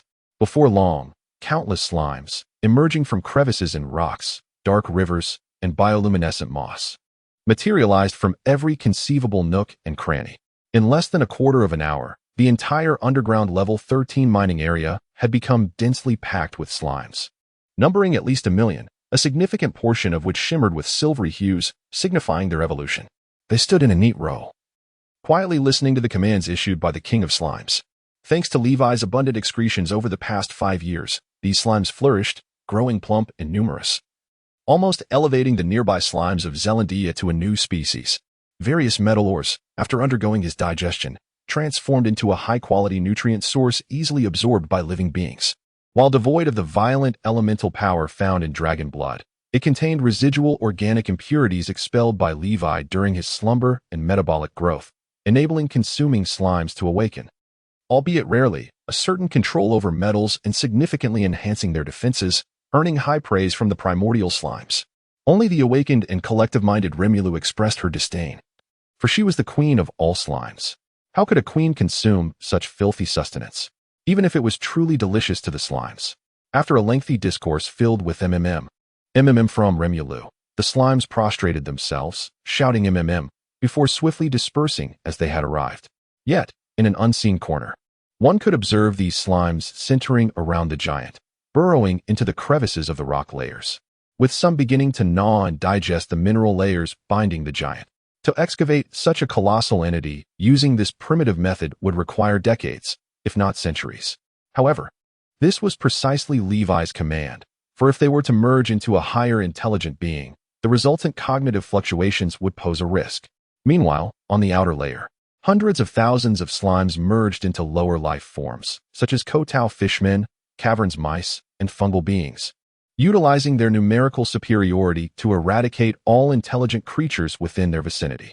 As the slime populace commenced the infamous Great Purge that would later instill fear in the dark regions, Levi, returning, encountered 3 orc warriors and a fully armed band of gray dwarves brought by Tager at the entrance of the 13th mining level, followed closely by a band of wolfmen led by Haas. However, these gray dwarves carried mostly smelting tools and construction materials in addition to weapons, as per Levi's request. He solemnly addressed the old dwarf, saying, Tager, I understand your concerns, but I can assure you that it is likely not your creator Titan, but something far more terrifying. Therefore, do not attempt to kneel and pray again. Otherwise, you may not even know how you perish. Do you understand? Yes. The old dwarf was taken aback, a shiver of dread coursing through him. He decided to issue a proclamation immediately, due to the relentless onslaught of beast tides at the 13th mining level. I hereby order the complete lockdown of the entire area. Henceforth, we shall not dig downwards, but shall mine laterally. Li Wei, feeling disinclined to explain everything to them individually, understood that the fewer people who were aware of this matter, the better. He asserted, let us commence. This concerns our very survival. I require you to seal off every entrance and exit of the entire 13th level of the mine post haste. Not a single rat should be able to enter. Yes, boss. We shall accomplish the task. Furthermore, he presented the 3 orcs who had been the first to discover the issue, concerned for his own life. Tage dared not delve deeper into the matter regarding the deities. He left the 3 somewhat timid orcs behind and took most of his crew to work as laborers in construction. The task of the wolfmen was to swiftly cleanse the nearby entrances of any lurking mutations and to safeguard the safety of the dwarven craftsmen. The Grey Dwarfs would, according to Li Wei's orders, transform the 13th level into an immensely secure coffin. No one would dare to disturb that coffin. Li Wei then cast his gaze upon the 3 trembling orcs, and to his surprise, he recognized them. The leader was none other than the fierce orc who, upon his arrival in Zelandia, had gone so far as to heed his suggestion and self-castrate in order to secure a position at hog mining. The once boisterous brute now appeared haunted by nightmares, visibly emaciated, with a look of confusion and fear of the unknown in his eyes. At that moment, Li Wei felt his suspicions had risen by another 30%. Nevertheless, he sought to reassure the orc warrior, parting his lips to reveal a menacing grin filled with sharp fangs, and said, "Fear not. You are all miners of hog mining. As the chairman, it is both my duty and responsibility to ensure the safety of my employees. Now, do share with me what you encountered while mining on the 13th level. By the way, I still do not know your names." Chapter 51, A Fate Sealed by Death, for Droral Lantriso Frostwolf. The past 5 years have likely been the most splendid time in his life, surpassed only by the period before he was compelled to leave his homeland. Perhaps, if one were to exclude the pangs of longing and familial ties, it could be argued that these years have been even more favorable than those spent in his native land. The orc tribes operate within a quintessential patriarchal society, plagued by a severe scarcity of resources. Thus, the best fate for women is to be regarded as valuable possessions, while the worst sees them relegated to the status of slaves. Male orcs take pride in their combat prowess, wealth, and territorial expanse. But they also boast about the number of females they possess and the male offspring these women bear. His mother was a slave, yet fortune smiled upon him as he displayed remarkable talents upon his birth. During his rite of passage, he distinguished himself by slaying a young dragon on the cliffs of the world's roof, thus earning the surname Lantriso Frostwolf from his father, who promised to fulfill one modest request. However, when Droral sought to request the liberation of his mother from her servitude, his plea was met with a resolute denial. In his profound disappointment, Droral turned to the shaman for solace. The wise old shaman imparted that the Orcish system is founded upon might and honor, and while wealth can sway the powerful, to alter his mother's fate, he must amass greater military achievements or procure a relic of extraordinary power for his father, thus presenting a glimmer of hope. The war god Gush, revered by the orcs, abhors any semblance of peace among his followers. Hence, the orcs believe that to survive, they must conquer as much land as possible, rendering them adversaries to all creatures in their vicinity. Yet, to the north lie the formidable ice giants, and to the south, the increasingly tenacious human kingdoms. War, however, is never as simple as hunting. It is invariably accompanied by blood and fire, with death as a constant companion. Thus, upon learning of the bountiful mineral wealth in the shadowy realms through a trading caravan traversing both the surface and the dark territories, Droral exchanged his accumulated wealth for passage to the underworld. He bid farewell to his mother and embarked on this journey with his closest 8 brothers. A venture destined to lack a return path. They set forth in pursuit of riches, and indeed, they beheld the abundant treasures of the dark realms. However, they were treacherously captured and sold by a vile human trading party to the drow elves of the city of Gelsorn, where they were condemned to a monotonous existence amidst the mines. The subsequent years were fraught with tedium. and Drorl's foolish decisions led to the demise of several of his brothers. They either fell victim to cruel experiments at the hands of the drow or succumbed to illness amidst the relentless toil of mining. Yet, having grown numb to the specter of life and death after enduring the initial years, Drorl seized an opportunity to escape alongside a group of scheming grey dwarfs. Navigating through the sewers to the drow elves' exiled domain of Zelandia, a small settlement governed by a coalition of fugitive grey dwarfs. In the days that followed, conditions improved somewhat. There were no longer overseers relentlessly whipping them into labor. However, each day, they were still required to pay a tax of 200 pounds or to survive in this place. Fortunately, for the robust orcs, this daily tax was not an insurmountable burden. They could even exchange the surplus or for goods beyond mere sustenance. Yet, he knew that if discovered, he risked losing his job, a loss he could not afford as he had 8 children to support. Yes, it seemed absurd. The drow elf he had once despised had borne him 8 offspring, and though he could not discern which of them was truly his, or if any were, this was a tradition that enabled their Orcish lineage to endure. Most importantly, he had fallen in love with that drow elf technician. However, misfortune eventually befell him. As his illness worsened, on the day he reported for work, he was dragged out by the old dwarf, Tager. He endured a brutal beating and lost his job.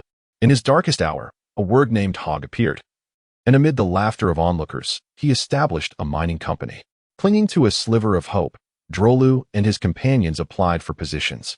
To their surprise, the word proprietor was remarkably forthright. He immediately recognized Drolu's affliction and suggested that he ought to sever it to eradicate the problem entirely. For only then could he secure employment. Indeed, if a problem could not be solved, then addressing its root cause would suffice. After all, if he did not act, the issue would render him useless in due time. This word was truly wise. In a moment of clarity, Drolu wasted no time and tore the affliction away. Though it was painful, the prospect of survival, obtaining work, and continuing to provide for his 8 children rendered the pain negligible. The word proprietor greatly admired his decisiveness. He promptly offered him a position and generously had a Kuda Merman apply some salves. Thus, he became a member of hog mining. Little did he anticipate that just a day later, hog mining would introduce the deity miner employment incentive. Drolu sensed that with the advent of this incentive, miners across Zelandia were clamoring for opportunities. He soon experienced the benefits of this policy, leveraging the orc's robust physique and the earnest collaboration of his 2 brothers.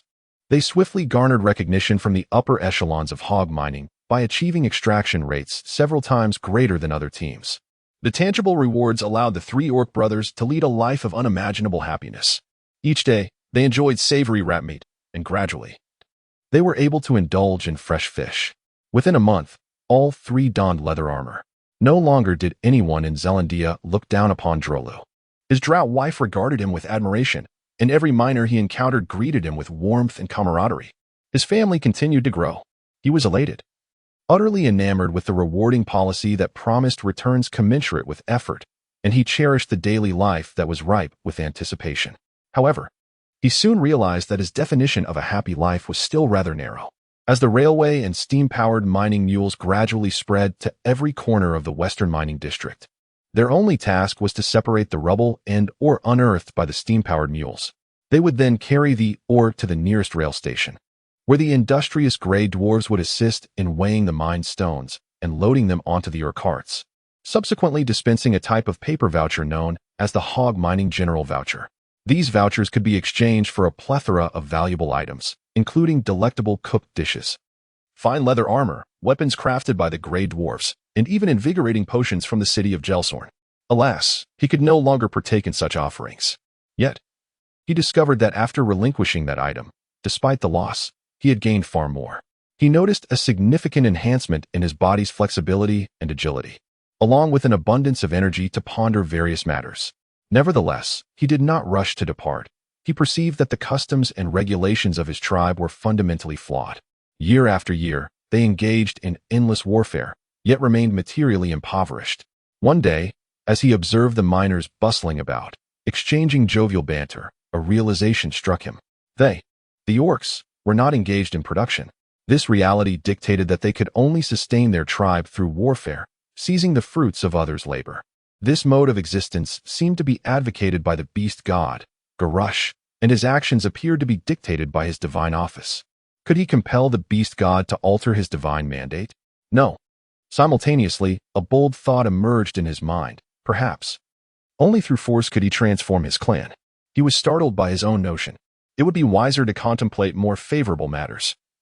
The 13th level of the mine had been breached, revealing an unparalleled rich vein.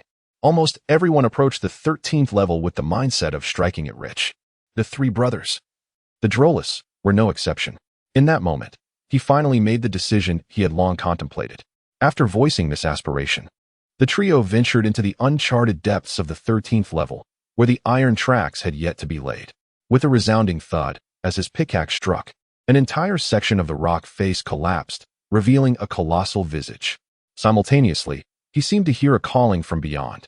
"Drolu, my child, mother." Just as Drola gasped in astonishment, a torrent of chaotic images flooded his mind. No, fear not. For you are all miners of hog mining. As the chairman of hog mining, it is both my duty and responsibility to ensure the safety of my employees.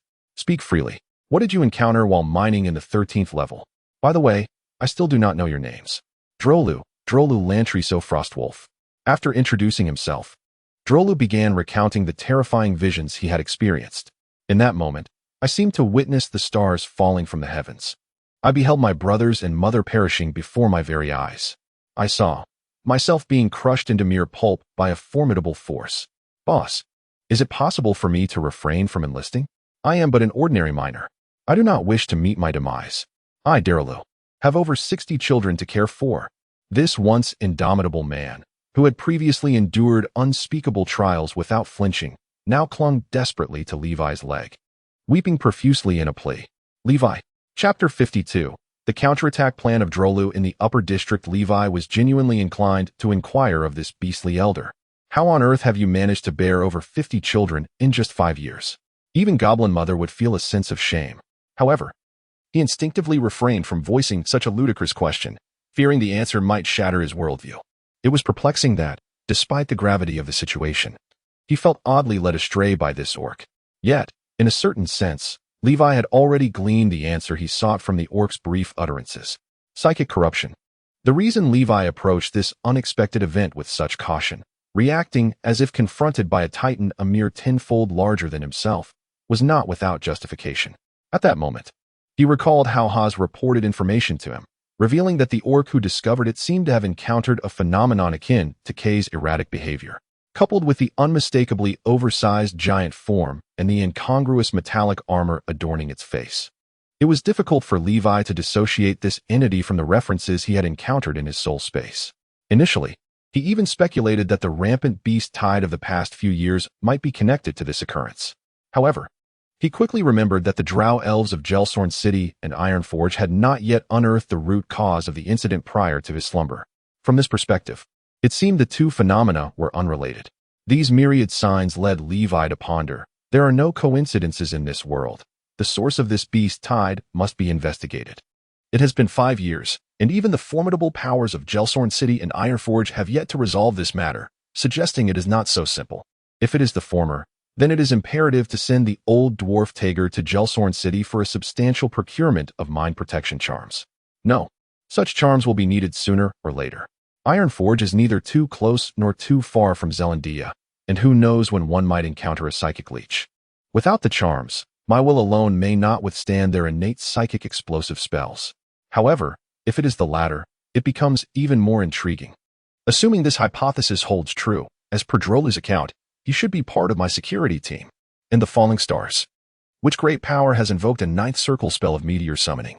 Could it be that Lucio, the esteemed official, has traversed time?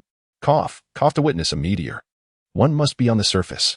This implies that in the future, he must follow me from the shadowy realms to the northern kingdoms on the surface? The day has finally revealed its year and month. Originally, even without any unforeseen events, I had intended to endure until I became invincible in these shadowy realms. The lifespan of orcs does not seem particularly long, after all. As for the great power, should it manifest as a colossal blow from its true form, it would undoubtedly be an overwhelming force for Drolu, indeed rendering him into mere pulp. However, such divine phenomena should be approached with cautious belief rather than outright skepticism. It is prudent to prepare for various possibilities. Levi pondered for a moment, refraining from immediately comforting the orc father engulfed in anxiety and despair. Instead, he turned his gaze to the other two orcs. "What about you? What did you witness?" "I cannot recall distinctly. I only remember being struck down by something enormous. That jolted me awake." Deeming this account of little value, Levi made a judgment and shifted his attention to the other orc. "I am similarly vague. All I recall is being consumed by mushrooms. So many mushrooms." The other orc replied, equally perturbed. "Mushrooms? What a peculiar matter. Never mind. Let us nurture this situation for now and observe if any further deterioration occurs. Should the mental affliction be mitigated, it would indicate that my plan of silence has borne fruit." With this thought, Levi patted the orc's shoulder, brushing aside the thick moss that had grown on his head during a prolonged seclusion of half a month. He offered gentle reassurances. "Rest assured, this is likely just a severe amplification of the fears within your heart. Guard your spirit. Do not let external disturbances sway you, lest you become part of that mindless orc horde. Therefore, I grant you a reprieve. Take the time to rest and let your mind be free of burdens. After all, you are a worthy orc with over 60 children to care for." Drolu, with his earnest demeanor, nodded vigorously, rejuvenated. "And there is Grina, my beloved wife. We have pledged to remain together for a lifetime. In the future, we shall have even more children. She claims her lifespan is sufficiently long. Perhaps one day our offspring will muster a legion of 10,000. At that time, together with my brothers from all of Zealandia, we shall launch a counteroffensive against Gelsorn City. When she ascends to the position of its mistress, even if I have passed away by then, she will honor me as the king of valor." Stop. Levi interjected suddenly, his worldview trembling at the audacious plans of counterattacking the upper city. His mind was brimming with incredulity, and he hastily gestured for the increasingly animated orc to cease. He summoned Horse to oversee the issuance of a blood oath to ensure the secrecy of the giant's existence. Then, accompanied by TYG and several Grey Dwarf guards, he boarded the steam-powered minecart, ascending along the tracks. At that moment, with his thoughts undistracted, Levi took the opportunity to admire the results of the construction driven by his will over the past few years. Unlike the uneven caverns pockmarked by pickaxes in the eastern mining district, the entirety of the western mining area, beyond the second level, had been excavated by steam-powered mules. The main thoroughfares along the way were remarkably smooth and spacious, resembling a grand underground palace. Along the way, one can observe miners of various races diligently chiseling away at the rock walls near the mine shafts. Among them are lizard folk, humans, grey dwarfs, halflings, mushroom folk, and even gray-skinned goblins who have gradually evolved due to their profound integration with the drow. Levi even witnessed numerous miners from different races collaborating, offering support to one another when fatigue set in. Unlike the numbed expressions he had previously encountered, these individuals radiated a vibrant enthusiasm for their aspirations of a brighter future. As they extracted precious minerals, they engaged in hearty laughter and lively discussions, debating whether to indulge in roasted Caven's rat skewers or perhaps savor a dish of poached fish after work. Indeed, a delightful dilemma. From the walls, the resonant, passionate melodies of the Grey Dwarves could be heard in the distance. However, each time this occurred, Levi noticed that Tiger beside him appeared somewhat uneasy, seemingly apprehensive that Levi might utter something that would compel him to retreat into the depths of the mine. Whenever these miners caught sight of Levi ascending in the steam-powered mine cart, they would pause their labor, bowing in respectful salutation, kneeling on one knee, or even prostrating themselves to express their gratitude towards the creator of such a life. He even spotted two small figures walking together, one large hand clasping a smaller one, with the taller one bearing a frame of, or that towered over him, by several heads. Judging by the weight, it likely rivaled the workload of the orc Drolu. The smaller companion, trailing closely behind, nibbled on a piece of dried fish in one hand while using the other to support the heavy load. Although his assistance might not have been substantial, he remained undeterred in his enthusiasm. Levi gazed at this heartwarming scene and couldn't help but smile once more. After a moment of contemplation, and under Tiger's astonished gaze, he called out to the two little ones. Chapter 53. Greetings, Lord Hog. For the sake of Zealandia. Two diminutive drow, perhaps still below the height of his thigh, were startled by Levi's sudden exclamation. The taller one, despite bearing the weight of heavy ore, swiftly unsheathed a bone blade from his waist, stepping back and twisting his body as if to seek refuge in the shadows of the mine. The smaller drow, resembling a frightened fawn, shrank behind his taller companion, as a piece of or tumbled down from the commotion and threatened to strike her head. She instinctively raised her slender hands to catch the sizable rock that could have caused her serious harm. Yet, the tremor in her hands revealed her lack of strength. Upon catching sight of Levi, both drow froze momentarily. The taller one promptly cast the bone blade to the ground, standing rigidly. Interestingly, he did not observe the customary etiquette for drow before a superior, but instead mimicked the salute of the Zealandia security team, raising his hand in a military salute and declaring in a clear voice, "Lord Hogg, Minor Tristan of the 7th Squad, number 0013, pays his respects." With his left hand, he gestured to the smaller drow behind him, drawing her forth. Under his guidance, she imitated her brother's salute, her youthful voice trembling as she proclaimed, "Lord Hogg, Minor Tristan of the 7th Squad, number 0014, pays her respects." Observing the two little ones tremble with anxiety, fearing retribution for their earlier disrespect, Levi could not help but chuckle lightly. He gestured for the dwarf to release the brake on the minecart and beckoned the siblings closer, saying, "Fear not, come here. I shall not devour you." Exchanging glances, Tristan and his sister hesitated before ultimately yielding to Levi's command. Hand in hand, they cautiously approached under Levi's amused gaze. As they drew near, Levi could finally ascertain the weight of the ur Tristan carried, which surely exceeded 600 pounds, an astonishing revelation considering the delicate appearance that concealed such strength. Tristan hesitated momentarily, but then summoned his courage to respond. "It's only halfway through the day. I wish to earn a bit more." Upon hearing the word school, the drow siblings' previously dim eyes brightened with hope. Even the nearby tiger widened its eyes in disbelief as it regarded Levi, its breath growing slightly heavier. "Then can I learn the arcane?" Tristan asked softly, his verdant eyes wide with curiosity. This upward glance allowed Levi a closer view of his features. How beautiful! Perhaps even more exquisite than some female drow, Levi mused inwardly, momentarily captivated by the aesthetic charm that the Dragonkin's standards afforded him. However, upon recalling that this was indeed a male drow, he could not help but acknowledge that the allure of masculinity seemed to eclipse that of femininity. "Then, can I learn how to manufacture those great iron shells that emit steam?" Beside him, Crescent impatiently interjected, "It seems you have a keen interest in mechanical dynamics, or rather, science, which is a splendid beginning. We have an excellent instructor in this field in Zealandia named IG, and perhaps when you meet him in the future, he will take a liking to you." Levi smiled at her, responding, "Indeed, I shall strive to learn diligently," Crescent affirmed, nodding enthusiastically.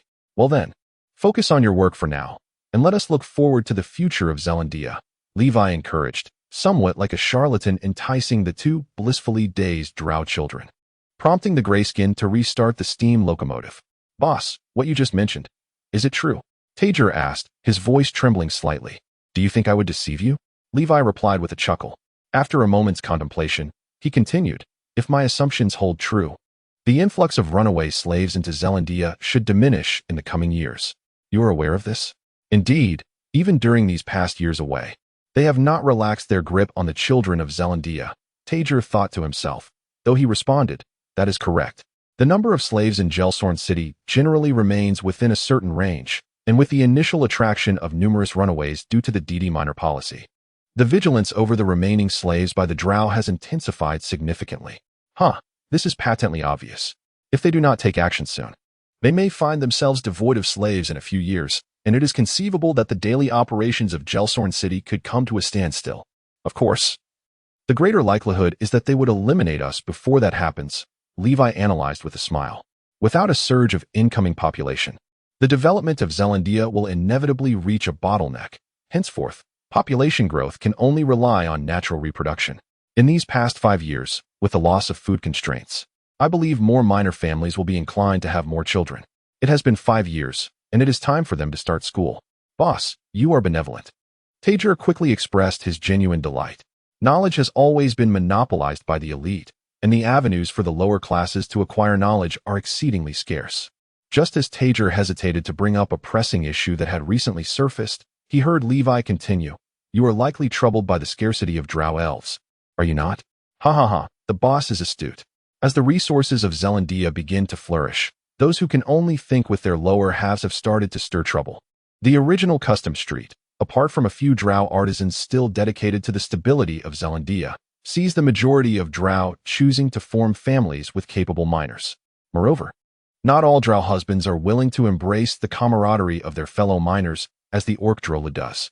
Consequently, in these past 2 years, numerous coercive incidents have arisen, and there seems to be no effective solution. After all, we cannot simply invade Gelsorn City to seize elves, Tager lamented, feeling quite troubled. It is certainly impossible for us to engage in an all-out war with Gelsorn City at this moment, as we lack the military strength. However, we have acquired at least the qualifications to speak on equal terms. I intend to reopen a passage between Zealandia and the upper regions, thereby freeing ourselves from the constraints imposed by Gelsorn City. At that point, we can readily welcome the populations from the surrounding enclaves, alleviating the significant gender imbalance issue. Otherwise, it is likely that before the drow come to confront us, chaos will erupt from within our own ranks. Levi, with unwavering focus, once again proposed a decision that sent a tremor through Tig's heart. Are you not afraid that the drow might truly come after us? Before the grand and imposing hog mining building, 100-strong contingent of Wurgens, left behind by Haas, stood in formation, flanking the path on either side, raising their hands in salute, their gazes unwavering as they bellowed, "Your Grace Hog." The first inspection team of hog mining stands ready for your appraisal. Behind the Wurgens, Bald, Fisher, and IGG arrived with a 100-member battle mage regiment arrayed in formation. These robust spellcasters, forged through years of mining, each brandished a staff in one hand and a menacing, roaring chainsaw sword in the other, proclaiming in unison, "Your Grace Hog." The first battle mage regiment of hog mining awaits your inspection. Finally, a colossal and meticulously organized formation of 3,000 metal-clad gray dwarves marched forward, their steps somewhat chaotic yet undeniably formidable. In the rear of the procession, they raised their hands in unison, fingers pointed downwards. Offering a salute to Levi, "We pay our respects to your Grace Hog." Unbeknownst to anyone, the aged dwarf Tig had slipped down from the steam locomotive and approached the front of the regiment, raising his warhammer and fervently shouting, "Your Grace Hog." The first security battle regiment of hog mining stands ready for your inspection. Your will is our will. The direction of our swords defines our enemies. Roar. For your Grace Hog. Roar. For Zealandia. Chapter 54. The invitation from Dazana, the military salute, reminiscent of a bygone era, was imparted by Levi to Haas and the others as a token of his nostalgia for the Blue Star. With a hand raised and fingers pointed towards his temple, he pressed down, signifying that the welfare of the people transcends all else. Yet, within his heart lingered a glimmer of hope that all of Zealandia could unify its collective will for a formidable effort. At the same time, Levi wished for his employees to feel emboldened, under the auspices of the formidable Crimson Dragon Tiberius, to face the oppression from the drow without trepidation, always believing that they too possessed a strong ally. Naturally straightforward and pragmatic, Haas, who was still occupied at the 13th mine ensuring the gnomes repaired the coffin, was evidently the first to be excluded from the proceedings. Among the group, the red-robed, bald-headed Fisher, who was merely adding to the ranks, and the somewhat reluctant and bemused IGG were not the types to easily flatter. Thus, it was likely that today's display was initiated by Fisher, who, in collaboration with the anxious old dwarf, Tiger, eager to solidify his own standing, orchestrated this scene. Yet, it must be said, the spectacle before them, although lacking in polished synchronization due to insufficient rehearsal, was nonetheless impressive in its grandeur, reverberating with a thunderous energy that carried a certain allure. The crowd appeared dense, numbering in the thousands. Upon witnessing the security detail of hog mining bowing to Levi, they seemed to spontaneously emulate their gestures, expressing gratitude for the protection and favors bestowed upon them over the years. Salute to His Grace, Hog. His Grace is supreme. Supreme. As Levi descended from the mine cart, escorted by several dwarves along the red carpet laid out on the main thoroughfare amidst the collective homage, he remarked, "Fisher, I never expected this red-robed mage with such pronounced features would turn out to be this kind of person. Levi shall remember you, young man. Your future looks promising, and your path has surely widened." Levi cast a glance at the bald fellow, whose grin revealed a glimmer of his molars, shaking his head in amusement. Ultimately, amidst the cacophony of cheers and salutes, he entered the newly constructed mining edifice, a grand structure hewn into the rock face, personally designed and planned by Tiger. As thoughts flitted through the minds of those present, a group settled into their respective positions within the conference room of hog mining. Observing that Levi remained silent for an extended moment, the elder dwarf, Tiger, could no longer contain himself and was the first to inquire, "Boss, are we about to go to war with the drow?" With Tiger's question echoing the unspoken concerns of the assembly, all eyes swiftly turned to Levi. He rapped his claws against the long table, affirming, "Indeed, as we progress, a confrontation with Gelson City is inevitable." The air momentarily stilled, but Levi continued, "However, it is not time for that yet." As his words escaped, a palpable sense of relief washed over several individuals. Yet, they could not suppress their exasperation, exchanging glances that conveyed their sentiments. "Could you refrain from such dramatic pauses, my lord? It might induce a heart attack." The individuals present were not the easily deceived common folk found outside the building, particularly not Tig, who, amid the assembly, seemed to harbor the most intense anticipation for the impending conflict, while simultaneously possessing a rational awareness of the formidable prowess of the drow. However, the absence of a full-scale war did not imply a continuation of mere survival and cowardice. Levi, eschewing any further circumlocution, turned to the bewildered old dwarf, Tig, and directly articulated his future strategic plans. "Thus, my intentions remain as I previously conveyed, to utilize steam-powered mining mules to forge a passage to the upper district. This endeavor will not only liberate us from the constraints imposed by Gelson City, but will also facilitate our trade with other cities in the Underdark. Additionally, it will alleviate the gender imbalance and the dwindling population issues we face in Zealandia. Following this, having partially extricated ourselves from control, we can clandestinely connect with surrounding enclaves, exhausting the drow's resources, while systematically reducing our tax obligations to Gelson City as a means to test their limits.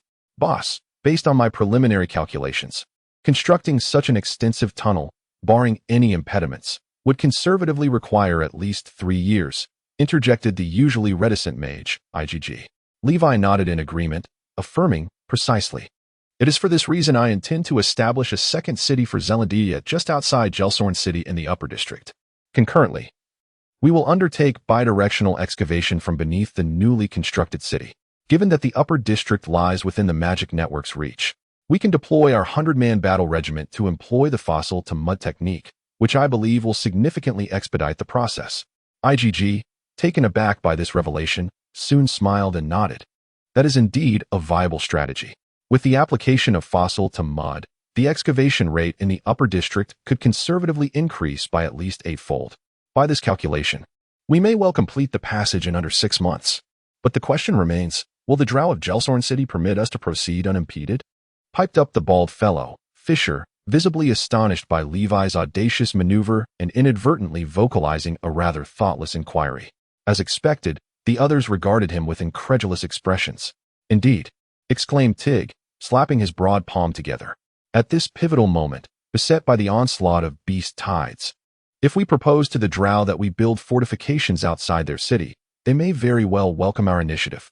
Fisher's face lit with realization as he observed the knowing glances exchanged among his colleagues, acutely aware of his own intellectual shortcomings in this matter. "I shall prepare at once. That young woman, Disha, has not ceased to clamor about this issue for the past 2 years. If I were to broach this topic with her now, she would likely storm into the matriarchal council with a proposal faster than a roused mother boar." Upon hearing this, Li Wei raised his hand to halt the agitated elder dwarf, gazing at him in exasperation. "Why the haste? It is abundantly clear that the drow are far more anxious than we are regarding this matter. If you recklessly bring up the idea of establishing a city outside Gelson at this juncture, are you not effectively revealing to those cunning drow that there is something amiss?" "Indeed, I may have been overly eager," he conceded. "However, it has been over half a month since we last declined their overtures. Based on previous patterns, it is uncertain how much longer we must endure this waiting. Are we simply to bide our time? The ferocity of their beast tide may not be sufficient. Yet have we not just secured all the entrances of the 13th mining district?" Li Wei, akin to a seasoned wolf sitting upon its perch, reveled in the awestruck admiration of those around him. However, aside from Fisher, the others, despite harboring genuine respect, wore exaggerated expressions that seemed largely contrived. They had come to realize, perhaps a common trait among dragonkin, that indulging in a bit of bravado rarely incurs a loss. "Oh, what were we discussing? Ah, the drow. Indeed." Suddenly, Li Wei, connected to the true sight eye within their lair, felt a surge of clarity and spoke with an air of mystique. At that moment, As the meaning of his words eluded the assembly, a grey dwarf hurried into the conference room, addressing the esteemed leaders. Lord Hogarth, Lord Tiger. A messenger from the Jatter family of Gelsorn seeks an audience. She claims the beast tide in Gelsorn has grown more ferocious.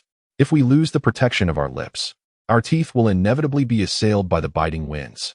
Thus, in the name of Lady Disha of the Jatter family, she implores us to send reinforcements to Gelsorn.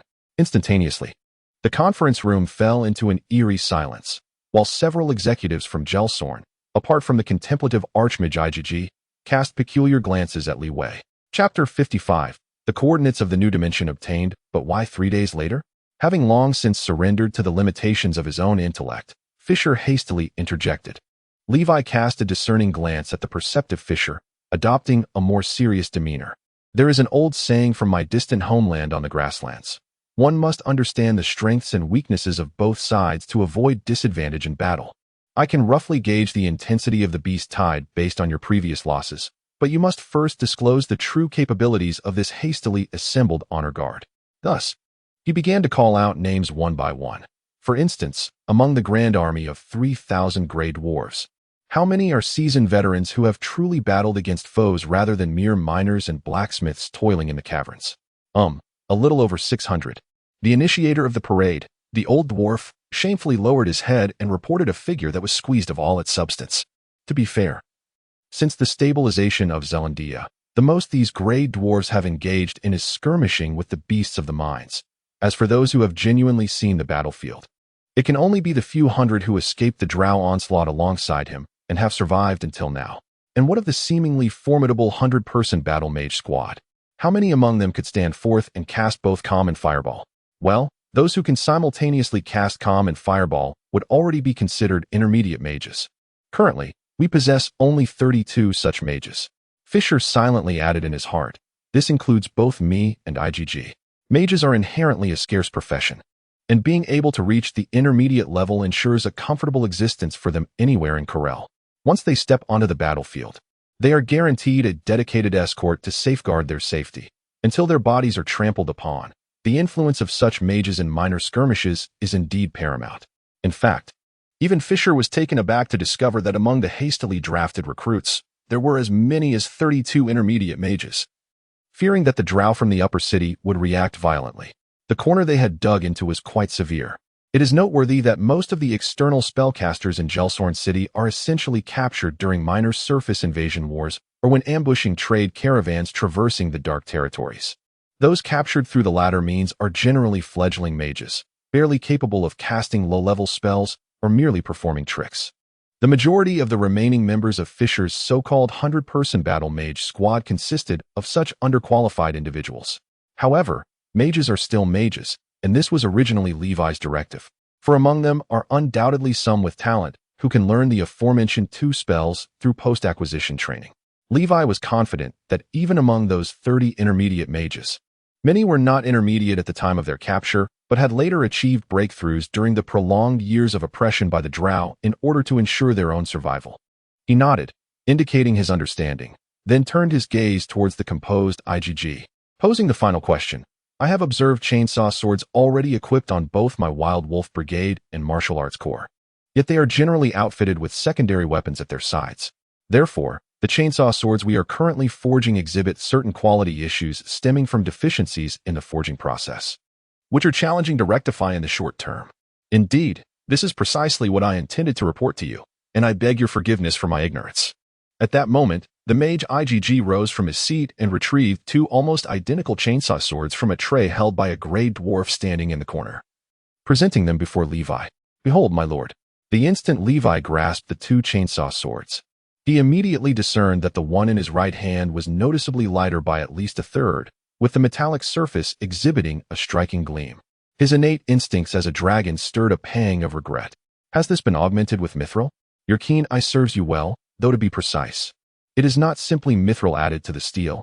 Rather, a small quantity of steel and other metals has been incorporated during the use of mithril to endow the weapon with a certain heft necessary for delivering a decisive blow. As our land of Zealandia does not produce mithril, there are only 5 such chainsaw swords forged primarily from mithril throughout the entire region. IGG, being an accomplished mage, expressed a similar sense of regret. Hiss.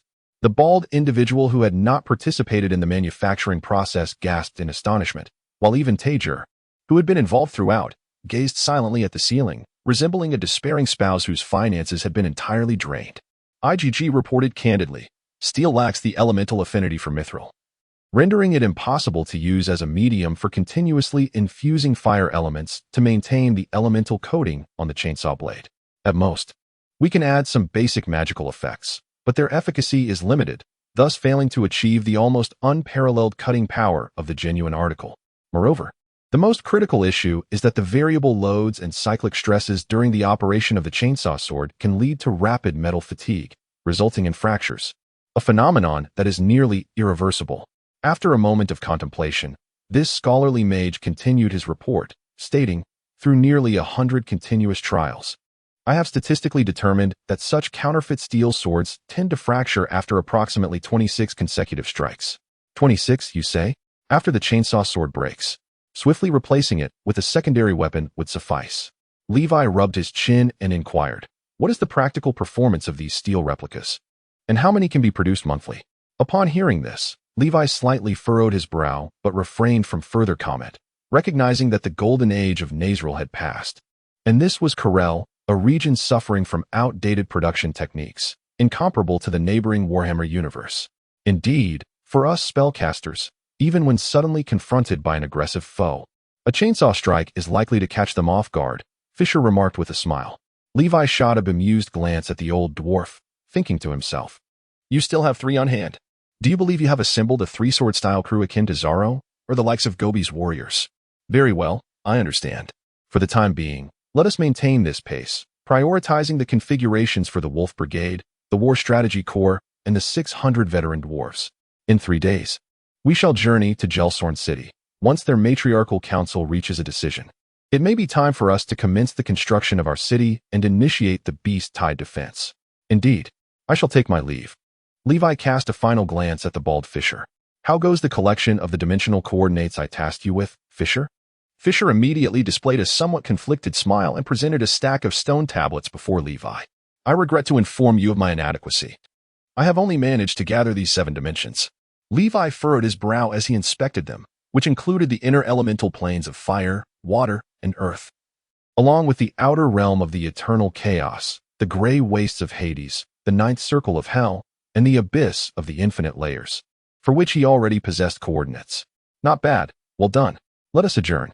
Additionally, prepare yourselves. In 3 days, we shall pay a visit to our esteemed client, Lady Dishana. I must admit, I am rather looking forward to Gelsorn City. Levi offered the group a playful smile, casually taking the chainsaw sword prepared for him, and strode towards the grand glass window of the building. With a bold leap from the 7th story, he soared into the air. In the next moment, 2 fiery dragon wings unfurled from his shoulder blades, and amidst the astonished gasps of the crowd below, he flapped them twice, stirring a tempest of wind, propelling himself like a bolt from a bow into the western mining district. I wonder, compared to Sylvie, how many little ones I might summon through the interdimensional summoning technique. It truly fills a dragon with anticipation. Chapter 56, Levi's Grandiose Siphoning Technique, Part 1. To mobilize 1,000,000 slimes to collaborate on a task is no simple feat. Even for Remulu, who has gained partial control over the collective consciousness of these creatures. In an instant, the entire lair was engulfed by a winter tempest, causing a startled Remulu to leap up, nearly frozen solid by the rapidly expanding frost ring. Trembling in the aftermath of this near calamity, Remulu extended a small tentacle to point accusatorily at Levi, expressing vehement disapproval and protest. Droplets of moisture seeped from its cellular membrane, transforming into wisps of vapor, as if it were on the verge of evaporating entirely within minutes. Levi was compelled to exert all his strength to suppress the surging elemental energy within him, which allowed the cave's temperature to become bearable for the delicate slimes. After soothing Remulu, Levi began to extract the spellcasting materials that Tajer had meticulously gathered for him. These materials were not solely intended for summoning. Rather, they were crucial for establishing protective arrays. Since all inner and outer dimensional planes move in relative motion with the material world, their coordinates are not eternally fixed. They are influenced by the time, location, and various other factors surrounding the summoning process.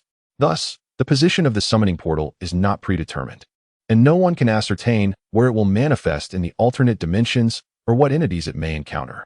Levi had heard from Tajer and the others about reckless individuals who had opened portals directly above the heads of abyssal lords, resulting in their immediate transformation into soul crystals. Therefore, a protective array is absolutely essential. These arrays can grant the summoner a fleeting moment of reprieve to close the portal in a life-or-death situation. At that moment, Levi had laid out nearly all the protective arrays he could procure, including the well-known Psychic Shield Array, Anti-Prophecy Array, Anti-Tracking Array, various Elemental Protection Arrays, and Anti-Curse Array, among countless others. In his fervent dedication, Levi nearly emptied the old dwarf's treasury. After a flurry of activity, Levi found himself in a delightful quandary. From which plane should I commence? The existing coordinates encompassed the inner layers of fire, water, and earth elemental planes, as well as the outer layers of the eternal chaos of the chaotic sea, the gray wastes of Hades, the ninth circle of hell, and the infinite abyss of the endless depths, totaling 7 planes to choose from. Among these, the inner water elemental plane was the safest choice. Yet it offered little in terms of formidable summoning options, comprising mainly various elemental creatures, giant spirits, and crab tortoises. The only potentially valuable entities were the abyssal magical fish and the semi-aquatic multi-headed lizard, though the former proved difficult to deal with due to its psychic energy, while the latter was exceedingly rare. As for the outer planes, the gray wastes of Hades served as a sanctuary for the deceased, yielding primarily undead monstrosities. Summoning a horde of skeletal remains lacked aesthetic appeal and could easily provoke the ire of neighboring realms, leading to a collective assault against the summoner. Some adept manipulators of souls can be quite troublesome. The infinite layers of the abyss are filled with a cacophony of chaotic jesters, each brimming with overwhelming martial prowess. Even if one were to capture them, how could one compel their obedience? Alas, I find myself pondering the birth year of Miss Sylvie, wondering if she still walks among us. If only I could seek her wisdom on how to tame those chaotic jesters of the abyss. I can't help but speculate whether that silver dragon lady possesses a method to forcibly redirect the nature and alignment of those abyssal beings. Otherwise, I cannot fathom how that 6-armed serpent demon, the Sword Saint, attained such a title. Alas, it seems the most viable option left is the eternal chaos of the chaotic sea, though such a vile place may harbor creatures of every alignment. It appears that the Slarg giant toad of the chaotic sea might be a commendable choice. However, the same issue arises. It seems to be another chaotic evil jester, quite difficult to restrain. Nevertheless, the chaotic sea offers a plethora of other species to consider. Oh, eternal chaos of the chaotic sea, grant my silver dragon, no, my red dragon, an SSR summon. Upon confirming the coordinates, Levi, under layers of protection, unleashed the interdimensional summoning for the first time. Amidst the tumultuous surge of elemental energy, a pitch-black portal materialized before him. As the portal opened, a tempestuous and boiling aura of chaos surged forth, throwing the entire nest of elements into disarray.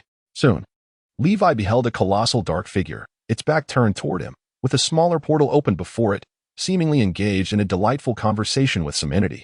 Perhaps disturbed by the commotion Levi caused, both the figure and the entity behind the portal turned their gazes toward him. 3 pairs of eyes met in silence, an atmosphere of awkwardness brewing in the air. Ultimately, it was Levi who first regained his composure, muttering an apology for the intrusion, and hastily attempted to close the portal. Creak. All of Levi's protective arrays trembled, emitting a strained moan under duress. A voice resonated directly from Levi's mind, sending a wave of dizziness through him. Oh, what a fortuitous day it is for me, Clask. Indeed, the essence of the material plane. Such a stable portal. Such a firm spatial fluctuation. Look what I have found. A delightful and delectable red dragon. A silver dragon hatchling.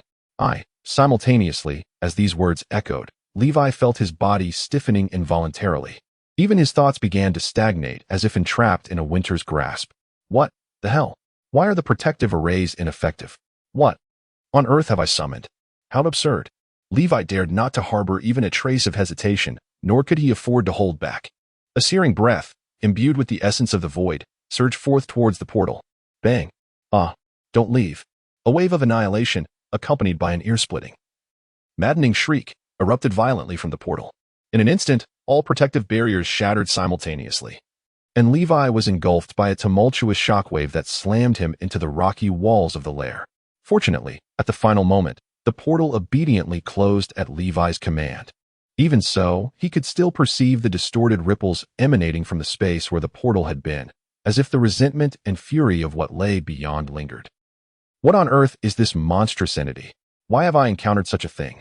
Levi gazed at his once familiar lair, now a wreck, and at Remlu, cowering in the corner, trembling in fear. A bittersweet amalgamation of incredulity and absurdity washed over him, akin to the feeling of surviving a cataclysm. Chapter 57, The Siphoning Technique of Li Wei, Part 2, The Chaotic Sea of Eternal Turmoil. This realm is one where anything is possible. It embodies a raw and boiling chaos that propels all elements towards oblivion. The chaotic sea is a plane of utter disarray, its space resembling a haphazard inlaying crafted from the chaotic amalgamation of the four fundamental elements. Fireballs, air sacs, clods of earth, and waves of water continuously vie for supremacy, transforming into chaotic oscillations. The landscape here bears a resemblance to a noxious miasma floating within the material plane, yet it encompasses all that exists. One can behold forests, meadows, even the ruins of castles and desolate isles within the horizon. The chaotic sea lacks defined layers. Even if such layers existed, they would perpetually merge and separate, each outcome returning to chaos, compelling even the wisest of beings to impose some form of categorization. The environment of the chaotic sea shapes the lifestyle of its inhabitants. Many objects here emerge from thoughtless, nebulous whirlpools of chaos.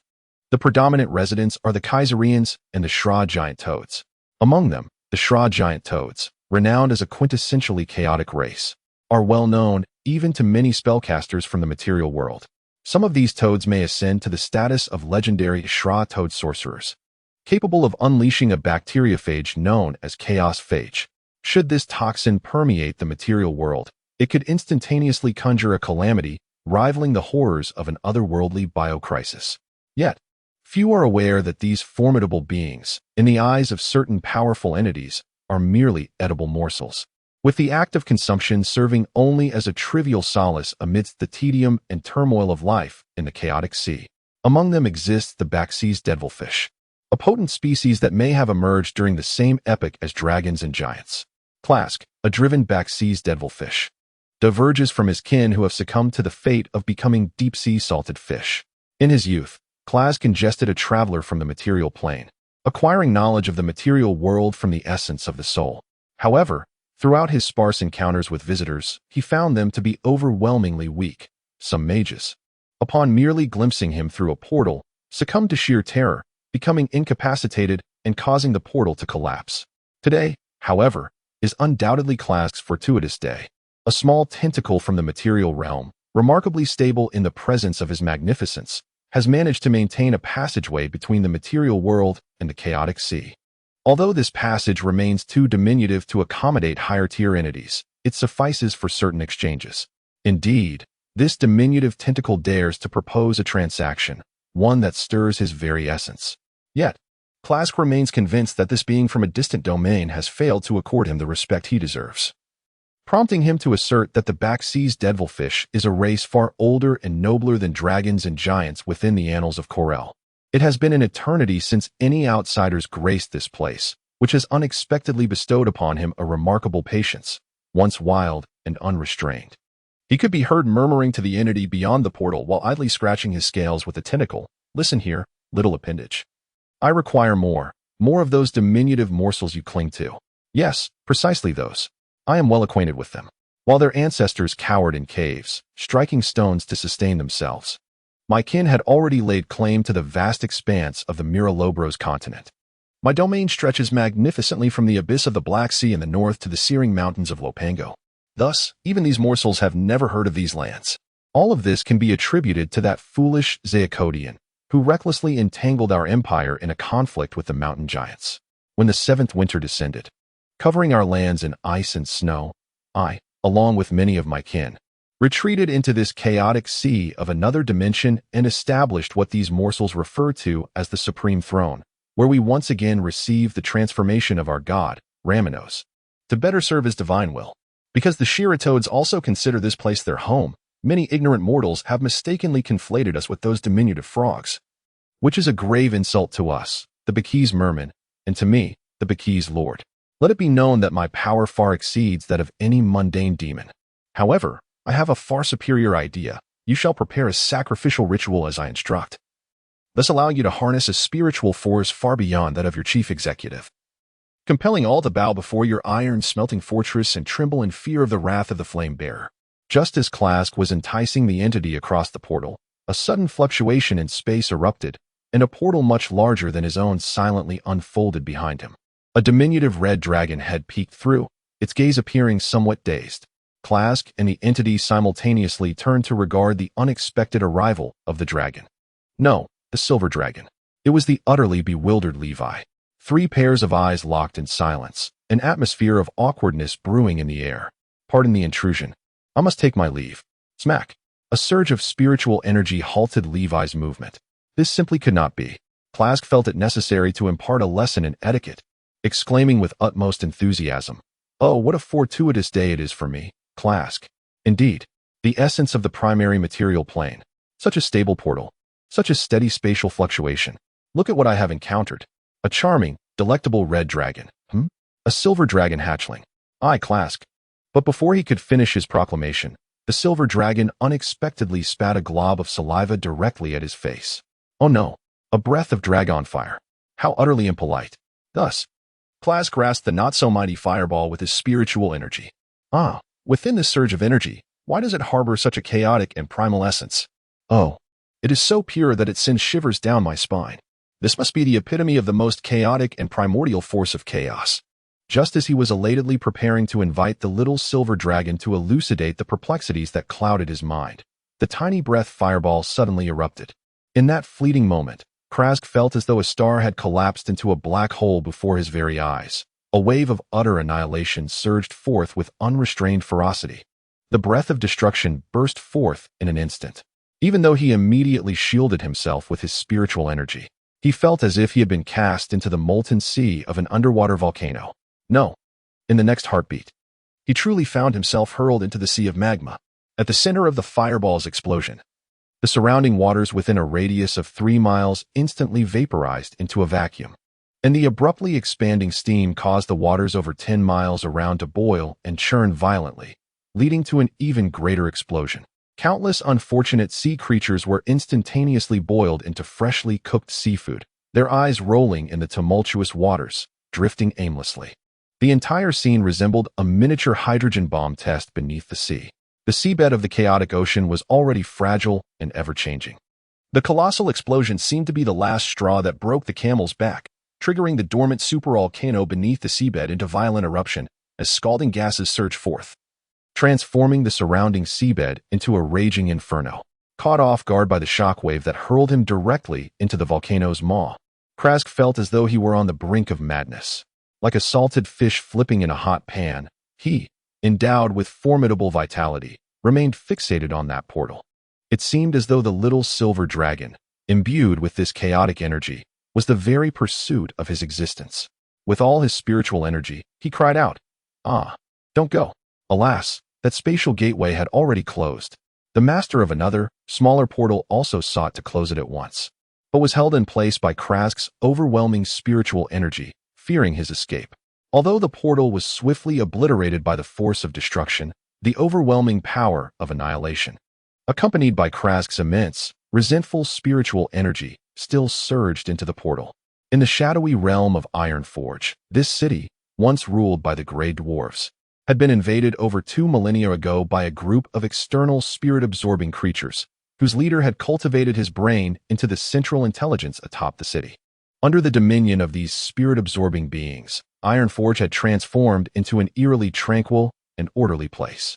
On this day, a dazzling fire suddenly erupted in the northwestern part of Ironforge, the tremendous energy even collapsing the entire western city wall, observable by some far-off drow scouts outside the city. A formidable surge of spiritual energy enveloped the entire iron-smelting fortress, awakening even the dormant mainframe, which trembled under the onslaught of this ethereal force.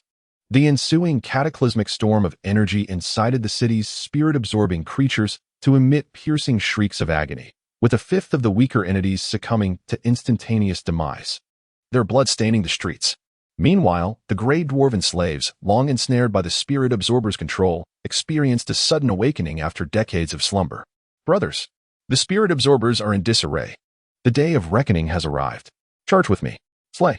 That night, the uprising instigated by the Grey Dwarves amidst the chaos raged for 3 hours before the spirit absorbers, having regained their composure, quelled the insurrection.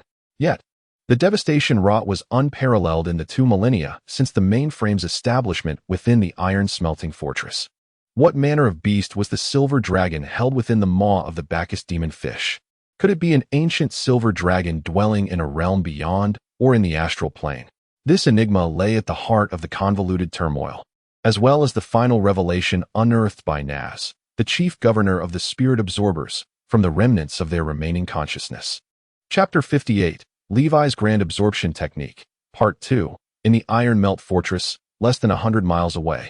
An explosive surge of energy from a portal nearly caused a catastrophic disaster for the entire family.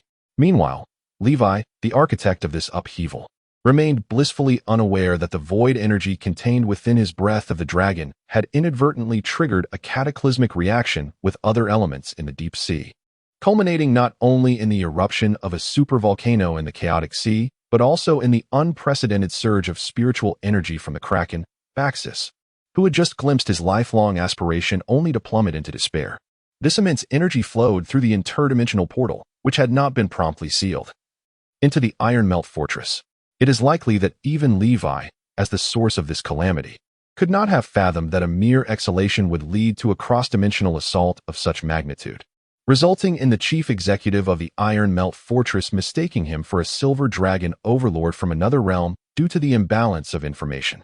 Unbeknownst to him, the drow elves of Gelsorn City were elated upon hearing this news, even preparing to convene an urgent meeting to deliberate whether they should seize this rare opportunity to strike while the mind-controlling creatures were weakened and the western wall lay in ruins.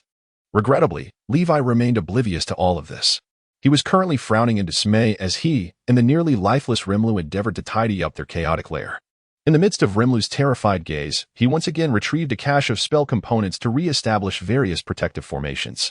Levi had discerned that since these protective arrays had collapsed, they must have possessed some degree of efficacy. Otherwise, he suspected that the deep-sea creature, while exerting spiritual control over him, would have captured him without any hindrance from these arrays. However, Levi felt a twinge of frustration and discontent over the failure of his first interdimensional summoning experiment. How could this happen? Everything had been progressing so smoothly.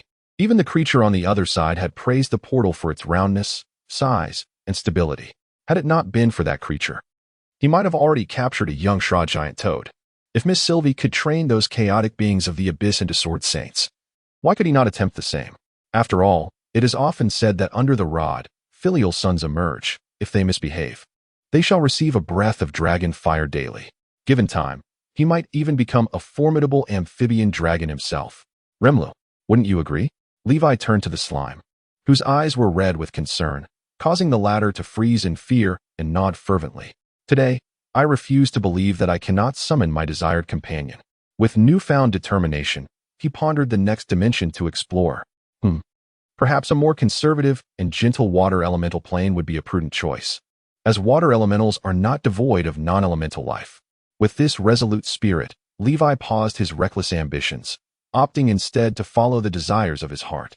Liwei's dexterous claws moved swiftly, and after a flurry of activity, his fervent cries once again echoed through the nest. Oh, bless me, great Emperor of Luck. Water elemental plane, grant me a splendid SR. Accompanied by a tumultuous and violent ripple of spatial energy, a tranquil portal unfurled, releasing a chilling breath of the abyssal deep. Yet, what was that foul stench of decaying fish? The water elemental plane is a realm devoid of a surface. It is a domain of flowing currents and tumultuous waves, an endless abyss. This plane presents a boundless ocean without a seabed or surface, enveloped in a radiant, liquid milieu. As long as travelers can adapt to breathe in this environment, it remains one of the gentler inner planes. The eternal ocean of this plane boasts numerous varieties, ranging from frigid to scalding and from saline to fresh. These waters are in perpetual motion, driven by currents and tides. Long-term habitats within this plane are established near various drifts that float upon this endless expanse, and these dwellings shift with the tides. For an inner plane, The water elemental plane is relatively mild. It serves as a sanctuary for a multitude of local elements, aquatic denizens, and beings from other realms that thrive in this aqueous world. The elements manifest as discrete expressions of the plane itself, gaining consciousness and mobility from magical or natural forces. Among these are the water elementals summoned by spellcasters and elemental versions of creatures from the material plane, often resembling semi-fluid forms akin to the marine beasts and monsters of the physical realm. Numerous aquatic beings from the outer realms also inhabit the water elemental plane, including transient creatures like the crab turtle and magical bats, as well as more permanent populations such as the moray fish folk and sea giants. Generally, the aquatic denizens of this plane are known to be mischievous and cruel, capable of tormenting and drowning travelers who rely on spells or magical items for survival in their realm without a moment's hesitation.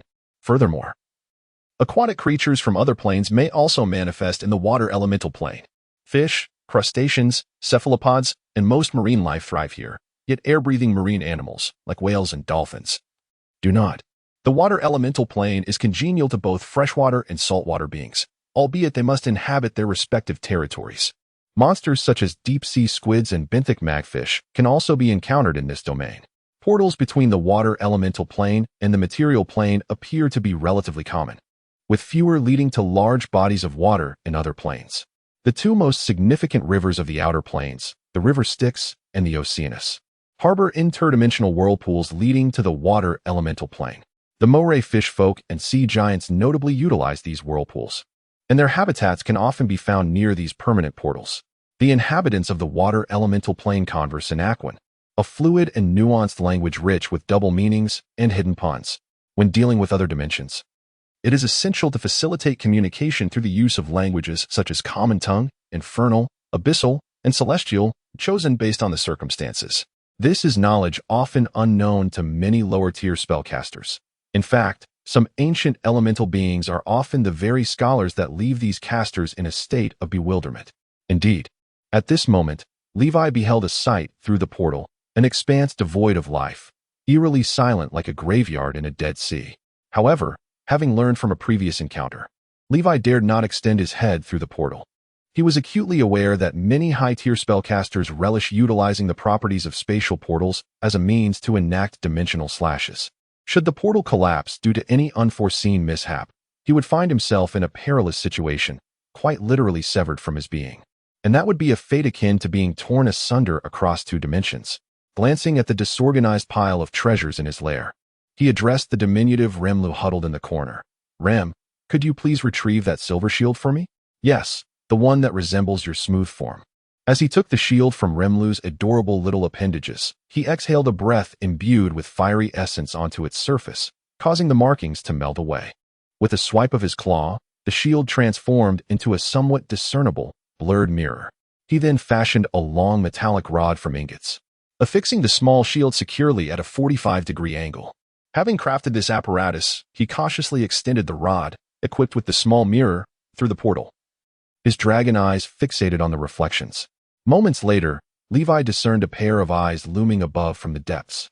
Or perhaps they were not eyes, but merely sensory organs. Then, he heard a mocking voice in Draconic resonate in his ears. "Oh, I wondered who was so mischievous as to intrude into my domain. Turns out to be a playful little silver lizard. I have been so lonely for far too long. Since you've come, let us be neighbors and play together." As the words faded, a sudden crack. The silver shield and the metallic rod were instantly twisted into a contorted mess by the overwhelming pressure of the deep sea. Levi could barely make out numerous water elemental tendrils coalescing around him, surging towards the portal, towards him, in a frenzied rush. Cursing under his breath, "What the hell? A colossal water elemental. Who did I offend?" With a furious breath steeped in void energy, he unleashed a torrent of dragon fire. Boom. "Ouch, you wretched little lizard. You've inflicted pain upon me. I shall remember your scent. If you dare venture into the elemental plane again, I, Shagnarl, will." A violent ripple surged through the portal. And before the backlash could manifest, Levi expertly closed the portal. The dragon sprawled like a salted fish amidst his treasure hoard, his expression one of profound existential doubt. Why must it always be such formidable beings? Couldn't he be summoned something a tad more manageable? Two such monstrous entities in succession. Is it truly a matter of my misfortune, or does Sylvie's interdimensional summoning inherently lead to a quagmire? The following day, after a night of rest and regaining my breath weapon for self-preservation, Levi, unwilling to concede, embarked once more on his card-drawing, summoning endeavor in the realm of fire elements. How dare a diminutive lizard summon me? Very well, as you wish, let the flames purify all. Interruption. Huh. Tui. Boom. In the realm of earth elements, who dares disturb my slumber of millennia? Bang. Levi, with remarkable ease, unleashed his breath weapon while executing the portal operation with unparalleled proficiency. On the third day, in the gray wasteland of Hades, Levi unleashed a breath weapon upon the cranium of a certain undead lord, simultaneously exorcising all undead within a 100-meter radius. In the depths of the ninth circle of hell, Levi, upon completing the portal, was taken aback to realize that he had unwittingly opened it within the infernal camp of a blood-soaked battlefield. Now transformed into the most notorious dragon of Corel, a silver dragon, with an impassive demeanor, ignited a firework in the devil's encampment before skillfully closing the portal and making his exit. Thus, he had unknowingly achieved the remarkable feat of having unleashed a third of Corel's primary internal and external 21 realms, a milestone that may never have been accomplished before. Could it be that this is destiny? With a somewhat dazed expression, Levi gazed at the final familiar coordinates, the infinite depths of the abyss in the realm of the Silver Dragon Maiden. Chapter 59. The reluctant engagement of the Lord of Gloom. Infinite abyss of endless depths. Here lies a suffocating expanse of terror, the very abode of demons. It is a realm where the tenets of earthly morality and ethics have been utterly obliterated. The abyss unfolds through countless layers, each reflecting a grotesque amalgamation of ugliness, malevolence, and chaos. As one spirals downward through the myriad strata, they converge upon the ultimate brutality. Traditional lore within the material realm posits that the abyss consists of 666 layers. However, the true number far exceeds this estimation. Indeed, in its entirety, the abyss is a far more horrifying expanse than conventional understanding can encapsulate. Each layer of the abyss boasts its own distinct and terrifying environment, beyond their harsh and desolate natural forms. It is impossible to encapsulate the diversity of these layers under a single tone. One may encounter lakes of corrosive acid, toxic mists, caverns adorned with razor-sharp spikes, and landscapes of seething lava. Less lethal terrains may include sweltering salt deserts, poisonous zephyrs, and plains overrun by voracious insects. The abyss is the dwelling place of demons devoted to death and destruction. To these demons, visitors are perceived as sources of sustenance or amusement. Some even regard formidable visitors as potential recruits, ensnaring them in the ceaseless, bloody warfare between the denizens of the abyss. Moreover, the abyss serves as the residence for demon lords and certain deities, including the renowned Demogorgon, Grazi, Blibdolpulp, Dweomercrafter, the Great Matron, Grumsh, and Hrugek, alongside numerous other deities, most notably the arachnid goddess Lolth, the goddess of misfortune Bashaba, and the powerful demon princes Yinagu and Azazel. Azagrad is the domain ruled by the Lord of the Abyss known as Graz-ZT. This realm extends across 3 layers, the 45th, 46th, and 47th. As these 3 layers fall under the dominion of the same abyssal lord, Graz-Z, they exhibit analogous characteristics and numerous interconnected entrances influenced by his will. The River of Salt serves as one of the connecting threads throughout these layers, shimmering like liquid salt crystals. It goes without saying that immersion in this river can prove fatal. Other notable features include the interconnecting entrances that manifest as serpent-like thickets and hearths emanating green flames. However, due to Graz-ZT's cruel sense of humor, some hearths flickering with green fire merely blaze brightly without serving as actual entrances. The environments of these 3 regions are not excessively perilous. Each resembles a distorted reflection of the material realm. For instance, the 45th layer resembles an endless expanse of gray prairie washed by rain. The illumination of the 46th layer emanates from the ground, casting shadows that bizarrely stretch skyward like black pillars. The 47th layer, accessible only from the 2 layers above and not from the plains of the abyss, basks under the radiance of a blue sun. Here, the flames burn in shades of violet rather than crimson, inflicting frigid harm. Thus, creatures typically immune to fire may find themselves taken aback upon nearing these flames. Zelatar, the largest city within the dominion of Grazd, exists across all 3 layers. Doorways lead in and out to streets or within buildings, yet the interiors and streets may belong to different depths of the bottomless abyss. The denizens of Zelatar, demons, half-demons, tieflings, and other beings who revere Grast, predominantly possess the knowledge to navigate the shifting entrances. Yet most visitors require a guide to traverse this vast and bustling metropolis. At the heart of the demon city of Zelatar lies the Silver Palace, an opulent structure comprising 66 resplendent ivory towers and 100 frigid mirror halls. The Silver Palace is visible from any vantage point within Zelatar, regardless of the observer's lair. The Lord of Shadows, Grast, resides within this grand palace.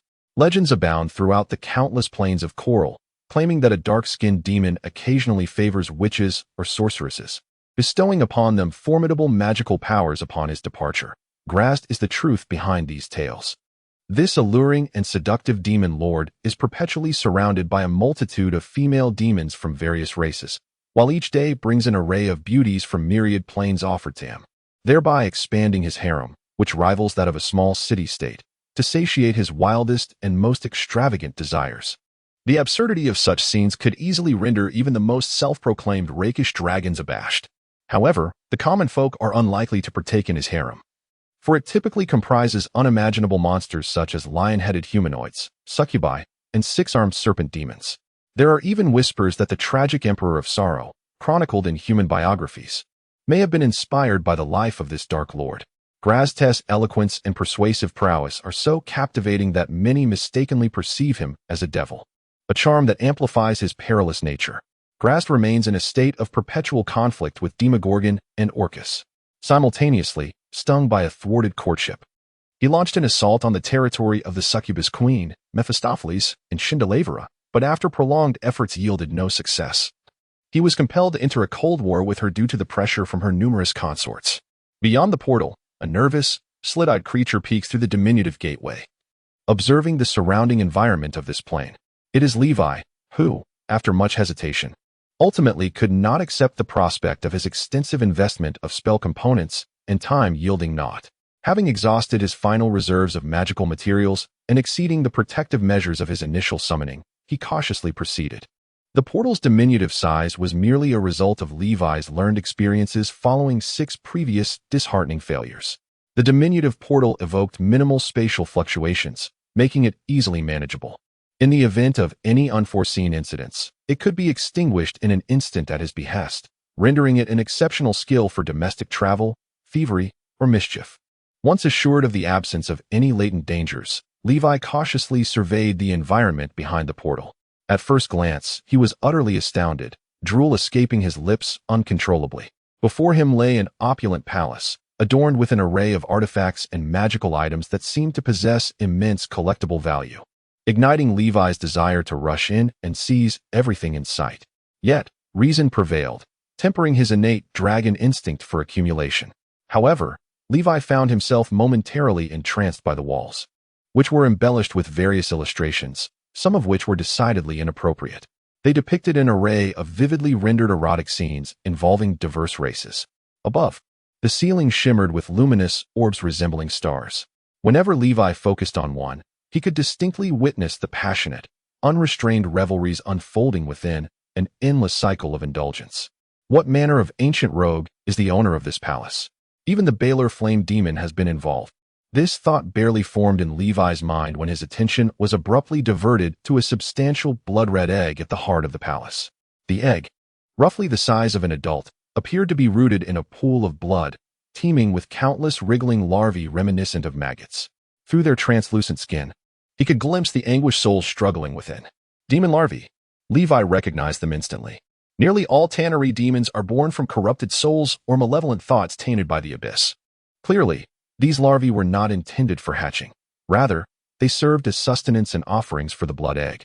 With each pulsation of the egg, a multitude of larvae burst forth, transforming into pure abyssal energy and surging into the egg. Curiously, despite the grotesque and sinister spectacle before him, Levi felt neither disgust nor fear. Instead, he sensed a peculiar tranquility and a sacred power, even as they descended into ceaseless corruption under the abyss's influence. What a grand undertaking! It seems a significant portion of these demon larvae are derived from the souls of celestial beings. Truly a remarkable find. My SSR has finally emerged. In its unborn state. Remain calm. Remain composed. In critical moments, maintaining serenity is paramount. Levi feared the possibility of defensive traps, so despite the treasure lying ahead, he was resolute in not stepping beyond the portal's threshold. Employing a familiar tactic, he melted a large metal ingot from his hoard to fashion a sizable iron claw, expanding the portal to accommodate the blood egg's passage.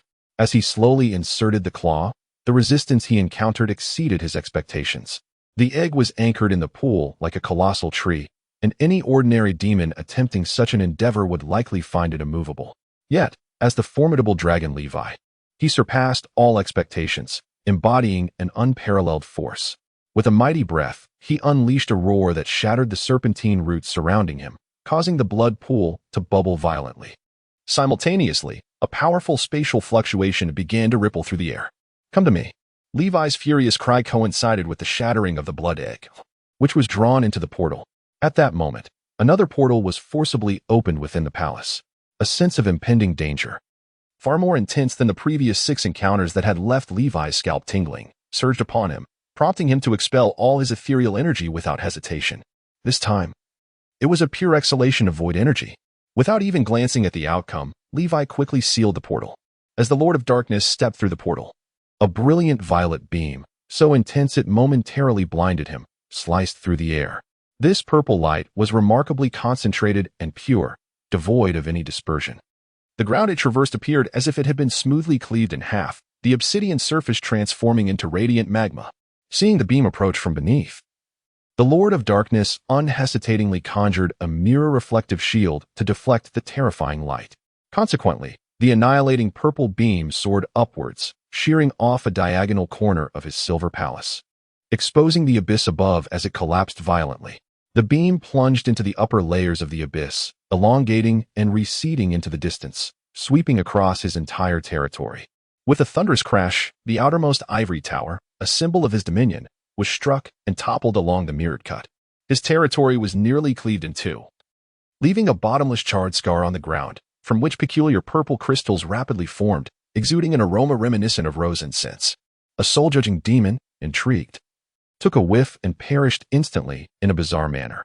The Lord of Darkness, grasped, stared in astonishment at the unfolding chaos, unleashing a furious roar that reverberated throughout the realm. However, as he prepared to use a divination spell to locate Levi's spatial coordinates, he discovered that the chaotic energy from the exhalation had obscured all traces, rendering him unable to pursue. Curse that dragon whelp. Let me not lay eyes on you again, grasped. The Lord of Darkness, feeling the fury rise within him once more, unleashed a roar that sent tremors through all demons in Zereth. Once he regained his composure and beheld the empty blood pool, he took a deep breath, swallowing his third roar.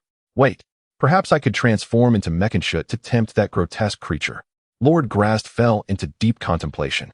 Chapter 60. Levi's new era of prenatal education. After sealing the portal, Levi immediately transformed into his silver dragon form. He swiftly plunged his smoke-emitting dragon snout into the relatively cooler pile of treasures, exhaling cold air to cool down his overheated barrel. His listless demeanor greatly concerned Remulu, who puffed her cheeks and joined in, blowing cold air at Levi's head, perhaps having expelled all the void energy in one breath. Levi felt as if he had become an empty, dried fish, yearning to collapse and sleep at once. Yet, just as his eyelids began to droop, his peripheral vision caught sight of the abyssal demon egg he had acquired at great cost and peril after traversing 7 layers of realms. Unbeknownst to him, this reckless act had inadvertently opened a new door to a world of pleasure for Grast, the Lord ruling the 45th, 46th, and 47th layers of the abyss, setting off a chain of events that would spiral out of control. In that fleeting moment, Levi suddenly noticed that the abyssal demon egg, which he had safeguarded with multiple protective arrays, seemed to be in a rather precarious state. It lay motionless, reminiscent of a flower wilting in its final throes.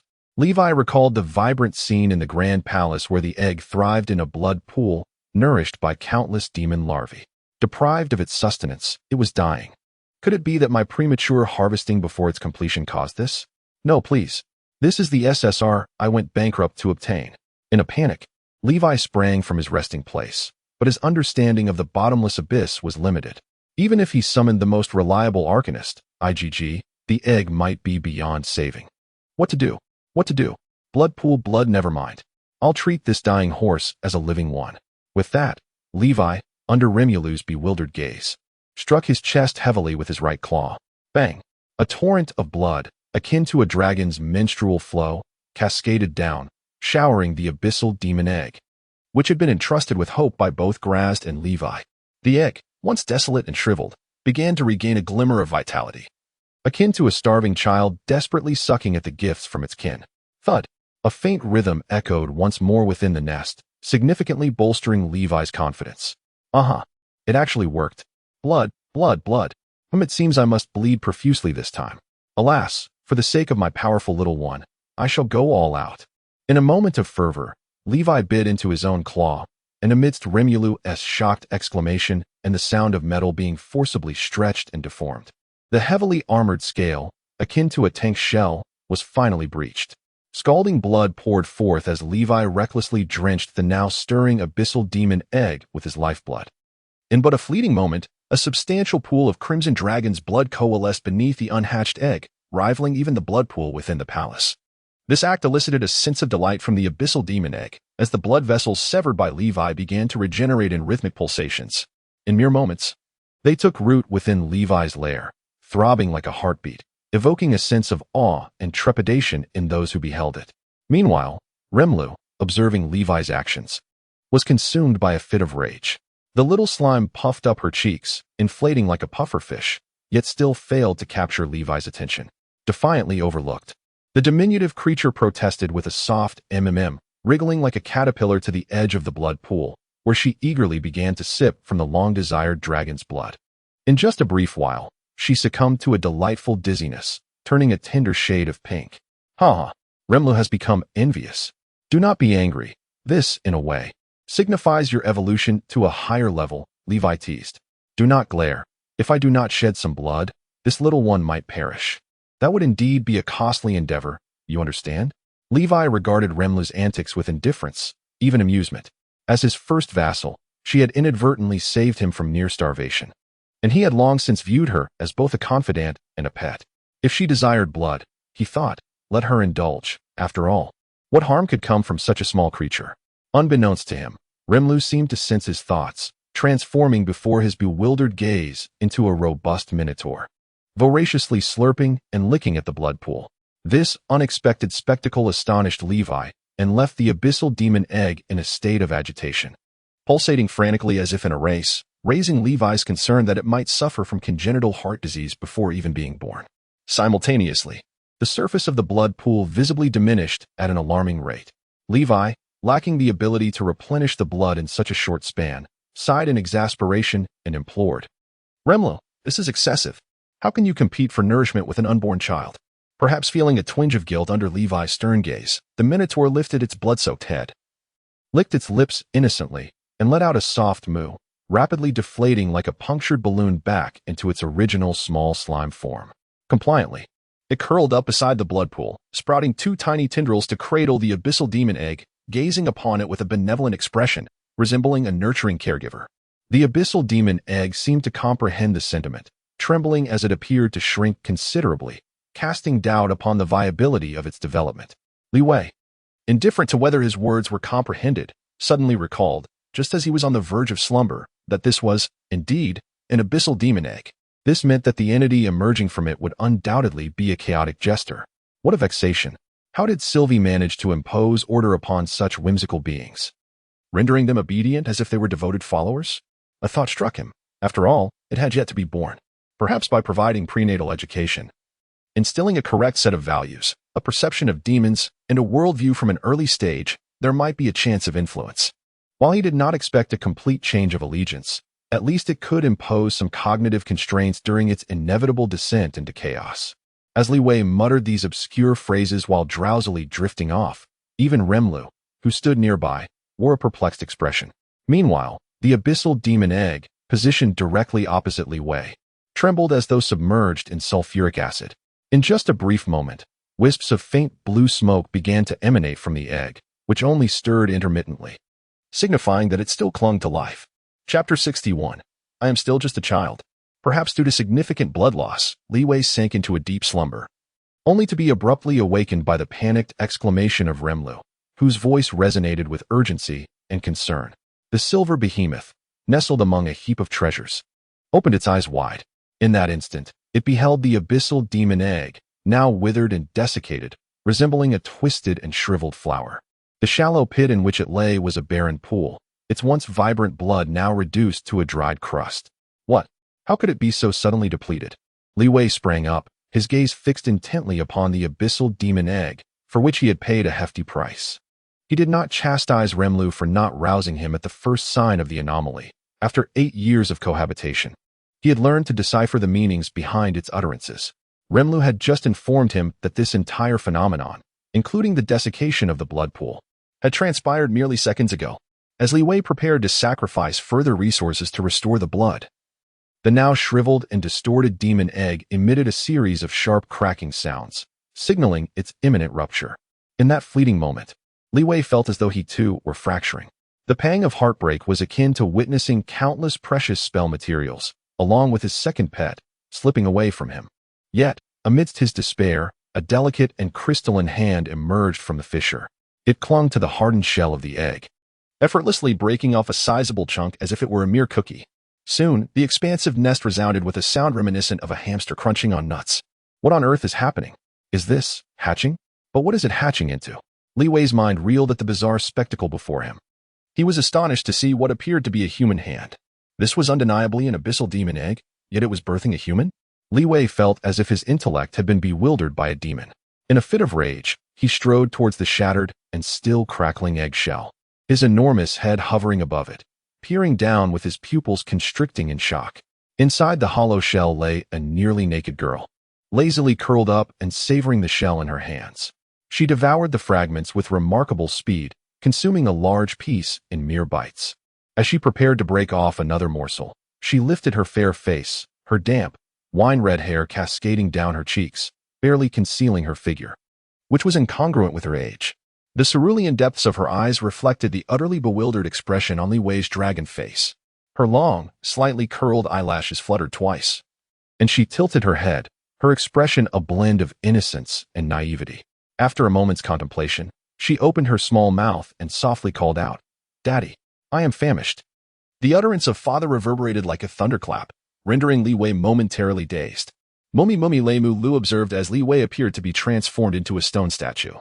While the entire slime rolled on the ground in laughter, its tiny appendage rhythmically tapping upon a silver coin in the treasure pile, producing a crisp sound of clap, clap, clap. Then, astonishingly, it tiptoed and planted a kiss upon Li Wei's large, cold-scaled head before stepping back, licking its lips with its scarlet tongue, and kneeling respectfully. Bowing its head in homage, "I am your eldest daughter, Aeliobilus Sextus Miconchute, paying my respects to you, my esteemed father." The moment she revealed her name, a ripple of magical energy coursed through the space. Remarkably, she had divulged her true name to him. Unlike the material realm, the true names of beings from the outer planes are intrinsic to their existence. Possessing this knowledge grants one immense power, far surpassing any oath or vow. Yet, even so, upon hearing this unexpected title of fatherhood for the second time, the muscles at the corner of Li Wei's mouth twitched involuntarily. Unbeknownst to him, perhaps due to the excessive amount of his blood she had consumed during her incubation, he could distinctly sense an extraordinary bond, akin to a mystical thread, connecting him to her. It was only at that moment that he beheld her in her entirety. Though just newly born, she already possessed the physique of a near-adult maiden. This was not surprising, as demons engage in relentless battles and devour one another from the moment they are larvae. Thus they undergo little to no juvenile phase upon evolving into higher-tier demons. He could not deny that standing before him was a graceful beauty, with crimson horns elegantly arching backward from her forehead, identical in shape to his own. This unmistakably revealed her lineage. She was a deeply mutated abyssal succubus, transformed by Li Wei's draconic blood. Her exquisitely flawless visage exuded an alluring duality of purity and temptation, captivating anyone who gazed upon her, ensnaring them in an instant and evoking desires for indulgence. Li Wei found himself pondering that if assessed by the metrics of a game from his past life, this succubus named Ailey would likely have shattered the limit of 20 in her charm attribute. This was a terrifying statistic. Typically, The charm values of ordinary beings range from 11 to 13, with 14 and above signifying a person who embodies both grace and beauty, a veritable victor in life. Thus, if she possessed any spells related to charm, such as charm human, subtle suggestion, charm monster, or mind fog, under her formidable charm enhancement, it would be exceedingly rare for anyone to remain entirely immune, even in the absence of any related spells. Li Wei found himself momentarily entranced upon first laying eyes on her. Yet, in this very moment, he found himself somewhat embarrassed, speculating that it was likely due to his status as a juvenile dragon, with his reproductive capabilities not fully developed. Thus, the question arose, how on earth did I suddenly become a father when I am but a mere child? Li Wei wore a bewildered expression. Taking a deep breath to calm his tumultuous emotions, he finally spoke. Let us change the title. I do not possess a daughter of your stature. Ailey bit her lip in a display of innocence, tilting her head as she softly suggested, then, Master? Upon hearing this, Li Wei felt a stirring within him. An elemental power surging through his veins, leaving him momentarily speechless. Casting a glance at his adopted daughter who was devoid of any attire, he smacked his lips and instructed, Call me boss. Ailey appeared even more aggrieved but dared not resist. Boss, she echoed. Just as she uttered these words, she witnessed her ungrateful father transform into a half-dragon. Half-wolf creature, emerging from the pile of treasures with a full suit of armor intended for her. Put it on. Obediently, Ailey donned the complete armor. Likely a relic from a knight of the surface world, encasing her exquisite form within its confines. Upon seeing the abyssal succubus entirely encased in metallic armor, Li Wei nodded in satisfaction. She was now far more presentable. Otherwise, given her striking allure, she would undoubtedly incite chaos upon appearing in public. And he had an aversion to complications. At that moment, heavy yet rapid footsteps resonated from outside the lair. Who goes there? Ailey's previously gentle voice now carried a cold and low tone. Just then, the wolfman leader Haz entered the lair, and from the T-shaped seam of the armored visage, two ominous and perilous red lights erupted. With a thunderous crash, the spot where Ailey stood collapsed, and amidst the swirling dust, she transformed into a silver flash, charging towards Haz, who was caught off guard and suddenly faced with a formidable threat. Chapter 62. The Frenzied War Demon? What manner of creature is this? Haz was in high spirits today. In fact, ever since he and his comrades had followed their esteemed leader, Tiberius, to Zelandia, each day had been quite delightful for him. He enjoyed ample food and drink, commanded respect, and often encountered enthusiastic drow maidens who brought him unexpected joy. How could one not be pleased? Yet today, an extraordinary excitement coursed through him. It was the day of his meeting with the drow, and he would finally step into a prominent drow city as a warrior, rather than as a servant or a slave. Although he was acutely aware that once the agreement was reached, it would mark the return of bloodshed after 5 long years. Haz dared to assert that not a single member of the Bloodfang tribe was afraid. In fact, there was a subtle undercurrent of anticipation. They, the Wolfmen, were born hunters of the wastelands. Before they encountered Levi, they lived each day in a relentless race against death. The fiery blood coursing through their veins would only temporarily subside, never to cool completely. They had once been humble, but now they had the opportunity to earn honor and promotion on the battlefield. This was a divine blessing bestowed upon them. For this momentous day, Haz had donned a magnificent full suit of crimson armor, crafted at great expense by the old dwarf, Tyg, who had personally forged it for him. Atop his helm, he had even added a sharp horn. This was inspired by a jest made by his master one day. A red armor with a horn makes one thrice as swift. In human tales, such figures are formidable indeed. Though Haz understood that his master was merely jesting, he remained resolute in his desire to have the horn affixed. He sought not the promised speed, but rather a means to fight valiantly in dire circumstances, even if he were to lose limbs and find himself surrounded. He wished to wield his fangs and the horn atop his head to ensure his foes met their demise alongside him. As he traversed the path to his master's lair, he inhaled deeply, attempting to quell the tumultuous excitement stirring within him. He longed to shout before his master, "My lord, I yearn for war. I crave a glorious battle. I, Haz, have waited far too long." However, as he stepped into his master's den, a low and chilling voice resonated. "Who goes there?" Instinctively, Haz raised his gaze, only to behold a figure clad in full armor, a metallic sentinel that abruptly turned its head. From the T-shaped slit of its visor, 2 menacing and sinister red glows erupted. Upon meeting the gaze of those crimson eyes lurking in the shadows, The once eager Haas felt as though he had plunged into a frozen abyss. Where has my master found this formidable foe? Haas suddenly sensed that his position as leader was precariously threatened. Yet, scarcely had this thought entered his mind when a more profound sense of dread enveloped him. With a terrifying growl that sent shivers down his spine, the armored figure charged towards him. It seemed to struggle with its own power. Each step it took shattered the rocks beneath, yet its speed surged dramatically. Haas could distinctly see the red vertical stripe on the top of his helmet being torn by the howling wind, and he witnessed those scarlet eyes emitting chilling red trails at an inhuman speed within the dim lair. This was a force capable of crushing all that is mundane. If I were to be struck head-on by such a charge, the thought suddenly flashed through Haas' bewildered mind, and the nerve within him that sensed impending danger snapped to its utmost limit. I am doomed, doomed, doomed. At that moment, the Wolfman Chief Haas had no regard for his dignity. He instinctively rolled to the side. Boom!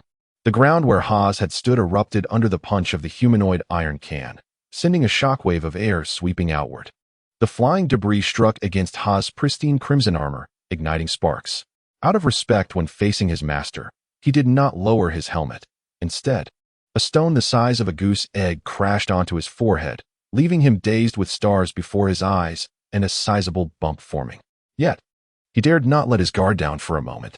As he remained vigilant, he saw 5 dark shadows tearing through the blinding dust, launching themselves toward Haas with merciless intent.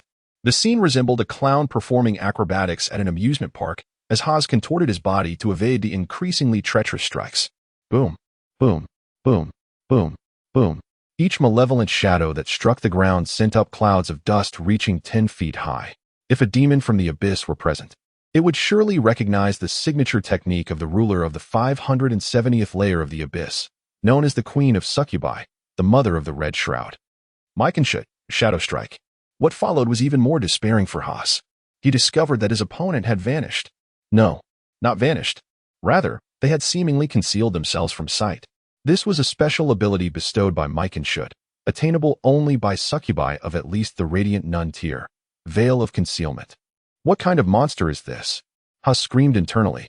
He could feel the specter of death drawing closer with each passing moment, yet he could do nothing but flee blindly.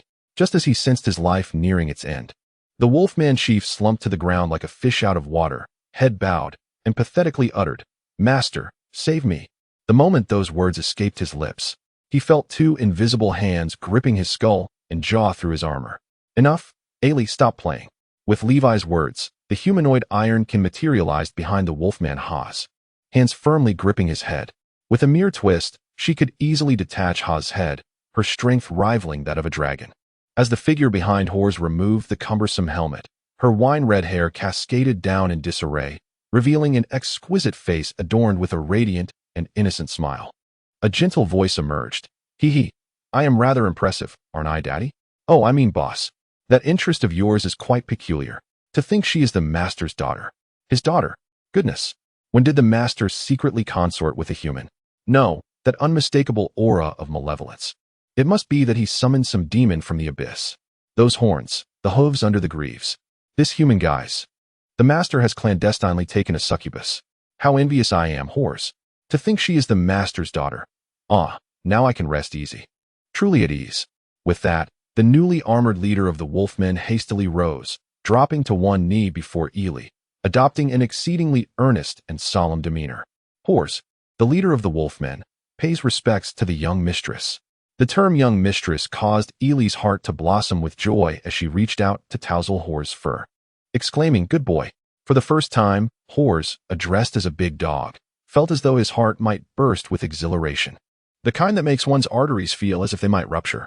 Yet, upon gazing at his young mistress, he felt an instant healing wash over him, surrendering completely, and vowed, "Your loyal dog shall guard your side with life and honor." Hors' uncharacteristic display of servility was too much for Levi to bear. "All right, if you continue this shamelessness, I might just kick you out." He then shifted the conversation to more pressing matters. "Has Jadiel arrived?" Hors promptly reported, "Indeed. The 3-day deadline has passed, and the envoy sent by Jadiel is awaiting us at the entrance of the hog mining building. Then, let us set forth." Levi did not hesitate, beckoning to Rimlu, who had long since attuned to his intent. The slime, with its small tendrils, extracted the heavy chainsaw sword from the pile of treasures and leaped onto Levi's shoulder. I want to go too. Ely instinctively followed her irresponsible father, mirroring his steps. She was a born demon, and the battlefield was her ultimate destiny. Chapter 63. The product of Graztest's scheme, it was at the very moment when Eli acted against Horus that Levi discerned her deliberate intentions. In a sense, she hails from the abyss, inherently a demon of pure chaotic evil, yet remarkably astute. This intelligence is precisely why Levi refrained from intervening to halt her actions. For Eli had shown restraint. Abyssal succubi are, by nature, born sorceresses. Many of their spell-like abilities are predicated on their allure.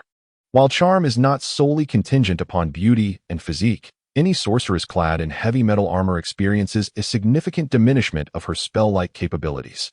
Even the abyssal succubus queen, Myconshut, is not exempt from this enigmatic rule of the world's underbelly. However, what unfolded before Levi's eyes was astounding. Based on his estimations, after being elevated to a deeply mutated werewolf through the Dragonborn ritual, Horus had reached the pinnacle of a mid-tier warrior according to the calculations from the age of human Nazriel in the material plane, approaching at least level 12. And at the brink of death, could barely exhibit capabilities akin to level 13. This dragon-blooded werewolf possessed enough strength to contend with a juvenile dragon and, with agility, could momentarily match a young dragon. Such prowess in the material plane could easily withstand 100 foes, obliterating the majority of adventuring parties. Thus, had Horus possessed these attributes during the battle by the river, he would have posed a considerable threat to the then Levi. Yet, it was precisely this formidable Horus who found himself being effortlessly dominated by Eli, the sorceress.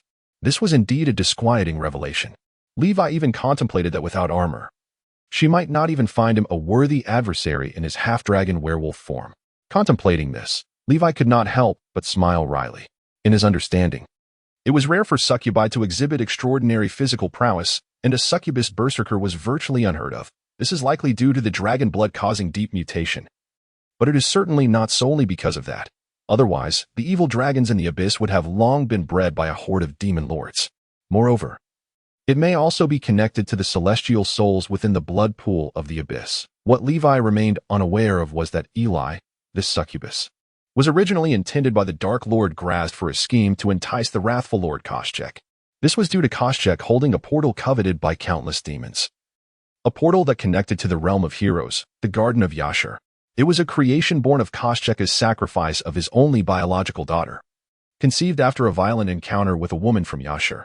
His daughter, sharing the blood of both the Abyss and Yashar, became the ideal material for forging this portal, while her despair served as a crucial element in ensuring its stability.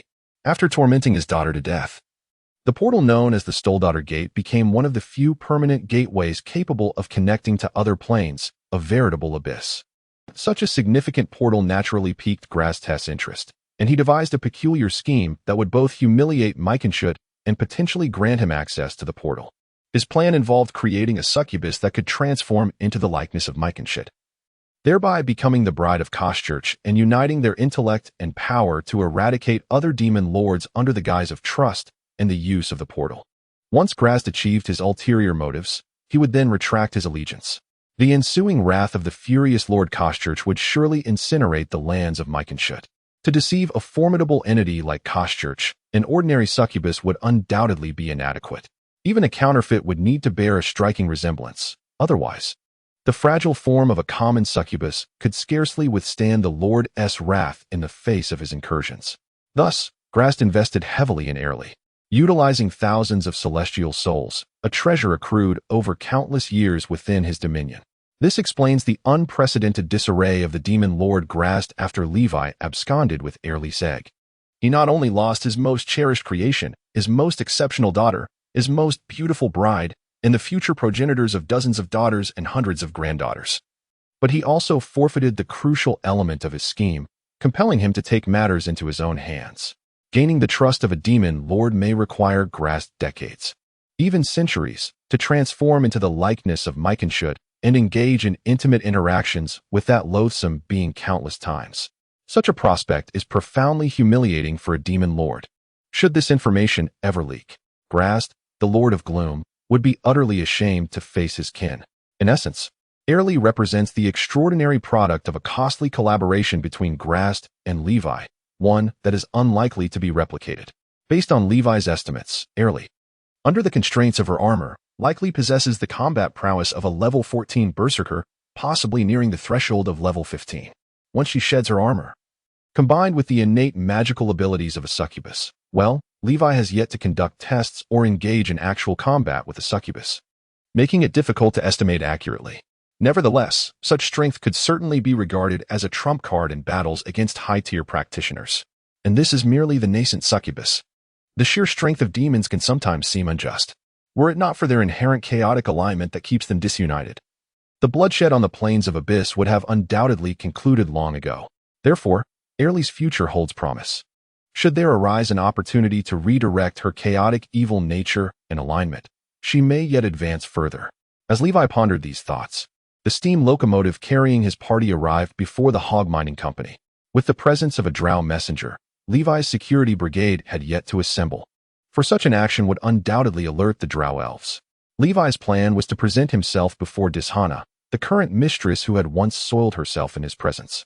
After the city construction plan had been formally approved by the Mistress Council, thereby allowing his army to parade boldly into the upper district's view with legitimate passage permits. Before the hog mining building, the old dwarf Tager, the bald man in a red-robed fish, and a familiar drow elf awaited at the entrance. Despite the absence of a traveling plan for the wizard Ijiji, who stood by. Tager, my captain of guards requires some weaponry. Please arrange for it. Levi commanded directly. As you wish. Tager replied, casting a glance at the humanoid iron golem walking in step with Levi, and without further inquiry. He issued a couple of instructions to the dwarf beside him, who promptly understood and departed. My esteemed drow guest, I apologize for the delay caused by unforeseen circumstances. Please bear with us a while longer. Levi courteously addressed the drow messenger, who had been left waiting for at least a quarter of an hour. The tall female drow was none other than Jael, the personal guard who had once stood beside Dishana. She had witnessed this fierce wolf instantaneously eliminate a drow assassin, compelling her mistress to desecrate the divine, a display of dominance that had not faded over the 5 years of their separation, her heightened sense of danger now palpable.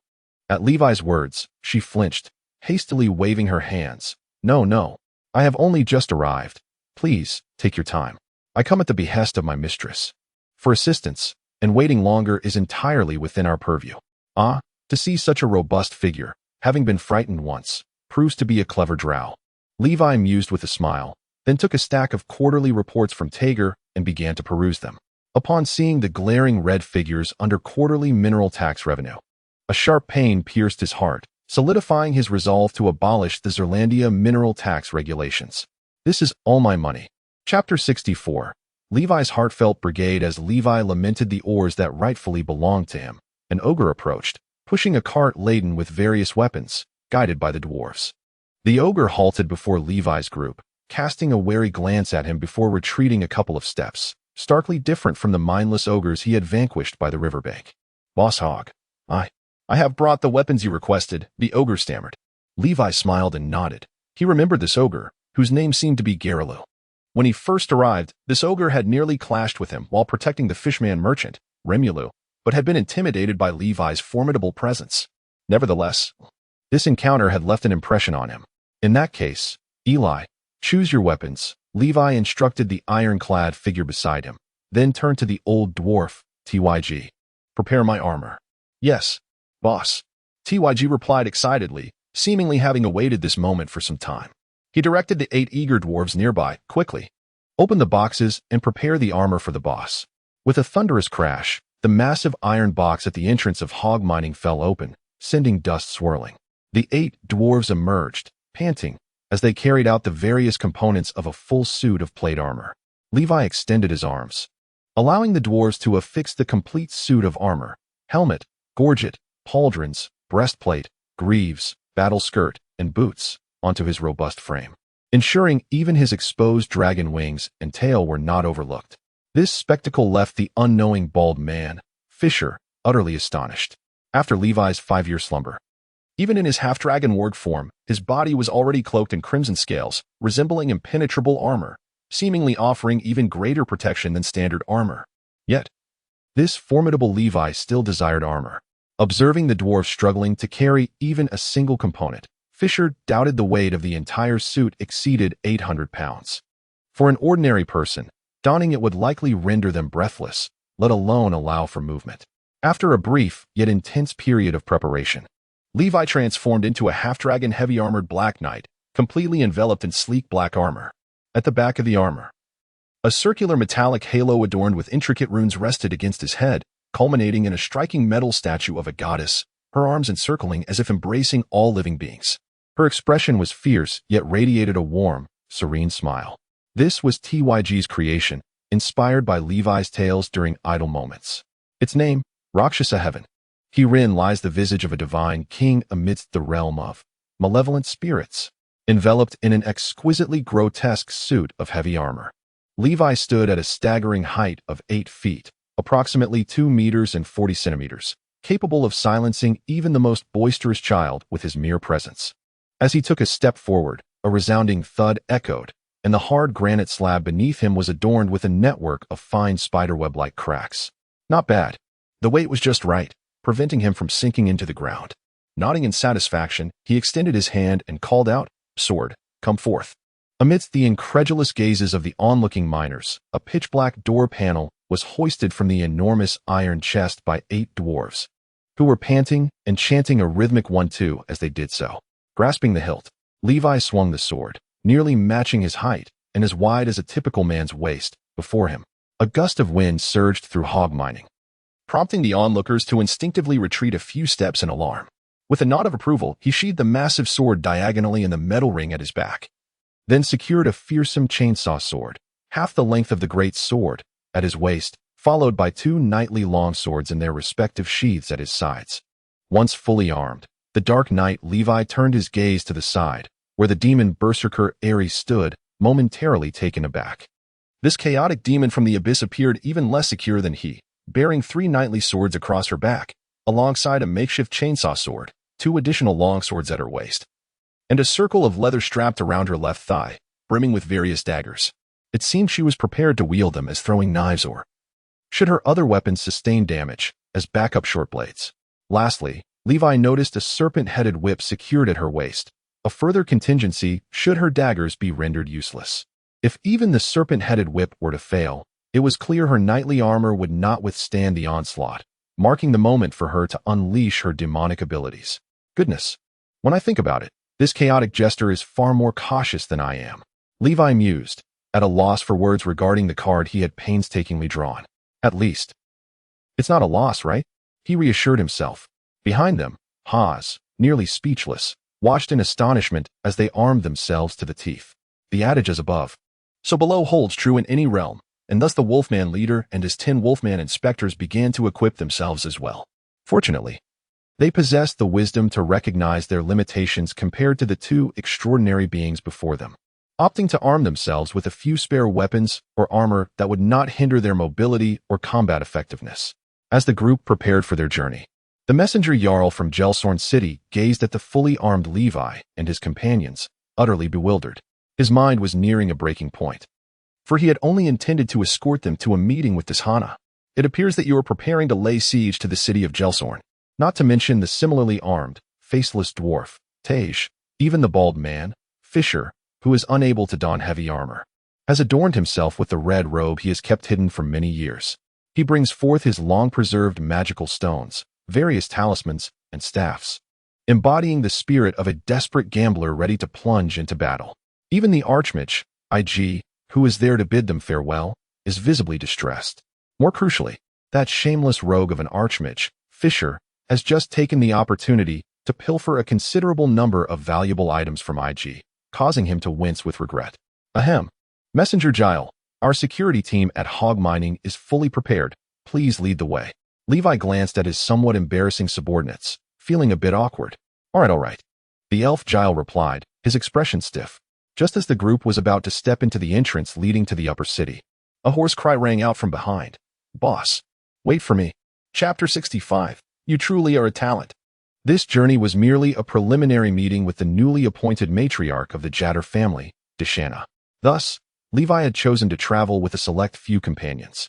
Apart from himself and Remulu, who had transformed into a Kotau fishman perched upon his shoulder, the core group included the humanoid demon berserker, Ari, the crimson-horned leader of the Wolfmen, Haas, the red-robed sorcerer, Fish, and the adept old dwarf, Tager.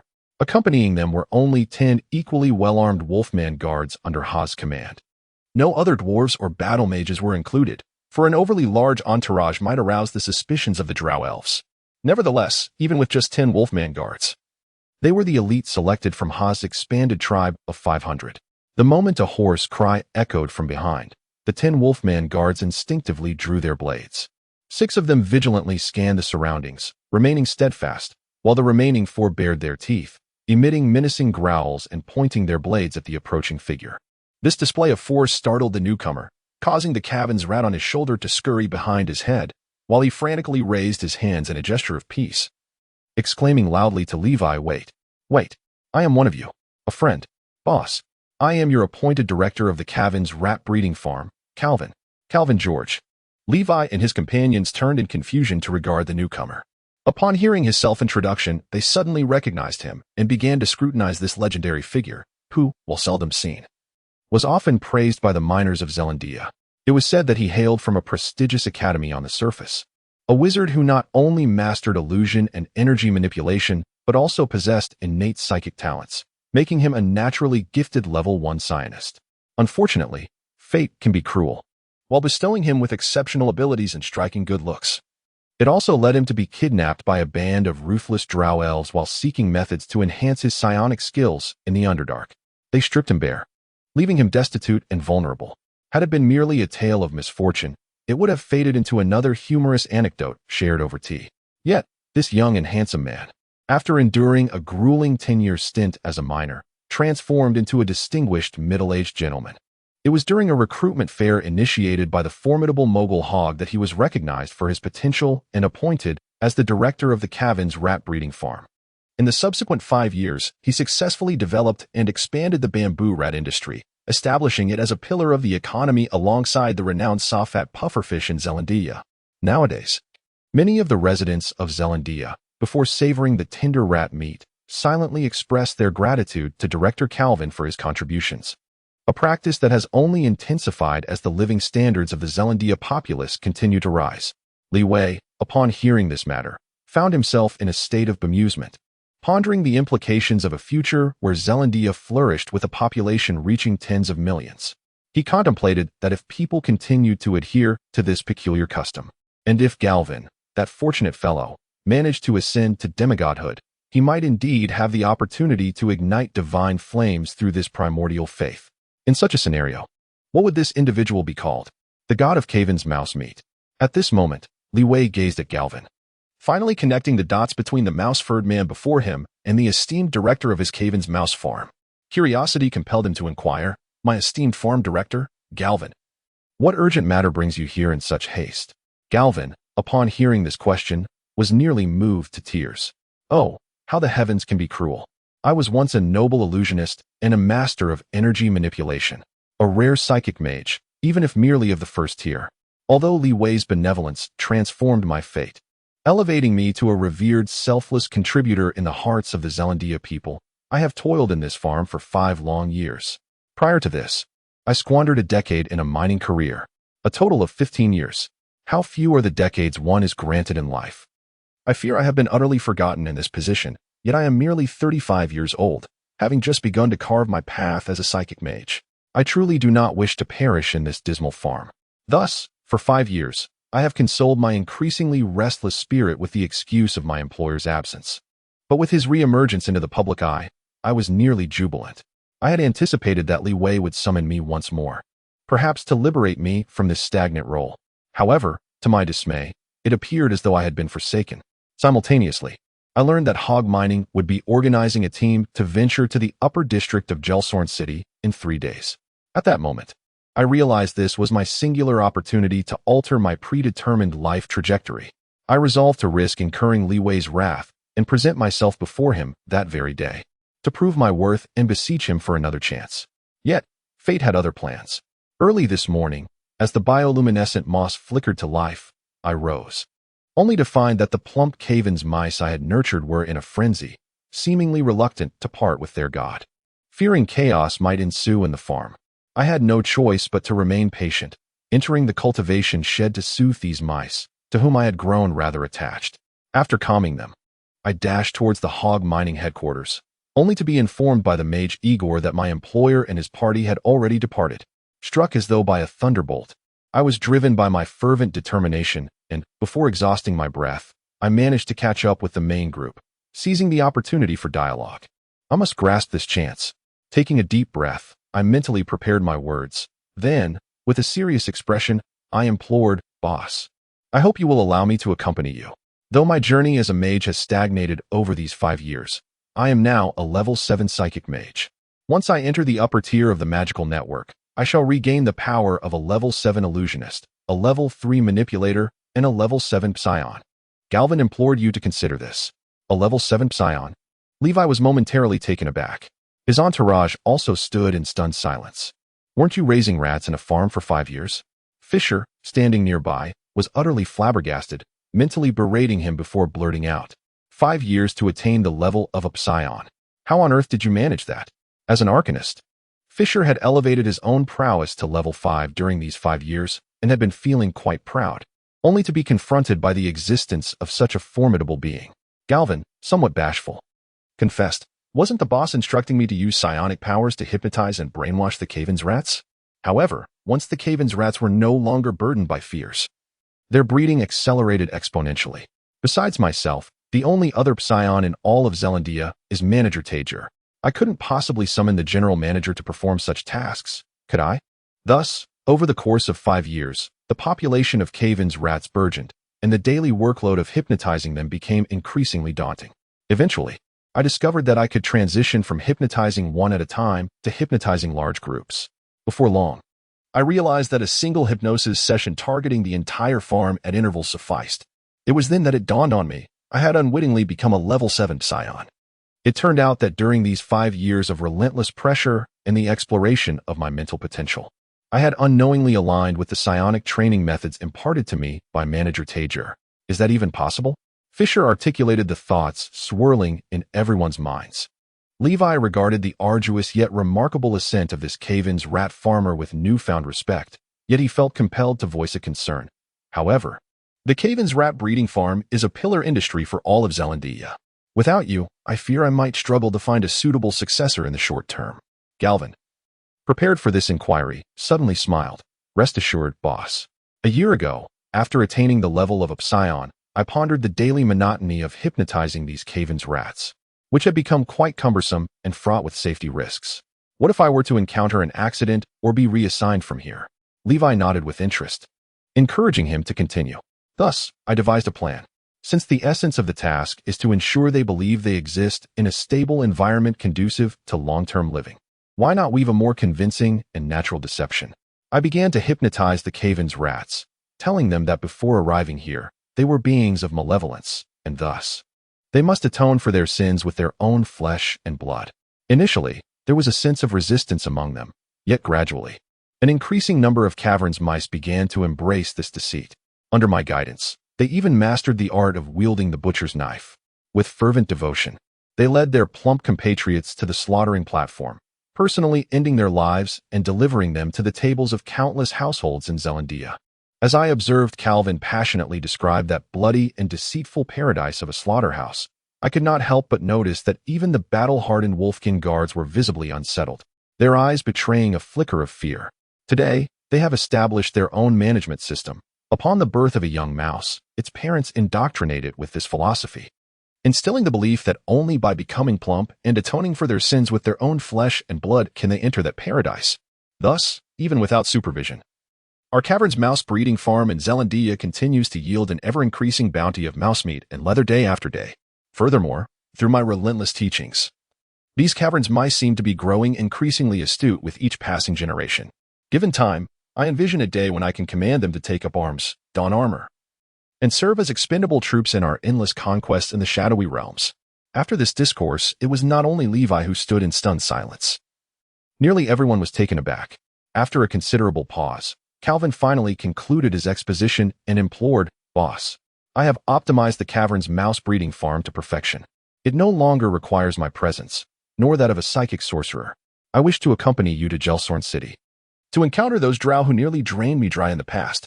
Levi twitched his lips, pondering what he could possibly say to such a capable individual. After a brief moment of silent homage for those drow elves who had crossed this formidable man, he patted the psychic sorcerer on the shoulder and sighed. Calvin, you truly are a remarkable talent. Thus, the team set forth towards Gelsorn City. Chapter 66. The Lurkers in the Shadows of the Tunnels. Within the tunnels reside creatures primarily consisting of goblins driven from their homes by the dwarves of Zelandia, having lost their original abodes. These beings find their living space drastically diminished, forcing them to consume whatever they can find to stave off hunger, including bioluminescent moss. As the group ventured into the tunnels of Gelsorn City, the light immediately dimmed, with only a few luminescent stones casting a faint glow upon the stagnant, foul-smelling waterway that meandered alongside, tinged with a subtle green hue. Various carrion insects flitted about, and sporadically, one could catch a glimpse of the cavern's rat. Each time this occurred, the little rat perched atop Galvin's head would squeak excitedly, yet such exuberance often frightened away the timid cavern's rats. Perhaps their inherently fearful nature prevented them from understanding why some of their kin could coexist so harmoniously with humans. The harshness of their environment instilled a profound fear of risking their lives. This noxious waterway was a direct consequence of the relentless production of waste generated by Gelsorn City's nearly 120,000 residents. Yet, in a paradoxical manner, it sustains numerous creatures struggling to survive within these tunnels. Among the population, only 1/4 are dark elves, while the remainder consists of various humanoid slaves. The primary goods produced and traded in Gelsorn include delicious mushrooms, lizard mounts, magical scrolls, wine, and water, alongside an array of poisons and alchemical potions, among which is the infamous vitality potion that has plagued the region of Coral.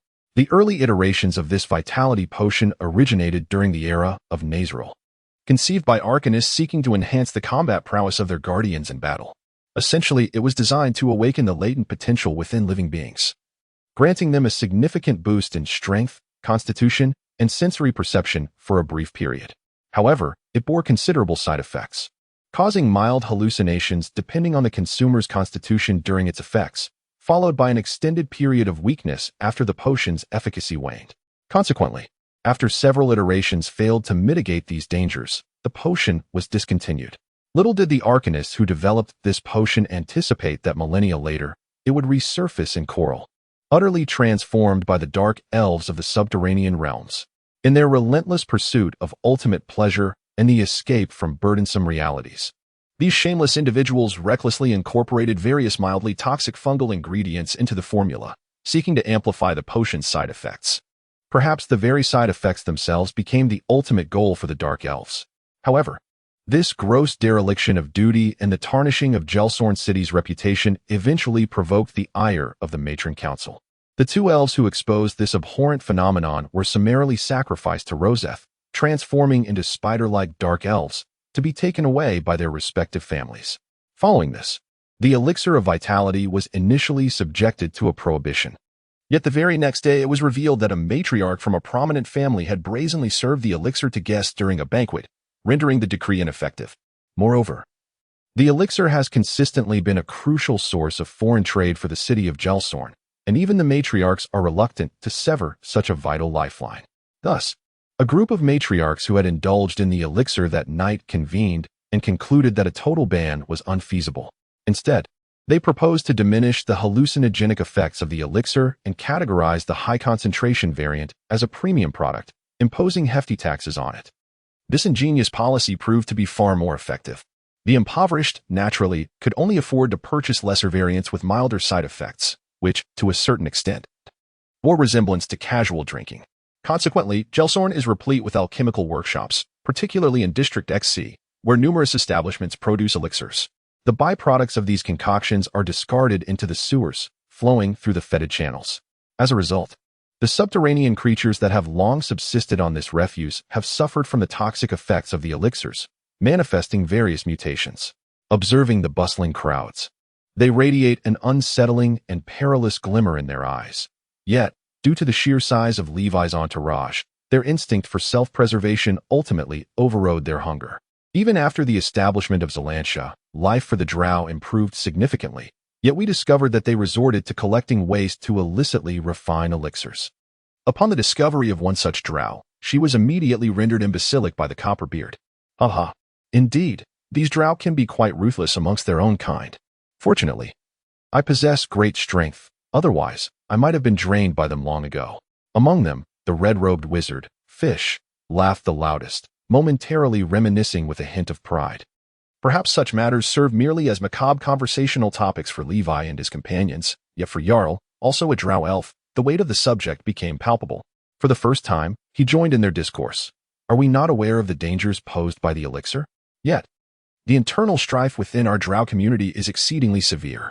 While Gelsorn may appear tranquil on the surface, it conceals countless conspiracies and machinations within. It is said that although the population of Gelsorn has now exceeded 30,000, after nearly 3 millennia of development, it still maintains approximately 1,000 nobles, divided among 76 recognized families, with the remainder being common warriors. Approximately every decade, one family plots the demise of another to enhance their standing.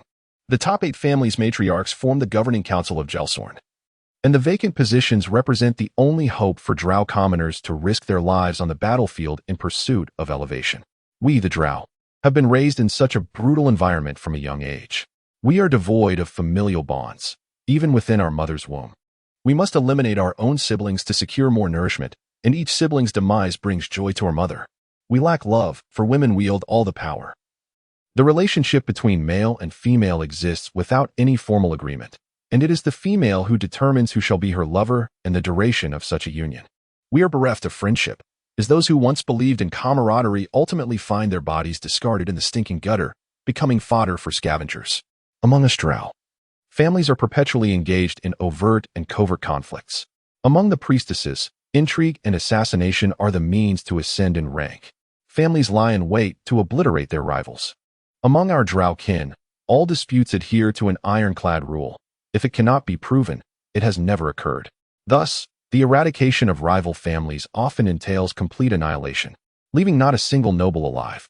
Otherwise, if any survivor accuses the attacking family before the ruling council, that family will face annihilation. Conversely, even when everyone knows who the perpetrator is, no one will voice accusations. Instead, they will commend the audacity and cunning of the aggressor. As Jar's hollow words and the heavy, suffocating topics unfolded, the murmurs of those hearing these drow secrets for the first time gradually faded. The malevolence of the drow is not innate. Levi murmured words he had heard from somewhere, yet added in his heart that the hatred already forged would not be forgotten due to its own sorrow. After that, conversation dwindled significantly. Even Fisher, the seasoned veteran, ceased to openly mock the drow in front of Jar. As the group cautiously advanced, the surrounding creatures grew increasingly scarce until silence reigned. Haas, keep the guard alert. Something feels amiss. Yet, he couldn't shake the feeling that this place had become strangely quiet. When had the sewers of Gelsorn City become so still? Thus, the group continued forward, vigilant. Creak. Levi felt as though he had stepped upon something resilient and filamentous. Before he could lower his gaze, the sound of rushing air in the darkness instinctively propelled him backward as he shouted, "Enemy attack! Prepare for battle!" At Levi's immediate warning, everyone scattered at once. A tremendous crash resounded, and where Levi and Jar had once stood, 2 massive, wall-like dark entities struck the ground, creating a terrifying chasm. Chapter 67. Liwei's first encounter in the tunnel battle. The dark elf Gyre fell in a disarray, yet disregarding her bruised body. She swiftly regained her footing. Simultaneously, she felt a surge of relief that the owner of Hog Mining had kicked her out at the first warning. Otherwise, she would have surely been reduced to mere pulp at this moment. As her dark vision adjusted to the looming monstrous figure before her, her pupils constricted in terror, an instinctual fear washing over her. With trembling teeth, she urged, "Lord Hog, you all must run. This is a spiderized dark elf. The aura. It belongs to one that was once at least a level 16 dark elf priest transformed into a spiderized dark elf. We stand no chance." Shaking with dread, she drew an unusual weapon for a dark elf, a 2-handed broadsword, making a profoundly difficult decision. Breathing heavily, she spoke rapidly. "My movements must have been detected by a mistress who harbors animosity toward us. This is an ambush targeting us, a conspiracy against the lady. They do not wish to see her receive aid from Zelandia. Lord Hog, please allow your guards to stay with me and buy you some time. You must survive and escape. When you see the lady, tell her that I, Gyre Lauren, have fulfilled her commission." Everyone, Prepare for battle. Our lunch awaits. Should you wish to taste roasted spider legs. Li Wei, clad in black knight armor, slowly unsheathed a massive sword, as wide as a door. He marveled at Gyre's unwavering determination to fulfill Desana's orders even in the face of death. While simultaneously surveying the spider-eyed dark elf that had been lurking above the tunnel for an indeterminate time, one could not deny that the creature known as the spider-eyed dark elf possessed a rather grotesque appearance. While the upper half, wielding a spear and a serpent-headed whip, could be deemed somewhat aesthetically pleasing. After all, dark elves are generally not lacking in beauty, barring her vacant, soulless eyes and grotesque expression. Viewing her lower half revealed a corpulent, oversized spider connected to her abdomen. In Li Wei's words, this was an unappetizing creature suitable only for consumption. However, it was somewhat shocking to him that many evil dragons had engaged with such beings in the past. Danger always stems from the unknown. Now that he understood it was merely a level 16 to 17 spider-eyed dark elf, it seemed less daunting, perhaps only a couple of levels stronger than the black dragon Conwayan, with some peculiar spell-like abilities that could pose a challenge. What he needed to do was devise a method to eliminate the creature without revealing his true form. The dismantling of this being would yield a plethora of rare spellcasting materials. As Li Wei's voice trailed off, the old dwarf Tigger, positioned at a slight angle, retrieved his trusted companions, a hammer and an axe, from their clasp, exclaiming, "A spider-eyed dark elf, you say? It has been ages since I've dealt with such a creature. Let me see if it still packs a punch." Eager to demonstrate his psychic prowess, the sorcerer Galvin prepared to ensnare the grotesque creature with a silent mirage, intending to plunge it into a hallucinatory realm. However, as his invisible mental light began to blossom, it was detected by the arachnid-like drow. The drow's head twisted grotesquely nearly 180 degrees, silently fixing its gaze upon Galvin. Suddenly, a flash of crimson illuminated its eyes. "Ack!" Galvin let out a blood-curdling scream, clutching his head, while the Caven's mouse perched on his shoulder leapt in fright against the rock wall, appearing frantic. "Quickly, take him away. This is a third-tier spell, Mind Meltdown. It was specifically developed by the Banjer family to counter the soul-sucking creatures of Iron Melt Fortress. If he suffers another dark word, he might perish instantly. Damn the dark magic net. Boss, I'll lead him to safety." The red-robed sorcerer, previously poised to cast an arcane spell, was startled by Galvin's dire state. He swiftly grabbed Galvin and dashed into a corner, evading the gaze of the arachnid drow. "Howl, let us go." Haz let out a battle cry, ready to engage the arachnid drow with his subordinates, but two figures surged ahead of them with remarkable swiftness. With a mighty flap of the iron wings behind him, Levi stirred a tempest within the tunnel, propelling himself toward the drow's left claw with a slashing motion. However, the arachnid drow proved to be more agile than anticipated, retracting its left claw just as Levi struck, while its right claw came crashing down like a battering ram. To everyone's astonishment, Levi did not flinch or evade. He swung his colossal sword in a counterattack. Boom! Amidst the shattering rocks beneath his feet, Levi absorbed the blow with steadfast resolve, his ankles sinking into the ground, yet his back remained straight. In an exhibition of sheer strength, he stood undaunted, rivaling the might of the enormous spider. Meanwhile, the humanoid figure, encased in a crimson canister, Ailey, advanced toward the drow's upper body. She wielded two broadswords as if they were single-handed longswords, crossing them in an attempt to sever the drow's head. Sparks erupted as her blades clashed against the all-metal spear and the whip of the serpent-headed flail. Squeak! The arachnid drow perceived this as a provocation. With a piercing shriek, it unleashed its formidable power, sending the succubus berserker flying. Yet, Levi continued to engage in a relentless duel, swinging his great sword with fierce determination. Boom, boom, boom, boom. The relentless cacophony echoed as the clash of blades and feet created an indistinguishable blur. The force of each strike was astonishing. With every blow, Levi seemed to diminish in stature, as the arachnid drow hammered him like a steel rivet into the unyielding metallic ore of the cavern. Simultaneously, the succubus berserker, recently propelled away by the arachnid drow, lightly pushed off the side wall of the tunnel. With a circular surge of energy, she propelled herself toward the humanoid drow with renewed vigor, moving faster than before with every rebound off the walls, ceiling, and ground, each strike growing more ferocious. The naked eye could barely perceive the two crimson glimmers emanating from the gaps of her T-shaped armor, tracing interwoven shadows of death through the air.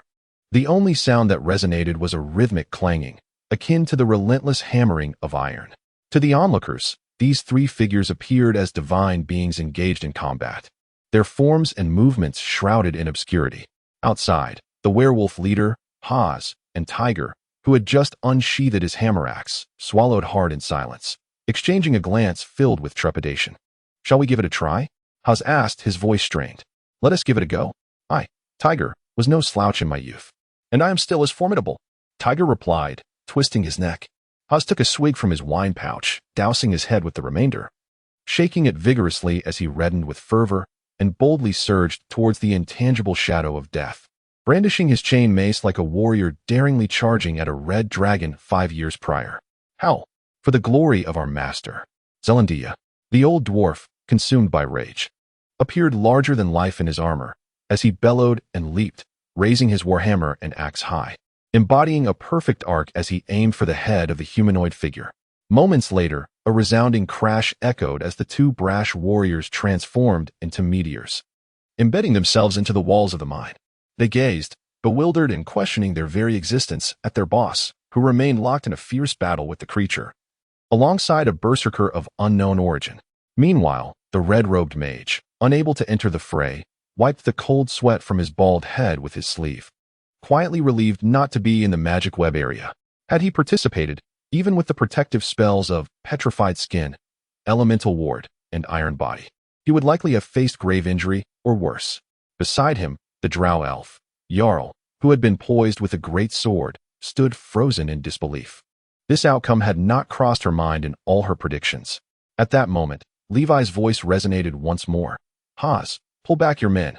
This battlefield is beyond your capabilities. Do not incur unnecessary losses." Haz and the werewolves felt their faces flush with indignation. Yet a sense of relief washed over them as they confronted their own insignificance and impotence. As the protectors of their master, they could only watch helplessly while their boss fought alone, a silent humiliation for these fervent werewolf warriors, a disgrace for their perceived inadequacy. However, Levi's great sword was not in much better condition. It bore numerous gaping wounds, and the blade itself was warped and twisted. As two massive claws lunged at him, Levi cast aside the battered sword, catching the claw tips with his bare hands, unleashing a thunderous roar. "Do you think I'm just a tank who stands there to take hits? Come down here." Crash, as Li Wei, half buried in the earth, was accompanied by a ferocious dragon's roar. A searing gale erupted around him. The metallic rock layers encasing him suddenly transformed into brilliant red magma, which then violently burst forth, splattering onto the spider like drow and eliciting a wail of agony accompanied by billowing, acrid smoke. The scorching wind also singed the web, which was as resilient as steel, causing it to fray. In an instant, the colossal figure of the drow was yanked down, crashing heavily to the ground. Simultaneously, the berserk succubus landed, and in perfect synchrony with Li Wei, they unsheathed their chainsaw swords from behind. With a thunderous roar, the chainsaw sword unleashed its first cry in chorial.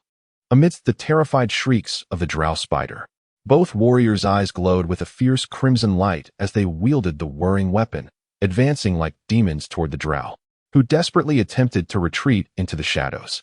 With a series of sickening thuds, severed limbs struck the ground, and blood gushed from the grotesque stumps like a torrential waterfall, forming a murky crimson carpet. A flailing claw fortuitously flew through the air, landing with a resounding thud before Jair, causing the drow's body to tremble violently, her face awash with tears and snot. "Miss, what manner of monstrosity have you summoned? Please, do not provoke them." Chapter 68. Truly, the drow are impressive. As a group of individuals watched in trepidation the two monstrous figures wielding chainsaw swords, dismembering their prey amidst the anguished cries of the drow spider. Two drow operatives huddled in the shadows behind a stalactite, their faces etched with terror. Despite their efforts to maintain composure, their bodies trembled uncontrollably. They could only stifle the sounds of their chattering teeth by pressing their hands tightly against their mouths.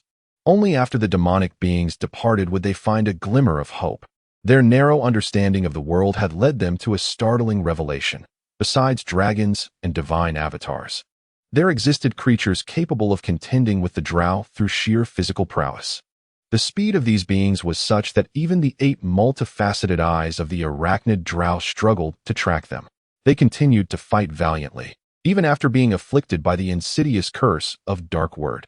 Astonishingly, they could even crush spells like demonic fire, which could incinerate beings as effortlessly as igniting a candle, with a mere gesture of their hand. "Oh, my goddess Rose!"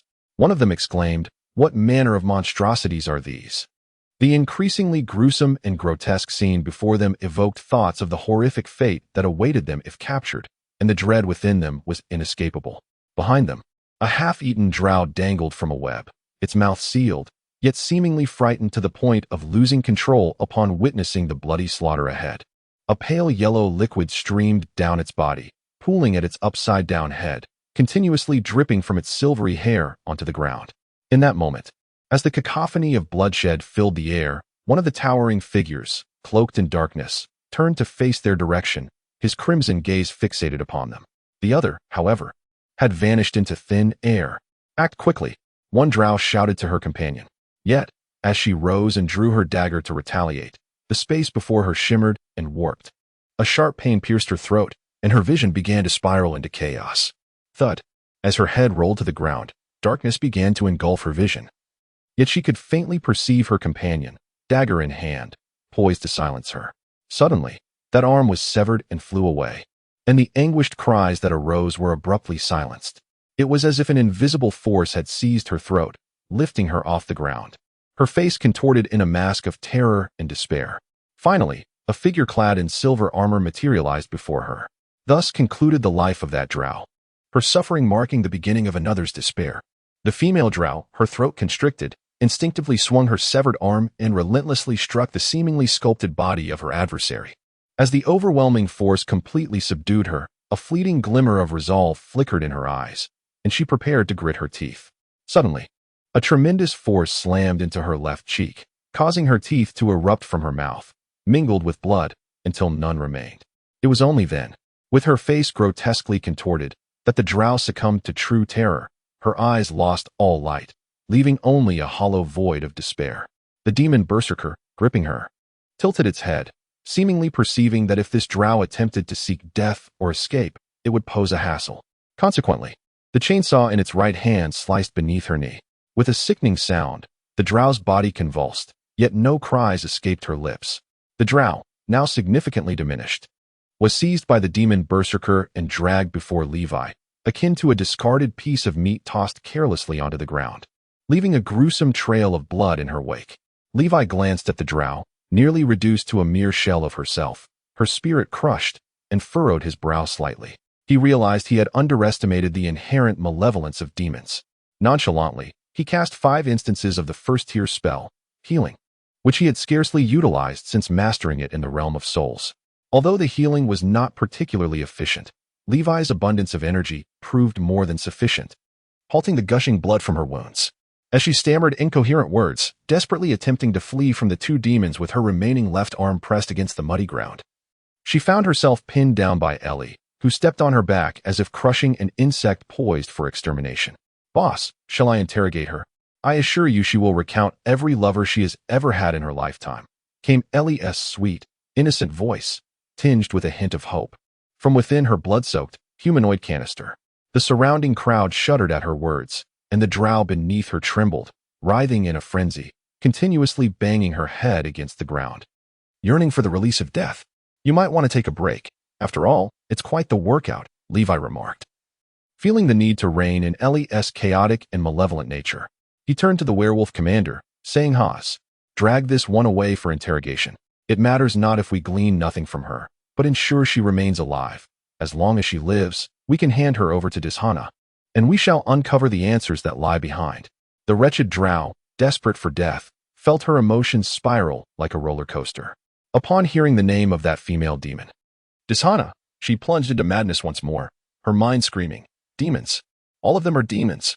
My master, Rose, I beseech you, unleash divine retribution. Allow me to perish." With a thud, Haas approached and struck the drow unconscious with a chain, revealing his sharp fangs. This is my specialty. I have 10 brothers ready to interrogate her slowly on the way." "Thank you, boss." Amidst the crowd, each with their own thoughts, they surrounded Levi as he approached the drow elf, hanging limply in midair. Chapter 69. The cross-dressing master Lucifiel suddenly surrounded and scrutinized by a group of robust men who had just slain a spider-transformed drow and 2 of his companions. The elf, suspended upside down, felt his previously pallid complexion flush with color. His tightly bound body writhed in an attempt to escape the spider silk, which was as resilient as steel. This movement caught the attention of the onlookers, dazzling them with his unexpected display of defiance. Crack! Unable to bear the sight any longer, Levi swung his chainsaw, severing the webbing. The pitiful elf, appearing weak and helpless, fell to the ground with a thud. Clearly, if this individual had encountered such a striking cute girl at another time, he would not have minded too much. Observing the elf's frail form, which seemed barely capable of uttering a word, Levi casually cast 3 healing spells in quick succession. He then tore off his already tattered red cloak and draped it over the elf. Almost instantly, the elf, who had resigned himself to death, found his spirits lifted. The deep whip marks on his body began to scab over at a visibly accelerated rate. It was evident that the elf had not anticipated that not only would he not be killed immediately, but also that Levi would expend 3 precious healing spells to save him, all while providing him with a cloak to preserve the dignity he had long thought lost. Overcome with emotion, tears welled in his eyes as he bit his lower lip and gazed at Levi with a dazed expression, finally managing to utter, "Thank you for your mercy, the brave and noble lord of Zelandia, his grace Hawk." Levi, taken aback by the elf's almost girlish gaze, shuddered slightly and frowned, waving his hand dismissively. "Do not give me that look, it's rather unsettling. Just tell me everything that might pique my interest. Otherwise, I won't hesitate to end your life here." "Your will shall be obeyed, your grace Hawk," the elf replied, trembling slightly. He tightened the tattered cloak around himself, then, with a stagger, rose to his feet and bowed to Levi before beginning to speak slowly. "My name is Lucifiel, born of the Banjer family's collateral branch in Gelsorn City. I have not been granted a surname, so my knowledge may be limited due to my station. I have only overheard from Corona and the others that they were sent on the orders of the Lady of Banjer to ensure that this spider-transformed drow kills you in the tunnels, to prevent the newly ascendant Lady Deshana of the Jadiel family from merging her power with that of Zelandia." Levi nodded slowly, contemplating the simplicity of this ambush. It was a direct assault, relying on brute force to overcome cunning. Clearly, the Banjer family intended to eradicate their group in one fell swoop and subsequently install a puppet from the lower city to clandestinely control the rapidly developing underground city. Little did that lady realize that by dispatching such a forbidden force from her family's hidden arsenal, she would be met with defeat at the hands of me and Eli. This time, however, it was a risk. Had it not been for Eli's formidable strength, I would have had to reveal my red dragon guise to defeat them. In the eyes of others, Li Wei and Ai Li seemed to obliterate their foe with overwhelming force. However, only Li Wei, having endured the experience firsthand, truly comprehended the tenacity of this creature. Before this spider-like drow, the once feared black dragon Kanjwayan seemed unworthy even to carry its shoes. During the battle, the opponent's relentless strikes, akin to siege hammers, were not the only concern. The insidious spells unleashed throughout the confrontation proved to be exceptionally troublesome, particularly after the mind melt incident. When the curse known as Dark Word was invoked, it felt akin to being doused in gasoline and then struck by an explosive device. Both of these spell-like effects targeted the mind or cognitive realm. Had it not been for the profound enlightenment he received in his soul space, a dual baptism from the enigmatic force of knowledge inheritance and a cataclysmic surge of technological insights, his spiritual fortitude would not have surged to such heights. Otherwise, he might have succumbed to the debilitating effects of that curse and been reduced to mere pulp in an instant. Moreover, this spider-like drow appeared to possess an unknown ability or perhaps an innate talent. Li Wei discerned that each time she unleashed her spell-like effects, her subsequent strikes grew increasingly potent, infused with the curse's power, thereby amplifying the prior spell's impact. With each layer of spell-like effects accumulated, the ensuing spell's potency would inevitably escalate. Li Wei was uncertain whether this cumulative curse effect had any limits, but upon recognizing this pattern, he exchanged a glance with Ai Li, resolutely deciding to expend some of their equipment to eliminate this spider-like drow with utmost urgency. Regrettably, apart from her eyes, the creature's body seemed to be extraordinarily attuned to sound vibrations, effectively nullifying Ai Li's veil of concealment. Had it not been for this, Ai Li could have swiftly ended the battle with a lethal strike. Upon uncovering the mastermind behind the scenes, Li Wei nodded thoughtfully. Just as he turned to contemplate how to deal with this androgynous drow, he was interrupted by the melodious voice of Lucifiel from behind. "Lord Hawk, after sharing this with you, I have become a dead man on the list of the Banjer family. I hope for your compassion. Before he could finish, Li Wei raised his hand to interrupt, casting a disdainful glance at this drow, who bore a striking resemblance to a woman. I, Hog, do not nurture the inept. If you seek my protection, speak of your abilities or how you might contribute to my cause. Surely, you do not intend to suggest that your posterior's elasticity can earn me a fortune in commissions each month, do you? Ha ha. This jest elicited another round of raucous laughter and whistles from the unscrupulous subordinates. Fisher, with a gleam in his eye, remarked, to be honest, with that face, if he were willing to sell himself, he'd have no trouble finding customers. Tig, appearing as though he had just swallowed a fly, exclaimed, I cannot fathom what is so appealing about these slender, twig-like elves. Our stout dwarven brethren possess the warmest hearts. The dwarf's comment triggered a wave of incredulous expressions from the others, who promptly denounced the dwarves for their perceived affections. Lucifer, the subject of ridicule, felt his face flush with embarrassment. He contemplated the possibility that if his appearance did not appeal to the other party, there seemed to be little else that could capture the Lord's interest. As he observed Levi's eyes gradually losing the last vestiges of patience, he steeled himself and said, I possess the healing spell, Heal. If granted some time, I am confident I can also master Healing Touch. Although it may not match the efficacy of your cure, as a noble lord, you often cannot lead from the front. Thus, I could still be of some utility in battle. Levi's expression transformed, akin to discovering a new realm of possibilities. It seemed he had stumbled upon an exceptionally rare nurse from the shadowy lands, or perhaps a nurse of the male persuasion. Meanwhile, Lucifer merely cast a sorrowful glance in her direction, as if he had made an important decision. Taking a deep breath, amidst the myriad expressions surrounding him, he slowly lowered the crimson cloak to his waist, revealing the myriad of scarred whip marks that adorned his body. Chapter 70. As Lucifer made this controversial and indecent gesture, Levi instinctively took a step back. Having learned from the cautionary tale of Dishana, he held no expectations regarding the boundaries of the drow elves, fearing that these dim-witted beings might once again engage in some outrageous act. Fortunately, the drow merely stopped at the edge of propriety, though their body bore numerous scars. It was remarkably well-proportioned, reminiscent of a flat-chested maiden. Just as everyone was perplexed by his candidness, Lucifer gently rubbed a blood scab from a whip mark, causing the fragmented scab to fall away and reveal the fresh skin beneath. To everyone's astonishment, although not particularly fair, the skin tone was indeed significantly lighter than the typical dark or brown skin of the drow. Could it be that you actually? Jair exclaimed in surprise, pointing at Lucifer. Yet it was Lucifer himself who dispelled all confusion. I am indeed not a noble moon elf of the surface, but my father was captured in the moon forest of the surface by my mother during a campaign a century ago. Thus, I am a hybrid of drow and moon elf. He continued, to shield me from the discrimination and humiliation of the drow. My father would mix the petals of a flower called the moon nan flower with the secretions of a deep pool toad, crushing it nightly to apply to my skin, granting me a complexion akin to that of the drow. At this point, he lowered his head slightly, his face tinged with a blush. Moreover, due to the inferior status of drow males, I was raised by my father as if I were a female drow. Following his father's counsel, he had always acted with caution, avoiding close relationships with any drow.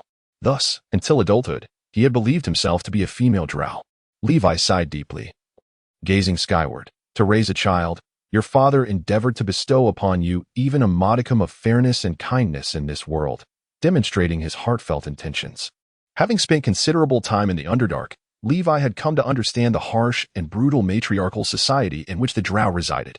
In the realm of the drow, familial wealth, titles, and inheritance were passed from mothers to daughters.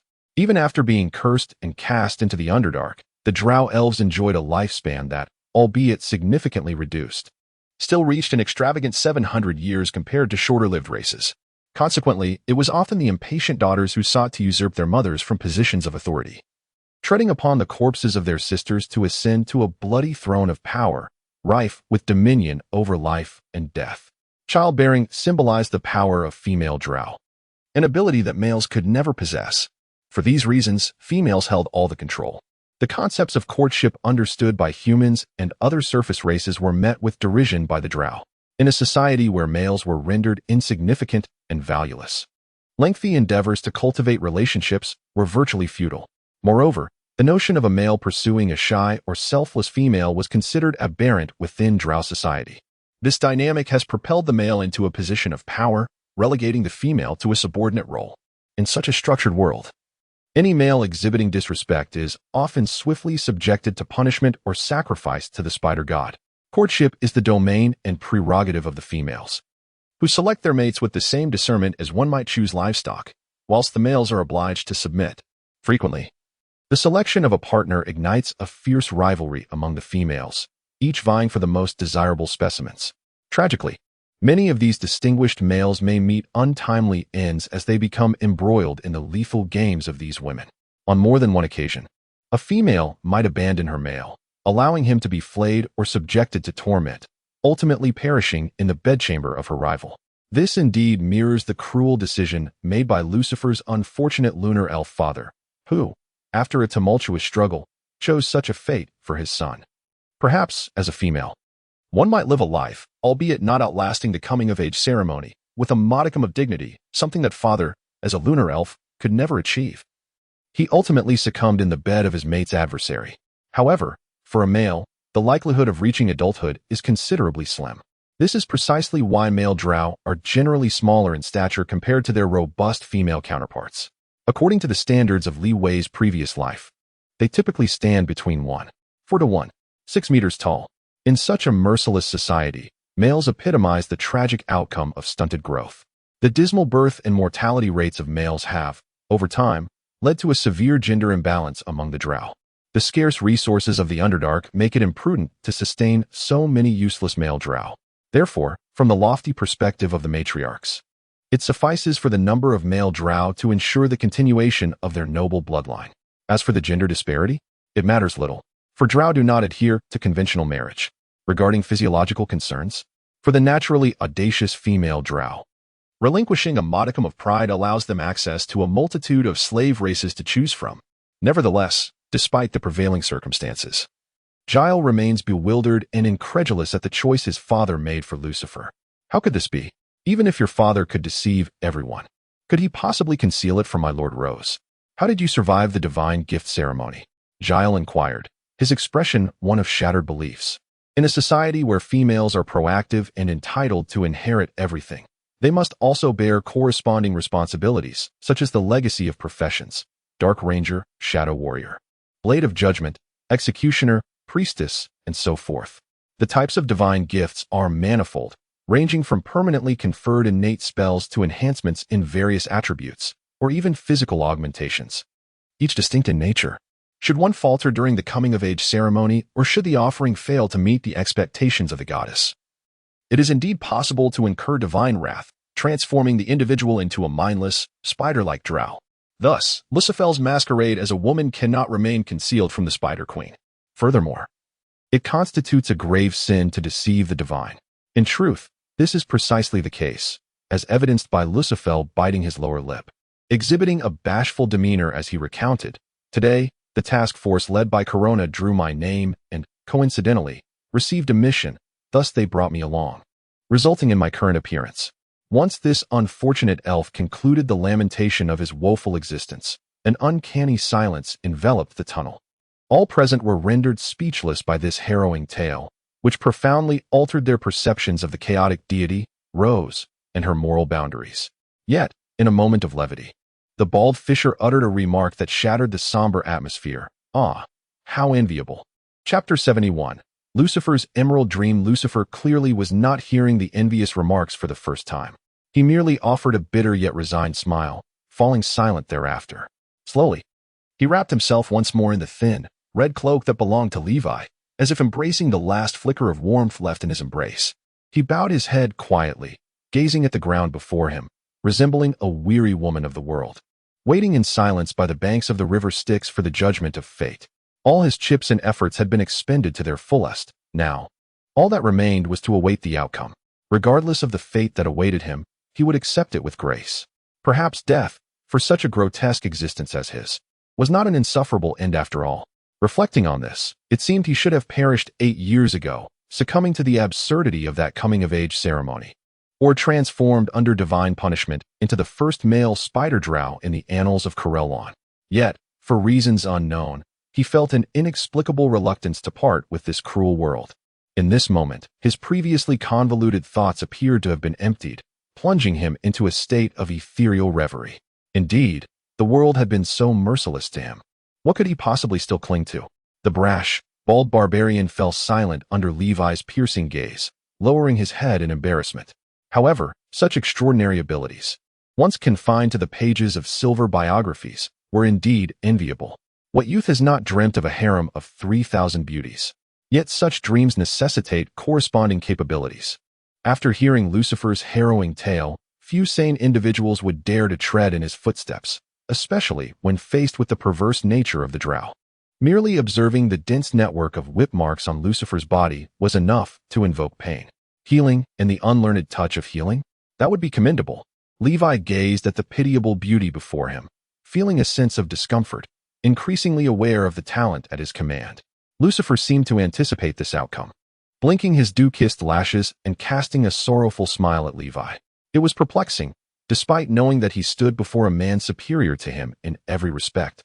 He found himself irresistibly drawn to his every move, especially with Levi's entourage of older gentlemen, apart from Tiger, whose eyes turned red upon hearing Lucifer's words of self-despair.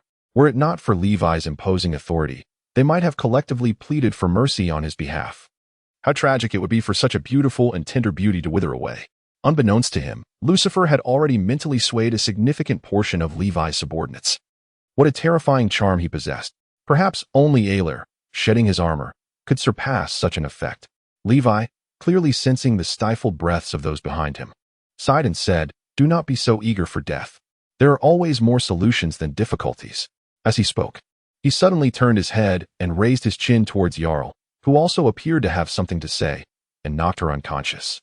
Jair's face was momentarily etched with a bewildered expression of disbelief, as he was swiftly struck on the back of his head by a series of blows from a chain mace, a heavy hammer, and the spine of a sword. Meanwhile, the crimson-robed sorcerer discreetly supplemented the assault with a scroll of sleep magic. Levi surveyed his subordinates, who had executed their tasks with a reckless lack of restraint, pondering the unfortunate consequences should Desana's guard awaken as a dullard. Thus, he silently cast a healing spell, uncertain whether it was her robust constitution that prompted a flicker of consciousness. As signs of awakening emerged, Levi, sensing impending trouble, delivered a swift punch to her neck, resulting in a sharp crack, and the unfortunate Jair succumbed to unconsciousness once more. Lucifer exhibited a somewhat dazed demeanor as well. The once silent depths of his mind were invigorated by Levi's theatrical display, akin to a minecart ride. Suddenly, Levi's expression turned grave as he fixed his gaze upon Lucifer's eyes and stated, "I present you with two choices. If your sole desire is to survive, I can arrange for my subordinates to escort you to my territory, Zelandia, nestled within the shadow demon web. Even if Ross seeks to locate you again, it shall not be an easy endeavor. Furthermore, with countless drow disappearing from the lower realms, your status as a mere pawn may not garner much attention from Ross. There, you could assume a new identity as a healer and embark upon a fresh chapter of your life." A new life? Lucifer's reaction was not the elation others might have anticipated. Rather, he appeared perplexed. After a moment of contemplation, he turned to Levi and inquired, "But a healer who cannot participate in battle would likely hold little value for you, would it not? May I hear the second option?" "Are you certain you wish to hear the second option? It is not a favorable prospect for you," Levi replied with a smile, his gaze playful as he continued. "Given that my interests are severely compromised by the insidious drow of Gelsorn City, it is inevitable that a confrontation between Zelandia and those treacherous harlots of Gelsorn City will occur in the foreseeable future. And before the onset of war, what is of utmost necessity? May I first inquire of Lord Hogg regarding your intentions towards us drow should you emerge victorious in this conflict?" Lucifer's expression revealed a mix of complexity. Levi chuckled before beginning to paint an elaborate vision. Naturally, I shall first eliminate a contingent of the disobedient, install a compliant faction, and then fully integrate them into my domain. As for myself, I aspire to live comfortably. Thus I shall endeavor to mold the world beneath my gaze into something more agreeable and familiar. I have commissioned the creation of a series of machines known as steam-powered mining mules. In the future, I shall lay tracks into Gelsorn City, connecting it with the forthcoming satellite cities and Zelandia below, radiating outward to liberate the current state of reliance on manual mining. We shall expand and strengthen the cavern's mouse breeding farm and the Taiji fishing grounds under the auspices of hog mining. Henceforth, the residents within my jurisdiction shall never again fret over sustenance. Every individual shall have the opportunity to labor for their food and for advancement.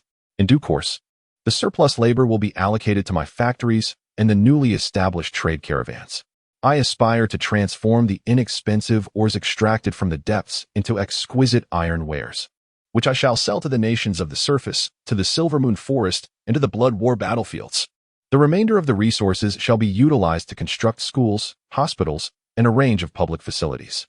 I will ensure that every child under my care has access to education at the appropriate age, that the ill have places to seek healing, and that the elderly need not worry about what lies beyond.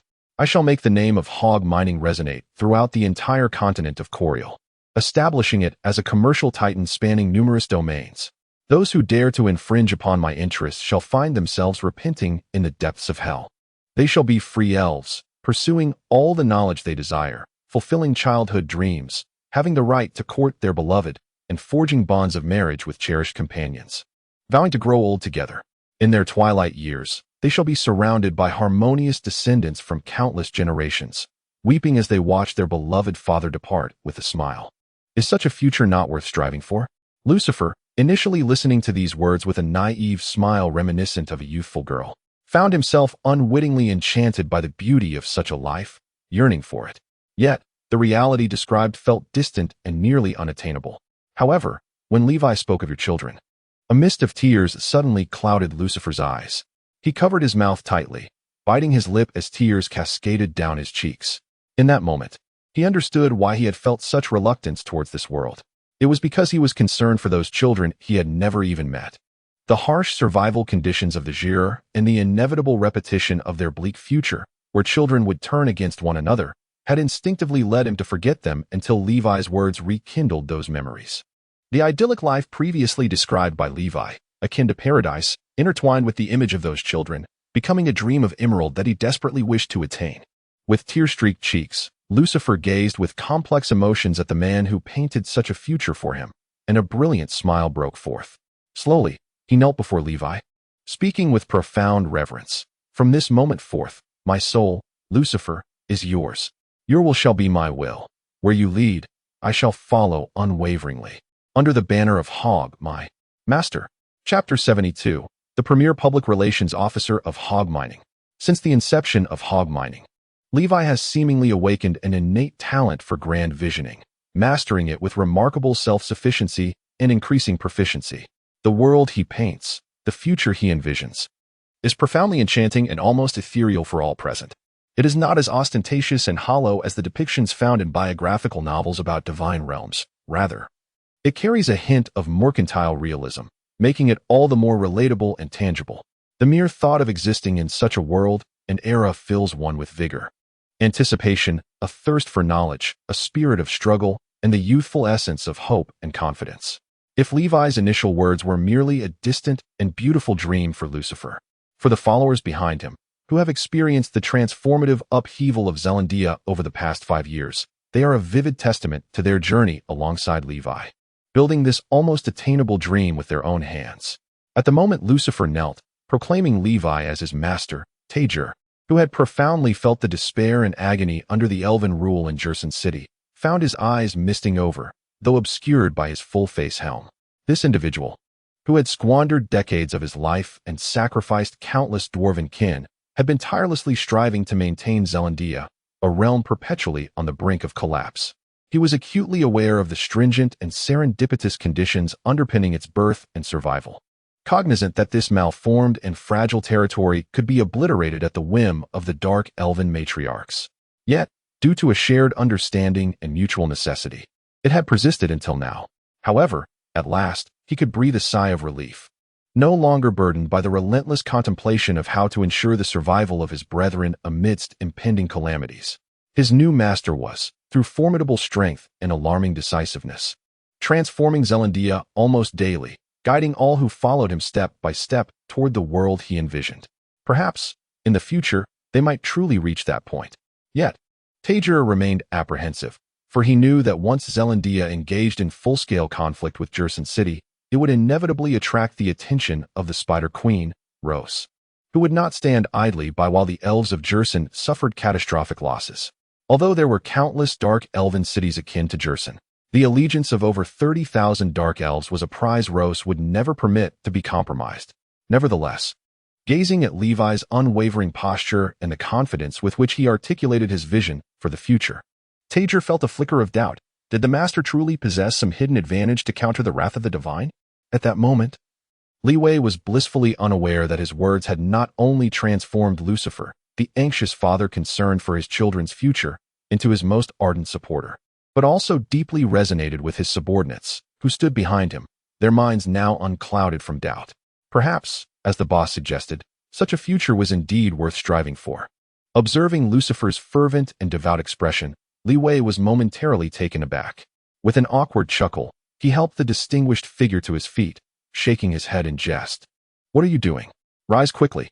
There's no need for such theatrics, as if we are engaging in some clandestine transaction. I am no demon to covet your soul. From this day forth, you shall be a member of hog mining. As for your position, well, Lucifer, you will be our chief male public relations officer." Chief, male public relations officer? Lucifer replied, his face a canvas of confusion. While he understood the individual components of the title, the combination was entirely foreign to him. The onlookers shared his bewilderment, though most had grown accustomed to their boss's penchant for peculiar titles and roles, which allowed them to maintain a facade of composure. Liwei nodded solemnly, as if delineating the prospects of this position. Indeed, a male public relations officer. It essentially encompasses the duties you already perform, but with the added expectation that you leverage your inherent advantages to gather valuable intelligence while serving the matriarchs and their daughters from various families. However, unlike before, when you operated in isolation and without intent, you must now adapt. The challenges ahead are significant, as it appears the matrons and young ladies have grown weary of your presence, which poses a hindrance to future endeavors. Thus, our next course of action will be to refine your image, provide training, and hone your professional skills.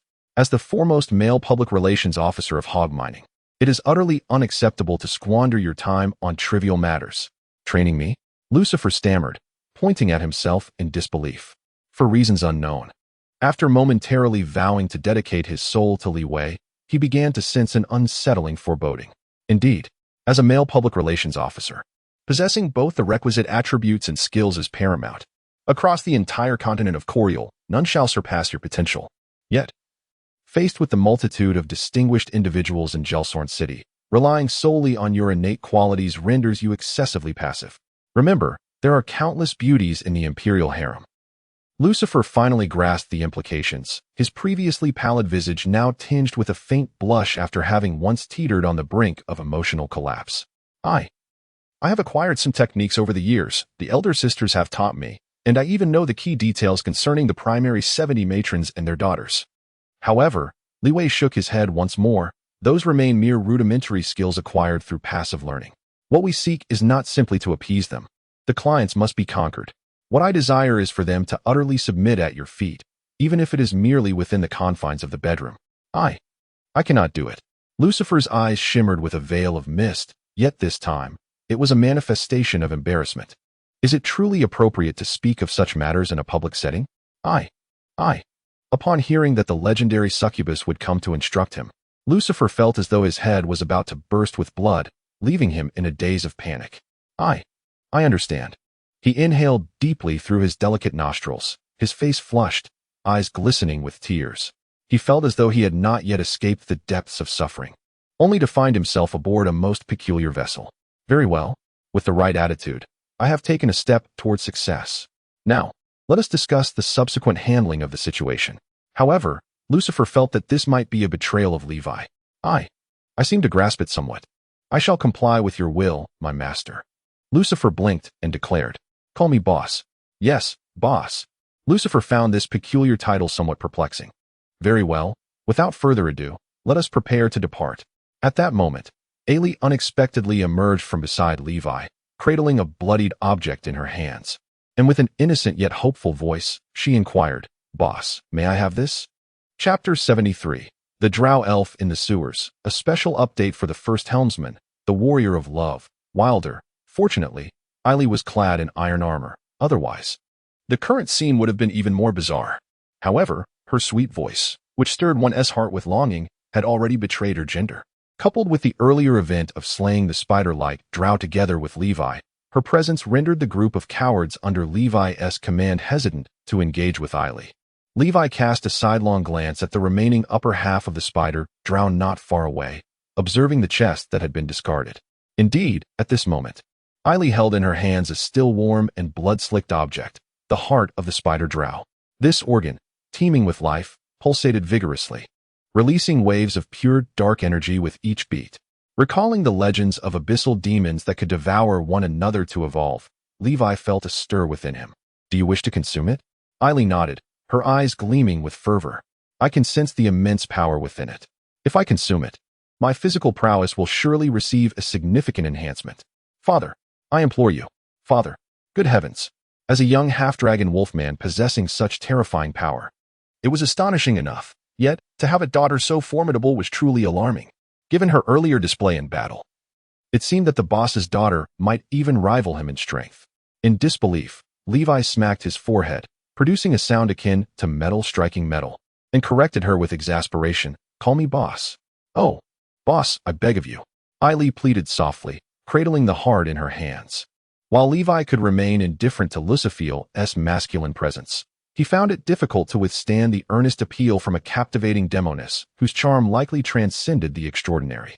After some contemplation, he recognized that due to the true transformation ability, he had consumed various creatures over the years to acquire new forms. Although he still harbored some reluctance towards humans, an advanced species strikingly similar to those from his past life, he felt little psychological barrier towards other beings. Given his own moral shortcomings, he realized he had little right to restrain Eiley's demonic instincts. Moreover, he possessed no particular aversion to moral purity, especially in this harsh world, where formidable potential adversaries loomed ever closer in his vision. The enhancement of strength was undoubtedly beneficial. He merely hoped that, when the day arrived for him to attain great power, he could retain a sliver of the humanity he once cherished deep within. He gazed at Eiley and remarked, "This is our spoils of war. Your contributions have been significant, thus you naturally possess the right to partake in the division of the loot. However, I implore you to promise me that, in the absence of my command, you shall refrain from indiscriminately hunting other innocent sentient beings.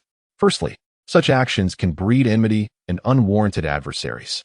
Secondly, having journeyed from the abyss to the material realm, I sincerely hope that as a progenitor of your bloodline, you will, in the near future, liberate yourself from the chaotic instincts of the abyssal creatures, follow the call of your own heart, and learn to relish the beauty this world has to offer." Eiley listened, somewhat dazed by Levi's words, uncertain of her comprehension. Newly born, she discovered that she had inherited fragments of memories and knowledge, yet in many respects, she still resembled an untainted child. However, the yearning from within swiftly overpowered her rational thoughts. Eager for sustenance, she nodded vigorously and lifted the blood-dripping object in her hand, exclaiming, "Yes, I will definitely heed your words, boss. As long as they do not hinder me, then, this." Levi nodded in response. "Go ahead and eat, but do so discreetly." "Thank you, boss," Eiley cheerfully replied, her laughter ringing like silver bells as she vanished from sight. Yet soon thereafter, chilling sounds of gnawing and devouring echoed from the shadows. The onlookers trembled in fear, no longer daring to harbor any thoughts about Eiley, the monster who consumed hearts. "What is that sound?" murmured Jair, the elf slumbering on horseback, only to be knocked unconscious again by Levi. Meanwhile, Luciphiel, who had just officially joined hog mining, felt his complexion pale further. Increasingly convinced he had boarded a treacherous ship, even questioning whether he had unwittingly sold his soul to the devil. The sole comfort for him was the unmistakable admiration and loyalty he sensed from his subordinates towards their new boss, a genuine reverence that blossomed, especially after Levi delineated the bright future they would forge together. Having made a choice, there is no room for regret. For the sake of the children, who may one day live in such a splendid world, what does it matter if it means truly selling one's soul to the devil? Luciphiel thought to himself. The group did not linger, and under Levi's instruction, they swiftly cleared the battlefield and collected their spoils before continuing on their journey. Following the ambush, the subsequent path was considerably more tranquil, with signs of caverns, rats, and goblins emerging, even discovering a drow elf lying lifeless in a sewer. Levi noted that although she was gravely injured, the drow still retained a semblance of consciousness, though it seemed she had not eaten in quite some time. Had they arrived any later, this drow would likely have followed in the footsteps of her predecessors. Most of the drow exiled to the pits were not lacking in strength, and some had even sought refuge here in hopes of finding a glimmer of survival. Yet within this extensive tunnel, stretching over 20 miles, even the fluorescent moss has been devoured, rendering the environment barren. The light is abysmally poor, and the only source of drinkable water is the foul, mildly toxic liquid from the sewers. Those deemed worthy of exile are predominantly the cherished daughters of various families. Even if they are not exceptionally skilled rangers, shadow dancers, or executioners, and even if they include noble magic practitioners, they have been accustomed to lives of luxury and privilege. Completely unprepared for such a harsh and brutal setting. With no retreat, no food, and no safe source of drinking water, the caverns mice are exceedingly sensitive to danger. At the slightest disturbance, they vanish without a trace. The goblins, who have dealt with these drow for countless years, are cunning. They wait patiently until their prey becomes weak and feeble before they begin to torment them from a distance, much like a cat playing with a mouse. The fate of the magic practitioners is even more tragic. Upon entering the domain of the dark web, they become utterly defenseless, stripped of all means of protection. In such an environment, even the most formidable of exiled elves may succumb after a week without food or drink, unable to find rest, ultimately becoming prey to the goblins. The plight of the early drow was even more desperate. At that time, the dwarves had yet to settle in, and the exiled had only a flicker of hope upon reaching the underground mines, only to discover it was a dead-end half-enclosed space, facing countless goblins. It was only after the establishment of Zelandia that these drow gained a glimmer of choice. It was not until the arrival of Levi that the fate of these drow was irrevocably altered. Levi bestowed a healing spell upon this fortunate soul, yet to encounter misfortune, and provided her with sustenance, instructing her to continue onward to a city named Zelandia. There, by adhering to the law, she could join the ranks of the diligent miners, exchanging labor for food, allowing her to survive under a new identity. Although the weakened drow regarded Levi, this fully armed stranger, with some suspicion, she recognized that he had saved her life and seemed to harbor no ulterior motives. She bowed deeply, limping toward the underground city. Before departing, she revealed her name, Christy Bennett, vowing that one day she would repay his kindness. Bennett? She is indeed Christy Bennett, murmured Lucifiel in astonishment. What is it? Levi inquired. The Bennetts are the foremost family among the 76 families of Gelsorn City and the head of the ruling council. While Christy Bennett is the 9th legitimate daughter of the Shadow Matron, who has held dominion over Gelsorn City for an impressive 260 years. If even she has fallen victim, it is evident that Gelsorn City is not only beset by external threats but also rife with internal strife. I fear we may be drawn into their political turmoil, Lucifiel expressed. Levi, however, smiled, asserting that it matters little. As our strength grows, we will inevitably become entangled in their conflicts, and all we need to do is navigate the currents to our advantage. This is precisely why I require your assistance. Upon hearing these words, Lucifer's cheeks flushed slightly, and he lowered his head, remaining silent. After a short while, the group sensed an unusual feeling, one that could only be distinctly perceived by practitioners of the arcane arts. It was akin to emerging from the chaotic and tempestuous depths of the ocean into a serene haven, a phenomenon unique to the red-robed mages, their mastery of magical runes. Even among the red-robed mages, only those deemed as mobile artillery or labeled as madmen obsessed with the potency of magic would dare to inscribe such power-infused pigments upon their bodies, thus augmenting their spell-casting capacity beyond the conventional limits. This bears a certain resemblance to the dragons afflicted with a mania for magic. The scales of those dragons often shimmer with resplendent magical runes, glowing under the influence of the arcane energies of the weave, twinkling like stars in the night sky. Fortunately, his mind had not yet completely deteriorated. He refrained from uttering the name of the goddess of magic, Mistra, just as Tajer was about to mock this spell-casting brute. The space before him rippled, causing him to hastily seal his lips. What is it? Levi inquired with concern. I feel as though I have awakened the innate abilities of that spider-like drow, Ailey responded, her voice tinged with uncertainty. What? Levi could hardly believe his ears. Since when could a demon acquire additional abilities by devouring other creatures? Could this be related to his own talent for true polymorph? It is called shadow weaving, Ailey stated. What the? After a moment of realization, Levi couldn't help but utter an expletive. Chapter 74. On the actor's self-cultivation. The reason for Li Wei's uncharacteristic behavior lay in the enigmatic ability known as shadow interweaving. This peculiar talent had previously caused them considerable distress during their confrontation with the arachnid-like drow. Essentially, after each spell is cast, one's attacks would carry certain magical effects that would gradually accumulate. With each subsequent spell, the amplified magical damage would further enhance the attached spell effects, creating a continuous cycle of enhancement. Li Wei was uncertain whether this shadow interweaving ability possessed a limit to its stacking potential. Perhaps even the chaotic mind of the drow was oblivious to this detail. Most adversaries likely succumbed before they could experience multiple layers of such magical effects. A pang of envy struck Li Wei. If only he could acquire this ability, yet, upon reflection, he realized it might not be of great consequence. As he currently possessed only 3 types of spells: true polymorph, planar summoning, and the somewhat lackluster first-level cure wounds, alongside a rather ambiguous blessing known as astral protection. In that dream state, it could provide shelter akin to featherfall, preventing Sylvie, who could not yet fly, from injury. But Li Wei could fly, setting aside that dubious blessing. If he were to obtain shadow interweaving, it seemed the only spell he could amplify would be cure wounds. Yet, upon further contemplation, the idea of stacking effects from cure wounds seemed quite overpowered. The prospect of simultaneously attacking while healing an enemy left him somewhat speechless, striking while mending, then resuming the assault. It felt disturbingly perverse. In light of this, perhaps it was indeed fortuitous that this ability had fallen into the hands of Ailey. Without resorting to her hidden power of necrotic breath, her true strength hovered around level 16. Should they encounter a more formidable opponent in the future, she might become reliant on this cheap daughter of hers. Although he had not inquired about the specific spells Ailey had mastered, being a succubus, she likely possessed skills such as Charm Monster, Command, Dispel, Mind Fog, Telekinesis, Evil Eye, and Bind. Additionally, considering the spells he had already witnessed, Shadow Strike and Veil of Concealment, Li Wei's gaze towards Ailey took on a peculiar intensity. In this light, my decision to encase her in iron armor was indeed prescient. While the nightly plate would significantly diminish her magical efficacy, it did not preclude her from casting spells.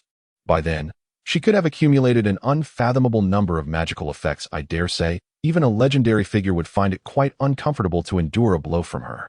This is the true ace up her sleeve, perhaps even stronger than my own form. The more Li Wei pondered, the more exhilarated he became, and his gaze towards Ailey grew increasingly fervent, causing the succubus to feel a touch uneasy. Boss, what's wrong? A few unscrupulous subordinates behind him could naturally sense the unusual atmosphere, exchanging glances and beginning to concoct various absurd theories regarding the potentially intricate relationship between Li Wei and his daughter. It's nothing. I just suddenly feel that you, well, have a bright future ahead. Work hard.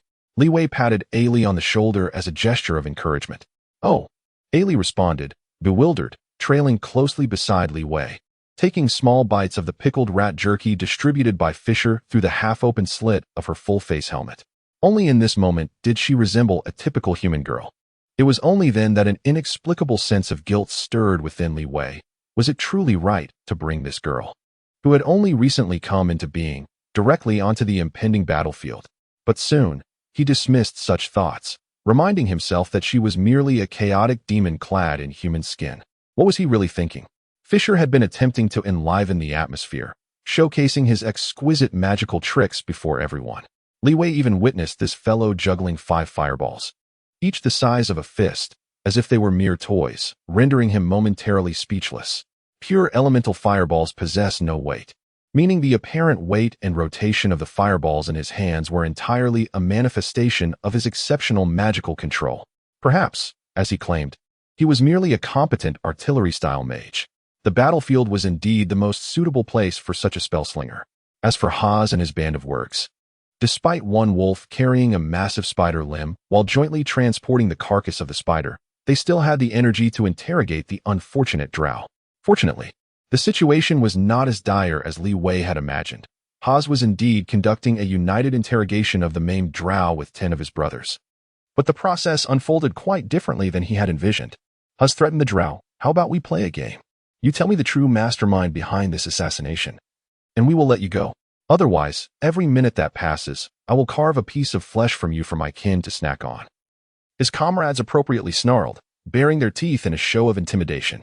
It was uncertain whether their long-standing method of interrogation was genuinely effective or if the drow had already been shattered in body and spirit from the horrific slaughter in the tunnels.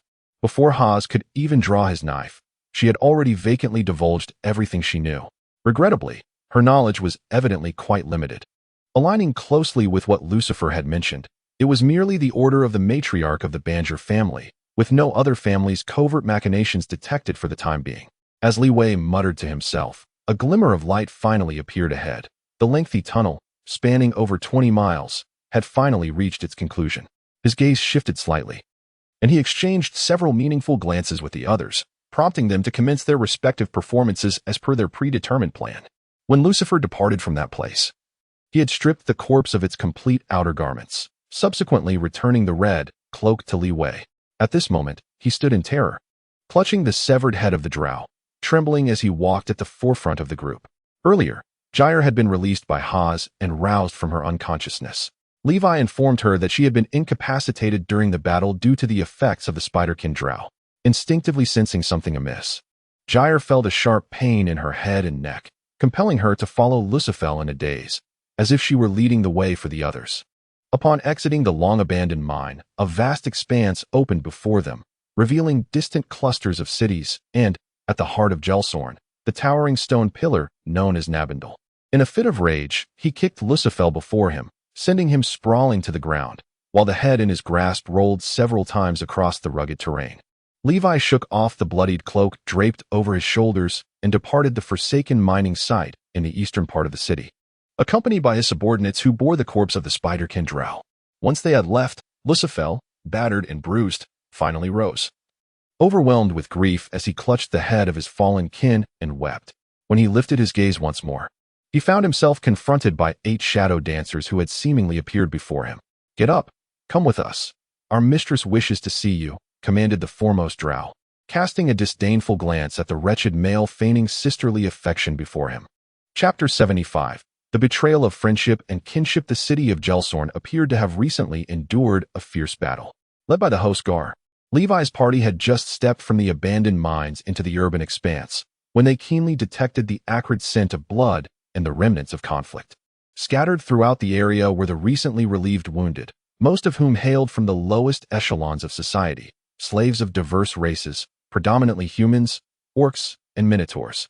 Unlike the majority of the reclusive drow, the dire conditions of slavery had compelled these individuals to band together for warmth and survival. Isolated entities, without any support, could easily fall victim to the schemes or cruel jests of drow aristocrats, leading to their untimely demise. Among them were also a number of drow civilian warriors, both male and female. Levi had previously heard from the old dwarf Tigger that in drow cities, distinguishing between nobility and commoners was relatively straightforward. Unless one sought to live in anonymity, most drow nobles adorned themselves according to their status, donning exquisite garments or robes of power, accompanied by fine weaponry, exuding an almost palpable aura of arrogance, intimidation, and authority. In traditional drow society, commoners suffered only marginally less than slaves. Should a dark elf noble be faced with the choice of sacrificing a slave or a drow commoner to achieve her goals, she would invariably opt for the former. However, if the sole path to success necessitated the annihilation of a drow commoner, that individual would swiftly be rendered lifeless. Drow society is starkly pragmatic, yet there exists a modicum of upward mobility for commoners. Those endowed with talent in warfare or sorcery could elevate their status through valor and contributions to the city, often being adopted by noble families to enhance their prestige and power. In the distant city of Mozablay, the renowned martial arts master Zaktavan Tristras Duodin was born of humble origins yet became irrevocably linked to the Duodin family due to his extraordinary weaponry skills. He was even permitted to bear the Duodin surname, and as the consort of the matron of the family, his offspring were fully embraced as nobles. Yet, before such a transformation of identity was fully realized, these honorably recognized commoners remained vigilant against threats from all quarters, particularly from male drow. Even the most seasoned male generals, tasked solely with commanding slave troops and male drow warriors, could find themselves slain for inadvertently insulting the priestess of the spider goddess. Only through sorcery could a male in the society of the drow attain a semblance of genuine power. A sorcerer of equal standing far outweighed a warrior in value, simply due to their rarity and utility. Nevertheless, it remains that even the most gifted male sorcerers are still regarded as lower tier in the eyes of the most humble priestesses. The male wizards were greatly indignant about this reality, and it is said that there once existed a city of dark elves dominated by male sorcerers in the Underdark, which was swiftly reduced to ashes by the fury of surrounding elven cities. This world is one where they are destined to be enslaved, a calamity brought forth by their very gender. A male sorcerer, capable of transcending space and time, must nonetheless bow before female clerics, who are nearly powerless to wield authority or heal the wounds of their own knees. Their existence is a testament to failure. This is also the true reason why Lucifer's father, a moon elf captive, chose such a divergent path for his son. Meanwhile, Giles was currently imparting everything he knew about this city to Levi and the others. Though he was acutely aware that his fainting spell was undoubtedly related to Levi, he dared not voice it due to their terrifying power and presence. In an effort to assist his mistress in maintaining a favorable relationship with Zelandia, he played the enthusiastic guide, contributing his part to ensure that Levi and his companions could fully appreciate the splendor of Gelsorn City. In the northern district lies Gelsorn's most renowned landmark, the Tie Bridge, which stands at the pinnacle of the cavern housing the city. Here resides the temple of our dark elf Spider Queen, along with the Arcane Academy and the Combat Tower. The Arcane Academy serves as the breeding ground for wizards and sorcerers in Gelsorn City. It is a veritable incubator of renowned dark elf talents, and an ivory tower that countless dark elves aspire to enter. For it is through the acquisition of precious knowledge that even the slightest chance of altering their fated destinies may arise. The Combat Tower, on the other hand, is where male dark elves are trained in martial skills. However, due to over 2 centuries of relentless warfare, the number of males has dwindled to a point that has compelled the matriarchs to take notice. To ensure a sufficient number of males for the continuation of their bloodlines, conscription has been temporarily suspended, rendering the Combat Tower abandoned for quite some time. Beneath these 3 towering structures lies the noble district of the Dark Elves, where Miss Desana resides. At this point, the Dark Elf captain displayed a mixture of admiration and pride in his gaze.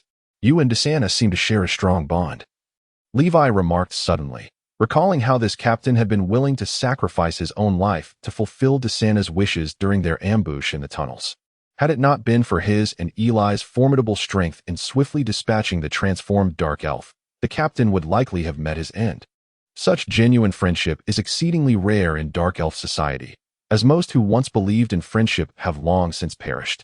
Upon hearing Levi's words, Giles smiled sincerely and sighed. How could it not be so? She is my dearest sister.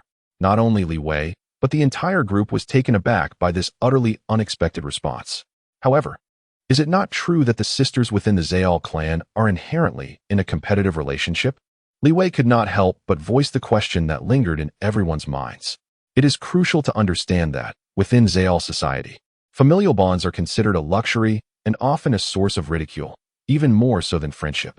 Yet, these two share both. As a member of the collateral line, I am merely a common soldier, while the young lady belongs to the direct lineage. Therefore, our private feelings have been exceptionally close since childhood. At this point, her smile faded, replaced by a bitter and complex expression. It was not until the rite of passage that the young lady's hunting mission failed due to the collusion of her sisters. To ensure she could complete her adulthood ceremony, I relinquished the head of my quarry to her. Originally, I was to be punished by being transformed into a spider Zayal, a process that had already begun to take its toll on my body, resulting in my unusual strength. Ultimately, the young lady risked her own punishment and fabricated a lie, claiming that I had betrayed and persecuted her during the trial, nearly causing her mission to fail. She thus requested an opportunity from the priests to personally punish me. She argued that becoming a spider Zayal would erase all memories, which would not resolve her deep-seated resentment. Subsequently, she presented evidence, compelling me to concede to this fact under the weight of overwhelming proof. She vowed that after personally administering my punishment, she would eternally torment and enslave me. This proposal garnered unanimous approval from the priests, thereby halting the transformation ritual. I retained my sanity and memories. In the end, before all the priests, she lashed me with a serpent-headed whip for an entire day and night. I endured it. So on the surface, I appear as her branded slave and chief guardian. Yet secretly, I am her most trusted confidant and chief martial arts instructor. Having recounted this, she suddenly turned and knelt before Li Wei. her voice dropping to a whisper only he could hear. "Your Highness Hog, I am aware of your prowess and the vastness of your strength. Thus, today I wish to betray the young lady once more. In recent years, she has become increasingly enmeshed in power. Should she ever harbor intentions of betraying you, I will be the first to inform you." Li Wei's brow furrowed slightly. It was an absurd notion. The loyal chief guardian continued, "I only ask that when the time comes, you spare her life in light of my betrayal today and the intelligence I shall provide henceforth." At last, Li Wei laughed, as if he had encountered something extraordinarily amusing. "The complexities of the Zaol truly opened my eyes," he mused with a smile. Then, with a wave of his hand, he said, "Rise. This is merely your unilateral concern. I perceive that Di Sha Na does not appear to be the foolish Zaol you presume. And are you not worried that such a public display of kneeling might provoke unwarranted thoughts from her? Please, your Lord Hog, I implore you to agree." Jia bowed his head even lower. "Very well. If there comes a day when her allure truly clouds her judgment and her performance is sufficiently captivating, then perhaps she may be spared. What of it?" Li Wei wore a smile that was serene, yet devoid of warmth in his eyes. Chapter 76. Boss Li's Reputation Under Siege. An additional chapter for the shareholders, lowly enthusiasts. Though Li Wei acquiesced to this seemingly absurd request, he remained unconvinced that Dishana would choose to turn against him before he formally declared war on Gelsorn City. Perhaps she was enamored with power. Yet she was certainly not foolish. She understood how she attained her current position. The abrupt loss of the support from Zelandia could lead to her swift downfall. Even if she felt a moment of hesitation now, witnessing her great army in the near future would undoubtedly douse her wavering thoughts with cold reality, restoring her rationality. However, conceding to such a request was inconsequential for Li Wei. On the contrary, the situation itself held a certain intrigue, and acquiring an additional source of intelligence at no cost was hardly a disadvantage. He certainly did not believe that displaying the ability to vanquish a mere spider-like dark elf would prompt Gyre to completely switch sides. While she might relay messages to him, she would also undoubtedly share information about herself with her beloved sister. Nevertheless, the latter would merely be intelligence that Li Wei hoped to transmit in the first place.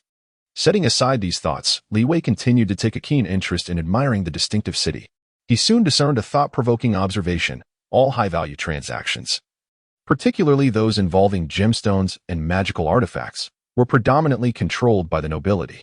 Upon sharing his inquiries with Gyre, he received an unexpected yet reasonable explanation. Initially, there had been commoners engaged in such trades, but they often met a grim fate.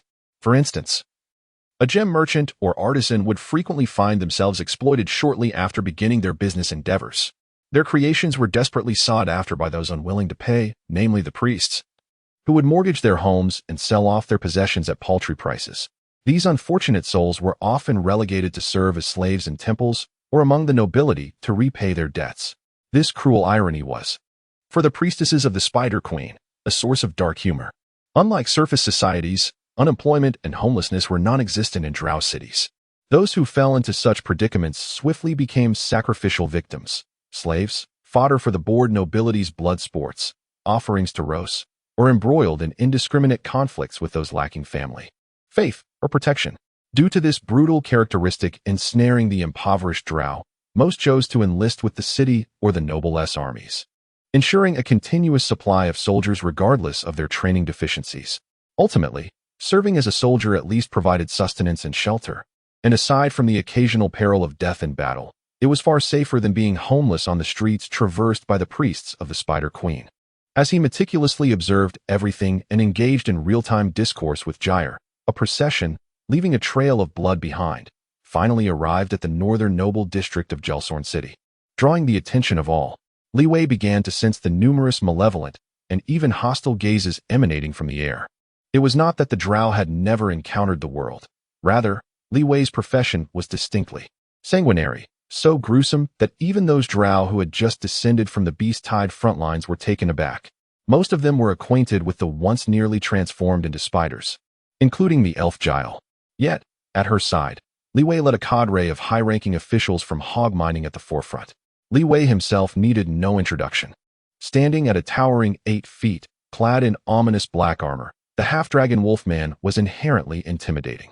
The massive sword on his back, resembling a door, bore deep, grotesque gashes, twisted and malformed, while beneath the seams of his heavy armor, thick, dark blood oozed forth, seemingly an eternal flow. With each step, the granite slabs of Nabindal Street emitted a dull thud, inevitably leaving a bloodied footprint in their wake. Beside him, Ailey fared little better, although significantly shorter than Li Wei. He appeared as a rather typical knight. However, at this moment, this knight was adorned with at least a dozen weapons, 2 of which were fearfully damaged greatswords. Having participated in the dismemberment of spider-transformed drow, he too was splattered with blood, not far behind Li Wei in that regard. Following them were the heavily armed wolfman Haas and the old dwarf Tej, whose appearances offered no immediate insight into their capabilities. Yet their formidable armaments suggested they were not to be trifled with. In contrast, the red-robed sorcerer Fish and the Psion Galvin behind them drew more attention. Although Galvin bore no equipment radiating magical energy and appeared quite ordinary in attire. The moment one gazed into his eyes, profound as the cosmos, one could not help but succumb to disorientation, as if one's very spirit might be drawn within. This was a hallmark of immense mental prowess, signifying a Psion of at least mid-tier caliber, a threat comparable to that of a mind flayer. Meanwhile, Fish was even more conspicuous. Upon re-entering the magical net's domain, his previously gleaming bald head began to display dazzling silver patterns, unmistakable signs of magical energy. Continually alerting all creatures with even a modicum of knowledge, he was undoubtedly a mid-tier mage, a sculptor of magic inscribed with no fewer than 13 runes, capable of transforming into a battlefield artillery that could harvest lives at will. Unlike the majority of human societies where the extraordinary often goes unnoticed, most drow nobles had cultivated abilities for magical detection or the capacity to sense the inherent nature of other living beings through sheer mental acuity. This distinction may have arisen from the origins of many drow cities, discovered by exceptional drow individuals or families, who then passed down their unique traits to their descendants, ultimately evolving into the noble class of developing urban centers. Such abilities were typically innate, allowing commoners introduced into noble families to enhance their lineage or expand their clan, thus becoming the progenitors of powerful aristocrats. The noble bloodlines of the esteemed aristocrats have become so diluted that their noble characteristics are scarcely discernible. Consequently, they frequently compensate for this deficiency by bearing fluctuating magical sigils. The possession of magical artifacts among the nobility is commonplace, as it serves to enhance their abilities, such as attack frequency, strength, and the diversity of spells. Thus, within the magical perception of these drow nobles, the radiant magical aura emanating from the collective presence of Levi and her companions was almost blinding. However, if it were merely this magical radiance, it would only invoke trepidation. Behind them, 2 leading wargs carried a massive claw, while the 8 accompanying wargs bore slightly lesser spider legs. A completely dismembered spider body was held aloft by them with 10 long blades, and at the top, connected to the spider's body, lay a drow, who had long since fallen silent. Her chest had been brutally opened, and her heart was nowhere to be found. This gruesome scene was the true source of the shock and terror that rendered the drow elves along the way numb with fear. It indicated that within the hearts of the drow, the powerful, invincible embodiment of darkness, the spider-formed drow, had been slaughtered by this group of individuals. Not merely slain, but dismembered for spellcasting materials. To draw on perhaps an apt analogy, it would be akin to visiting the Americas only to have the local indigenous people discover that this group of travelers had slain their revered feathered serpent deity and then asked them to join in a feast of serpent meat hot pot. In the minds of many drow, the spider-formed drow were regarded as entities comparable to the abominable wax-melting fiends. Despite the former being merely a byproduct of the punishment meted out by the goddess Loth, while the latter were her true minions. As Levi and her companions made their way toward the Jatter family, an increasing number of astute drow nobles, having steadied their nerves, turned and raced toward their own families, eager to ensure that their mistresses and families received this explosive news, one that would undoubtedly sway their future governance. In recent years, the Jatter family had exhibited a marked resurgence, having summoned powerful reinforcements capable of altering the current dynamics of Gelsorn City. This news had already reached the ears of all 76 noble matriarchs in Gelsorn City by the time Levi and her companions formally arrived at the Jatter family's doorstep. The information surged forth like a tidal wave, rapidly spreading throughout the entirety of Gelsorn City, until the entire city erupted in fervor. On this day, nearly all drow were aware of the tale. A half-dragon warg named Hog, accompanied by his formidable entourage, had slaughtered a spider-formed drow that had sought to attack them. And the gossip grew increasingly distorted and exaggerated with the winds of rumor. It was said that this half-dragon warg towered like a small mountain, seemingly the new paramour of the recently appointed matriarch of the Jadder family, Dishana. It remains a mystery how she managed to adapt to such a peculiar model. Concurrently, the Bangier family seems to have received similar tidings. This assassination was indeed orchestrated by the Bangier family. It is said that, aside from the spider-like drow, an entire assassination squad was dispatched, yet only one survived. That individual is none other than the renowned god's gift of the Bangier family, Lucifel. The name evokes a playful smirk among the upper echelons of Gelsorn, as he is often referred to as a captivating beauty. It is likely that at this very moment, Lev, who has just stepped through the gates of the Jadier family, could not have anticipated that on his very first day in Gelsorn City, his previously cultivated formidable reputation would be shattered by the city's gossip, transforming him into a figure of dread among the drow. In an instant, countless valiant drow maidens, filled with righteous indignation, vowed to denounce this rare half-dragon warg. Let us observe whether he truly lives up to the legendary tales of his battle-hardened prowess and invincibility. Chapter 77. Liwei's white-eyed husky. It has been proven that for a piece of news to spread throughout the city in such a brief span, there must be unseen hands stirring the pot behind the scenes. This mastermind is none other than the current matriarch of the Jadiel family, Dishana. In the depths of the shadowy conference hall, Dishana, clad in a freshly donned priestly robe, reclined languidly upon the throne that epitomizes the utmost power of an illustrious family. Her complexion bore a slight flush as she half closed her eyes, relishing a massage from a trusted confidant while absorbing the intelligence gathered from various sources. However, to merely assassinate a wretched warg who is not even worthy of being a slave would likely yield nothing more than a charge of negligence in the defense against the beast tide, even if it were to be brought before the Matriarch Council. After all, Zelandia has never truly commanded the respect of the matriarchs. Furthermore, I must be so bold as to suggest that even if that warg possessed the strength to combat a spider-like drow, it remains a creature of lowly intellect. Such news, if disseminated, would tarnish both your reputation and that of the Jadiel family. A sudden, sharp sound of a slap echoed. The once fair visage of the drow began to swell visibly, a trickle of blood escaping her lips. Yet, she dared not display any semblance of defiance. Quickly lowering her head in silence, Dishana's voice then resonated, calm yet authoritative. It seems I have indulged you too much over the years. Your sole duty is to execute my will. Nothing more is yours to question. Yes, I shall obey your will, my lady, the drow replied, trembling.